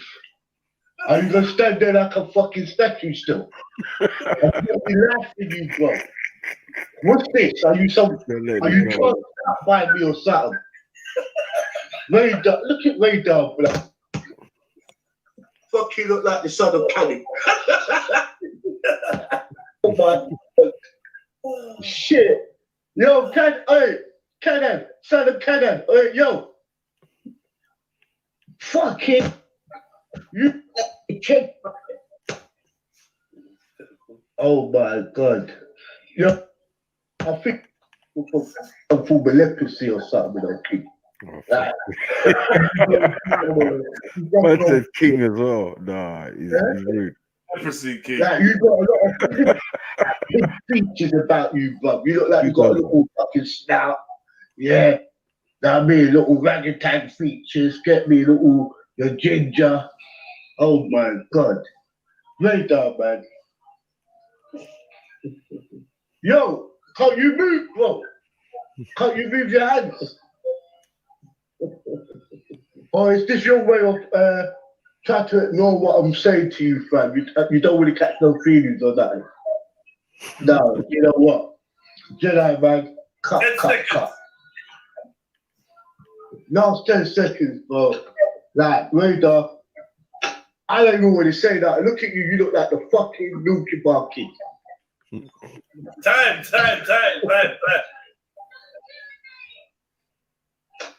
Yo, hurry up, piss baby.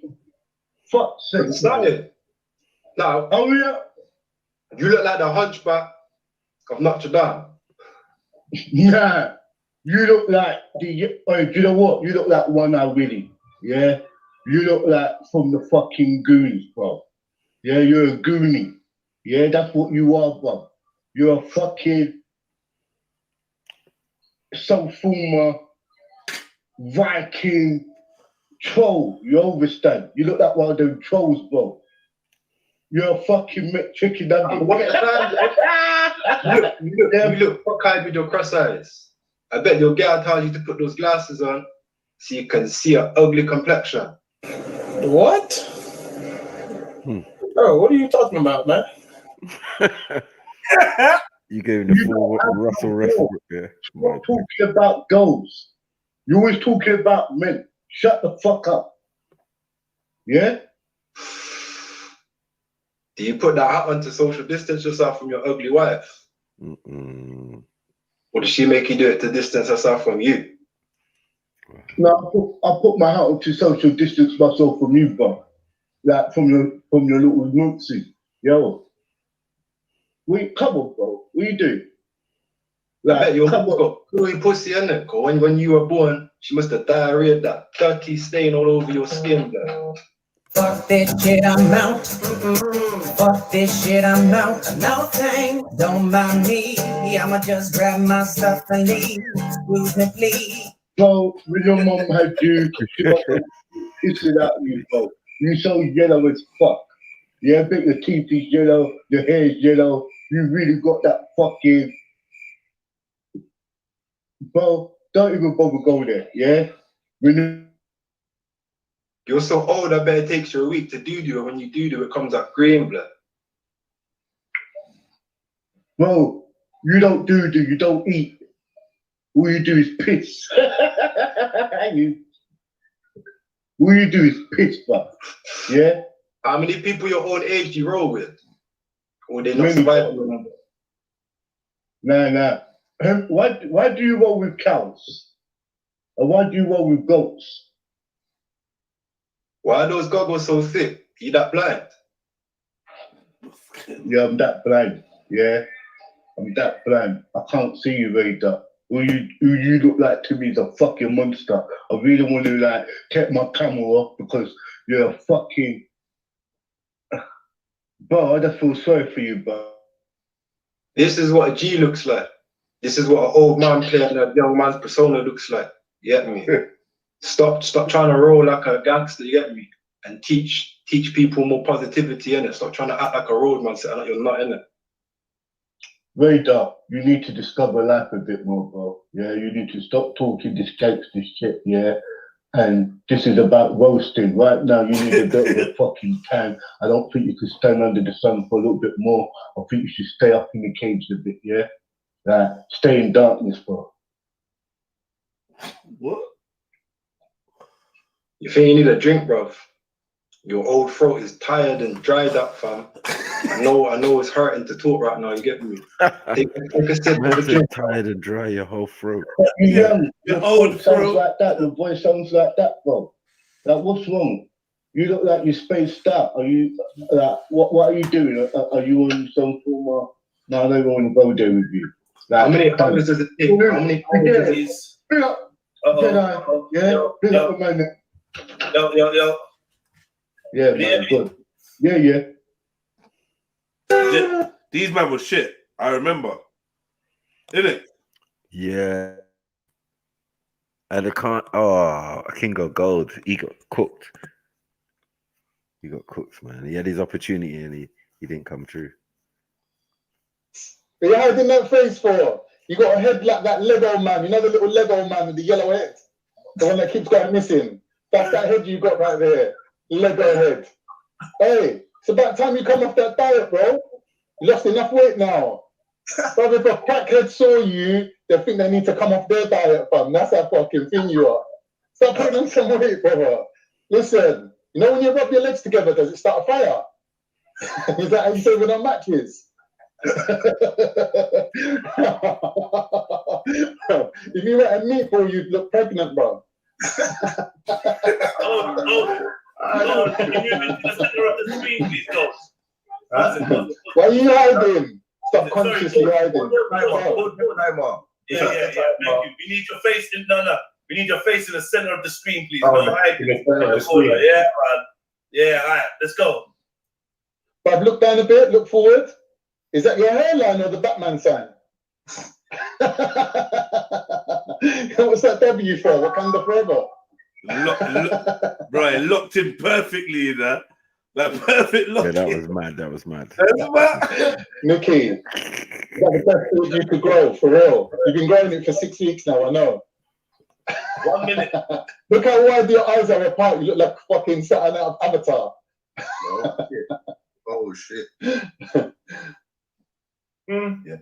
Bro, that bottom lip's so dry, it's got crust growing on it, man. Look at that bottom. You best lick that lip. Lick it, bro. We're gonna mash that to you. But they're white, though. Let me see your teeth, they're white. Is your granddad that white as well? The albino one? How long have I got left on my timer? 20 seconds. Get it. Wow, you're the only person who got corona and put weight on.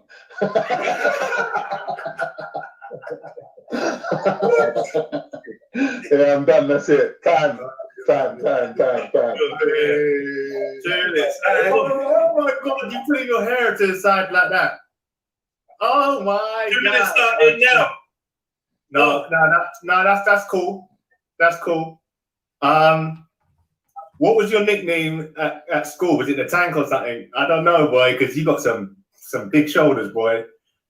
I don't know if are you eating beef raw or something? Come on, bro. Yeah, I don't know, what did you you look like you put on about 100 pounds. I mean, I can tell you we got about 100 relatives. Ramadan good this year? Great. Let me see. Yeah, fat jokes. Yeah, I don't know. You probably, I could say that you eat your food on top of a landing net, so all the food don't drop down because the amount you eat. 1 minute. You know what a landing net is? All right, when you eat food, you get tired. Your daily exercise is climbing onto a bike and climbing down again without turning the wheels. I don't know. You sound like when you're on Hangouts, you sound a bit creepy sometimes. When you're saying it's beautiful, this and beautiful, you know. And I know you sort of sound like the guy that goes to a woman's knickers drawers or something. You're spelling the knickers, man. You need to chill out, bro. Your sexual urges. You sound God's gonna have a hoist for you when you fat lump of shit. And the Grim Reaper's gonna have a harpoon. He's gonna need one anyway. 10 seconds. Freestyle. I know I can see food in your beard. The aspect ratio one. Time. All right. 2 minutes starting now. You remind me of a cigarette. Is the rest of your body white? Well, are those your ears? You look like fucking Dr. Spock with them ears, bro. Shame you ain't got the intelligence, though. Who cut your hair? The fucking butcher. Tell him to use a sharper knife, man. He missed a bit.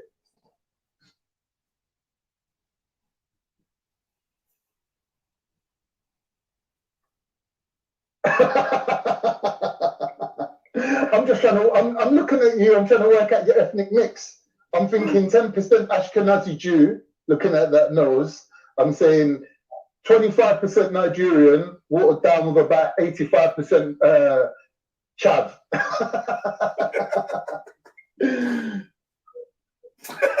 Well gone, man. You're so skinny, yeah. You're so skinny that you have to run around in the shower to get wet. You're so skinny that crackers offer you their lunch. You're so skinny that your girlfriend uses you as a crowbar on them fat legs of hers. I don't know, man. I'm just waffling right now. I just run out of jokes, bro. Shit. I actually like the guy, so it's really hard to get motivated. You're so skinny that you can hula hoop with a fucking hula hoop. I don't know, bro, man. I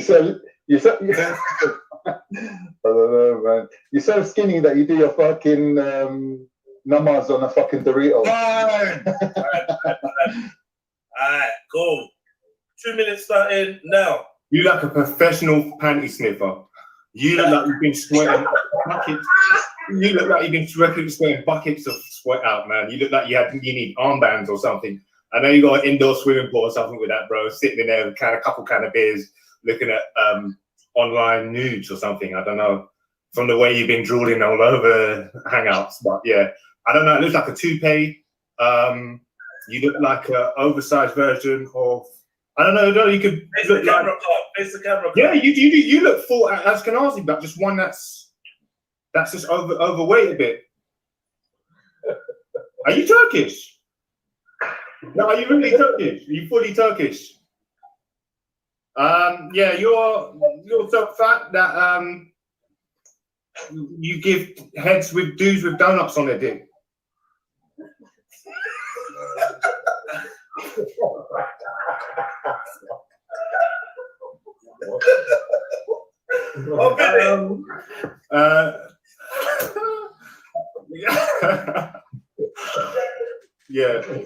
Yeah, you're so fat that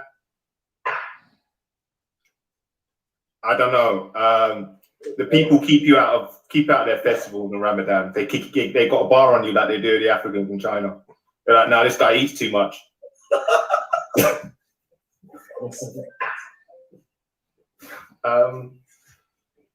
Yeah. I don't know. You're so fat that when you slice your milk chocolate comes flowing out. I heard that on Eddie Murphy one. Time.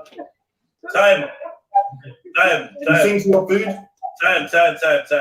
Right, you're so thin. You look like Raj's left arm.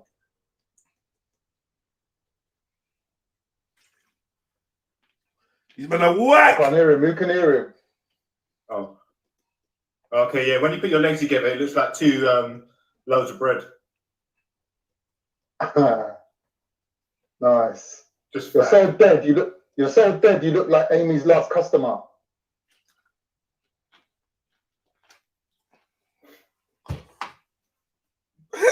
Your chin swooping so low that I actually got confused with the bottom of your belly.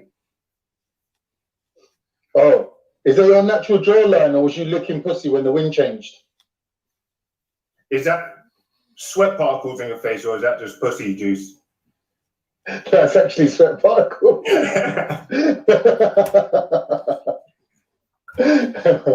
Your head looks so dry, I could strike it like a match. Your head's kind of oval shaped. I know. We must be related. I'm really big at the bottom and that kind of woo at the top. Oh no. That's cool. Your metabolism is so slow, you got to wear that fucking bathrobe all the time. Your metabolism is so slow. You're saying so quick. Your metabolism is so slow that you have to run in the hottest part of Africa to sweat. Your kitchen looks so shit. You didn't get it from Wix. The council they gave it to you out of a skip. You used to live at your mum's house like that a bit. That's my girl's yard still. Who done that painting on the fucking cover? The 2-year-old. When people want to paint you, they've got to use a whole chalkboard, mate. They got to fit you onto a wall. No, this is too painful, man. How'd you get them bumps on your head? Stop, guys. Stop, guys. Painful. Bloody painful, mate. Fuck's sake. Hey, guys, just stop. No, I think that the other good one was him against Radar. Who, Khan against Vader? Yeah. Let me read these He comments. said it was stolen bars. It was stolen bars. That's the only thing. I don't even care. I'm just asking a question. He's blocked. You know what? If you can see the comments and you can still jump on the StreamYard, he's not blocked from StreamYard, is it? Yeah, you're not blocked from StreamYard. Phone something. Alright, yeah, so what we saying, guys? So is that wrong? Big up everyone tuning. Well, this ain't no one. What, where you roasted him? Yeah, there was the one earlier that day.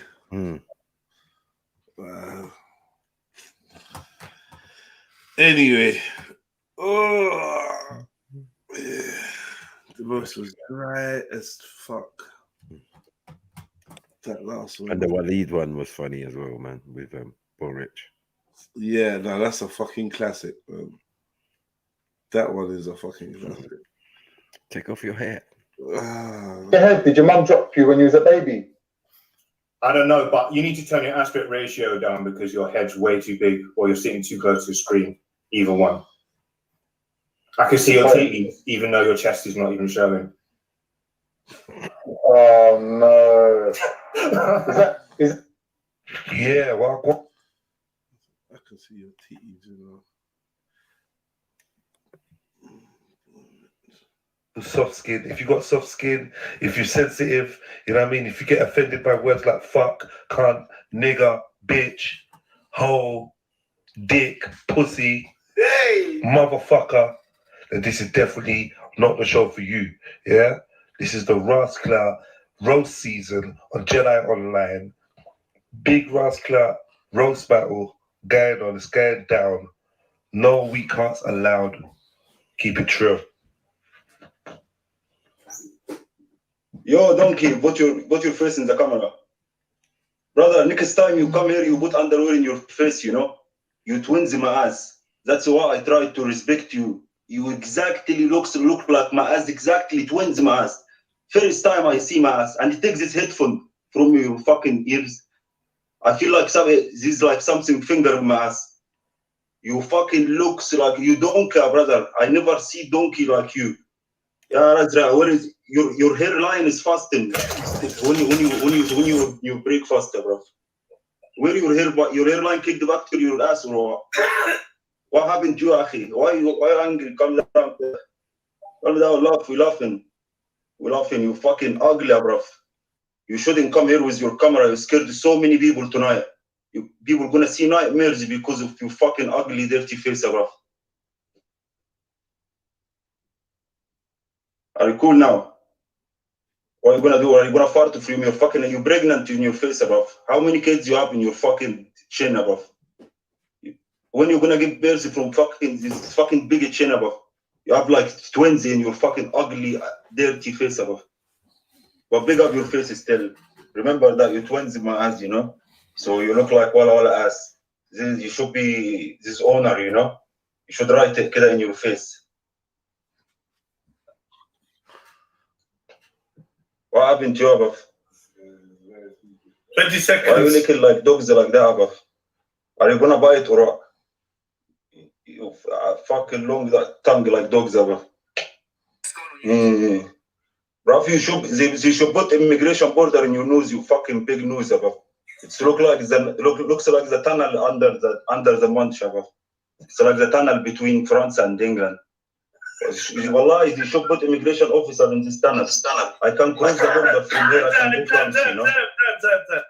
Stay in the camera, walla.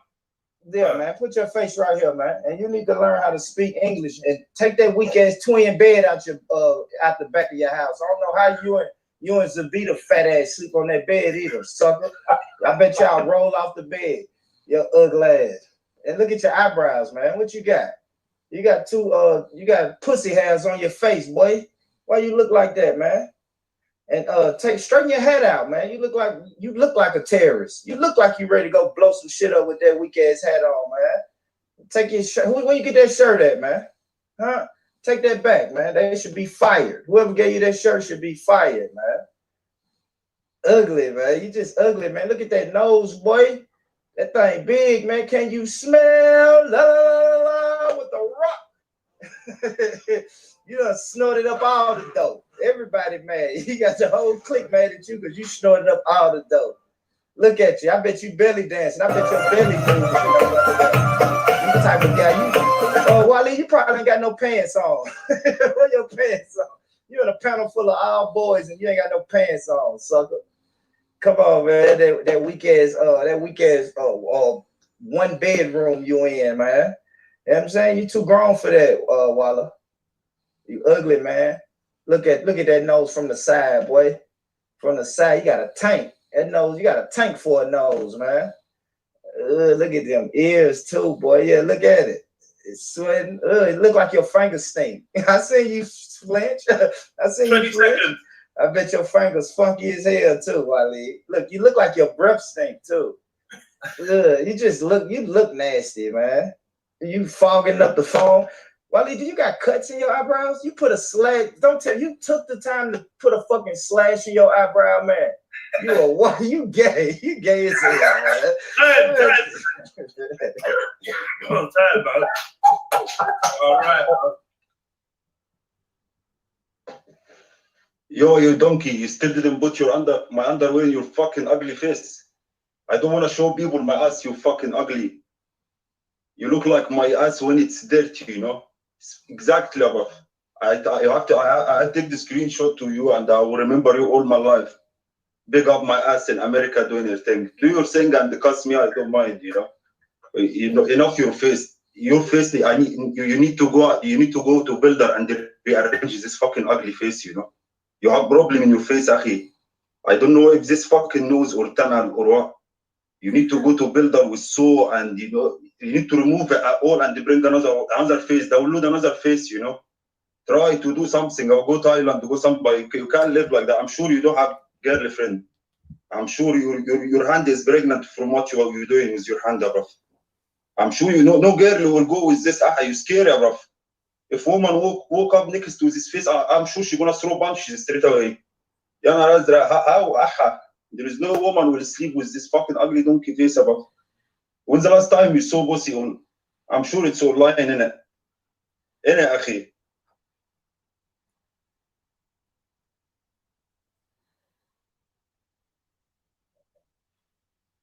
Oh, he's jumped out. Pause it there. He might come back in. Jumped out. What's happened? Hey, Jed, I dropped the link so I can switch to my laptop. Oh, he back. Wait there. While he's coming back in with his last 30 seconds. 30 or so seconds. No, there is no problem. Man. If even I want him to win, to be honest. The man look like my ass, so he can carry on. Big up your face above. I will remember that all my life. You see, you happy in it. You got this honor, walla ass in your face. Be happy above and live with that. And yeah, there's no problem. Big up yourself, and you know. That's it. I finished. Okay, cool. All right. First, you retarded, dumbass boy. That's the first thing I'm gonna say. And you've been over here how long? How did you get? What boat did you float over here on, man?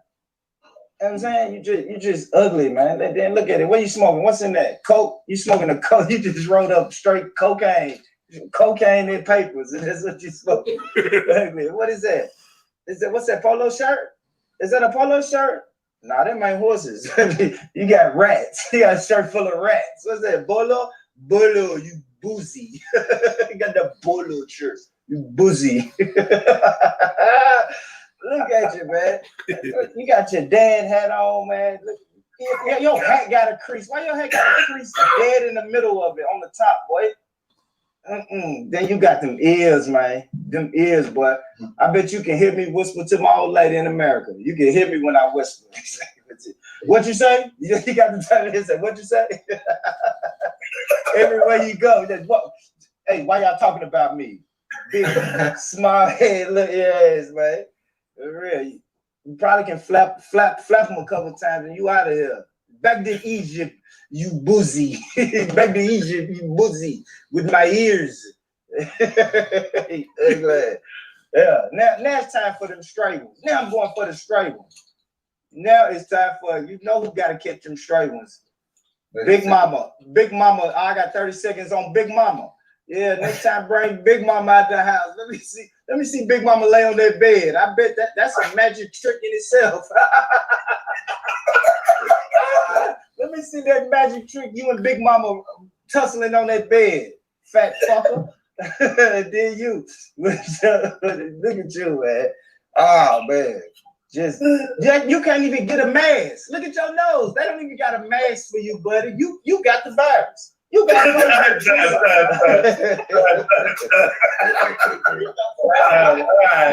gonna win this game, innit?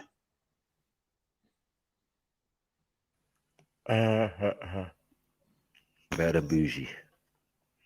You boozy. Boozy. Boozy. You look like your fingers stank.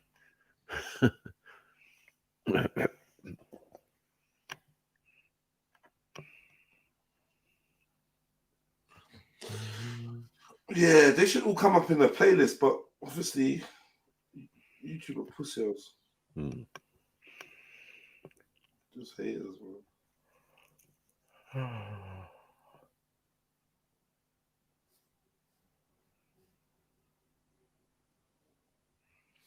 Yeah, man. So I go and flame what we say. You got some time, Sarah. What you lot doing, man? Quiet. Everyone's just there in the comments. I'll leave man to do all the work.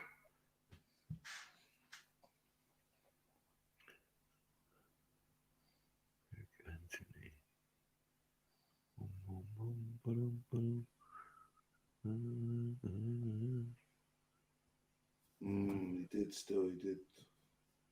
You what? I was saying, Rich warmed up.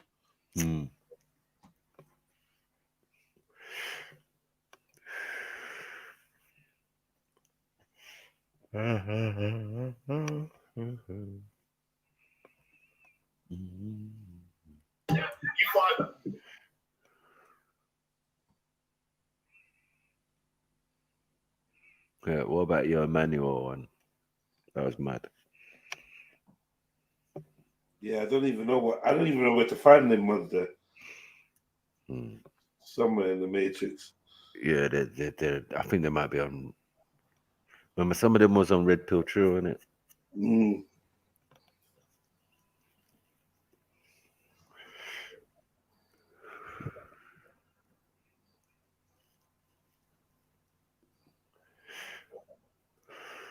Now the worst one was actually Impressive and Nay. Yeah, that was so dead. That was the most deadest thing ever. Like, how you having a battle with someone you don't want to battle with? It's just terrible. Like, don't ever do this again. Yeah, that was the worst battle ever. Yeah, just bare admiration and that. Like, love it, man. Roast this fool.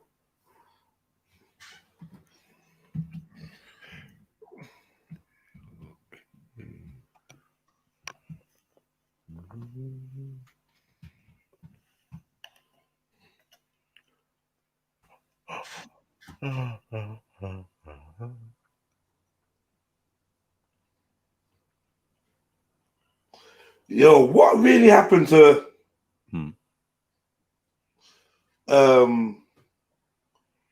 White Vet and Black Van, man? I don't know, man. Really don't know. I think some shit that happened maybe disheartened him. Maybe he's a law-abiding citizen and decided just to do the right thing.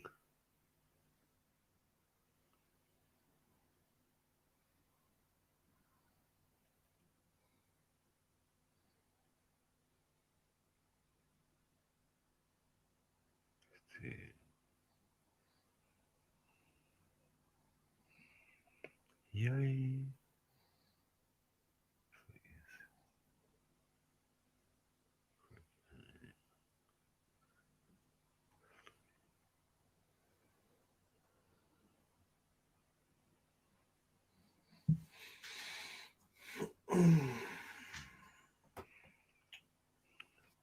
No, Kilowatts mum, you know.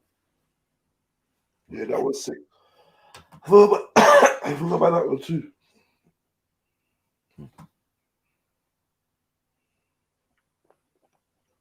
Whose mum?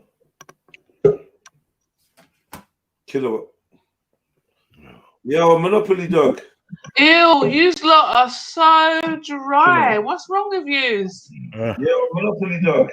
Ew, what's wrong with you lot?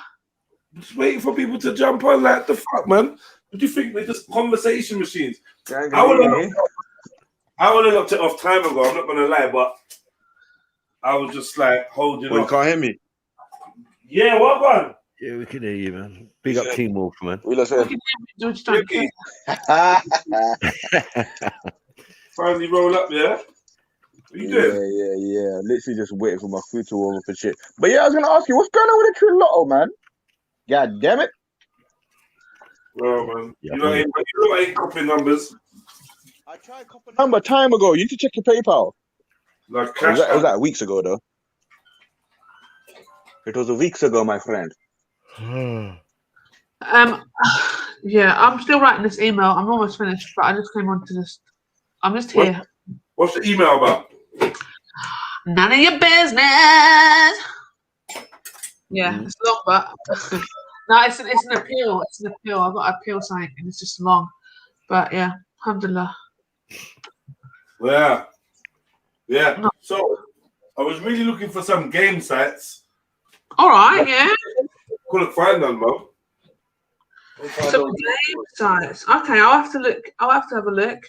I will look. I'll even look now. But what I'm going to do is just quickly finish the end of this. So basically, I've written everything down, innit? I just need to type it up. So I'm just typing the end of it. So I'll be done in like 5 minutes, inshallah. But I also come on. I'll have a look at that. But I came on because my cousin. Yeah, I was on Facebook and I was looking, and my cousin posted this post, and I was like, "Rah! Do you know that they're knitting little penises for little girls that parents who think that they're boys, for them to wear in their knickers?"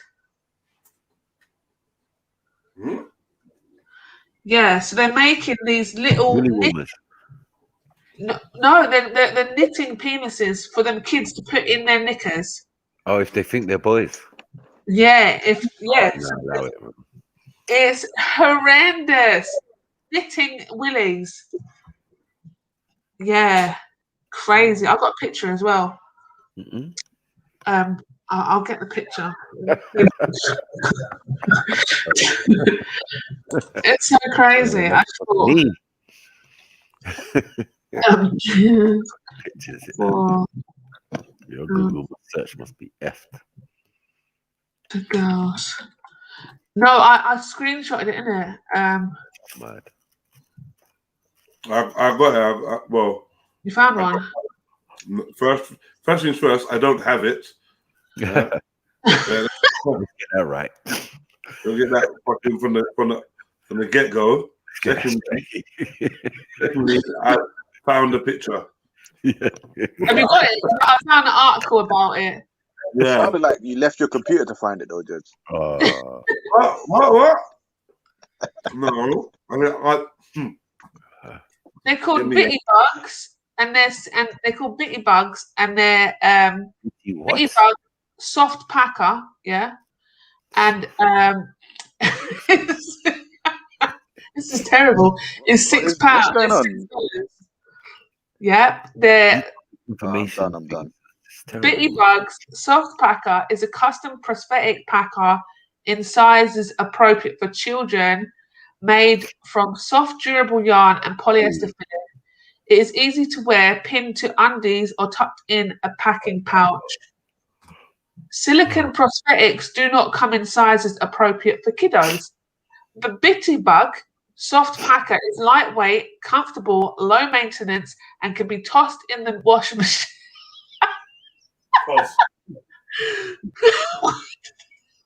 This is a joke. It can be tossed in the washing machine. Will it shrink? Adorable and functional. Can you believe this? Can you see it? Yeah, man. Fuck you, Oh, man. you see it? Oh, okay. Sorry, I don't know if you can see it on the screen. Bastard. Who's the blue one for? Like, it doesn't make sense.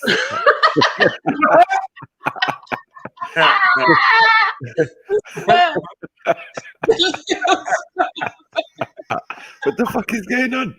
I'm not involved, man. It's the blue one for. You know, like you're thinking like there's people out here like suffering, meant to invent some water distillery stuff. Look at this.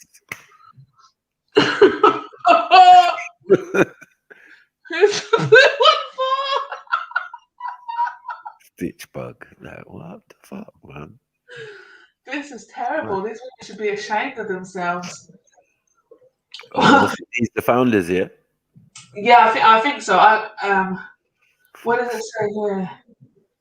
This is so crazy. It looks like one of them only one of them might be a woman. I don't know. I can't really. They're just That first one is I don't know what that is. What the fuck is this, man? The other one just looks like the baby. You know, like a huge newborn baby holding babies. Mad like witches, man. It's witchy, isn't it? Got that witchy vibe to it. so funny. No, Crazy. I think it's funny because No, imagine someone turns up to the hospital as a gift. Gosh. You get what I'm saying? Turns up at baby shower with that. Like, what do we do? What precedent are we setting out? What's going on? We just need to protect the children, right? Because no child is literally going to like, Mum, I need to have a willy. Yeah, but Yeah. are you going to allow transsexuals at the baby shower though? Why is it going to be transsexuals at the baby shower? I don't even know who the blue one's for. Oh, shit, I know. Why is there bare knitted willies? Oh my god, family. What? Oh my god. Shark blanket. Can you see it? Oh my fucking god. What? Oh, that's crazy. Nah. I do love sharks, but that's mad. Daily Yeah, Mail. Grand knits inappropriate shark blanket for her godson. And this is in the Daily Mail? Godson.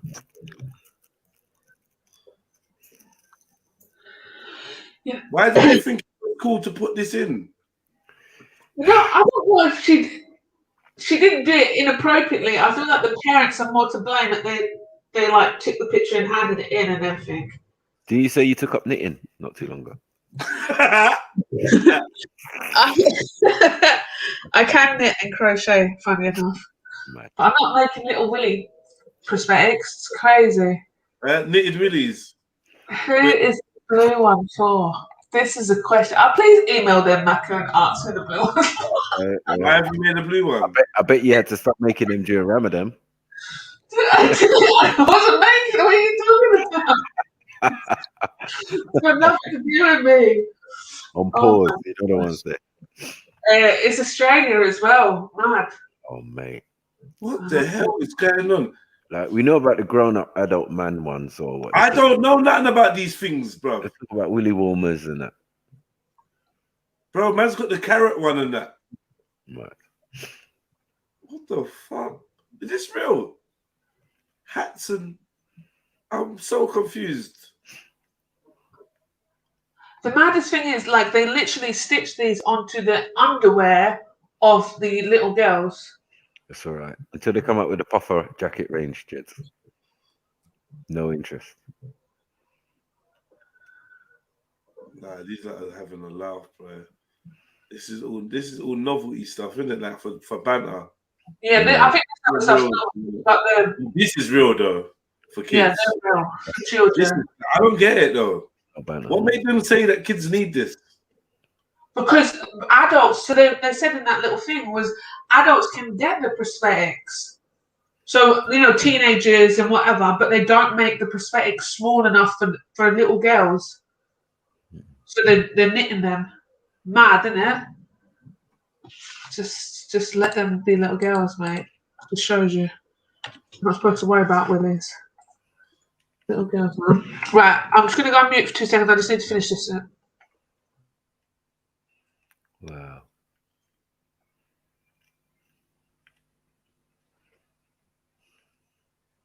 They demonstrate the product in a diaper.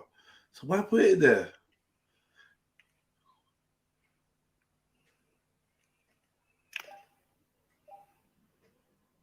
Have any concern, anxieties over awareness of their genitals?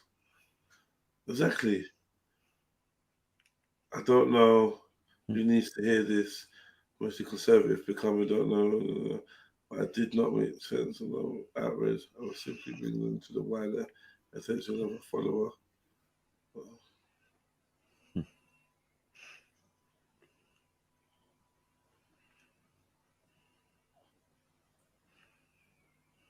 Fake dick for toddlers. Yeah, that's some actual weird shit. But like, no one's gonna believe you when you tell them that they got an agenda. Where did Flame go? I don't know. Teleported, yeah. What? You say 5 seconds? He probably went to buy some stocks.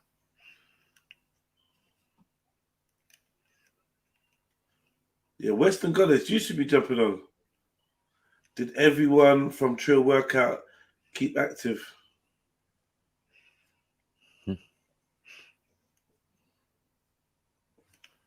We're talking facts.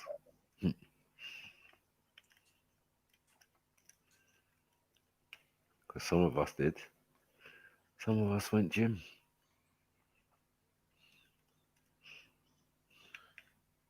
What about shower t-shirts? That's filth. What's a shower t-shirt? Don't fucking know me. What's a shower t-shirt now? You just chatting shit now. Huh? Shower. When I know about that.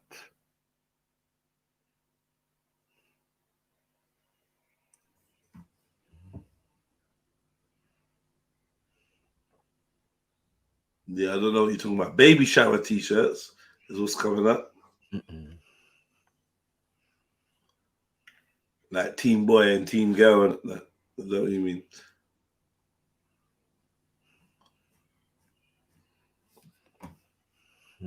Yeah, man. I had to go to one sick baby shower one time, man. With the man there. Bare fun. For my brethren's. He had a girl on it and bare fun though, man. Bare games on that, bro. Get me? Bare little games.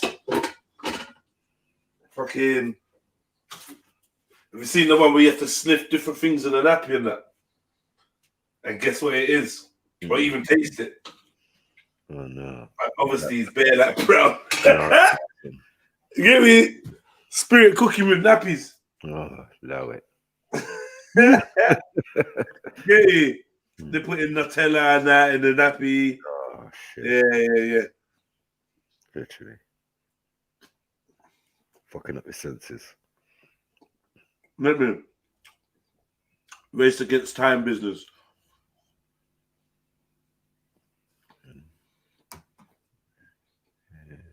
John, you didn't come back to tell me what you meant by it. Or was it just, if it was meant to be a joke, just say, it's just a joke that I never got. Or leave me hanging, because I actually went and Googled shower t-shirts. Like, what the fuck is a shower t-shirt?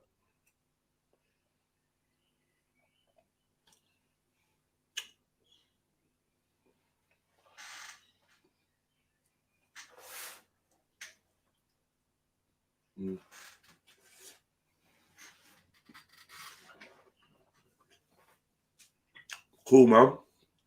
Look, someone jump in the next 5 minutes. I'm off, man. Not gonna lie to you. You're eating, I need to go and eat.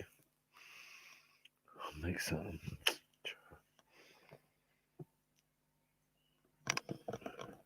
This gym shit's just giving man big appetite.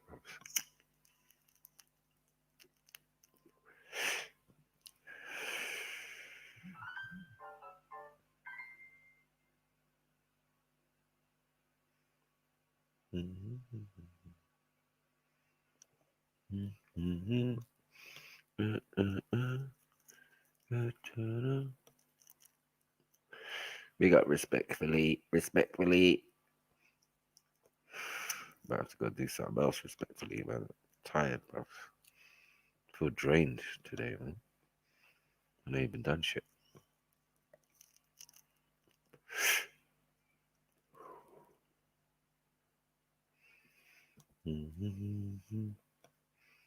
Big up Indigo, man. At least you asked some questions earlier in the show.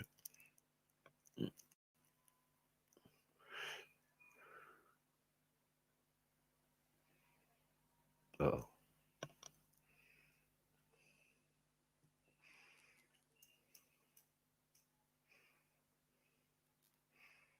Yeah. Who's this Uncle Fax? Sir John Fax. Woodrow Wilson. Position that the vast majority of Americans favored. President Woodrow Wilson was the Germans' most formidable. I want MD. Weapon. Oh, big up everyone. Salam alaikum and all that good stuff. Like, comment, and subscribe. I literally just came on because obviously I've got little things going around. You got what? No, I said I'm doing a little something, but when you said you turned off the live stream, I'm like, no, this is my company as I'm doing my bits and pieces around the place. Do you know what I mean? So I'm calling out all the sisters.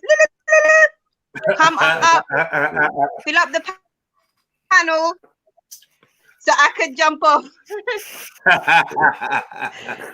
Nah, big up, man. Respect that, man. Respect that. You came on and said, well, one, at least. Do you know what I mean? Sometimes, man, like, you know, depending on how the streaming goes and that, you know, you can run out of things to say. And like, I'm a man that I can actually sit in silence with my friends on that. But obviously, that doesn't make for a good show. So, unfortunately, sometimes it's a case of I provide the panel, I provide the platform, I even can provide the starting subject or whatever, or steer it and moderate it.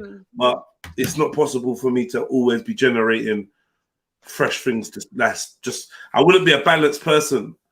You get me? Sometimes I find that like the best people for online talking are those that are kind of annoying in real life.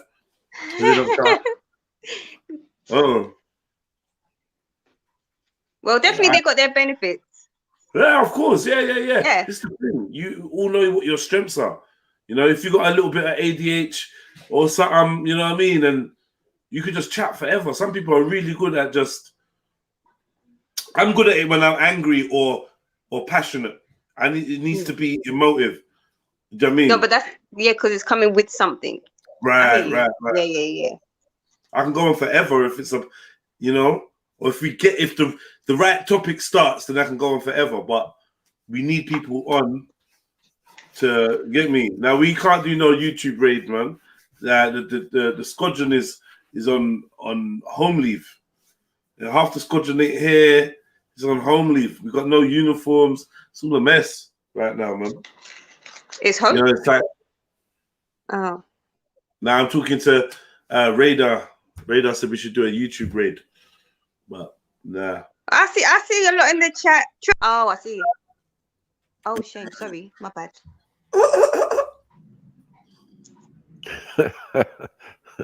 Let's see if S is still. So is Radar gonna come on and jump on? I don't know. Let's see if S is still snoring.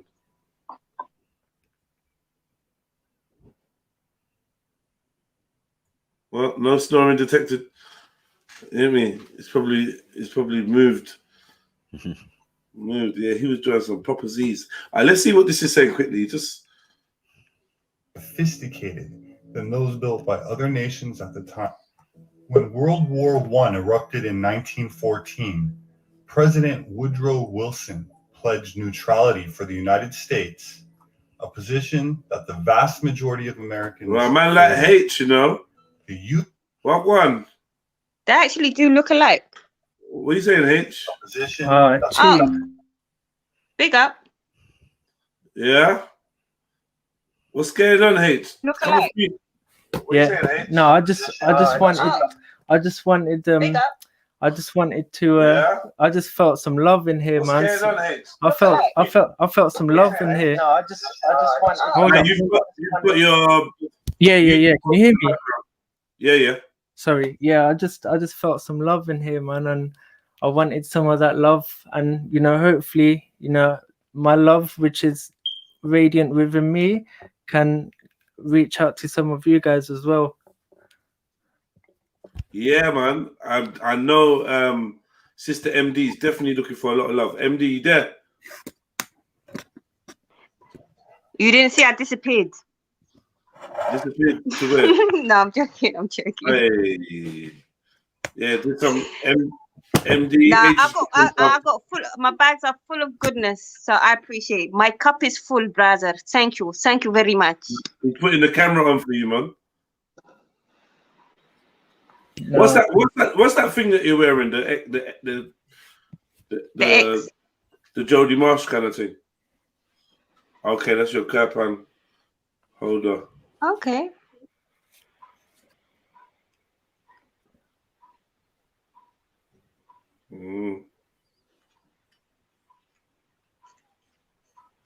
This is quite a big one, though, man. Isn't it? Yeah, I thought they were supposed to be smaller.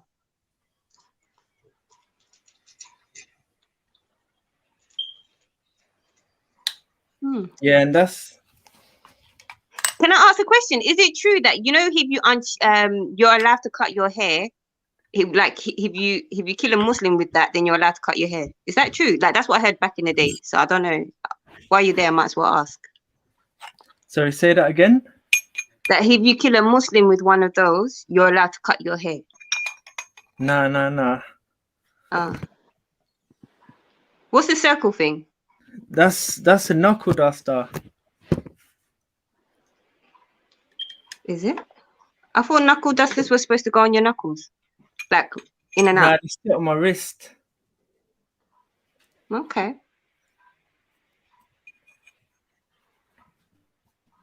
I got one with spikes on it as well, but I think my mum took that away from me. Yeah, safety is important. So, cool. Yeah, you know what, man? We just follow what our Guruji tells us to do, man.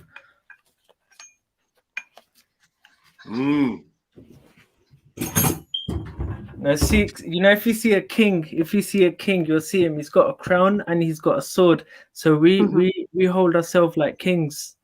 Can I ask? Because I know Sikh women, they're supposed to cover their hair like that. I've seen a couple of Sikh sisters with the orange turbans.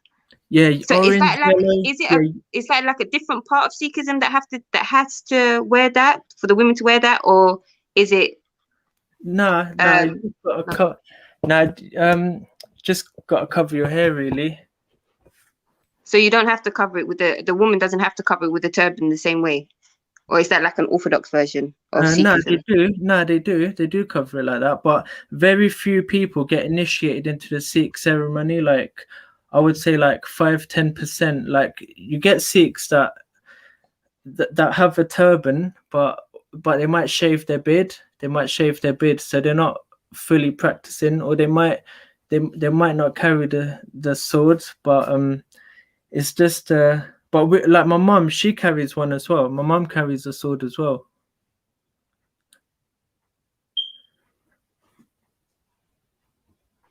Yeah, my mum carries one as well. Your sword seems like I thought that they were usually smaller. No.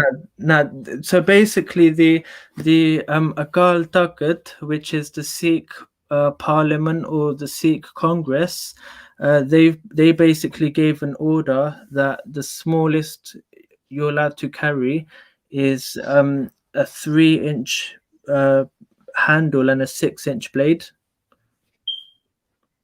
Oh, that's the smallest now, yeah. Yeah. 6 inches. Okay. And big up everyone. Like, comment, and subscribe. I'm gonna bounce. Peace and love. Peace. Yeah, that was great. Right. Yeah, man. So let me play some of this video anyway and see what this is saying. U-boat was the Germans' most formidable naval weapon, a military submarine far more sophisticated than those built by other nations at the time. The typical U-boat was 214 feet long, carried 35 men and 12 torpedoes, and could travel underwater for about 2 hours at a time. Germany could easily hold its own, but something caused America to join the war, something most Americans were never told about. With British Prime Minister Lloyd George up against a wall, Lionel Rothschild and the Jewish Zionists offered the British a deal they couldn't refuse. "We'll bring the United States into the war as your ally and win the war for you," they said, "if you'll promise us Palestine." In April of 1917, President Wilson got the green light and declared war on Germany. In return, the British government wrote the famous Balfour Declaration and addressed it to none other than Lord Lionel Rothschild. The declaration promised Palestine and Israel to the Rothschild Zionists. Benjamin H. Friedman was a successful Jewish businessman who was at one time the principal owner of the Woodbury Soap Company. He spent the great preponderance of his considerable fortune, at least $2.5 million, exposing the tyranny which he believed had enveloped the United States.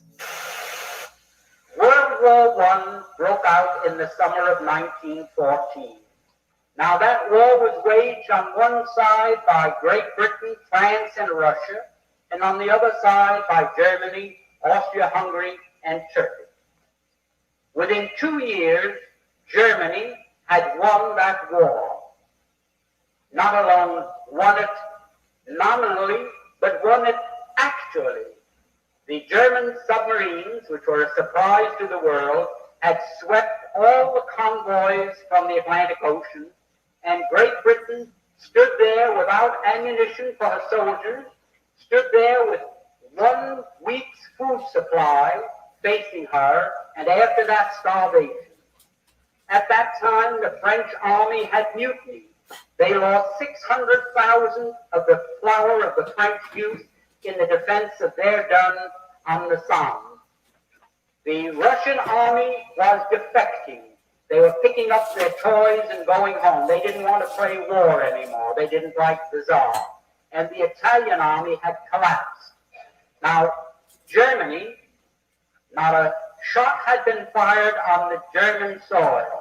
Not an enemy soldier had crossed the border into Germany. And yet, here was Germany offering England peace terms. They offered England a negotiated peace on what the lawyers call a status quo ante basis. That means let's call the war off and let everything be as it was before the war started. Well, England in the summer of 1916 was considering that seriously. They had no choice.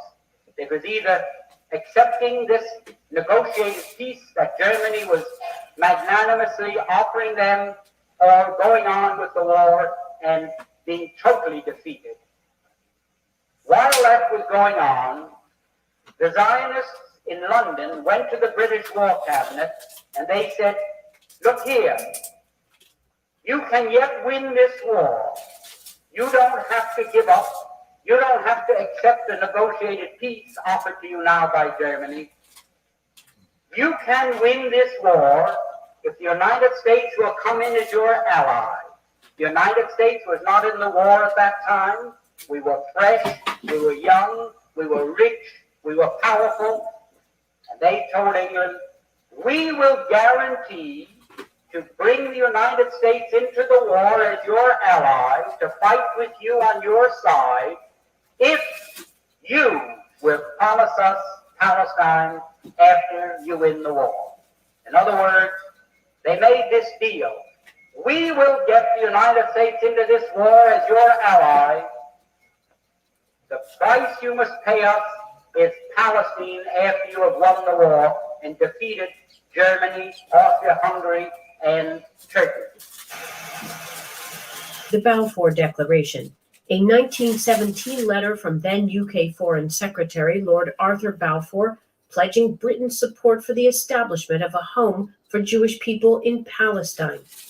Israel's National Archives are full of correspondences around that promise, including letters of protest from Palestinian leaders at the time.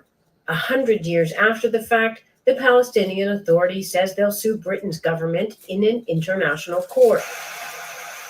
Now, England had as much right to promise Palestine to anybody as the United States would have to promise Japan to Ireland for any reason whatsoever. It's absolutely absurd that Great Britain, that never had any connection or any interest or any right in what is known as Palestine, should offer it as coin of the realm to pay the Zionists for bringing the United States into the war. However, they made that promise in October of 1960. So I'm here with thousands of others to say that Britain is the cause of all of this disaster. Britain, on behalf of one people, promised to a second people the land which belonged to a third people in the Balfour Declaration almost 100 years ago. Britain is therefore jointly and severally responsible for all of the suffering that has occurred since. They went to England and they made this deal. At that time, everything changed, like the traffic light that changes from red to green, where the newspapers had been all pro-German, where they'd been telling the people the difficulties that Germany was having fighting Great Britain commercially and in other respects. All of a sudden, the Germans were no good. They were villains. They were Huns. They were shooting Red Cross nurses. They were cutting off babies' hands, and they were no good. Well, shortly after that, Mr. Wilson declared war on Germany. We were suckered into that war merely so that the Zionists of the world could obtain Palestine. Now, that is something that the people in the United States have never been told. They never knew why we went into World War I. Now, what happened? After we got into the war, the Zionists went to Great Britain and they said, well, we performed our part of the agreement. Let's have something in writing that shows that you are going to keep your bargain and give us Palestine after you win the war. Because they didn't know whether the war would last another year or another 10 years. So they started to work out a receipt. The receipt took the form of a letter, and it was worded in very cryptic language so that the world at large wouldn't know what it was all about. And that was called the Balfour Declaration. 1817, Lord Allenby conquered the Holy Land, and the Jews were promised a national home in Palestine by the Earl of Balfour, a policy endorsed by Woodrow Wilson and by the League of Nations, which made Palestine a British mandate. The Balfour Declaration was merely Great Britain's promise to pay the Zionists what they had agreed upon as a consideration for getting the United States into the war. The United States crushed Germany. We went in there, and it's history, you know what happened. Now, when the war was ended, and the Germans went to Paris, to the Paris Peace Conference in 1919, there were 117 Jews there as a delegation representing the Jews, headed by Bernard Baruch. I was there, I ought to know. The Jews at that peace conference, when they were cutting up Germany and parceling out Europe to all these nations that claimed a right to a certain part of European territory, the Jews said, how about Palestine for us? And they produced, for the first time, to the knowledge of Germans, this Balfour Declaration. So the Germans, for the first time, realized, oh, that was the game. That's why the United States came into the war. And the Germans, for the first time, realized that they were defeated. They suffered this terrific reparations that was slapped onto them because the Zionists wanted Palestine. and they were determined to get it at any cost. The Balfour Declaration was signed on behalf of the British government and mentions Lord Rothschild by name, requesting that he bring this declaration to the knowledge of the Zionist Federation. The Rothschild prominence in this historic situation cannot be understated, especially since it is the Rothschild family that eventually designed and financed the Knesset, Israel's parliament, including the pyramid with the eye and all the other occult symbology. The Rothschild family descended from Mayer Amschel Rothschild, who was born in what is now Frankfurt, Germany, and went on to establish a huge international banking empire. Through his 5 sons, Mayer Amschel Rothschild expanded his banking fortune, with his 5 sons each stationed at one of the major European financial centers: Frankfurt, London, Naples, Vienna, and Paris. In the 19th century, the Rothschild family were at the height of their powers, and they utilized this power by effecting some very significant events in human history in order to profit greatly from it. That said, you will not find a single mention of the name Rothschild in the Forbes list of 500 wealthiest people on earth, but they are clearly the richest family on earth, as well as one of the most corrupt.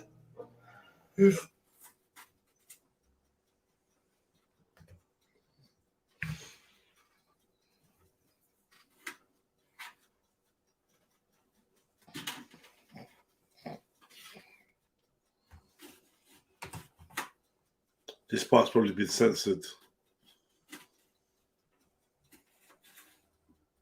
Yeah. Seriously? Yeah. Yeah.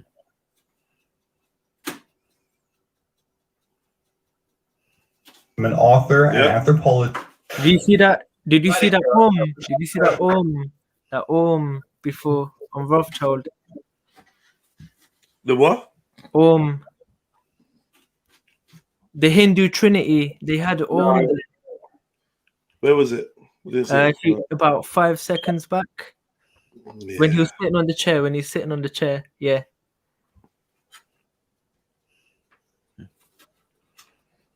Nah, more further than that. It was literally 5 seconds, innit? But it's cool.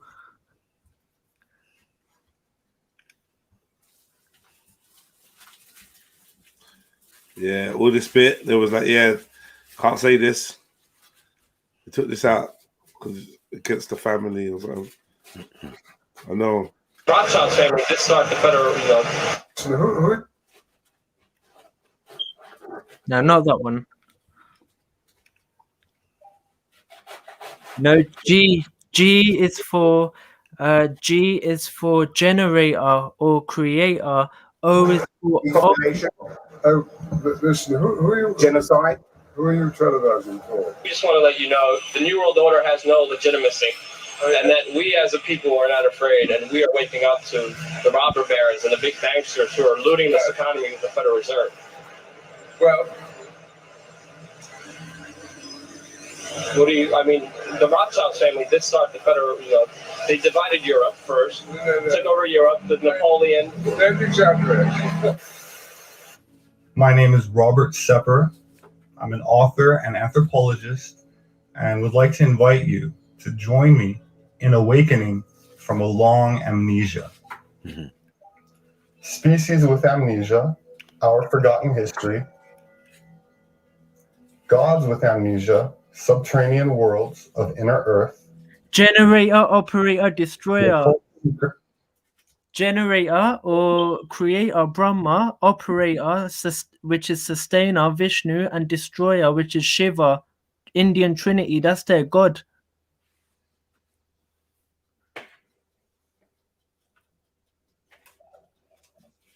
No, I can't learn anything from them. I can't learn anything from them. That's why I don't watch them. You know, all this spirituality, mindfulness. I can't learn anything from these people. Now I can't learn anything from them. They can't teach me anything. So you're saying that the root of their thing, yeah, they're practicing Hinduism. Yeah, no, I'll no, go with no. What they've done is they've combined Indian spirituality with Sikhism and Islam, yeah, and they've combined it. So my knowledge comes from my African brothers and my you know my true Muslim brothers and my the Indian spiritual system. Mine comes from there. My information comes from there. It doesn't come from these people. What do you mean, white people? Yeah, I'm saying, innit? I'm just saying.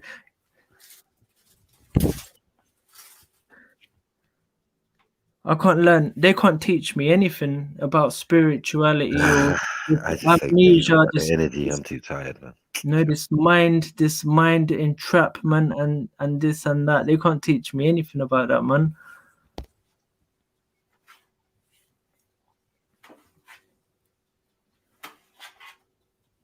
No, I hear you, man. I hear you, man. No, I know you guys do, man. But no, yeah. And everyone on this panel, man. Everyone in the chat. You know, we're all in it together, man. Are you ready to party?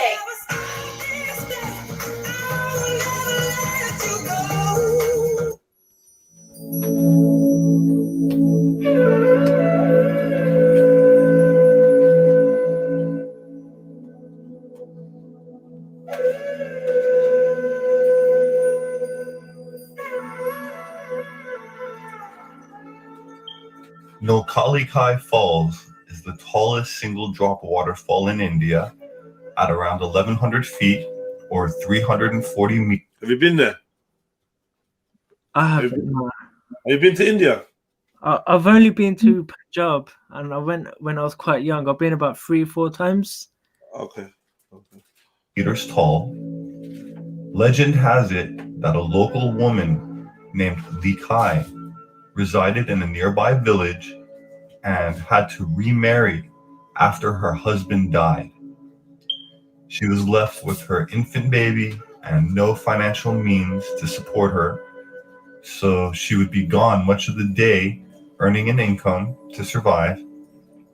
It isn't entirely clear to me why, but what happens next is her new husband kills and cooks her infant while Likai is away, and when she returns home from work, tired and hungry, she finds nobody home except this prepared meal, and she proceeds to eat it.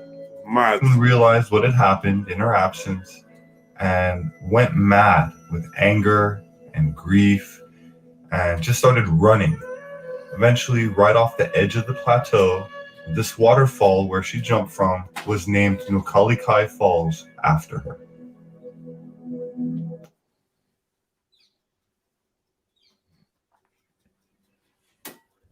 Yeah, you lot be serving up pitney, yeah?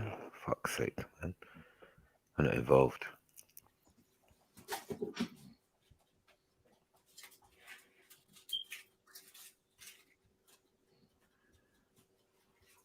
The leap of Likai.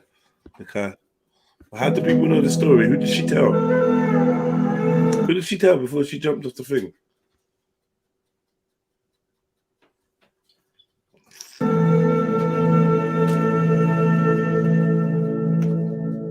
This waterfall is located near Cherrapunji, one of the wettest places on Earth.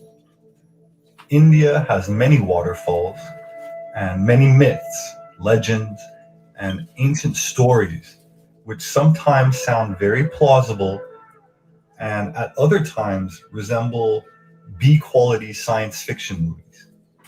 For example, Hanuman in Hindu mythology was the name of a hybrid simian commander of a monkey army. His exploits are narrated in the great Hindu Sanskrit poem, the Ramayana, which means Rama's journey, and Hanuman is worshipped as a subsidiary figure in temples dedicated to Rama, or directly in shrines dedicated to the ape-like deity himself. In the Hindu epic Ramayana, Nala is the Vanara, or monkey, who is credited as the engineer of the Rama Setu, a bridge across the ocean between India and Lanka, identified with modern-day Sri Lanka, so forces of the god Rama could pass over into Lanka. The wife of Rama in the story was kidnapped by the demon king of Lanka, whose name is Ravana, and Rama, aided by an army of monkeys, reached the end of the land and wanted to cross over the water into Lanka. So Rama starts shooting various weapons at the sea, which then starts drying up, and amongst his monkey army, a monkey hybrid named Nala then led the construction of a bridge across the remaining water of the ocean into Lanka, collecting logs of wood and giant boulders and stones, and having the monkeys cast them into the sea. So they completed the 80-mile, or about 130-kilometer bridge in just 5 days. And Rama and his army passed over it, reached Lanka, where... Imagine you could turn this into this. Do you know that story, H? Into this. Where they prepared... All I know is that the stones were floating by placing God's name on it. So the God's name was Ram. And Ram is like is for Hindus, it's a function of the one. Ram means is a function of the one, but for me, Ram is not Rama. That's a person. I'm talking about the quality of God. Ram means the all-pervading one. So the all-permeating, all-pervading oneness, and by placing God's name on the rock, they floated.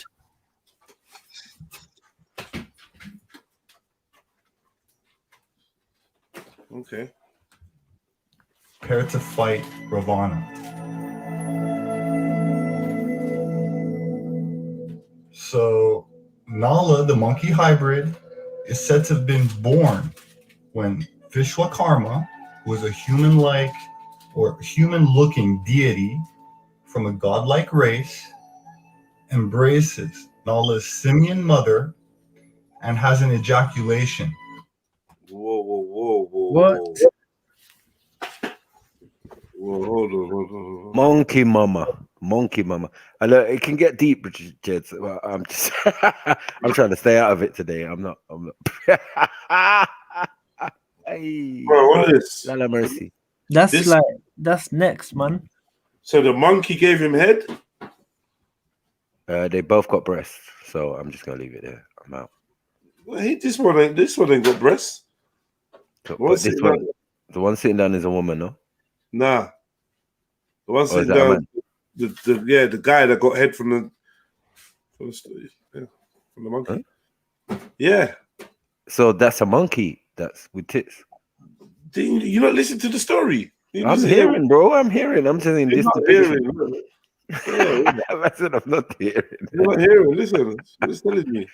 Been born when Vishwakarma, who was a human-like or human-looking deity from a godlike race, embraces Nala's simian mother and has an ejaculation. Oh no, I'm out. Yeah. Yeah. I got monkey brain. Listen, there's a whole different spin on monkey brain, isn't it? Not like how the Bayesians do it with the blue rice and that. This is in stone, bro. 3D levels, 3D art and that. Mad. Monkey head. Monkey head force fucking. What the? Where do we stop? Where does this bestiality stop? It's crazy, and the religion begins. I'm out, man. Crazy. And which one is it? Which one is divine? Which one is like Now, godly? people This is made why they said they're malevolent beings. Malevolent. now, Didn't people, you? people made these statues. People made these statues recently. Come on, man. Hold on. There's no difference from saying Neanderthal bred with man. To be fair, all these monkey Ape-like, yeah, ape-like man. Yeah. Right. An ape-like man had thing, and that's a Sumerian story as well. In the story of the Epic of Gilgamesh, there's a character named Enkidu, who is like an ape man. You know what I'm saying? And the man tries to civilize him by giving him pum pum. That's the crux of the story. You know what I'm saying? A harlot, some harlot or whatever, and he tricks him into knocking about, man. yeah, there's always harlots, you know what I mean? Like, Gilgamesh was a mandem, Afro, perfect in his generation, and Enkidu was his brethren. Rather than killing him because he was a bad man, Enkidu, yeah, he genoed him with pussy, and that was it. That's the story. Crux, long and short. But this, boy, I don't know about that. Man, but it still involves a monkey type man having sex with a human woman. Mad thing. I'm out. Well, not here. Here, this is a type of man having sex with a monkey type woman. Extraterrestrial, we could say, or whatever. Yeah, he's an extraterrestrial from a god race. They say. Yeah, from a god race. I'm out. Yeah. Where simian monkeys give head on that planet. I'm out. Yeah, it looks like he's getting some good head though. Man, wait a minute, she's getting in. Little stone. Monkey top. That's what they call it, monkey top. Not a monkey top from H&M, but a monkey. Ejaculation. Hey, what's going on now? Wow. Yeah, right, he's getting it in. Okay. I don't know why their pussy looks so wide open like that. But basically, he's doing stuff there, stuff here. So I don't know if he's got his little tongue stuck out or something. There's up there. And then he's got one around in his hood backwards. Are these monkey girls? Now, people made these statues recently.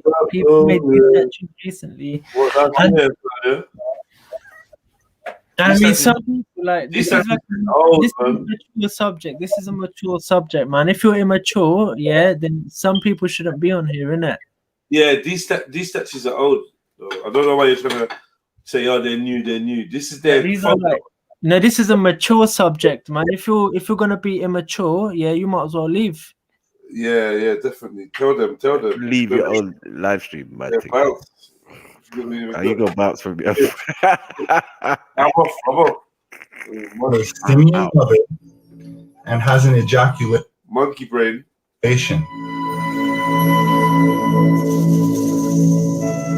Incidentally, simian means ape-like. Wow, everyone's getting it in this, man. That's a mean doggy style is giving her. Simian, you know, simian. Like, what's the simian girl?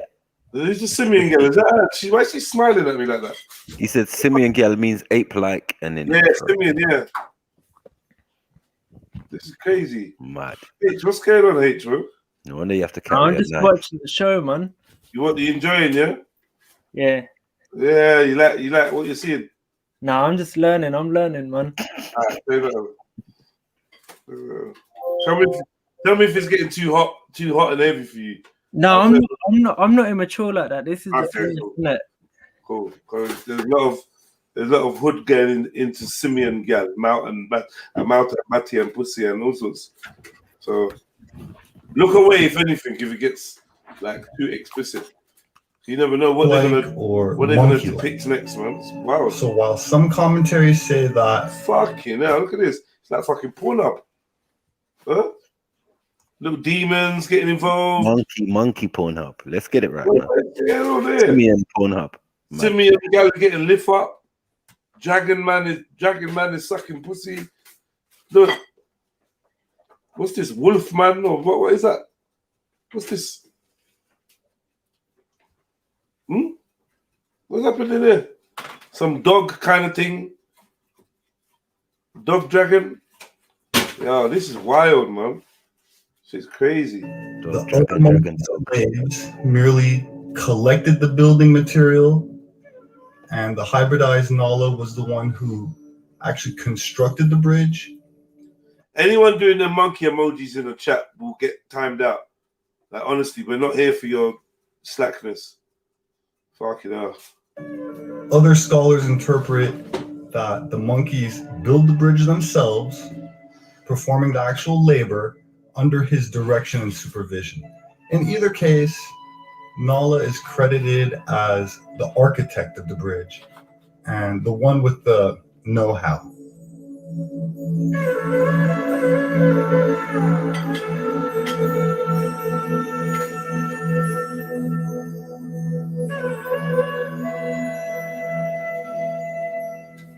From our modern perspective, some of these epics really do involve outrageous scenarios, stories that seem almost silly at times, with artistic depictions that are either cartoon-like and used And the man said in mature. entertainment.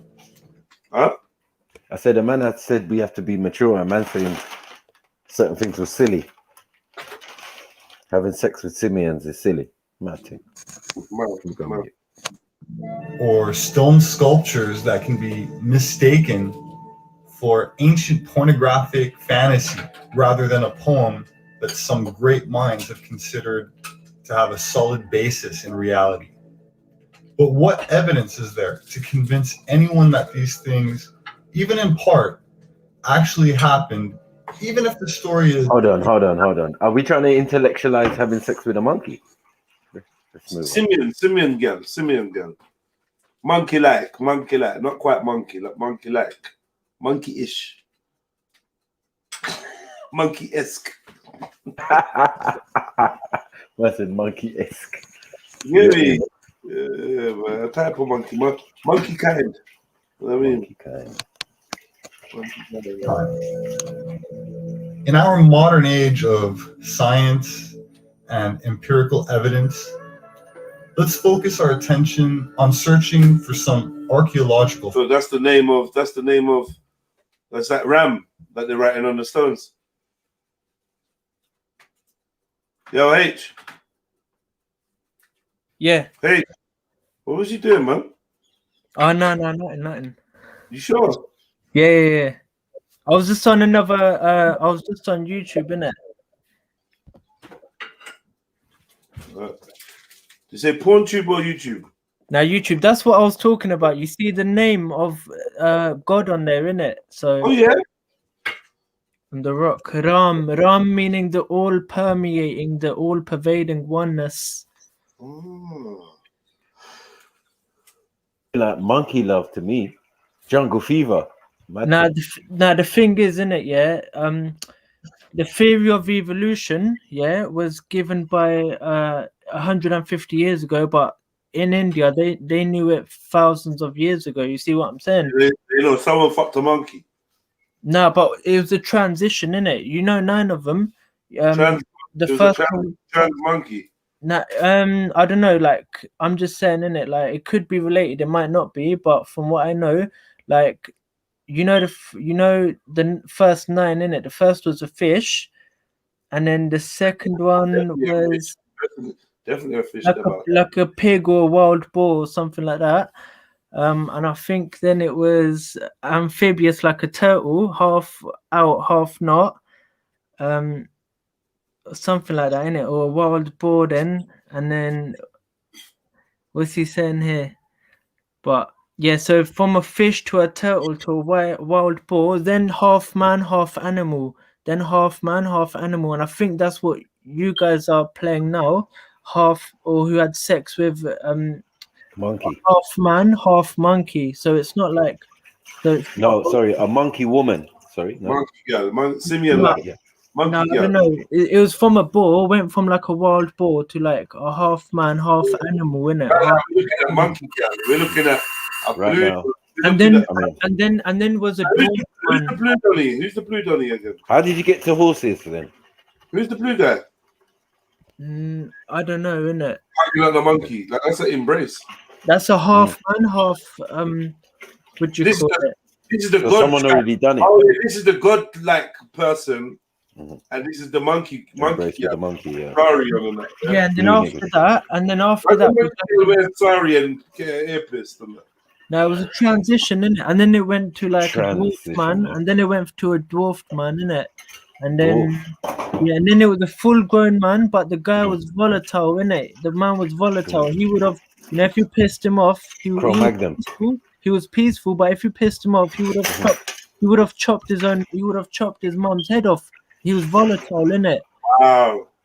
Then you had a loving man. Then a meditative man, which is like Buddha. The next is supposed to be a mystical man, and the West and Darwin didn't know about the 10th one. Darwin only gave 9.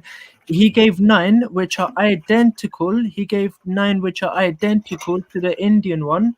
Yeah, which were thousands of years ago, but he never gave the 10th one. We've given the 10th one, innit? He's not given the 10th one. The 10th is a mystery.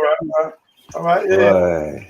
Right. Of course, Darwin did not know about monkey sex, monkey head, and all of that. No, that's half man, half human. That's half man, half animal. Not full monkey. Half animal, half. Yeah, but someone's done it already. That's the end result of someone already doing it. Already sexing it, yeah. Because how did that monkey woman get about? Yeah. Someone must have sexed the monkey. No, from a fish, innit? From a fish.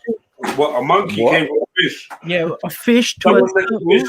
A fish to a turtle. Someone gave fish head.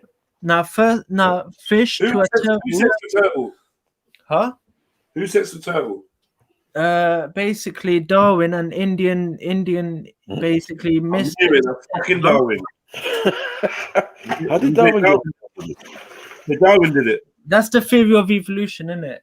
From fish to turtle to a wild boar like with no sex, and then to a half animal, half human, which is what. No. How do you create a half animal, half human? You're saying from a fish.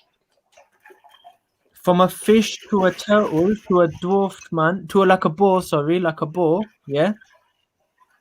And then to a half animal, half human. So what are we doing now? Pigs can swim.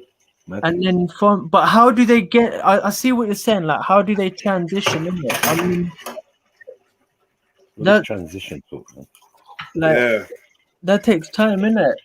Hormones and that. I mean, no, let me tell you. Like, the orbits, it's the orbits, innit? It's the orbits of the sun. No, of the sun. Check this. The sun, the orbits of the planets, the orbits of the moon, the sun, and this is how we evolve, innit? Wow. But you're just gonna leave out the monkey sex. That's at the root of it, mad thing. We're just gonna leave that alone, yeah. That's gonna be the Indian elephant in the room. Someone fucking a monkey in this story. Someone's fucking a monkey in this story, and I want to know why. And why everyone else sat around and let that happen. That hug is strong, man. There's affection in that. Sexual. He's got a big arm as well. I wouldn't even want to tell him. Yo, blood, you know that's a monkey, right? Hear me? Yo, blood. I just see my man from up the road. You get me? Hugging up a monkey. I ain't saying nothing. He'll break your neck. Look at that fucking forearm, bro. There he is. With his soft eyebrows. And his and his rosy lips. Fuck's sake, man. Nah, but the monkey chick was definitely a white thing. Because look at the lips. Look at the lips. That's no lips. That's Karen lips there, man. Oh, fuck's sake, man. What are you saying? Bad. Yeah, so H, yeah. Oh, so that's who the blue knitted penis is for. Bars. Boring. From the time and place of these prehistoric fables. Wow. So there's a bridge, according to NASA. Don't know if you can trust them, mate.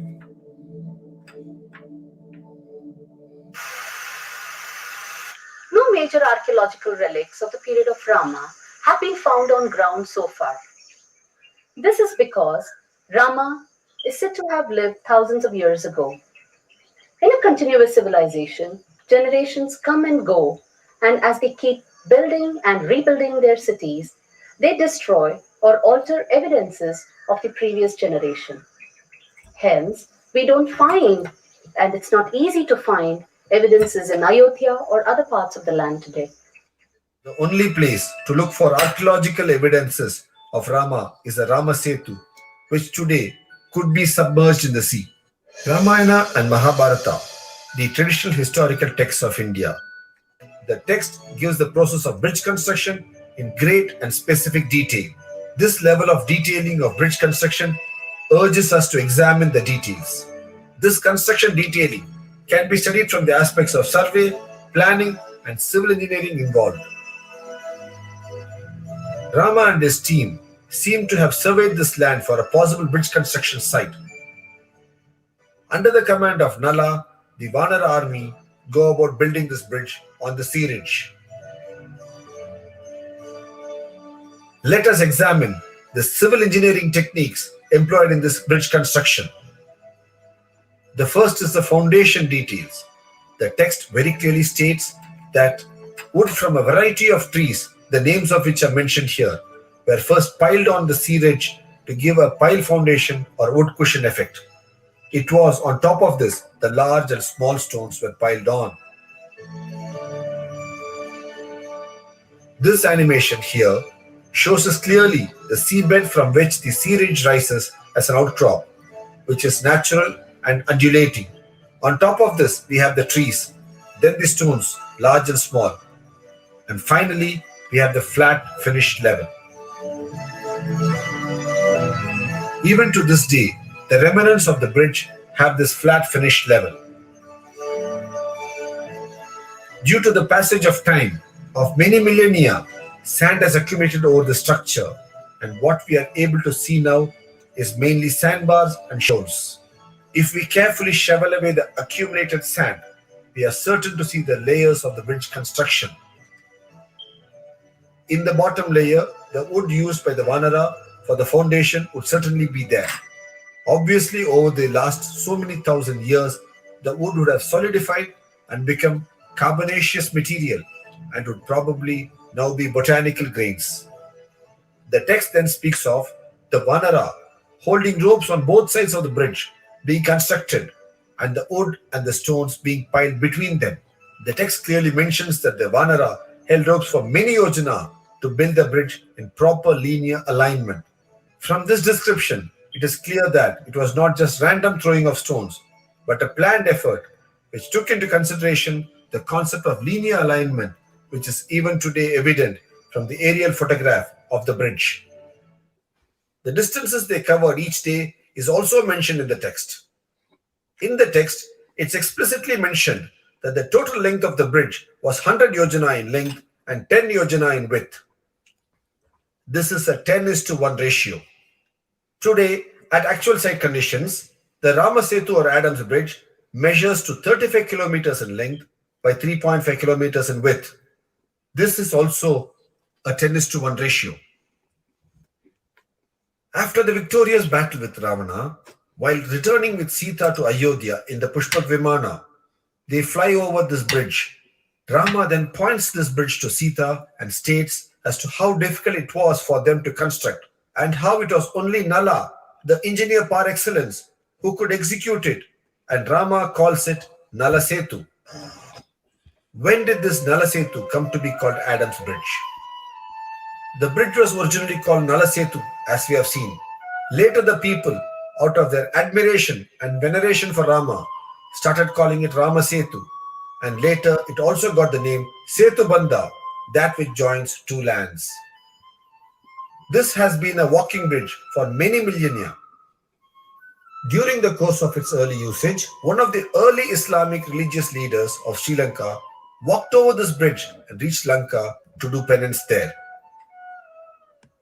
Since he was the early Islamic man, he was called Adam by the Sri Lankan Muslims.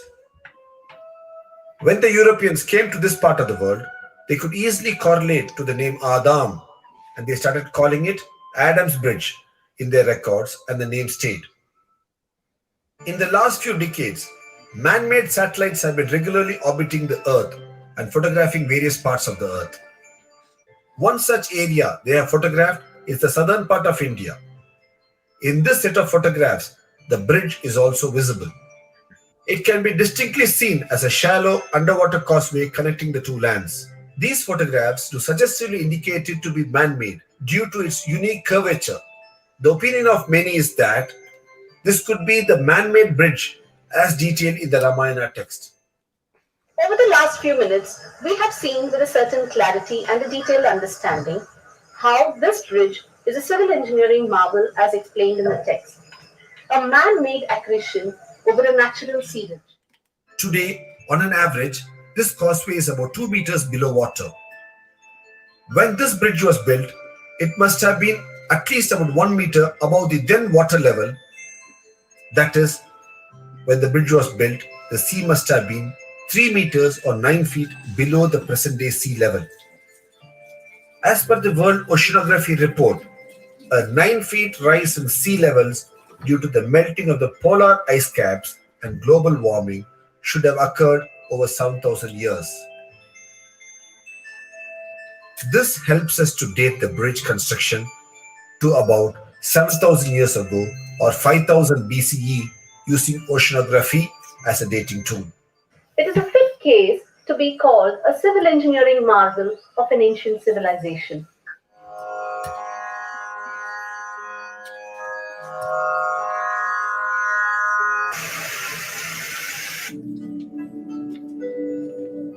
Now, I admittedly have not had a chance to personally examine Adam's Bridge, but I find the geographic location and the descriptive correlation to the ancient texts very interesting.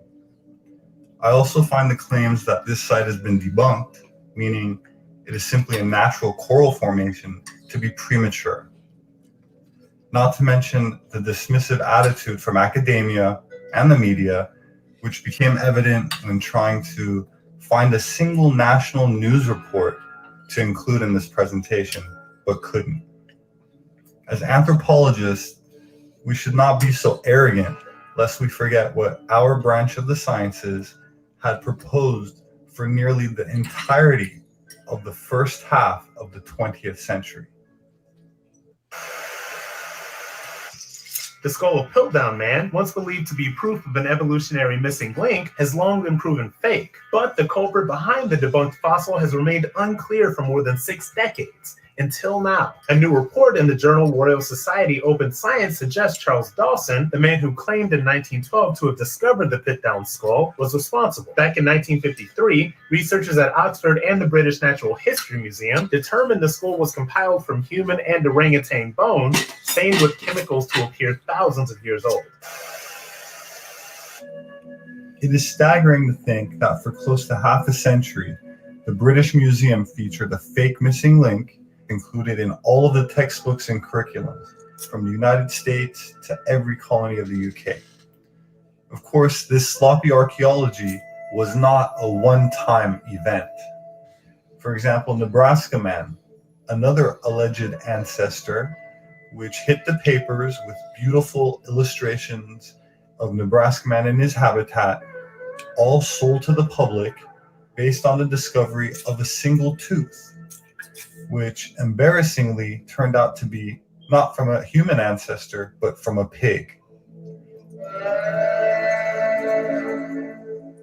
To be fair, there was one major world power of the time that, from the highest levels of its government, did not subscribe to the Piltdown Man or the theory it was based on.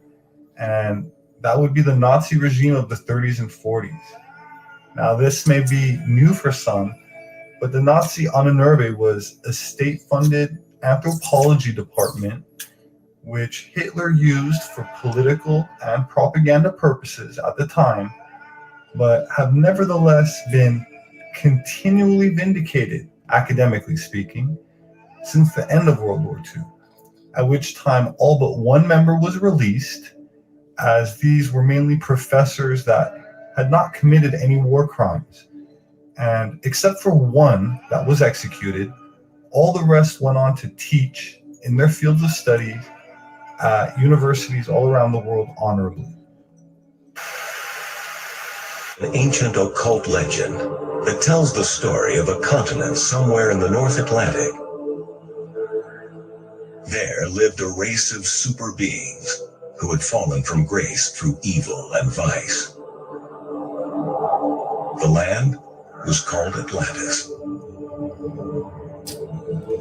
A great flood wiped these beings off the face of the earth. But before they could all be destroyed, certain priests escaped by boat. These escaped priests, believed by mystics to be the original race of Aryan godmen, who were said to be the ancestors of all Indian and European people. Can I, yo. Can I, thank you for stopping. Can I just say that?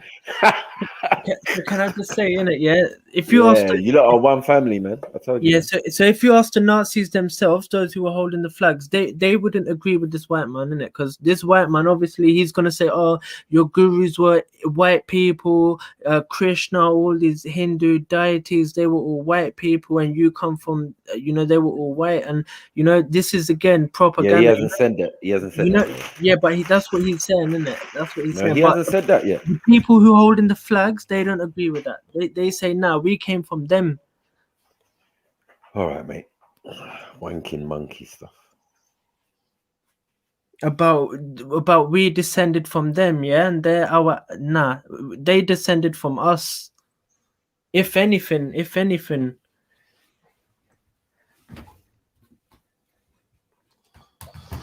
Yeah, I definitely agree to that. But whatever. Of Atlantis, and that they had lost their powers by mating with mere mortals. The Nordic race did not evolve, but came directly down from heaven to settle on the Atlantic continent.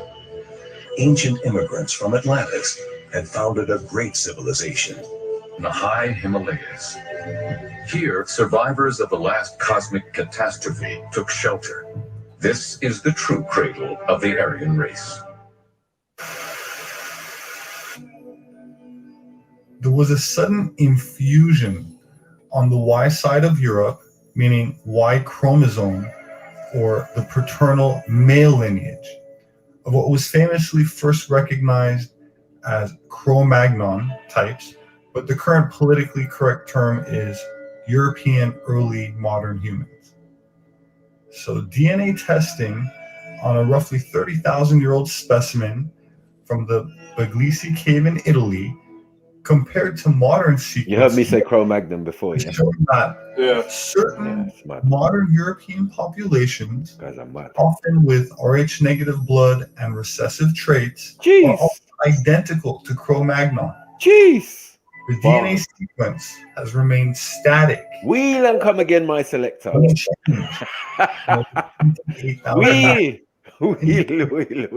Say it again. Say it again, Mr. Whiteman. Late Pleistocene, by a fully modern individual, not just anatomically correct, which is a term you give to someone between, let's say, 35,000 and 200,000 years ago, but fully modern, which does not happen until 35,000 years ago in an anthropology classroom. In other words, their modern DNA is unchanged since that time. So when did these Europeans do all that supposed evolving?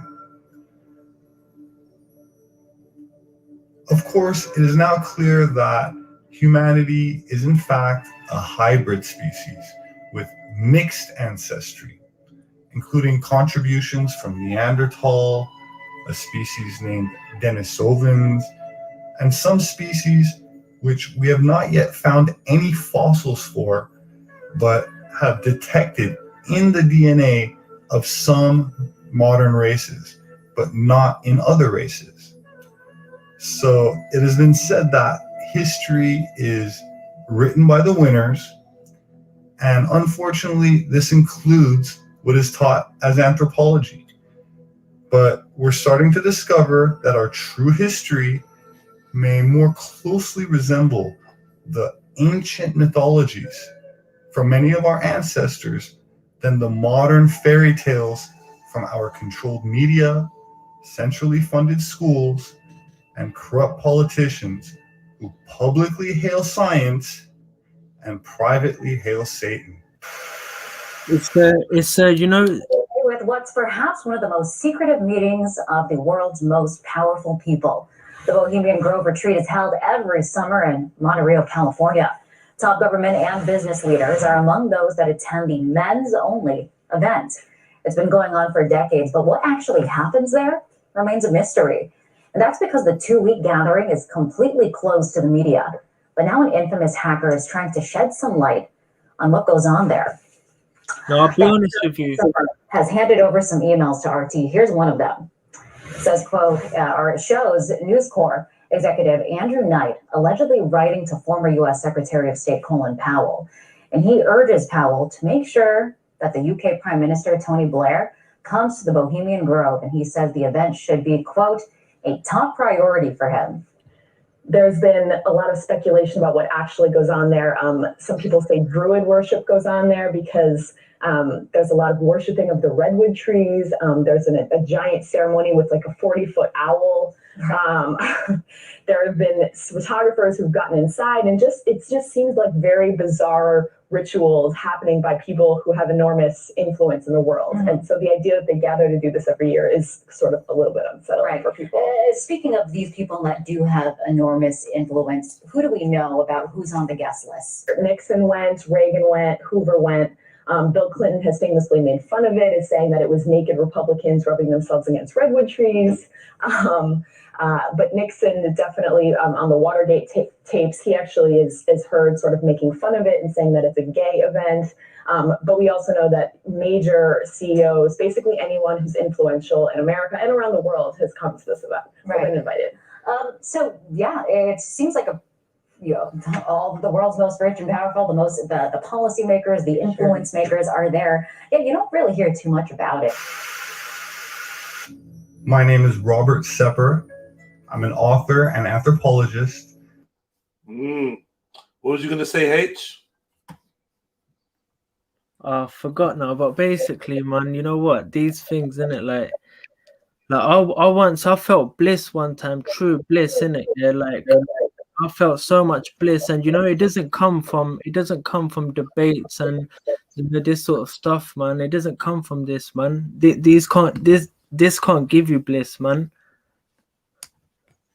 No, I felt bliss one time. My whole body was just it's like a vessel in it, and you pour water in a vessel. My body was a vessel, and like something just filled me, and everywhere I looked, it was just, I felt so divine. I felt so much bliss and compassion. Yeah, but these people, like looking at them, I don't even like looking at them, man. But it is what it is, man. No, all this now, it's a war. We're under attack. It's a big war. The war is, although like Guruji came and he saved us all in it, but like it's a big war, man. Like identity theft, innit? Identity theft, man. Like they're trying to steal who you are. Like the Jews, the real Jews aren't white. Real Jews are Hebrews. The real Jews are Hebrews, black people that grew their afro. The real Jews are black people, yeah, are Hebrews, yeah, that grow their afro. You see what I'm saying? And it's all identity theft, man. That's why I don't watch these things, innit? And it doesn't help me in my spiritual progression, innit? It doesn't help me at all. But like the thing is, innit, like their God, yeah, generator, which is creator, yeah, who generates, he creates. That's Brahma, the creator, also known as the father. You got O, which is operator, to operate, to sustain. Yeah, it means to operate means sustain. So Vishnu, the second person in the Indian Trinity called Trimurti, the symbol of which is the number 3. Yeah, Vishnu is also called Vishnu the sustainer. Yeah, he sustains, he operates. Yeah, that's O. And then you have D for destroyer, Shiva the father, the destroyer, and Brahma, sorry, the Holy Spirit. And so this is God, this is God. Yeah. And but what they've done in the Indian Trinity is the other way around, is destroyer, operator or sustainer, and then destroyer. Yeah, so sorry, generator, destroyer, operator, then generator or creator, Brahma. And what they've done, if they've swapped it, so you've got, instead of God, you got dog, which is destroyer, operator, then generator. So you got what they've done with the Indian Trimurti Trinity is they've made a dog into it. They made it into a dog, innit? And they've made their own God the other way around. But it is the same thing. It is the same thing. So Guruji, the first word he comes with, Ik Oangar, it destroys their idea of a Trinity. It destroys it completely. Yeah. And all this, engineering, this science, this, chemistry, physics, and what do you call it, anthropology, this astronomy, astrology, this medicine, this spirituality, this, mindfulness, it all comes from India. It all comes from India, innit? And from the yogis, the enlightened masters, the spiritual masters, it all comes from them. And these people have, they know that, but they do know that, yeah, what they've done, they're systematically trying to make it theirs. They're trying to make it theirs, in it, systematically. Yeah, their God they stole from us, their language. Yeah, Gao is cow, Anamika is anonymous, Nas is nose, Brata is brother, Beta is paternal, Mata is mother. Yeah, their language is ours. Yeah, and then what do they do? The priests and the queen, yeah, they send Christopher Columbus to go kill all the Indians after they take our thing.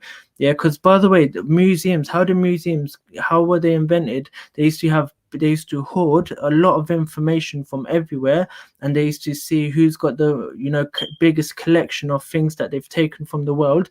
This resource knowledge based, yeah, resource library. That's how museums were built. And so what happened was, yeah, after they took all this stuff from us, yeah, the queen and the priests, they sent Christopher Columbus to go kill all the Indians. But Christopher Columbus, the idiot, he ended up in America and killed all the Native Americans. Yeah, he thought they were Indians, hence the name Native Indian. Yeah, he killed all the Americans and thought they killed India, innit? But now we're still here. Yeah, we're still here, innit? If any of you men are watching, what I'm saying is that that's what the war is. That's what the war is about. The war is about, identity theft, taking out what's ours and making it theirs. That's what it's all about. But Guruji saved us all. Guruji saved your future generations. The Guruji saved everybody. He saved everybody, man. That's why, follow the Guru, man. Follow the Guru. Trust me. Find a Guru. Find yourself a Guru, man. And my Guru is the perfect Guru. My Guru is the perfect Guru. He saved us all. We're strapped. We're strapped, man. Always. Yeah, we're strapped, man.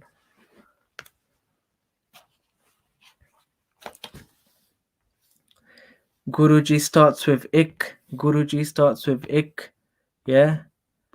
Guruji starts with Ik. Ik defines a oneness which is all pervading. It's a oneness which is not exclusive to anyone. It's in everything, absolutely equally. Guruji starts with Ik. One is a number. Ik is actually a number.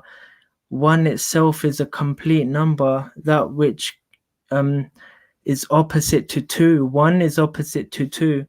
So Guruji has given us a clue that all that there is the one. It's like waves of an ocean or drops of a water. They are part of the oneness. Drops of the water or drops of an ocean or waves of an ocean, or like rays of a sun, like rays of the sun. You know, let me go back to the wave analogy. Like one drop, I'm a drop and you're a drop of the ocean. We are in the ocean. We make up the ocean. And one drop comes up to another drop and says, look how bad you are. I'm good. Yeah, one drop might have more molecules than the other. One drop might be purer than the other, but essentially they're the same thing. Yeah, or rays of a sun, or, you know, fingers of the same hand. This is the disease of separation, individuality or duality, the disease of separation. And Guruji is the cure. The disease is I am, the disease is I exist. Sikhi is the path of curing you from this disease. So all that there is the one. You say, look at me, I'm a sinner. Guruji saying, by saying I am, what you're saying is, well, at least I am. Guruji is saying you are not. You don't even exist. You're not even here. All that exists is the one, and it has many forms. All that exists is the one, and it has many forms. So how do I, you know, that's how it is. But we've been programmed, we've been taught, you know, in schools, and we've been conditioned, we've been taught, bombarded, but with the opposite message, you know, from society, the mindset of, you know, this is how it is. You know, if the drop understands itself, there's a chance that it can understand the ocean. But I don't know, you know, I don't know, man. Our terminology of one has to change. People say God up there, God is like, you know, God has a white beard, and you know, God will, you know, help me out. You know, God, but this is like you're creating two. You're creating God there and God here. That's one. The second letter is Oangar. Yeah, the second word is Oangar. Guruji basically says that it's crazy, yeah. But Guruji says, he explains what ik is. Guruji explains what the one is. Guruji says it means in Ang 838, yeah, it says Ekam Ekankar Nirala. It's Nirala, it's unique. Amar, undying, Ajoni, unborn. Ekam Ekankar Nirala, Amar Ajoni Jatna Jala, Agam Agochar, Roop na rakhya, khojit cut dikhya. That's the main bit, the key point, which is agam, which is agam agochar, roop na rakhya. It's without form, it's without features. The oneness is without form, the oneness is without features. Khojit cut dikhya. Searching and searching, I found it everywhere. Searching and searching, I found it everywhere. So also the Oankar, the second word, Oankar, yeah. Guruji explains what that is. Guruji says, Prab ne re, har dur na jano. The one is ne. Don't think of it as far away. Ego shrist sabbe. The one permeates all. It pervades all. Ekankar avaranaduja. There is only oneness. There are no two things. There is only oneness. There are no two things. Nanak ek samai. Nanak, the enlightened mind, says, merge with the one. You know, monotheistic religions, you know, one theism, belief in God, monotheism was already a concept in India during Guruji's time. In monotheistic religions, they have made God anthropomorphic. They've made God human-like characteristics. They believe God has created the world and he's, you know, separate from the world. He watches, he's out there, up there somewhere. Hinduism is pantheism. Hinduism is pantheism, meaning everything is God. That God is synonymous with the universe. They cannot exist without the other. Guru Nanak Dev Ji merges these two together. Guru Nanak Dev Ji merges both of these together, says he gives the complete truth. Right.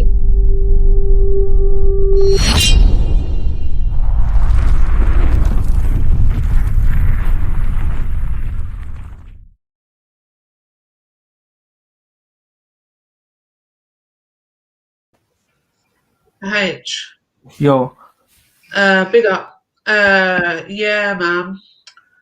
This, big up you for you know, preaching your religion and stuff like that, but it's just not good to listen to. And the only reason being is because you're not involving anyone, you're just talking, and it's just not good to listen to. So like maybe we talk about something else now if you don't mind. No, that's fine, innit? But all I'm saying is I'm trying to, you know, no, nah, that's cool, man. Just so you know, like I'm not being rude. Like it's okay to have the conversation when you're having a conversation, but you're just talking, just you, and you're just talking and talking and talking. It's really hard to kind of grasp all the information that you're giving us. You're giving us a lot of information. I've given you not even 2 letters. Well, I don't know how many letters are in this alphabet that you have, like, but it's No, I've given you ik, which is 1 letter, which is the number 1. I give you O, which is the letter O, and obviously it means O and God, but it's not spelled out. But I've given you 1.5 letters. But what I'm saying is Guruji is so amazing that it destroys everything. It destroys the demons, it destroys the Satan, it destroys everybody, and it destroys them. And you don't have to stop praying 5 times a day. You don't have to, but you know, you could accept him and Guruji will bless you, and he's for you as well. Even if you pray 5 times a day, even if you keep your fasts, and even if you know, that's what it's about. Yeah, I hear you. You know, I've got my own thing, and you know, to me, my religion, to you, yours, and that. So I'm not disrespecting. I'm not trying to disrespect either. I'm just saying, as a live stream, as a show, it's a bit like, and I was listening, just like, it was just a lot. It was a lot. It was a lot of information. Like you said, you haven't even given us hardly anything. So even if so, that in itself just shows you there's just a lot of information to give, and it's probably not the best place to try and give it. But yeah, maybe start a YouTube yourself or something and do like, you know, talk about it, and then obviously the people that are really interested can come and have a look and learn from what you're saying. But when it's like the panel, as you can see, like everyone's gone. Because it's just because you weren't really involving anybody into what you were saying. You were just. No, why can't you marry me? Well, because I'm already married. Oh yeah, that's cool. That's fair enough, innit? But yeah, there's one reason. But yeah, like that's I'm already married. Thanks though. I don't know if that was an offer. Was that a proposal? Did I just get a trill proposal? Yeah, but yeah. I want to find you know what a Sikh is? Yeah, I want to find a woman who's a Sikh. Like, I don't care if she prays 5 times a day the Islamic way. A Sikh is someone, yeah, who you know learns about oneness. Yeah, like I'm talking about oneness. Yeah, a Sikh is someone who learns about oneness, who you know practices oneness. You know, when he's brushing his teeth, all he's thinking about is oneness. Yeah. And whatever work he's doing, he's thinking about oneness at all times. Yeah, someone who practices it, someone who wants to help other people, like learn about it. Someone who teaches other people about oneness. Someone who you know fights every day. Who goes, you know, you call it jihad. Yeah, someone who does jihad every day. Someone who wakes up and goes to battle. Someone who wakes up goes to war. Yeah, but an internal battle, yeah, who fights an internal battle with ego, with duality, with individuality. Someone who goes to war, an internal war. The real jihad, yeah, is an internal war. Someone who goes to war with their lust, with their desires, with their, you know, anger, with their rage, with their greed, with their jealousy, with their pride, with their attachments. Someone who can go to battle and war with this, yeah, that's a Sikh. That's a Sikh. It has nothing got to do with you got a turban or you tie a turban or you got a beard or, you know, you carry a sword or whatever. It has nothing got to do with that. Yeah, that's what a Sikh is, what I've just explained to you. And that's what I want. I want a woman who's gonna go on that journey with me. Well, you know what? I pray you find that woman, you know? I mean, to be honest with you, I haven't seen any Sikh women in this realm or online, actually, funny enough. And I'm going to be real honest, I don't even know any Sikh women either, funny enough. But that's what I'm saying. There's many women that you call Muslim, yeah, that you call Muslim, but actually for me they're Sikhs. For us, from our perspective, they are actually Sikhs, yeah. So even though they might call themselves a Muslim, yeah, they for us they're still a Sikh, yeah. So, you know, if you find me a Muslim woman, why couldn't you, you know? Yeah, but I wouldn't find you a Muslim woman, no, H. And the reason being is because a Muslim woman wouldn't marry you as a Sikh man, because we're not supposed to. We're looking supposed to what? We're not supposed to. Where does it say? Where does it say that you can't marry a Sikh? Well, we'd have to marry a Muslim. A Muslim woman needs to marry a Muslim. Yeah, and what's yeah, what's a Muslim? I'll give you a reason for it. Yeah, what's a Muslim? When you have a bloodline and you have a family and so on and so forth, the religion comes from and it's instilled from your father. So if the father of your children is a Sikh, it's going to be a Sikh child, right? But if it's a Muslim, it's going to be a Muslim child. So to carry on Islam and to carry on the way of life that we choose people from the same way of life and the belief system. That way our children become Muslim and their children so on and so on and so on and forth. If we go and marry a non-Muslim as women, then they're more likely to be influenced from the father as to what religion they follow. So yeah, we just avoid that. The whole world believes in our guru. The whole world, yeah, the entire Muslim, you know, community is ready to die for our guru. Yeah, the entire world is ready to die for our guru. Even the devils and the demons and Satan, they're ready to die for our guru. Yeah, everybody. But here, you're the only one. You're the only one that's saying, you know what, like, it's like this and like that, innit? Guruji, you know, Guruji, when he first come out of the river, for 3 days, he come out the river, he said that the first thing he said was, na koi Hindu, na Musliman. There is no Hindu, there is no Muslim. Everybody accepts this except you. The Guruji said there is no Muslim. So everyone in the world apart from me accepts that. That's what you're saying. Yeah, because what?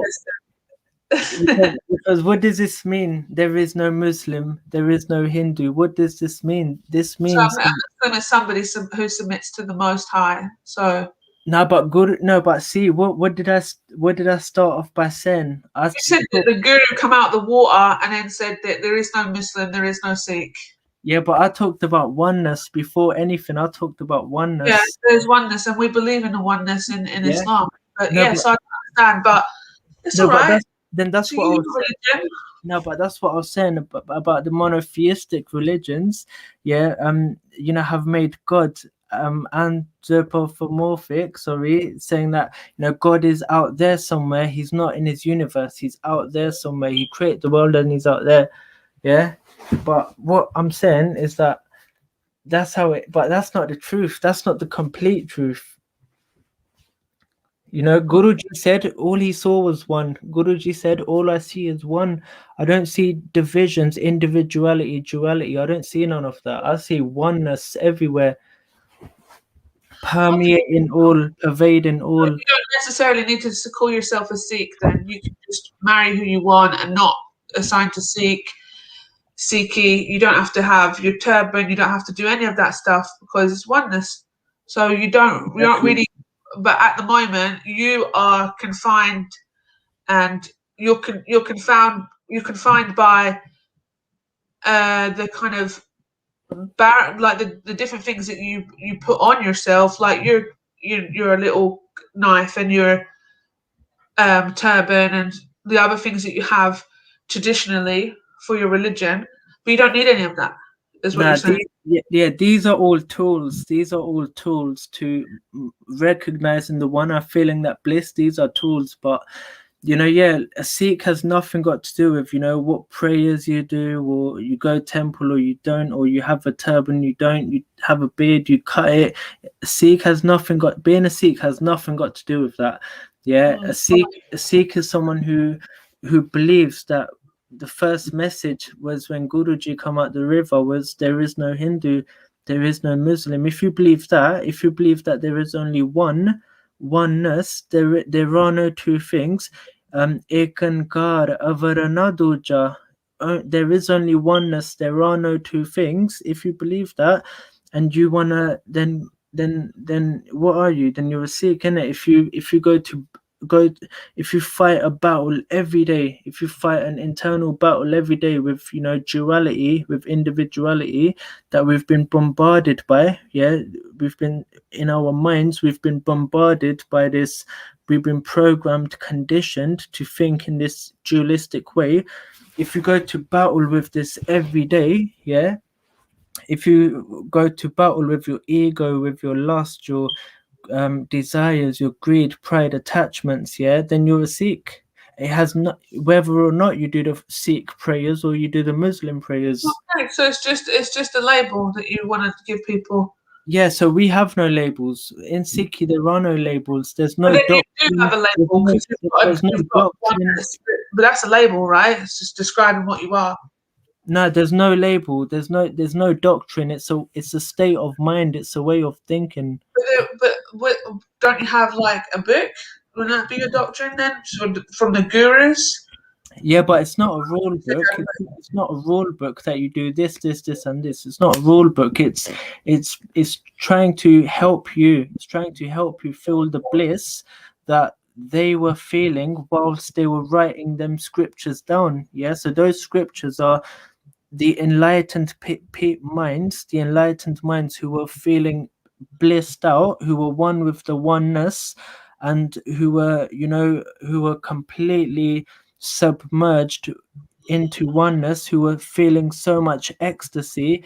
Those writings are of those people, and they are trying to help us. They're saying, can you ever get to that level? Can you, as a Sikh, get ever to that level? You said, sorry, you did say earlier when you felt bliss, but so when you felt bliss, are you able to make writings yourself? Because you felt. I was so.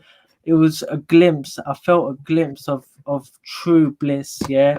And I don't know if it was because there's levels in it. There's levels. I don't know if it was a step below that, which is compassion and love. Unconditional love. Like it didn't depend on what happened. It didn't depend on external situations. Like I was like radiating love, compassion from within. I felt so blissed out, and it was only for a glimpse, but that is enough to make me stop all drugs and stop everything, and live life so that I can feel just a glimpse of that one more time. My whole life has become worth it now just to feel that little bit of glimpse one more time, that glimpse of what I felt last time. If I could just work my whole life to get to that again, then I would do it. It's all worth it. Oh, well, good for you.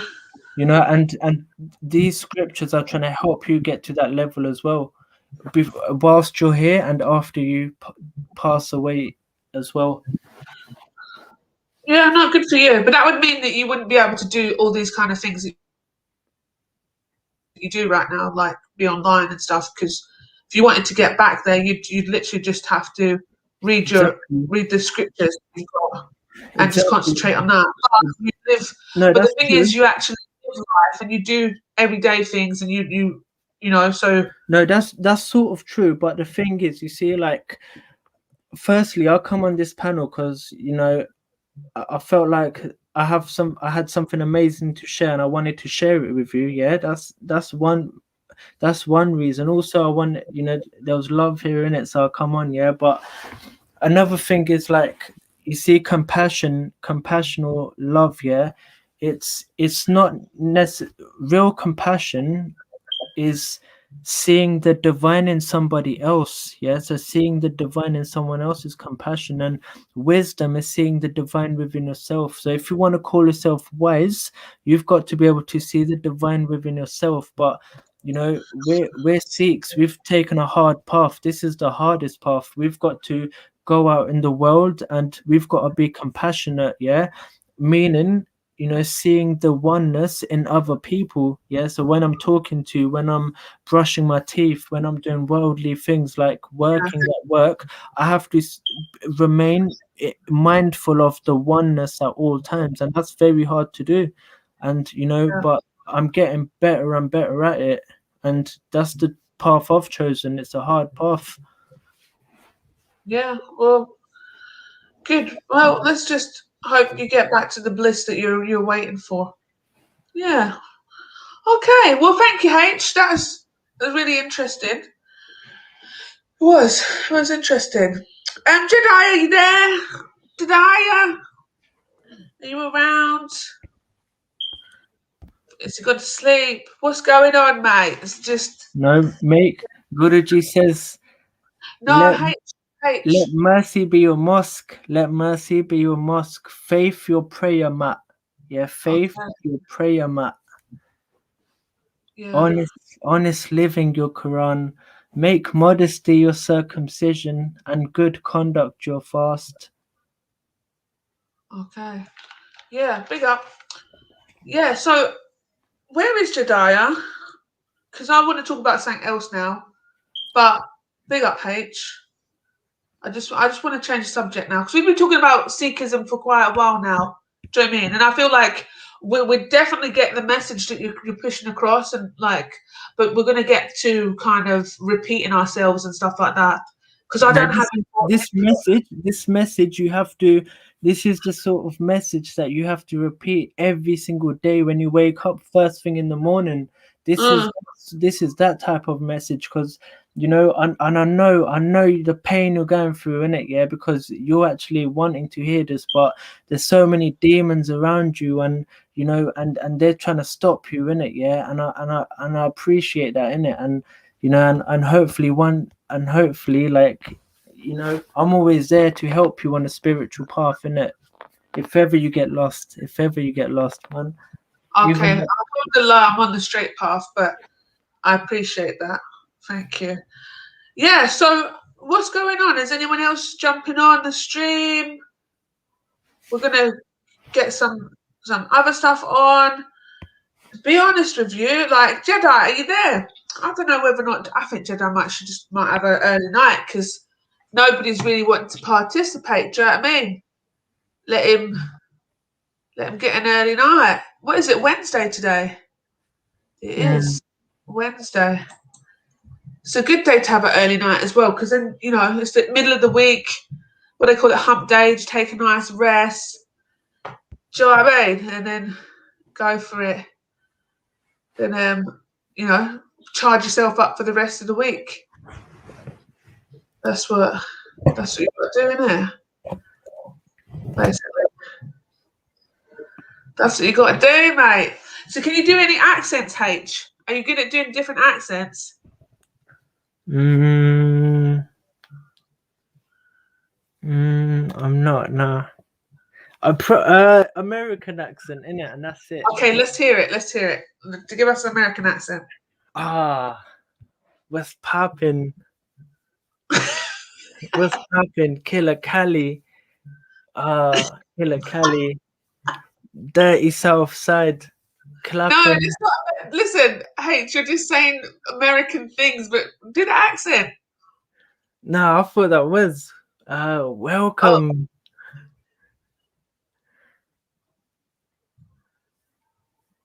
Okay, all right. Yeah, I'm waiting. Continue. Kill 'em all with the shotty. Kill 'em all with the shotty. Yeah. Nah. I ain't gonna lie. That's it. That's the song I heard, innit? That's my cousin actually. My cousin, innit? He's my cousin. My cousin sung that, innit? Just like some YouTube thing, innit? Okay. Is it Yeah. from America? Yeah. Okay. So you're doing a. Oh, Shik, don't. We're not talking about. We're Shik. No, I'm always coming in calm, as you know. No, You I know, thought so it's I'm not just about being calm. I just thought you were going to like now tell us about how you've come to Sikhism. You know, Sikhi. no. One thing I will say though, with H, he has got some sort of magic with him. Say what you will, but you know, there is something there. You know that whatever in it. It's like everyone believes different things, but I think with him in particular, there's something there. You know, that definitely intrigues people to listen to a certain extent, whether you subscribe to it or not. So Yeah, yeah. I think so. I think there's so much personally that I can listen to. But I think maybe sometimes it's based on delivery. Do you know what I mean? Like, and I feel sometimes Definitely. I feel like it's not what you're saying. It's not what's like. I'm not getting. It's just more a case of just you're very like monotone with it. It's just like one tone, and then you just it's easy for you to All like right, switch. Simon Cowell, calm down. So for me, it's going to be like a no. But you know, try again Yeah. next year. No, that is important though. Like obviously, like highs and lows, and like monotone and all that is important. And it's Oh puppy my update. God! No, we're here to destroy evil. Oh, do you like dogs, H? I like crocodiles. All right. I love crocodiles, man. I love them. You know what's funny, right? In Australia, I saw like one of the world's biggest saltwater crocodiles. It's called Pinjara. You saw it. Yeah, it is huge. It's in a aquarium. It's got a Oh, big was it one of them? Like what's it called? I swear they said they were huge ones. That's like been confirmed, isn't it? saltwater. The saltwater ones are the biggest ones. This Like thing, mythical or what? Like modern day or what? no, it's real. It's probably about. Okay. I think he's like 50 years old or something. He is huge. Yeah, I'm but like yeah. so big. Nah, that's the big. Yeah, that's the biggest one right now that they've seen. There's ones that they haven't seen, and there's ones that were bigger before as well, innit? So like, and they're proper quick as well. Yeah, they're definitely quick. This one here, though, his name's Pinjara, right? And he literally doesn't look real because he doesn't move. And then you're staring in his eyes and he's like not blinking and everything. And then you get like this slow little movement. And you're like, rah, this thing is insane. I wish I got to see it eat when they would like feed in time. But he was just resting under this water because he was resting under the water and he would get up every couple of I don't know, maybe half an hour, or I don't know how long they can hold their breath, but it was a short amount of time, and then he'd like move to kind of get air and then go back down under the water again. But he's huge. Huge. Maybe you should go to Florida, H, when you get a chance. They've got lots of crocodiles there. I might have to. I might have to. Yeah, they come up on land and stuff, don't they? Like they come Yeah. up, they attack people, and you see like signs and all that. Literally, I watched a little Instagram reel or whatever it's called. Yeah, Instagram reel, and I saw that there was one in the middle of the road in Florida. Literally, just in the middle of like the highway. All the cars had stopped. A police car come up. The police got out the car, walked up to it, and then the crocodile just like stood up and just like slowly walked away. But his tail was freaking huge. His tail was bigger than him. He had this huge tail, like I don't even. Yeah. Don't they say they've been around since dinosaurs? So they probably have all different, like big ones, small ones. Yeah, Probably they find definitely big like variety. and also, have you ever heard a crocodile growl? Like that's probably Yeah, what like a that's lion, innit? it Is that is true? like a roar. Yeah, it's mad. Like they Okay. roar. They're like. Roar. So Mm. imagine this. What that was my best roar, by the way. Imagine that's what a dinosaur would have sounded like, kind of. Do you know Do what you I think mean? they had like feathers and stuff like that? Who, dinosaurs or crocodiles? Dinosaurs. Yeah, the ones that flew. Yeah, of course, but I think I don't know. I could be wrong, but I think they say like a lot of them had feathers.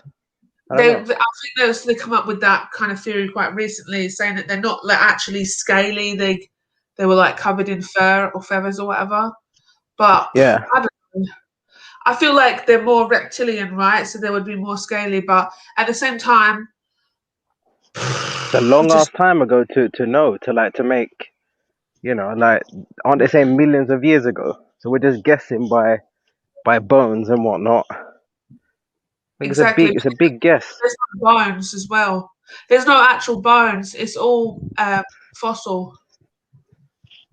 Yeah, exactly. So there's not even bones. It's not even bone. This dog is absolutely gorgeous. Has he got a name? Is it Fury?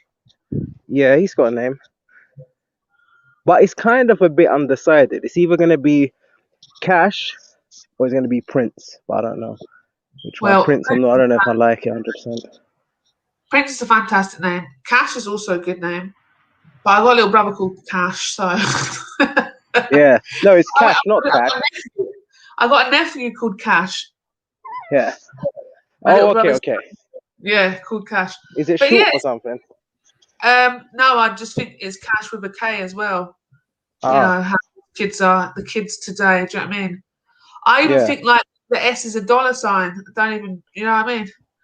That's what I think. Yeah. Yeah, like those ones. Yeah, if they allow them to register it like that, then look, he's starting to attack me now. Really, really cute. So how long have you had him for? Kind of new. Just picked him up the other day. No, Like maybe a week. Yeah. Literally, like But I've had Rottweilers before, so it's not new. So this is the thing. So I absolutely love Rottweilers, but when they're big, I am scared of them. And I don't That's know the whole point. But it's like I don't trust them myself. When I went to see when I went to get him, I was shook. I'm not gonna lie, but it's because I knew how mine was before. So it's like I had that level of respect. Yeah. No, I knew somebody with a Rottweiler before, and when I would go in their house, I literally would just poo myself. I wouldn't want to go down the stairs and get a drink or anything like. And the dog would but the dog had to wear like little boots because the floor was too slippy. Okay. And it was getting old, yeah, and the dog was getting old and like kind of slipping around or whatever. See, when they get old, they start to lose their mind. They can get a bit funny.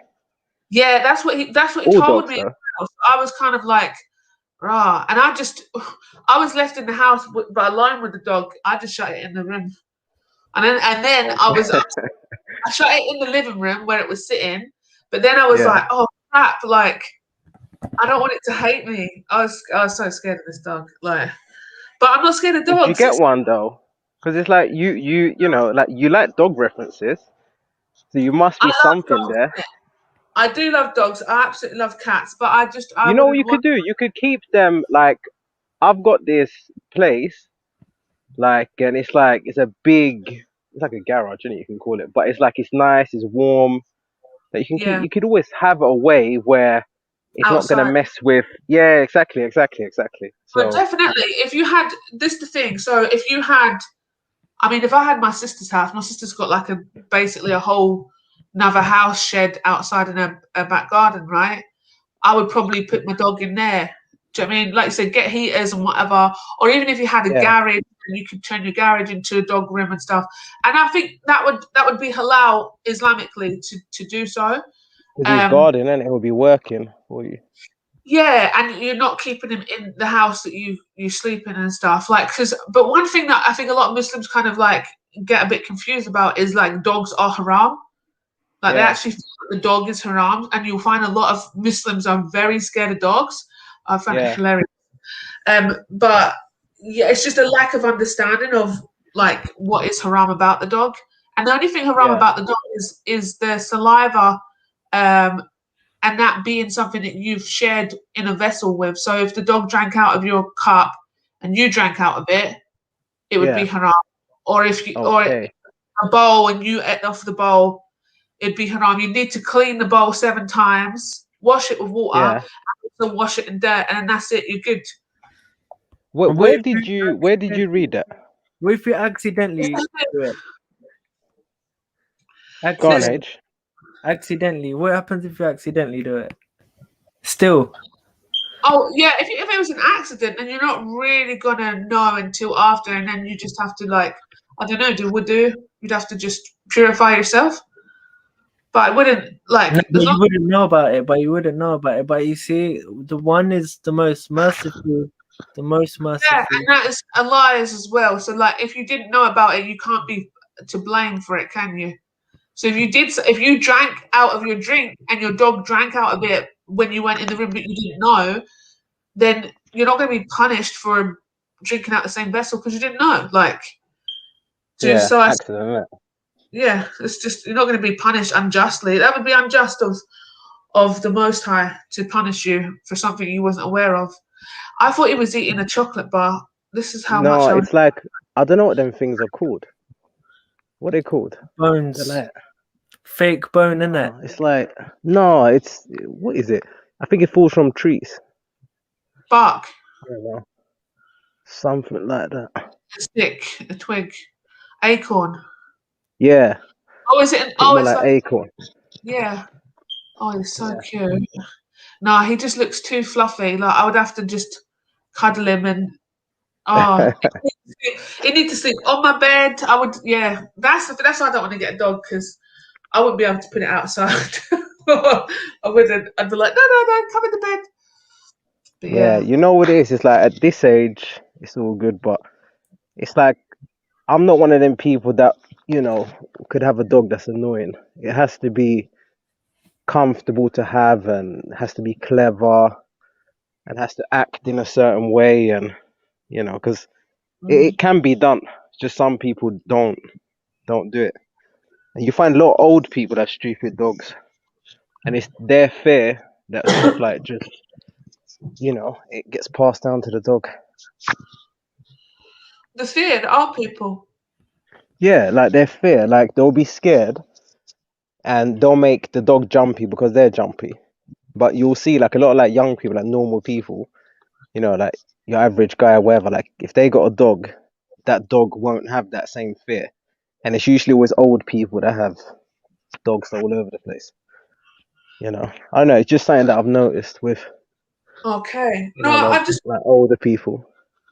I'm trying to relate, but I can't. Well, my nan's got a dog, and that dog was never trained because my granddad didn't want my dog. My granddad was just like, no, leave him.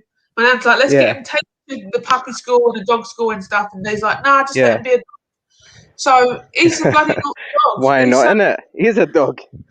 Yeah, and he's naughty, but he's very protective of my nan. Like, well, my granddad passed, but he's very protective of my nan. Do you know what I mean? So anyone comes near the house, anyone comes near anything, but he's absolutely tiny. He's a what's it called? He's like your granddad now. He's one with the oneness. The air that you breathe is your granddad. The air that you breathe is your granddad. He's one with the oneness. Okay. Thanks, H. Yeah. Like a bubble in the ocean, you pop it and it becomes the ocean. Or like a bubble, you pop the bubble and it becomes one. Yeah. Yeah. Yeah, man. I might have to steal that puppy. Yeah. So no, I don't know. I think that would be for me if I was following like obviously I don't know, like any mindset where he would be a problem, I would struggle to understand it. Just I don't know, because it's like I don't know. It's like I've had dogs do things for me, as in like protection and certain other things. So I see them as serving a purpose, even though like this dog is more just for the, you know, like I don't know, happiness factor, I should say. That You I'm found actually, yeah. It's like I'm not buying him to have be a any guard protection or dog. whatever. Yeah. It's nothing Yeah. like that. It's just whatever. But still, they still serve a purpose. So I think I've heard something. If the dog is working or, you know, serving a purpose, then there's some other things. That's why I asked, where did you read it? So I wanted to look into that. Is that true? You talk about Islamically. Yeah. Yeah, oh yeah, so it's hadith. Yeah, so Yeah. the dog can be your guard. Like, so they'll say the best time to keep a dog is to guard property, Yeah. guard the house and stuff like that. So, like, for instance, I've only been to a few like Muslim countries, right? But when I went Yeah. to China, for Did you instance, say Tunisia? they had Yeah, I've been dogs. there as well.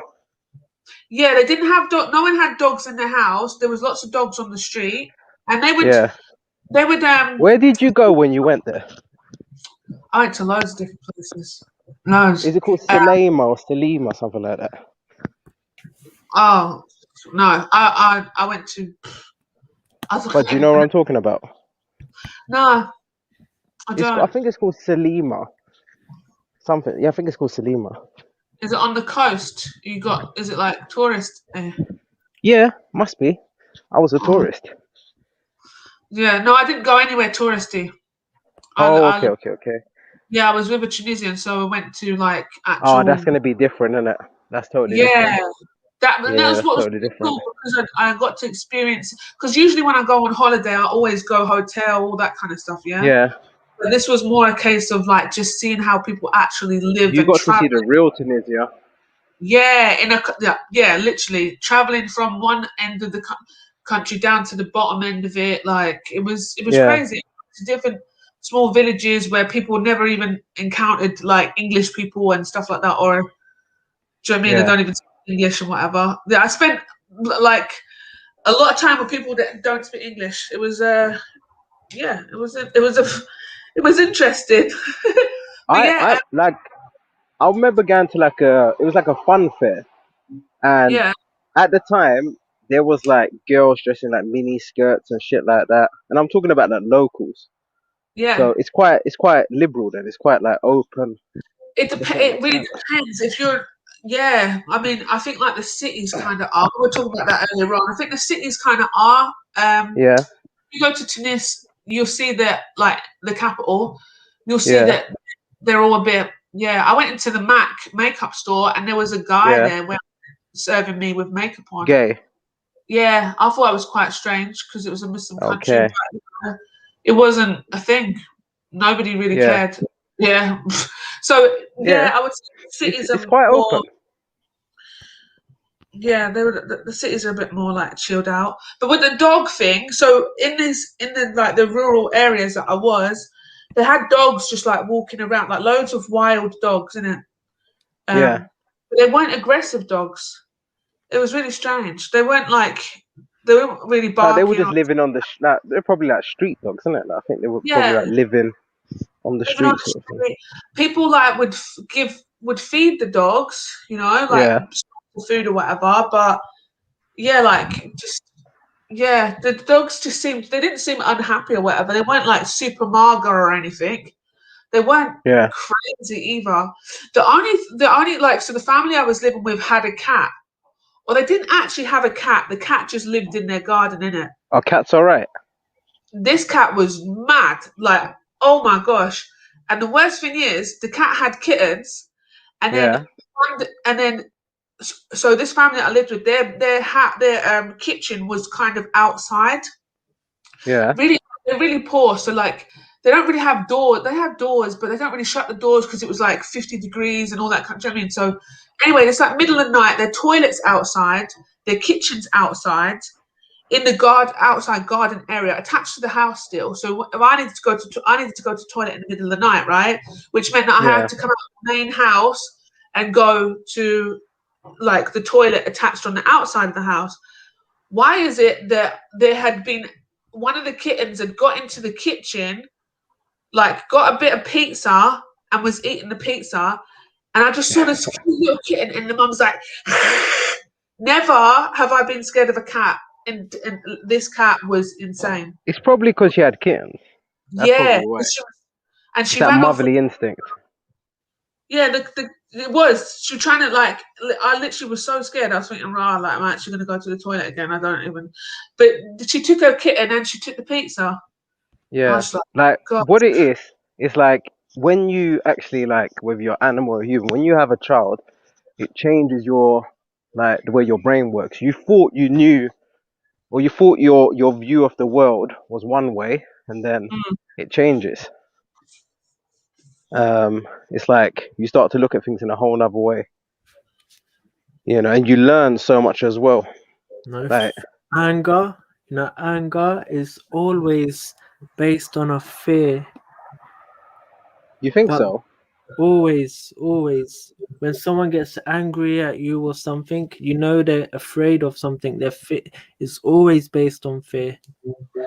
And Guruji says, Nirbhav, nirvair, without fear or hatred, without rivalry. Why? Because the oneness, there is only oneness. So who can it fear? Who can it hate? It doesn't even fear its own consequences. There is only the oneness. So if someone, let's say someone like robs your house, and you see them, like you come home. मोहे मरने का चाव है Kabir. Yeah, what you saying? No, carry on, man. If you wanna sing, sing. No. If you wanna sing, you can sing. If someone comes to your house, then basically the point I'm making in a very quick way, I'm just trying to say, like, if you're saying it's always because of fear, I'm saying if someone robs your house and you see them, and let's say you drive past and you just see them coming out your house, is it fear or is it just anger? Because I think they're separate things. No. You're angry because you're afraid that they might steal your things. Okay, but then I think you could add fear to anything then. But then, but you see, the saints, the holy people, they are fearless. And Sikh is a path of the saint, isn't it? The saintly soul. Okay, so if they're fearless, what keeps them going then? If they're fearless, all right, let's say they're fearless. If I'm fearless, why? yeah, No, I'm saying if the let's make it about me. Referring let's make it about me. Innit? Let's make it about if you're fearless. I'm always. Then what would be your motivation? Wouldn't that make you godlike if you were totally make fearless? your motivation love. Don't wake up because you're afraid that if you don't go work, who's going to pay your bills? Wake up because you love, out of compassion. You want to help. I'm saying without fear, where's your motivation? Love. Okay, love. So you would go out and just work and break your back for love? No, I wouldn't break my back. I wouldn't break my back in it, but a fear one. Okay, you would follow a faith system just for love. No, you think? No, you should fear one thing. Actually, you should fear just one thing, and I do agree with you that fear is a big motivator. Is one of the biggest motivators. I do agree with you, but what I'm saying is, yes, you should fear one thing, and that is you should fear forgetting the oneness. If you fear that may I never forget oneness ever. Yeah. That should be your only fear, living in duality. Okay. So how do you not forget oneness? With the message of Guruji, innit? Yeah. But what I'm saying is that, if someone was to come, if the universe, if the oneness, if the cosmos placed me in a position where I was able to do something, yes, I would, I might have to chop off a guy's head. I might have to chop off a guy's head. I'm never going to take credit for it. There's never going to be a me, an I who did it. I'm going to say the universe. You mean take responsibility or you mean take credit? What do you mean by that? Take credit, because there's only but one. Wouldn't that be responsibility you're actually taking? Nah, there's only oneness. If whatever happens is all hukam. Hukam is the will of the universe. Whatever happens is gonna happen, innit? If you Okay. know, if you know, if a child, if two children are fighting, then the universe has placed me in a position where I can do something, so I'll go out and do it. But I won't ever, not out of anger, but I'll always have compassion with me. I'll always do it out of compassion. Compassion being seeing oneness in them, seeing oneness in everything, seeing oneness in myself first, seeing oneness in myself first, and seeing oneness in those children. I would split them up, yeah, and Yeah.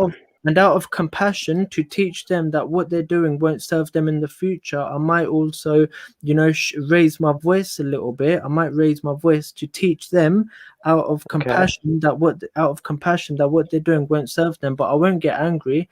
You know, same likewise. Okay, but why would you interject? Because if you're fearless, how is it going to affect you? Because the universe has placed me in a position where I'm able to do something, and that's Yeah, but why? What would be the motivating factor for you to do it? The motivating factor, love. You know, to teach Okay. them that what they're doing won't serve them in the future. Okay. Right, big up, guys. I'm gonna go. I need to go pray. Yeah. All right. Take care. Yeah. Check this. Before you pray, yeah. Let me say something, innit? Yeah. Hold that thought right there, and I just want you to, really pay attention to this carefully, innit? Yeah. Check this. Yeah. Check this. You're gonna love this. Hold up. So, there are 5 prayers and 5 times of prayer. Am I wrong? Yeah, there's multiple times of prayer, but yeah, okay, we can go with 5. Yeah, there are 5 prayers and 5 times of day for prayer. Listen to this. The 5 have 5 names. Let the first be truthfulness. The second, honest living. And the third, charity in the name of God. Let the fourth be goodwill to all. And the fifth, the praise of the Lord. Repeat the prayer of good deeds. Yeah, the prayer of good deeds. And then you may call yourself a Muslim. The enlightened mind says the false only obtain falsehood and only falsehood. And what do I mean by good deeds? What do I mean by good deeds?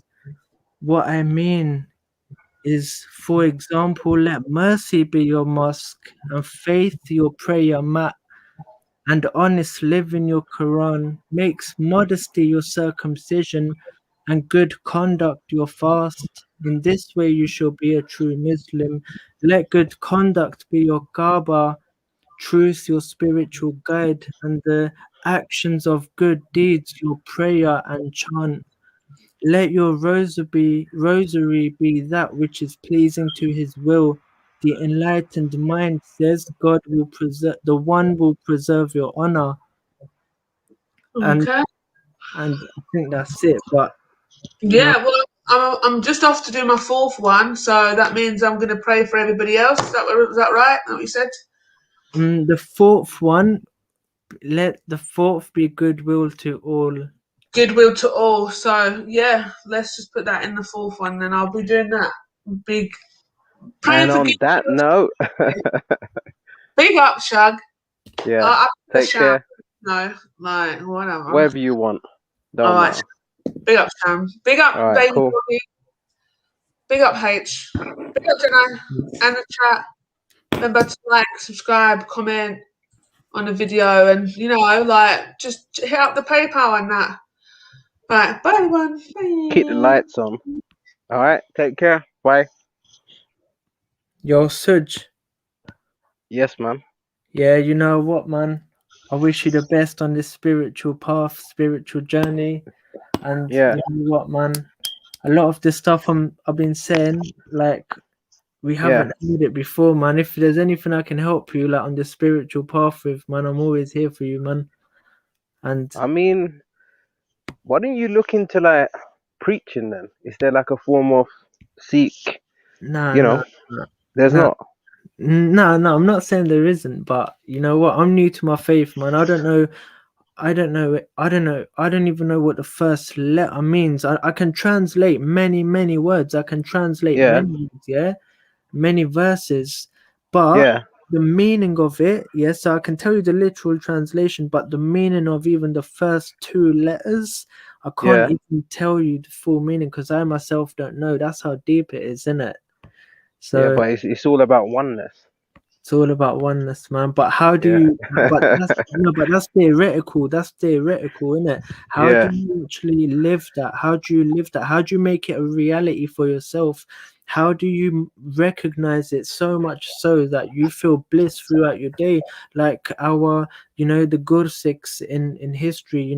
We don't have to Yeah. go. We don't have to go that far into history to see the Gursikhs. How amazing they were. They were being, But let me ask you, like, you see, if you're talking check about check oneness this, yeah, and check this. Hakum, Yeah, just literally, if you're talking about oneness and Hakum, am I pronouncing it right? Hukam. Hukum, yeah. Then please tell me why they would matter. Why they matter? Yeah.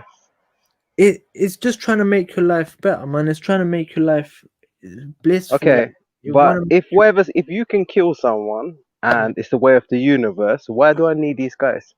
Why do I need them? I mean, because you want to be happy, don't you? You want to be bliss. You want Yeah, to. but I feel like they're taking me away from oneness. Who? What guru? Yeah. What, the very one who's teaching you about it? Okay, so he's my teacher then.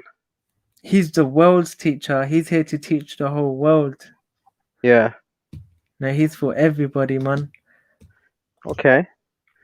So he's teaching his version of oneness or a global oneness. What's he teaching? So in our, it's not just his version in it, yeah. Because in the yogi king of kings, the spiritual master of the world, the blessed great king, Dhan Shri Guru Granth Sahib Maharaj Ji, yeah. Yeah. In there we have, you'll see we have many people like Kabir Ji, many authors, yeah.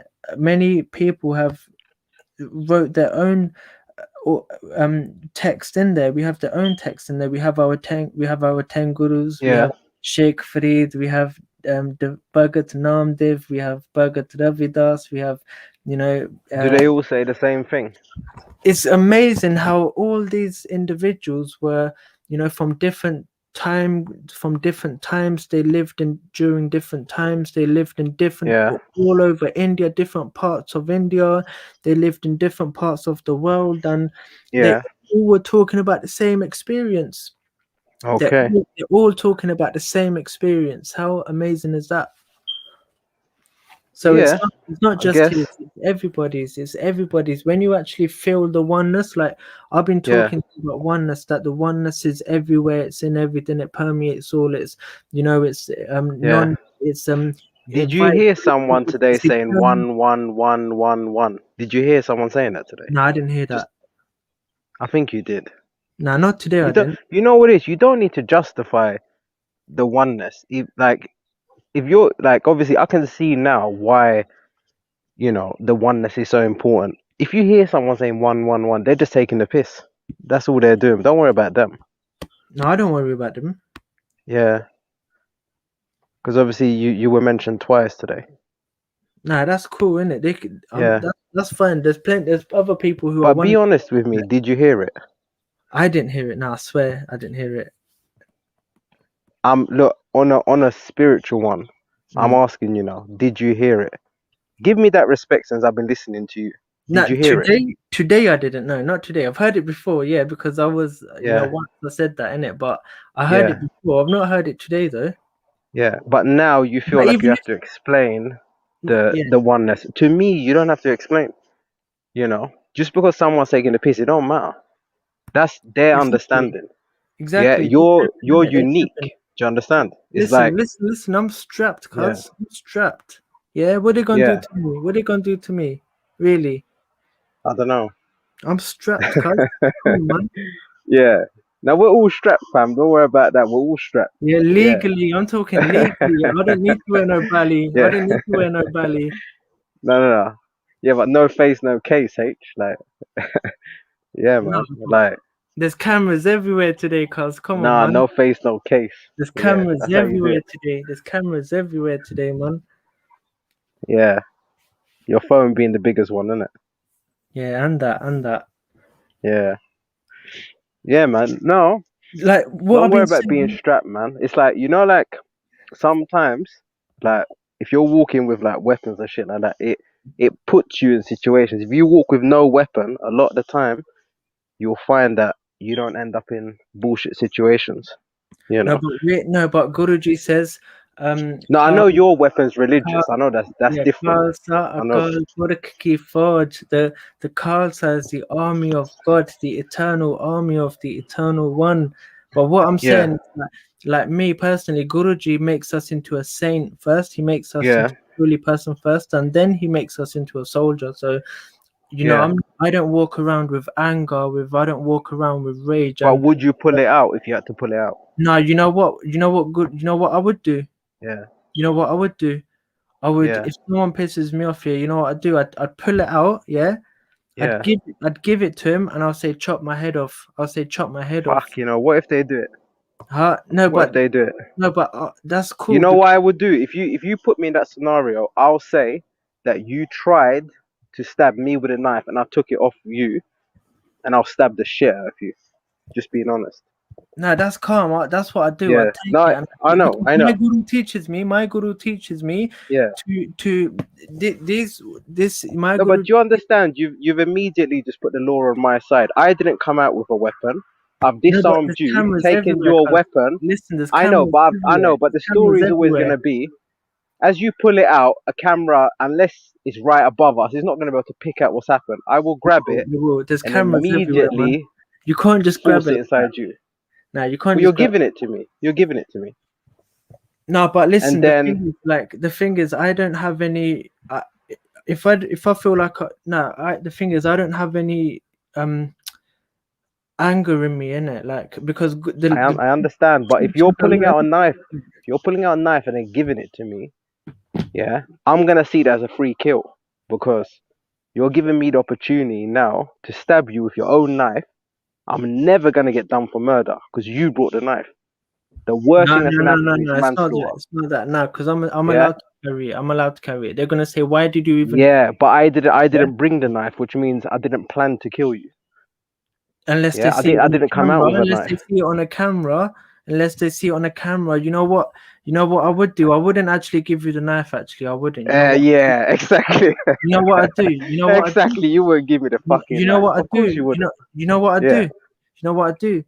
I'll bow down. I'd kiss your feet, and then I'll walk away. Yes, and when you kiss my feet, I'd piss on you. Yeah, you see my knuckle dusters, innit? No, because you put yourself in a submissive state. You put yourself in a submissive state straight No, away. but you got to remember, innit? You got to remember that you're in a jungle with a lion, innit? You're in a jungle with a lion. You're in a river with a crocodile. You're in a river with a crocodile. So imagine if you wouldn't wanna, even if there were 10 man, if there were 100 man, if there were 100 of you and one of me, if there was 100 of you and one of me. Yeah, you gotta realize innit, that you're the buffalo and I'm the crocodile in the river. You gotta remember that always. So if I bow down and I kiss your feet and I walk away, yeah. Thank God, man. But when has a crocodile ever kissed anyone else's feet? They've always just came up to them slowly and killed them. When has any powerful animal ever kissed another animal's feet, except for their cubs or their offspring? It's never happened. No, of course it happens all the time, innit? Because they got so much. Show me one video. Give me one example where that's ever happened. Listen, come on, man. I'm the example. I'm the example, innit? I'm the crocodile. Yeah. Feel me? Okay, so even if my feet were not washed, they were just there. Be wearing trainers all day. You'd kiss my feet. I'd kiss your feet and I'd walk away, man. Yeah. Even though Nah, I'm man. strapped, innit? Like So weapons. what if after you kiss my feet, I decided to sit you down on a chair, get a razor, and shave your beard? Would you still kiss my feet? No, I said I'd walk away. No, Innit? but I wouldn't let you walk away. I put a lead on you Yeah, then what I because do? you're in then a what- you're in a dog's position now. No, but what I do, yeah. You see my knuckle dusters, innit? Yeah, Yeah. 1 second, 1 second. I see the knuckle dusters already. You don't need to show me again. I've seen them. I see them when you showed them earlier.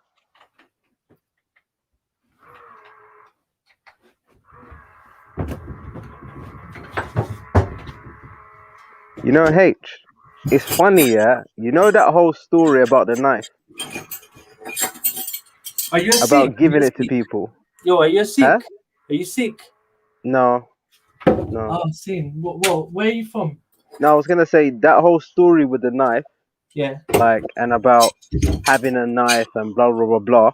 I remember, like, I was out with one of my friends before, and like, we were basically just like running around doing bullshit, and we went up to these two guys, and like, basically, we wanted to rob them, so we were like, "What have you got? What have you got?"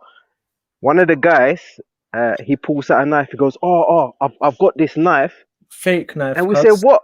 No, it was a real knife. We say, "What? Are you mad? Give me the knife. How can you have a knife?" He went out with a knife.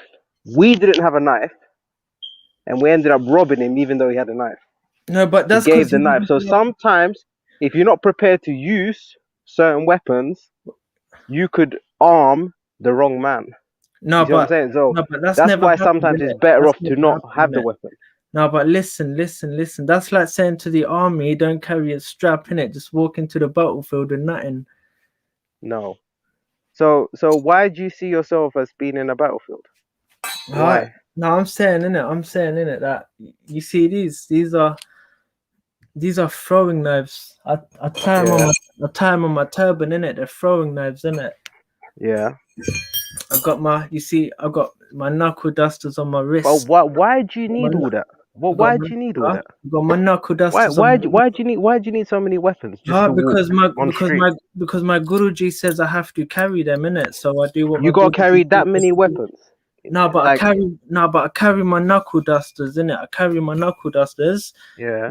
I carry my knuckle dusters on my wrists, Yeah. 3 times, and I carry my razor sharp Yeah. knife. innit? I But carry my razor. have you ever used that? Has that blade ever seen battle, or is it just like an ornament? Listen, a true warrior, Yeah. yeah, never looks for trouble. A true warrior never. So you've never seen battle. No, but they don't go looking for it. Okay, What they you've do, never. But I'm asking you. You've never seen battle. Yeah. If you've never seen battle, then my you don't know Guruji, what it's like. yeah, my Guruji is like the king of kings, innit? He's the what's it called? H, you have Oh, never seen battle with that blade. That blade is just an ornament. What's the point? What do you What's mean? the point? Are you not dying to see some blood? Huh? What's the point carrying if you're not gonna see blood? No, listen, it's always there, innit? It's always there, ready, innit? Yeah, but it's been ready for how long now? It's not Yo, being used. can you see my screen? Like, have I shared my screen? Can you see it? Or No. mine are, innit? But No. yeah, that's calm, innit? That's calm. You know. Yeah.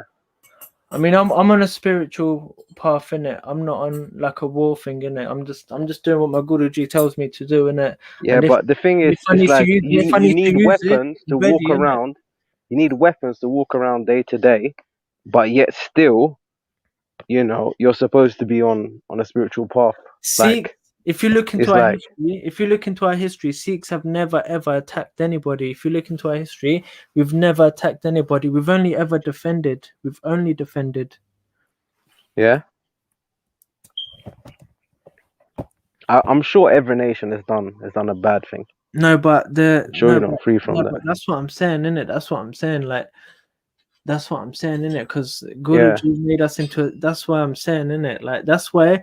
Why else do you think we're the only ones that are allowed to carry 3-foot swords, 4-foot big swords on road? Why do you think we're the only ones that are allowed? I think because obviously some people, not I'll tell me, you. I'll some tell you. people would. I'll tell you. Okay. Because you we're know, bosses, innit? Because we're bosses, innit? okay. Okay.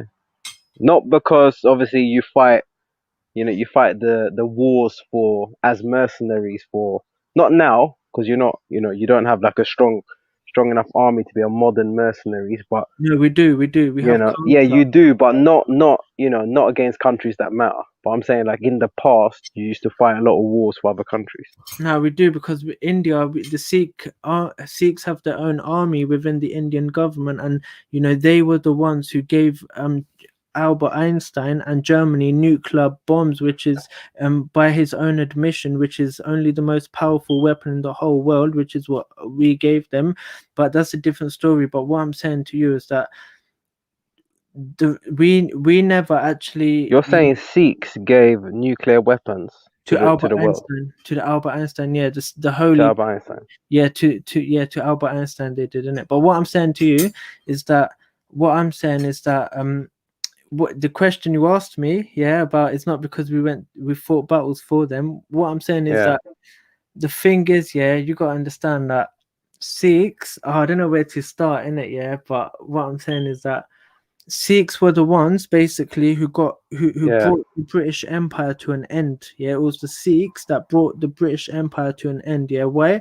Because we found out that actually, they were saying to us, they were saying, "Oh, you are our friends. You're like, we love you guys, man. We love you guys. Yeah. You're our friends." But secretly, they were killing our leaders. They were killing the Sikh Nihangs, the ones who are properly armed. Yeah, the ones dressed in blue, the ones that we go to if we need, the ones who are most learned on their religion, the seniors, they were killing our seniors off in it, and they were saying to us how we love you and all this. And so when we found out, then we basically we kicked them out of India.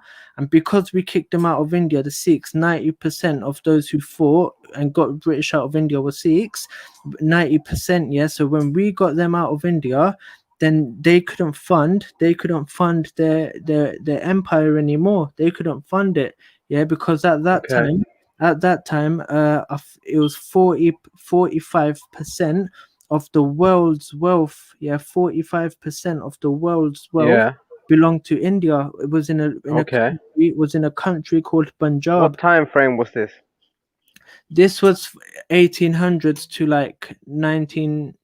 So you're saying at that, at that certain. Do you know how much they stole from us? Do you know how much they stole from Punjab? From just Punjab, they stole. Yeah, but why are most of you so patriotic then? Like, why do you love? Like, you say all these things, but like many Sikhs that you speak to, they're in love with the empire still. Like, whatever part of it, or whatever's still left of it, it's like because they love it. They're so proud.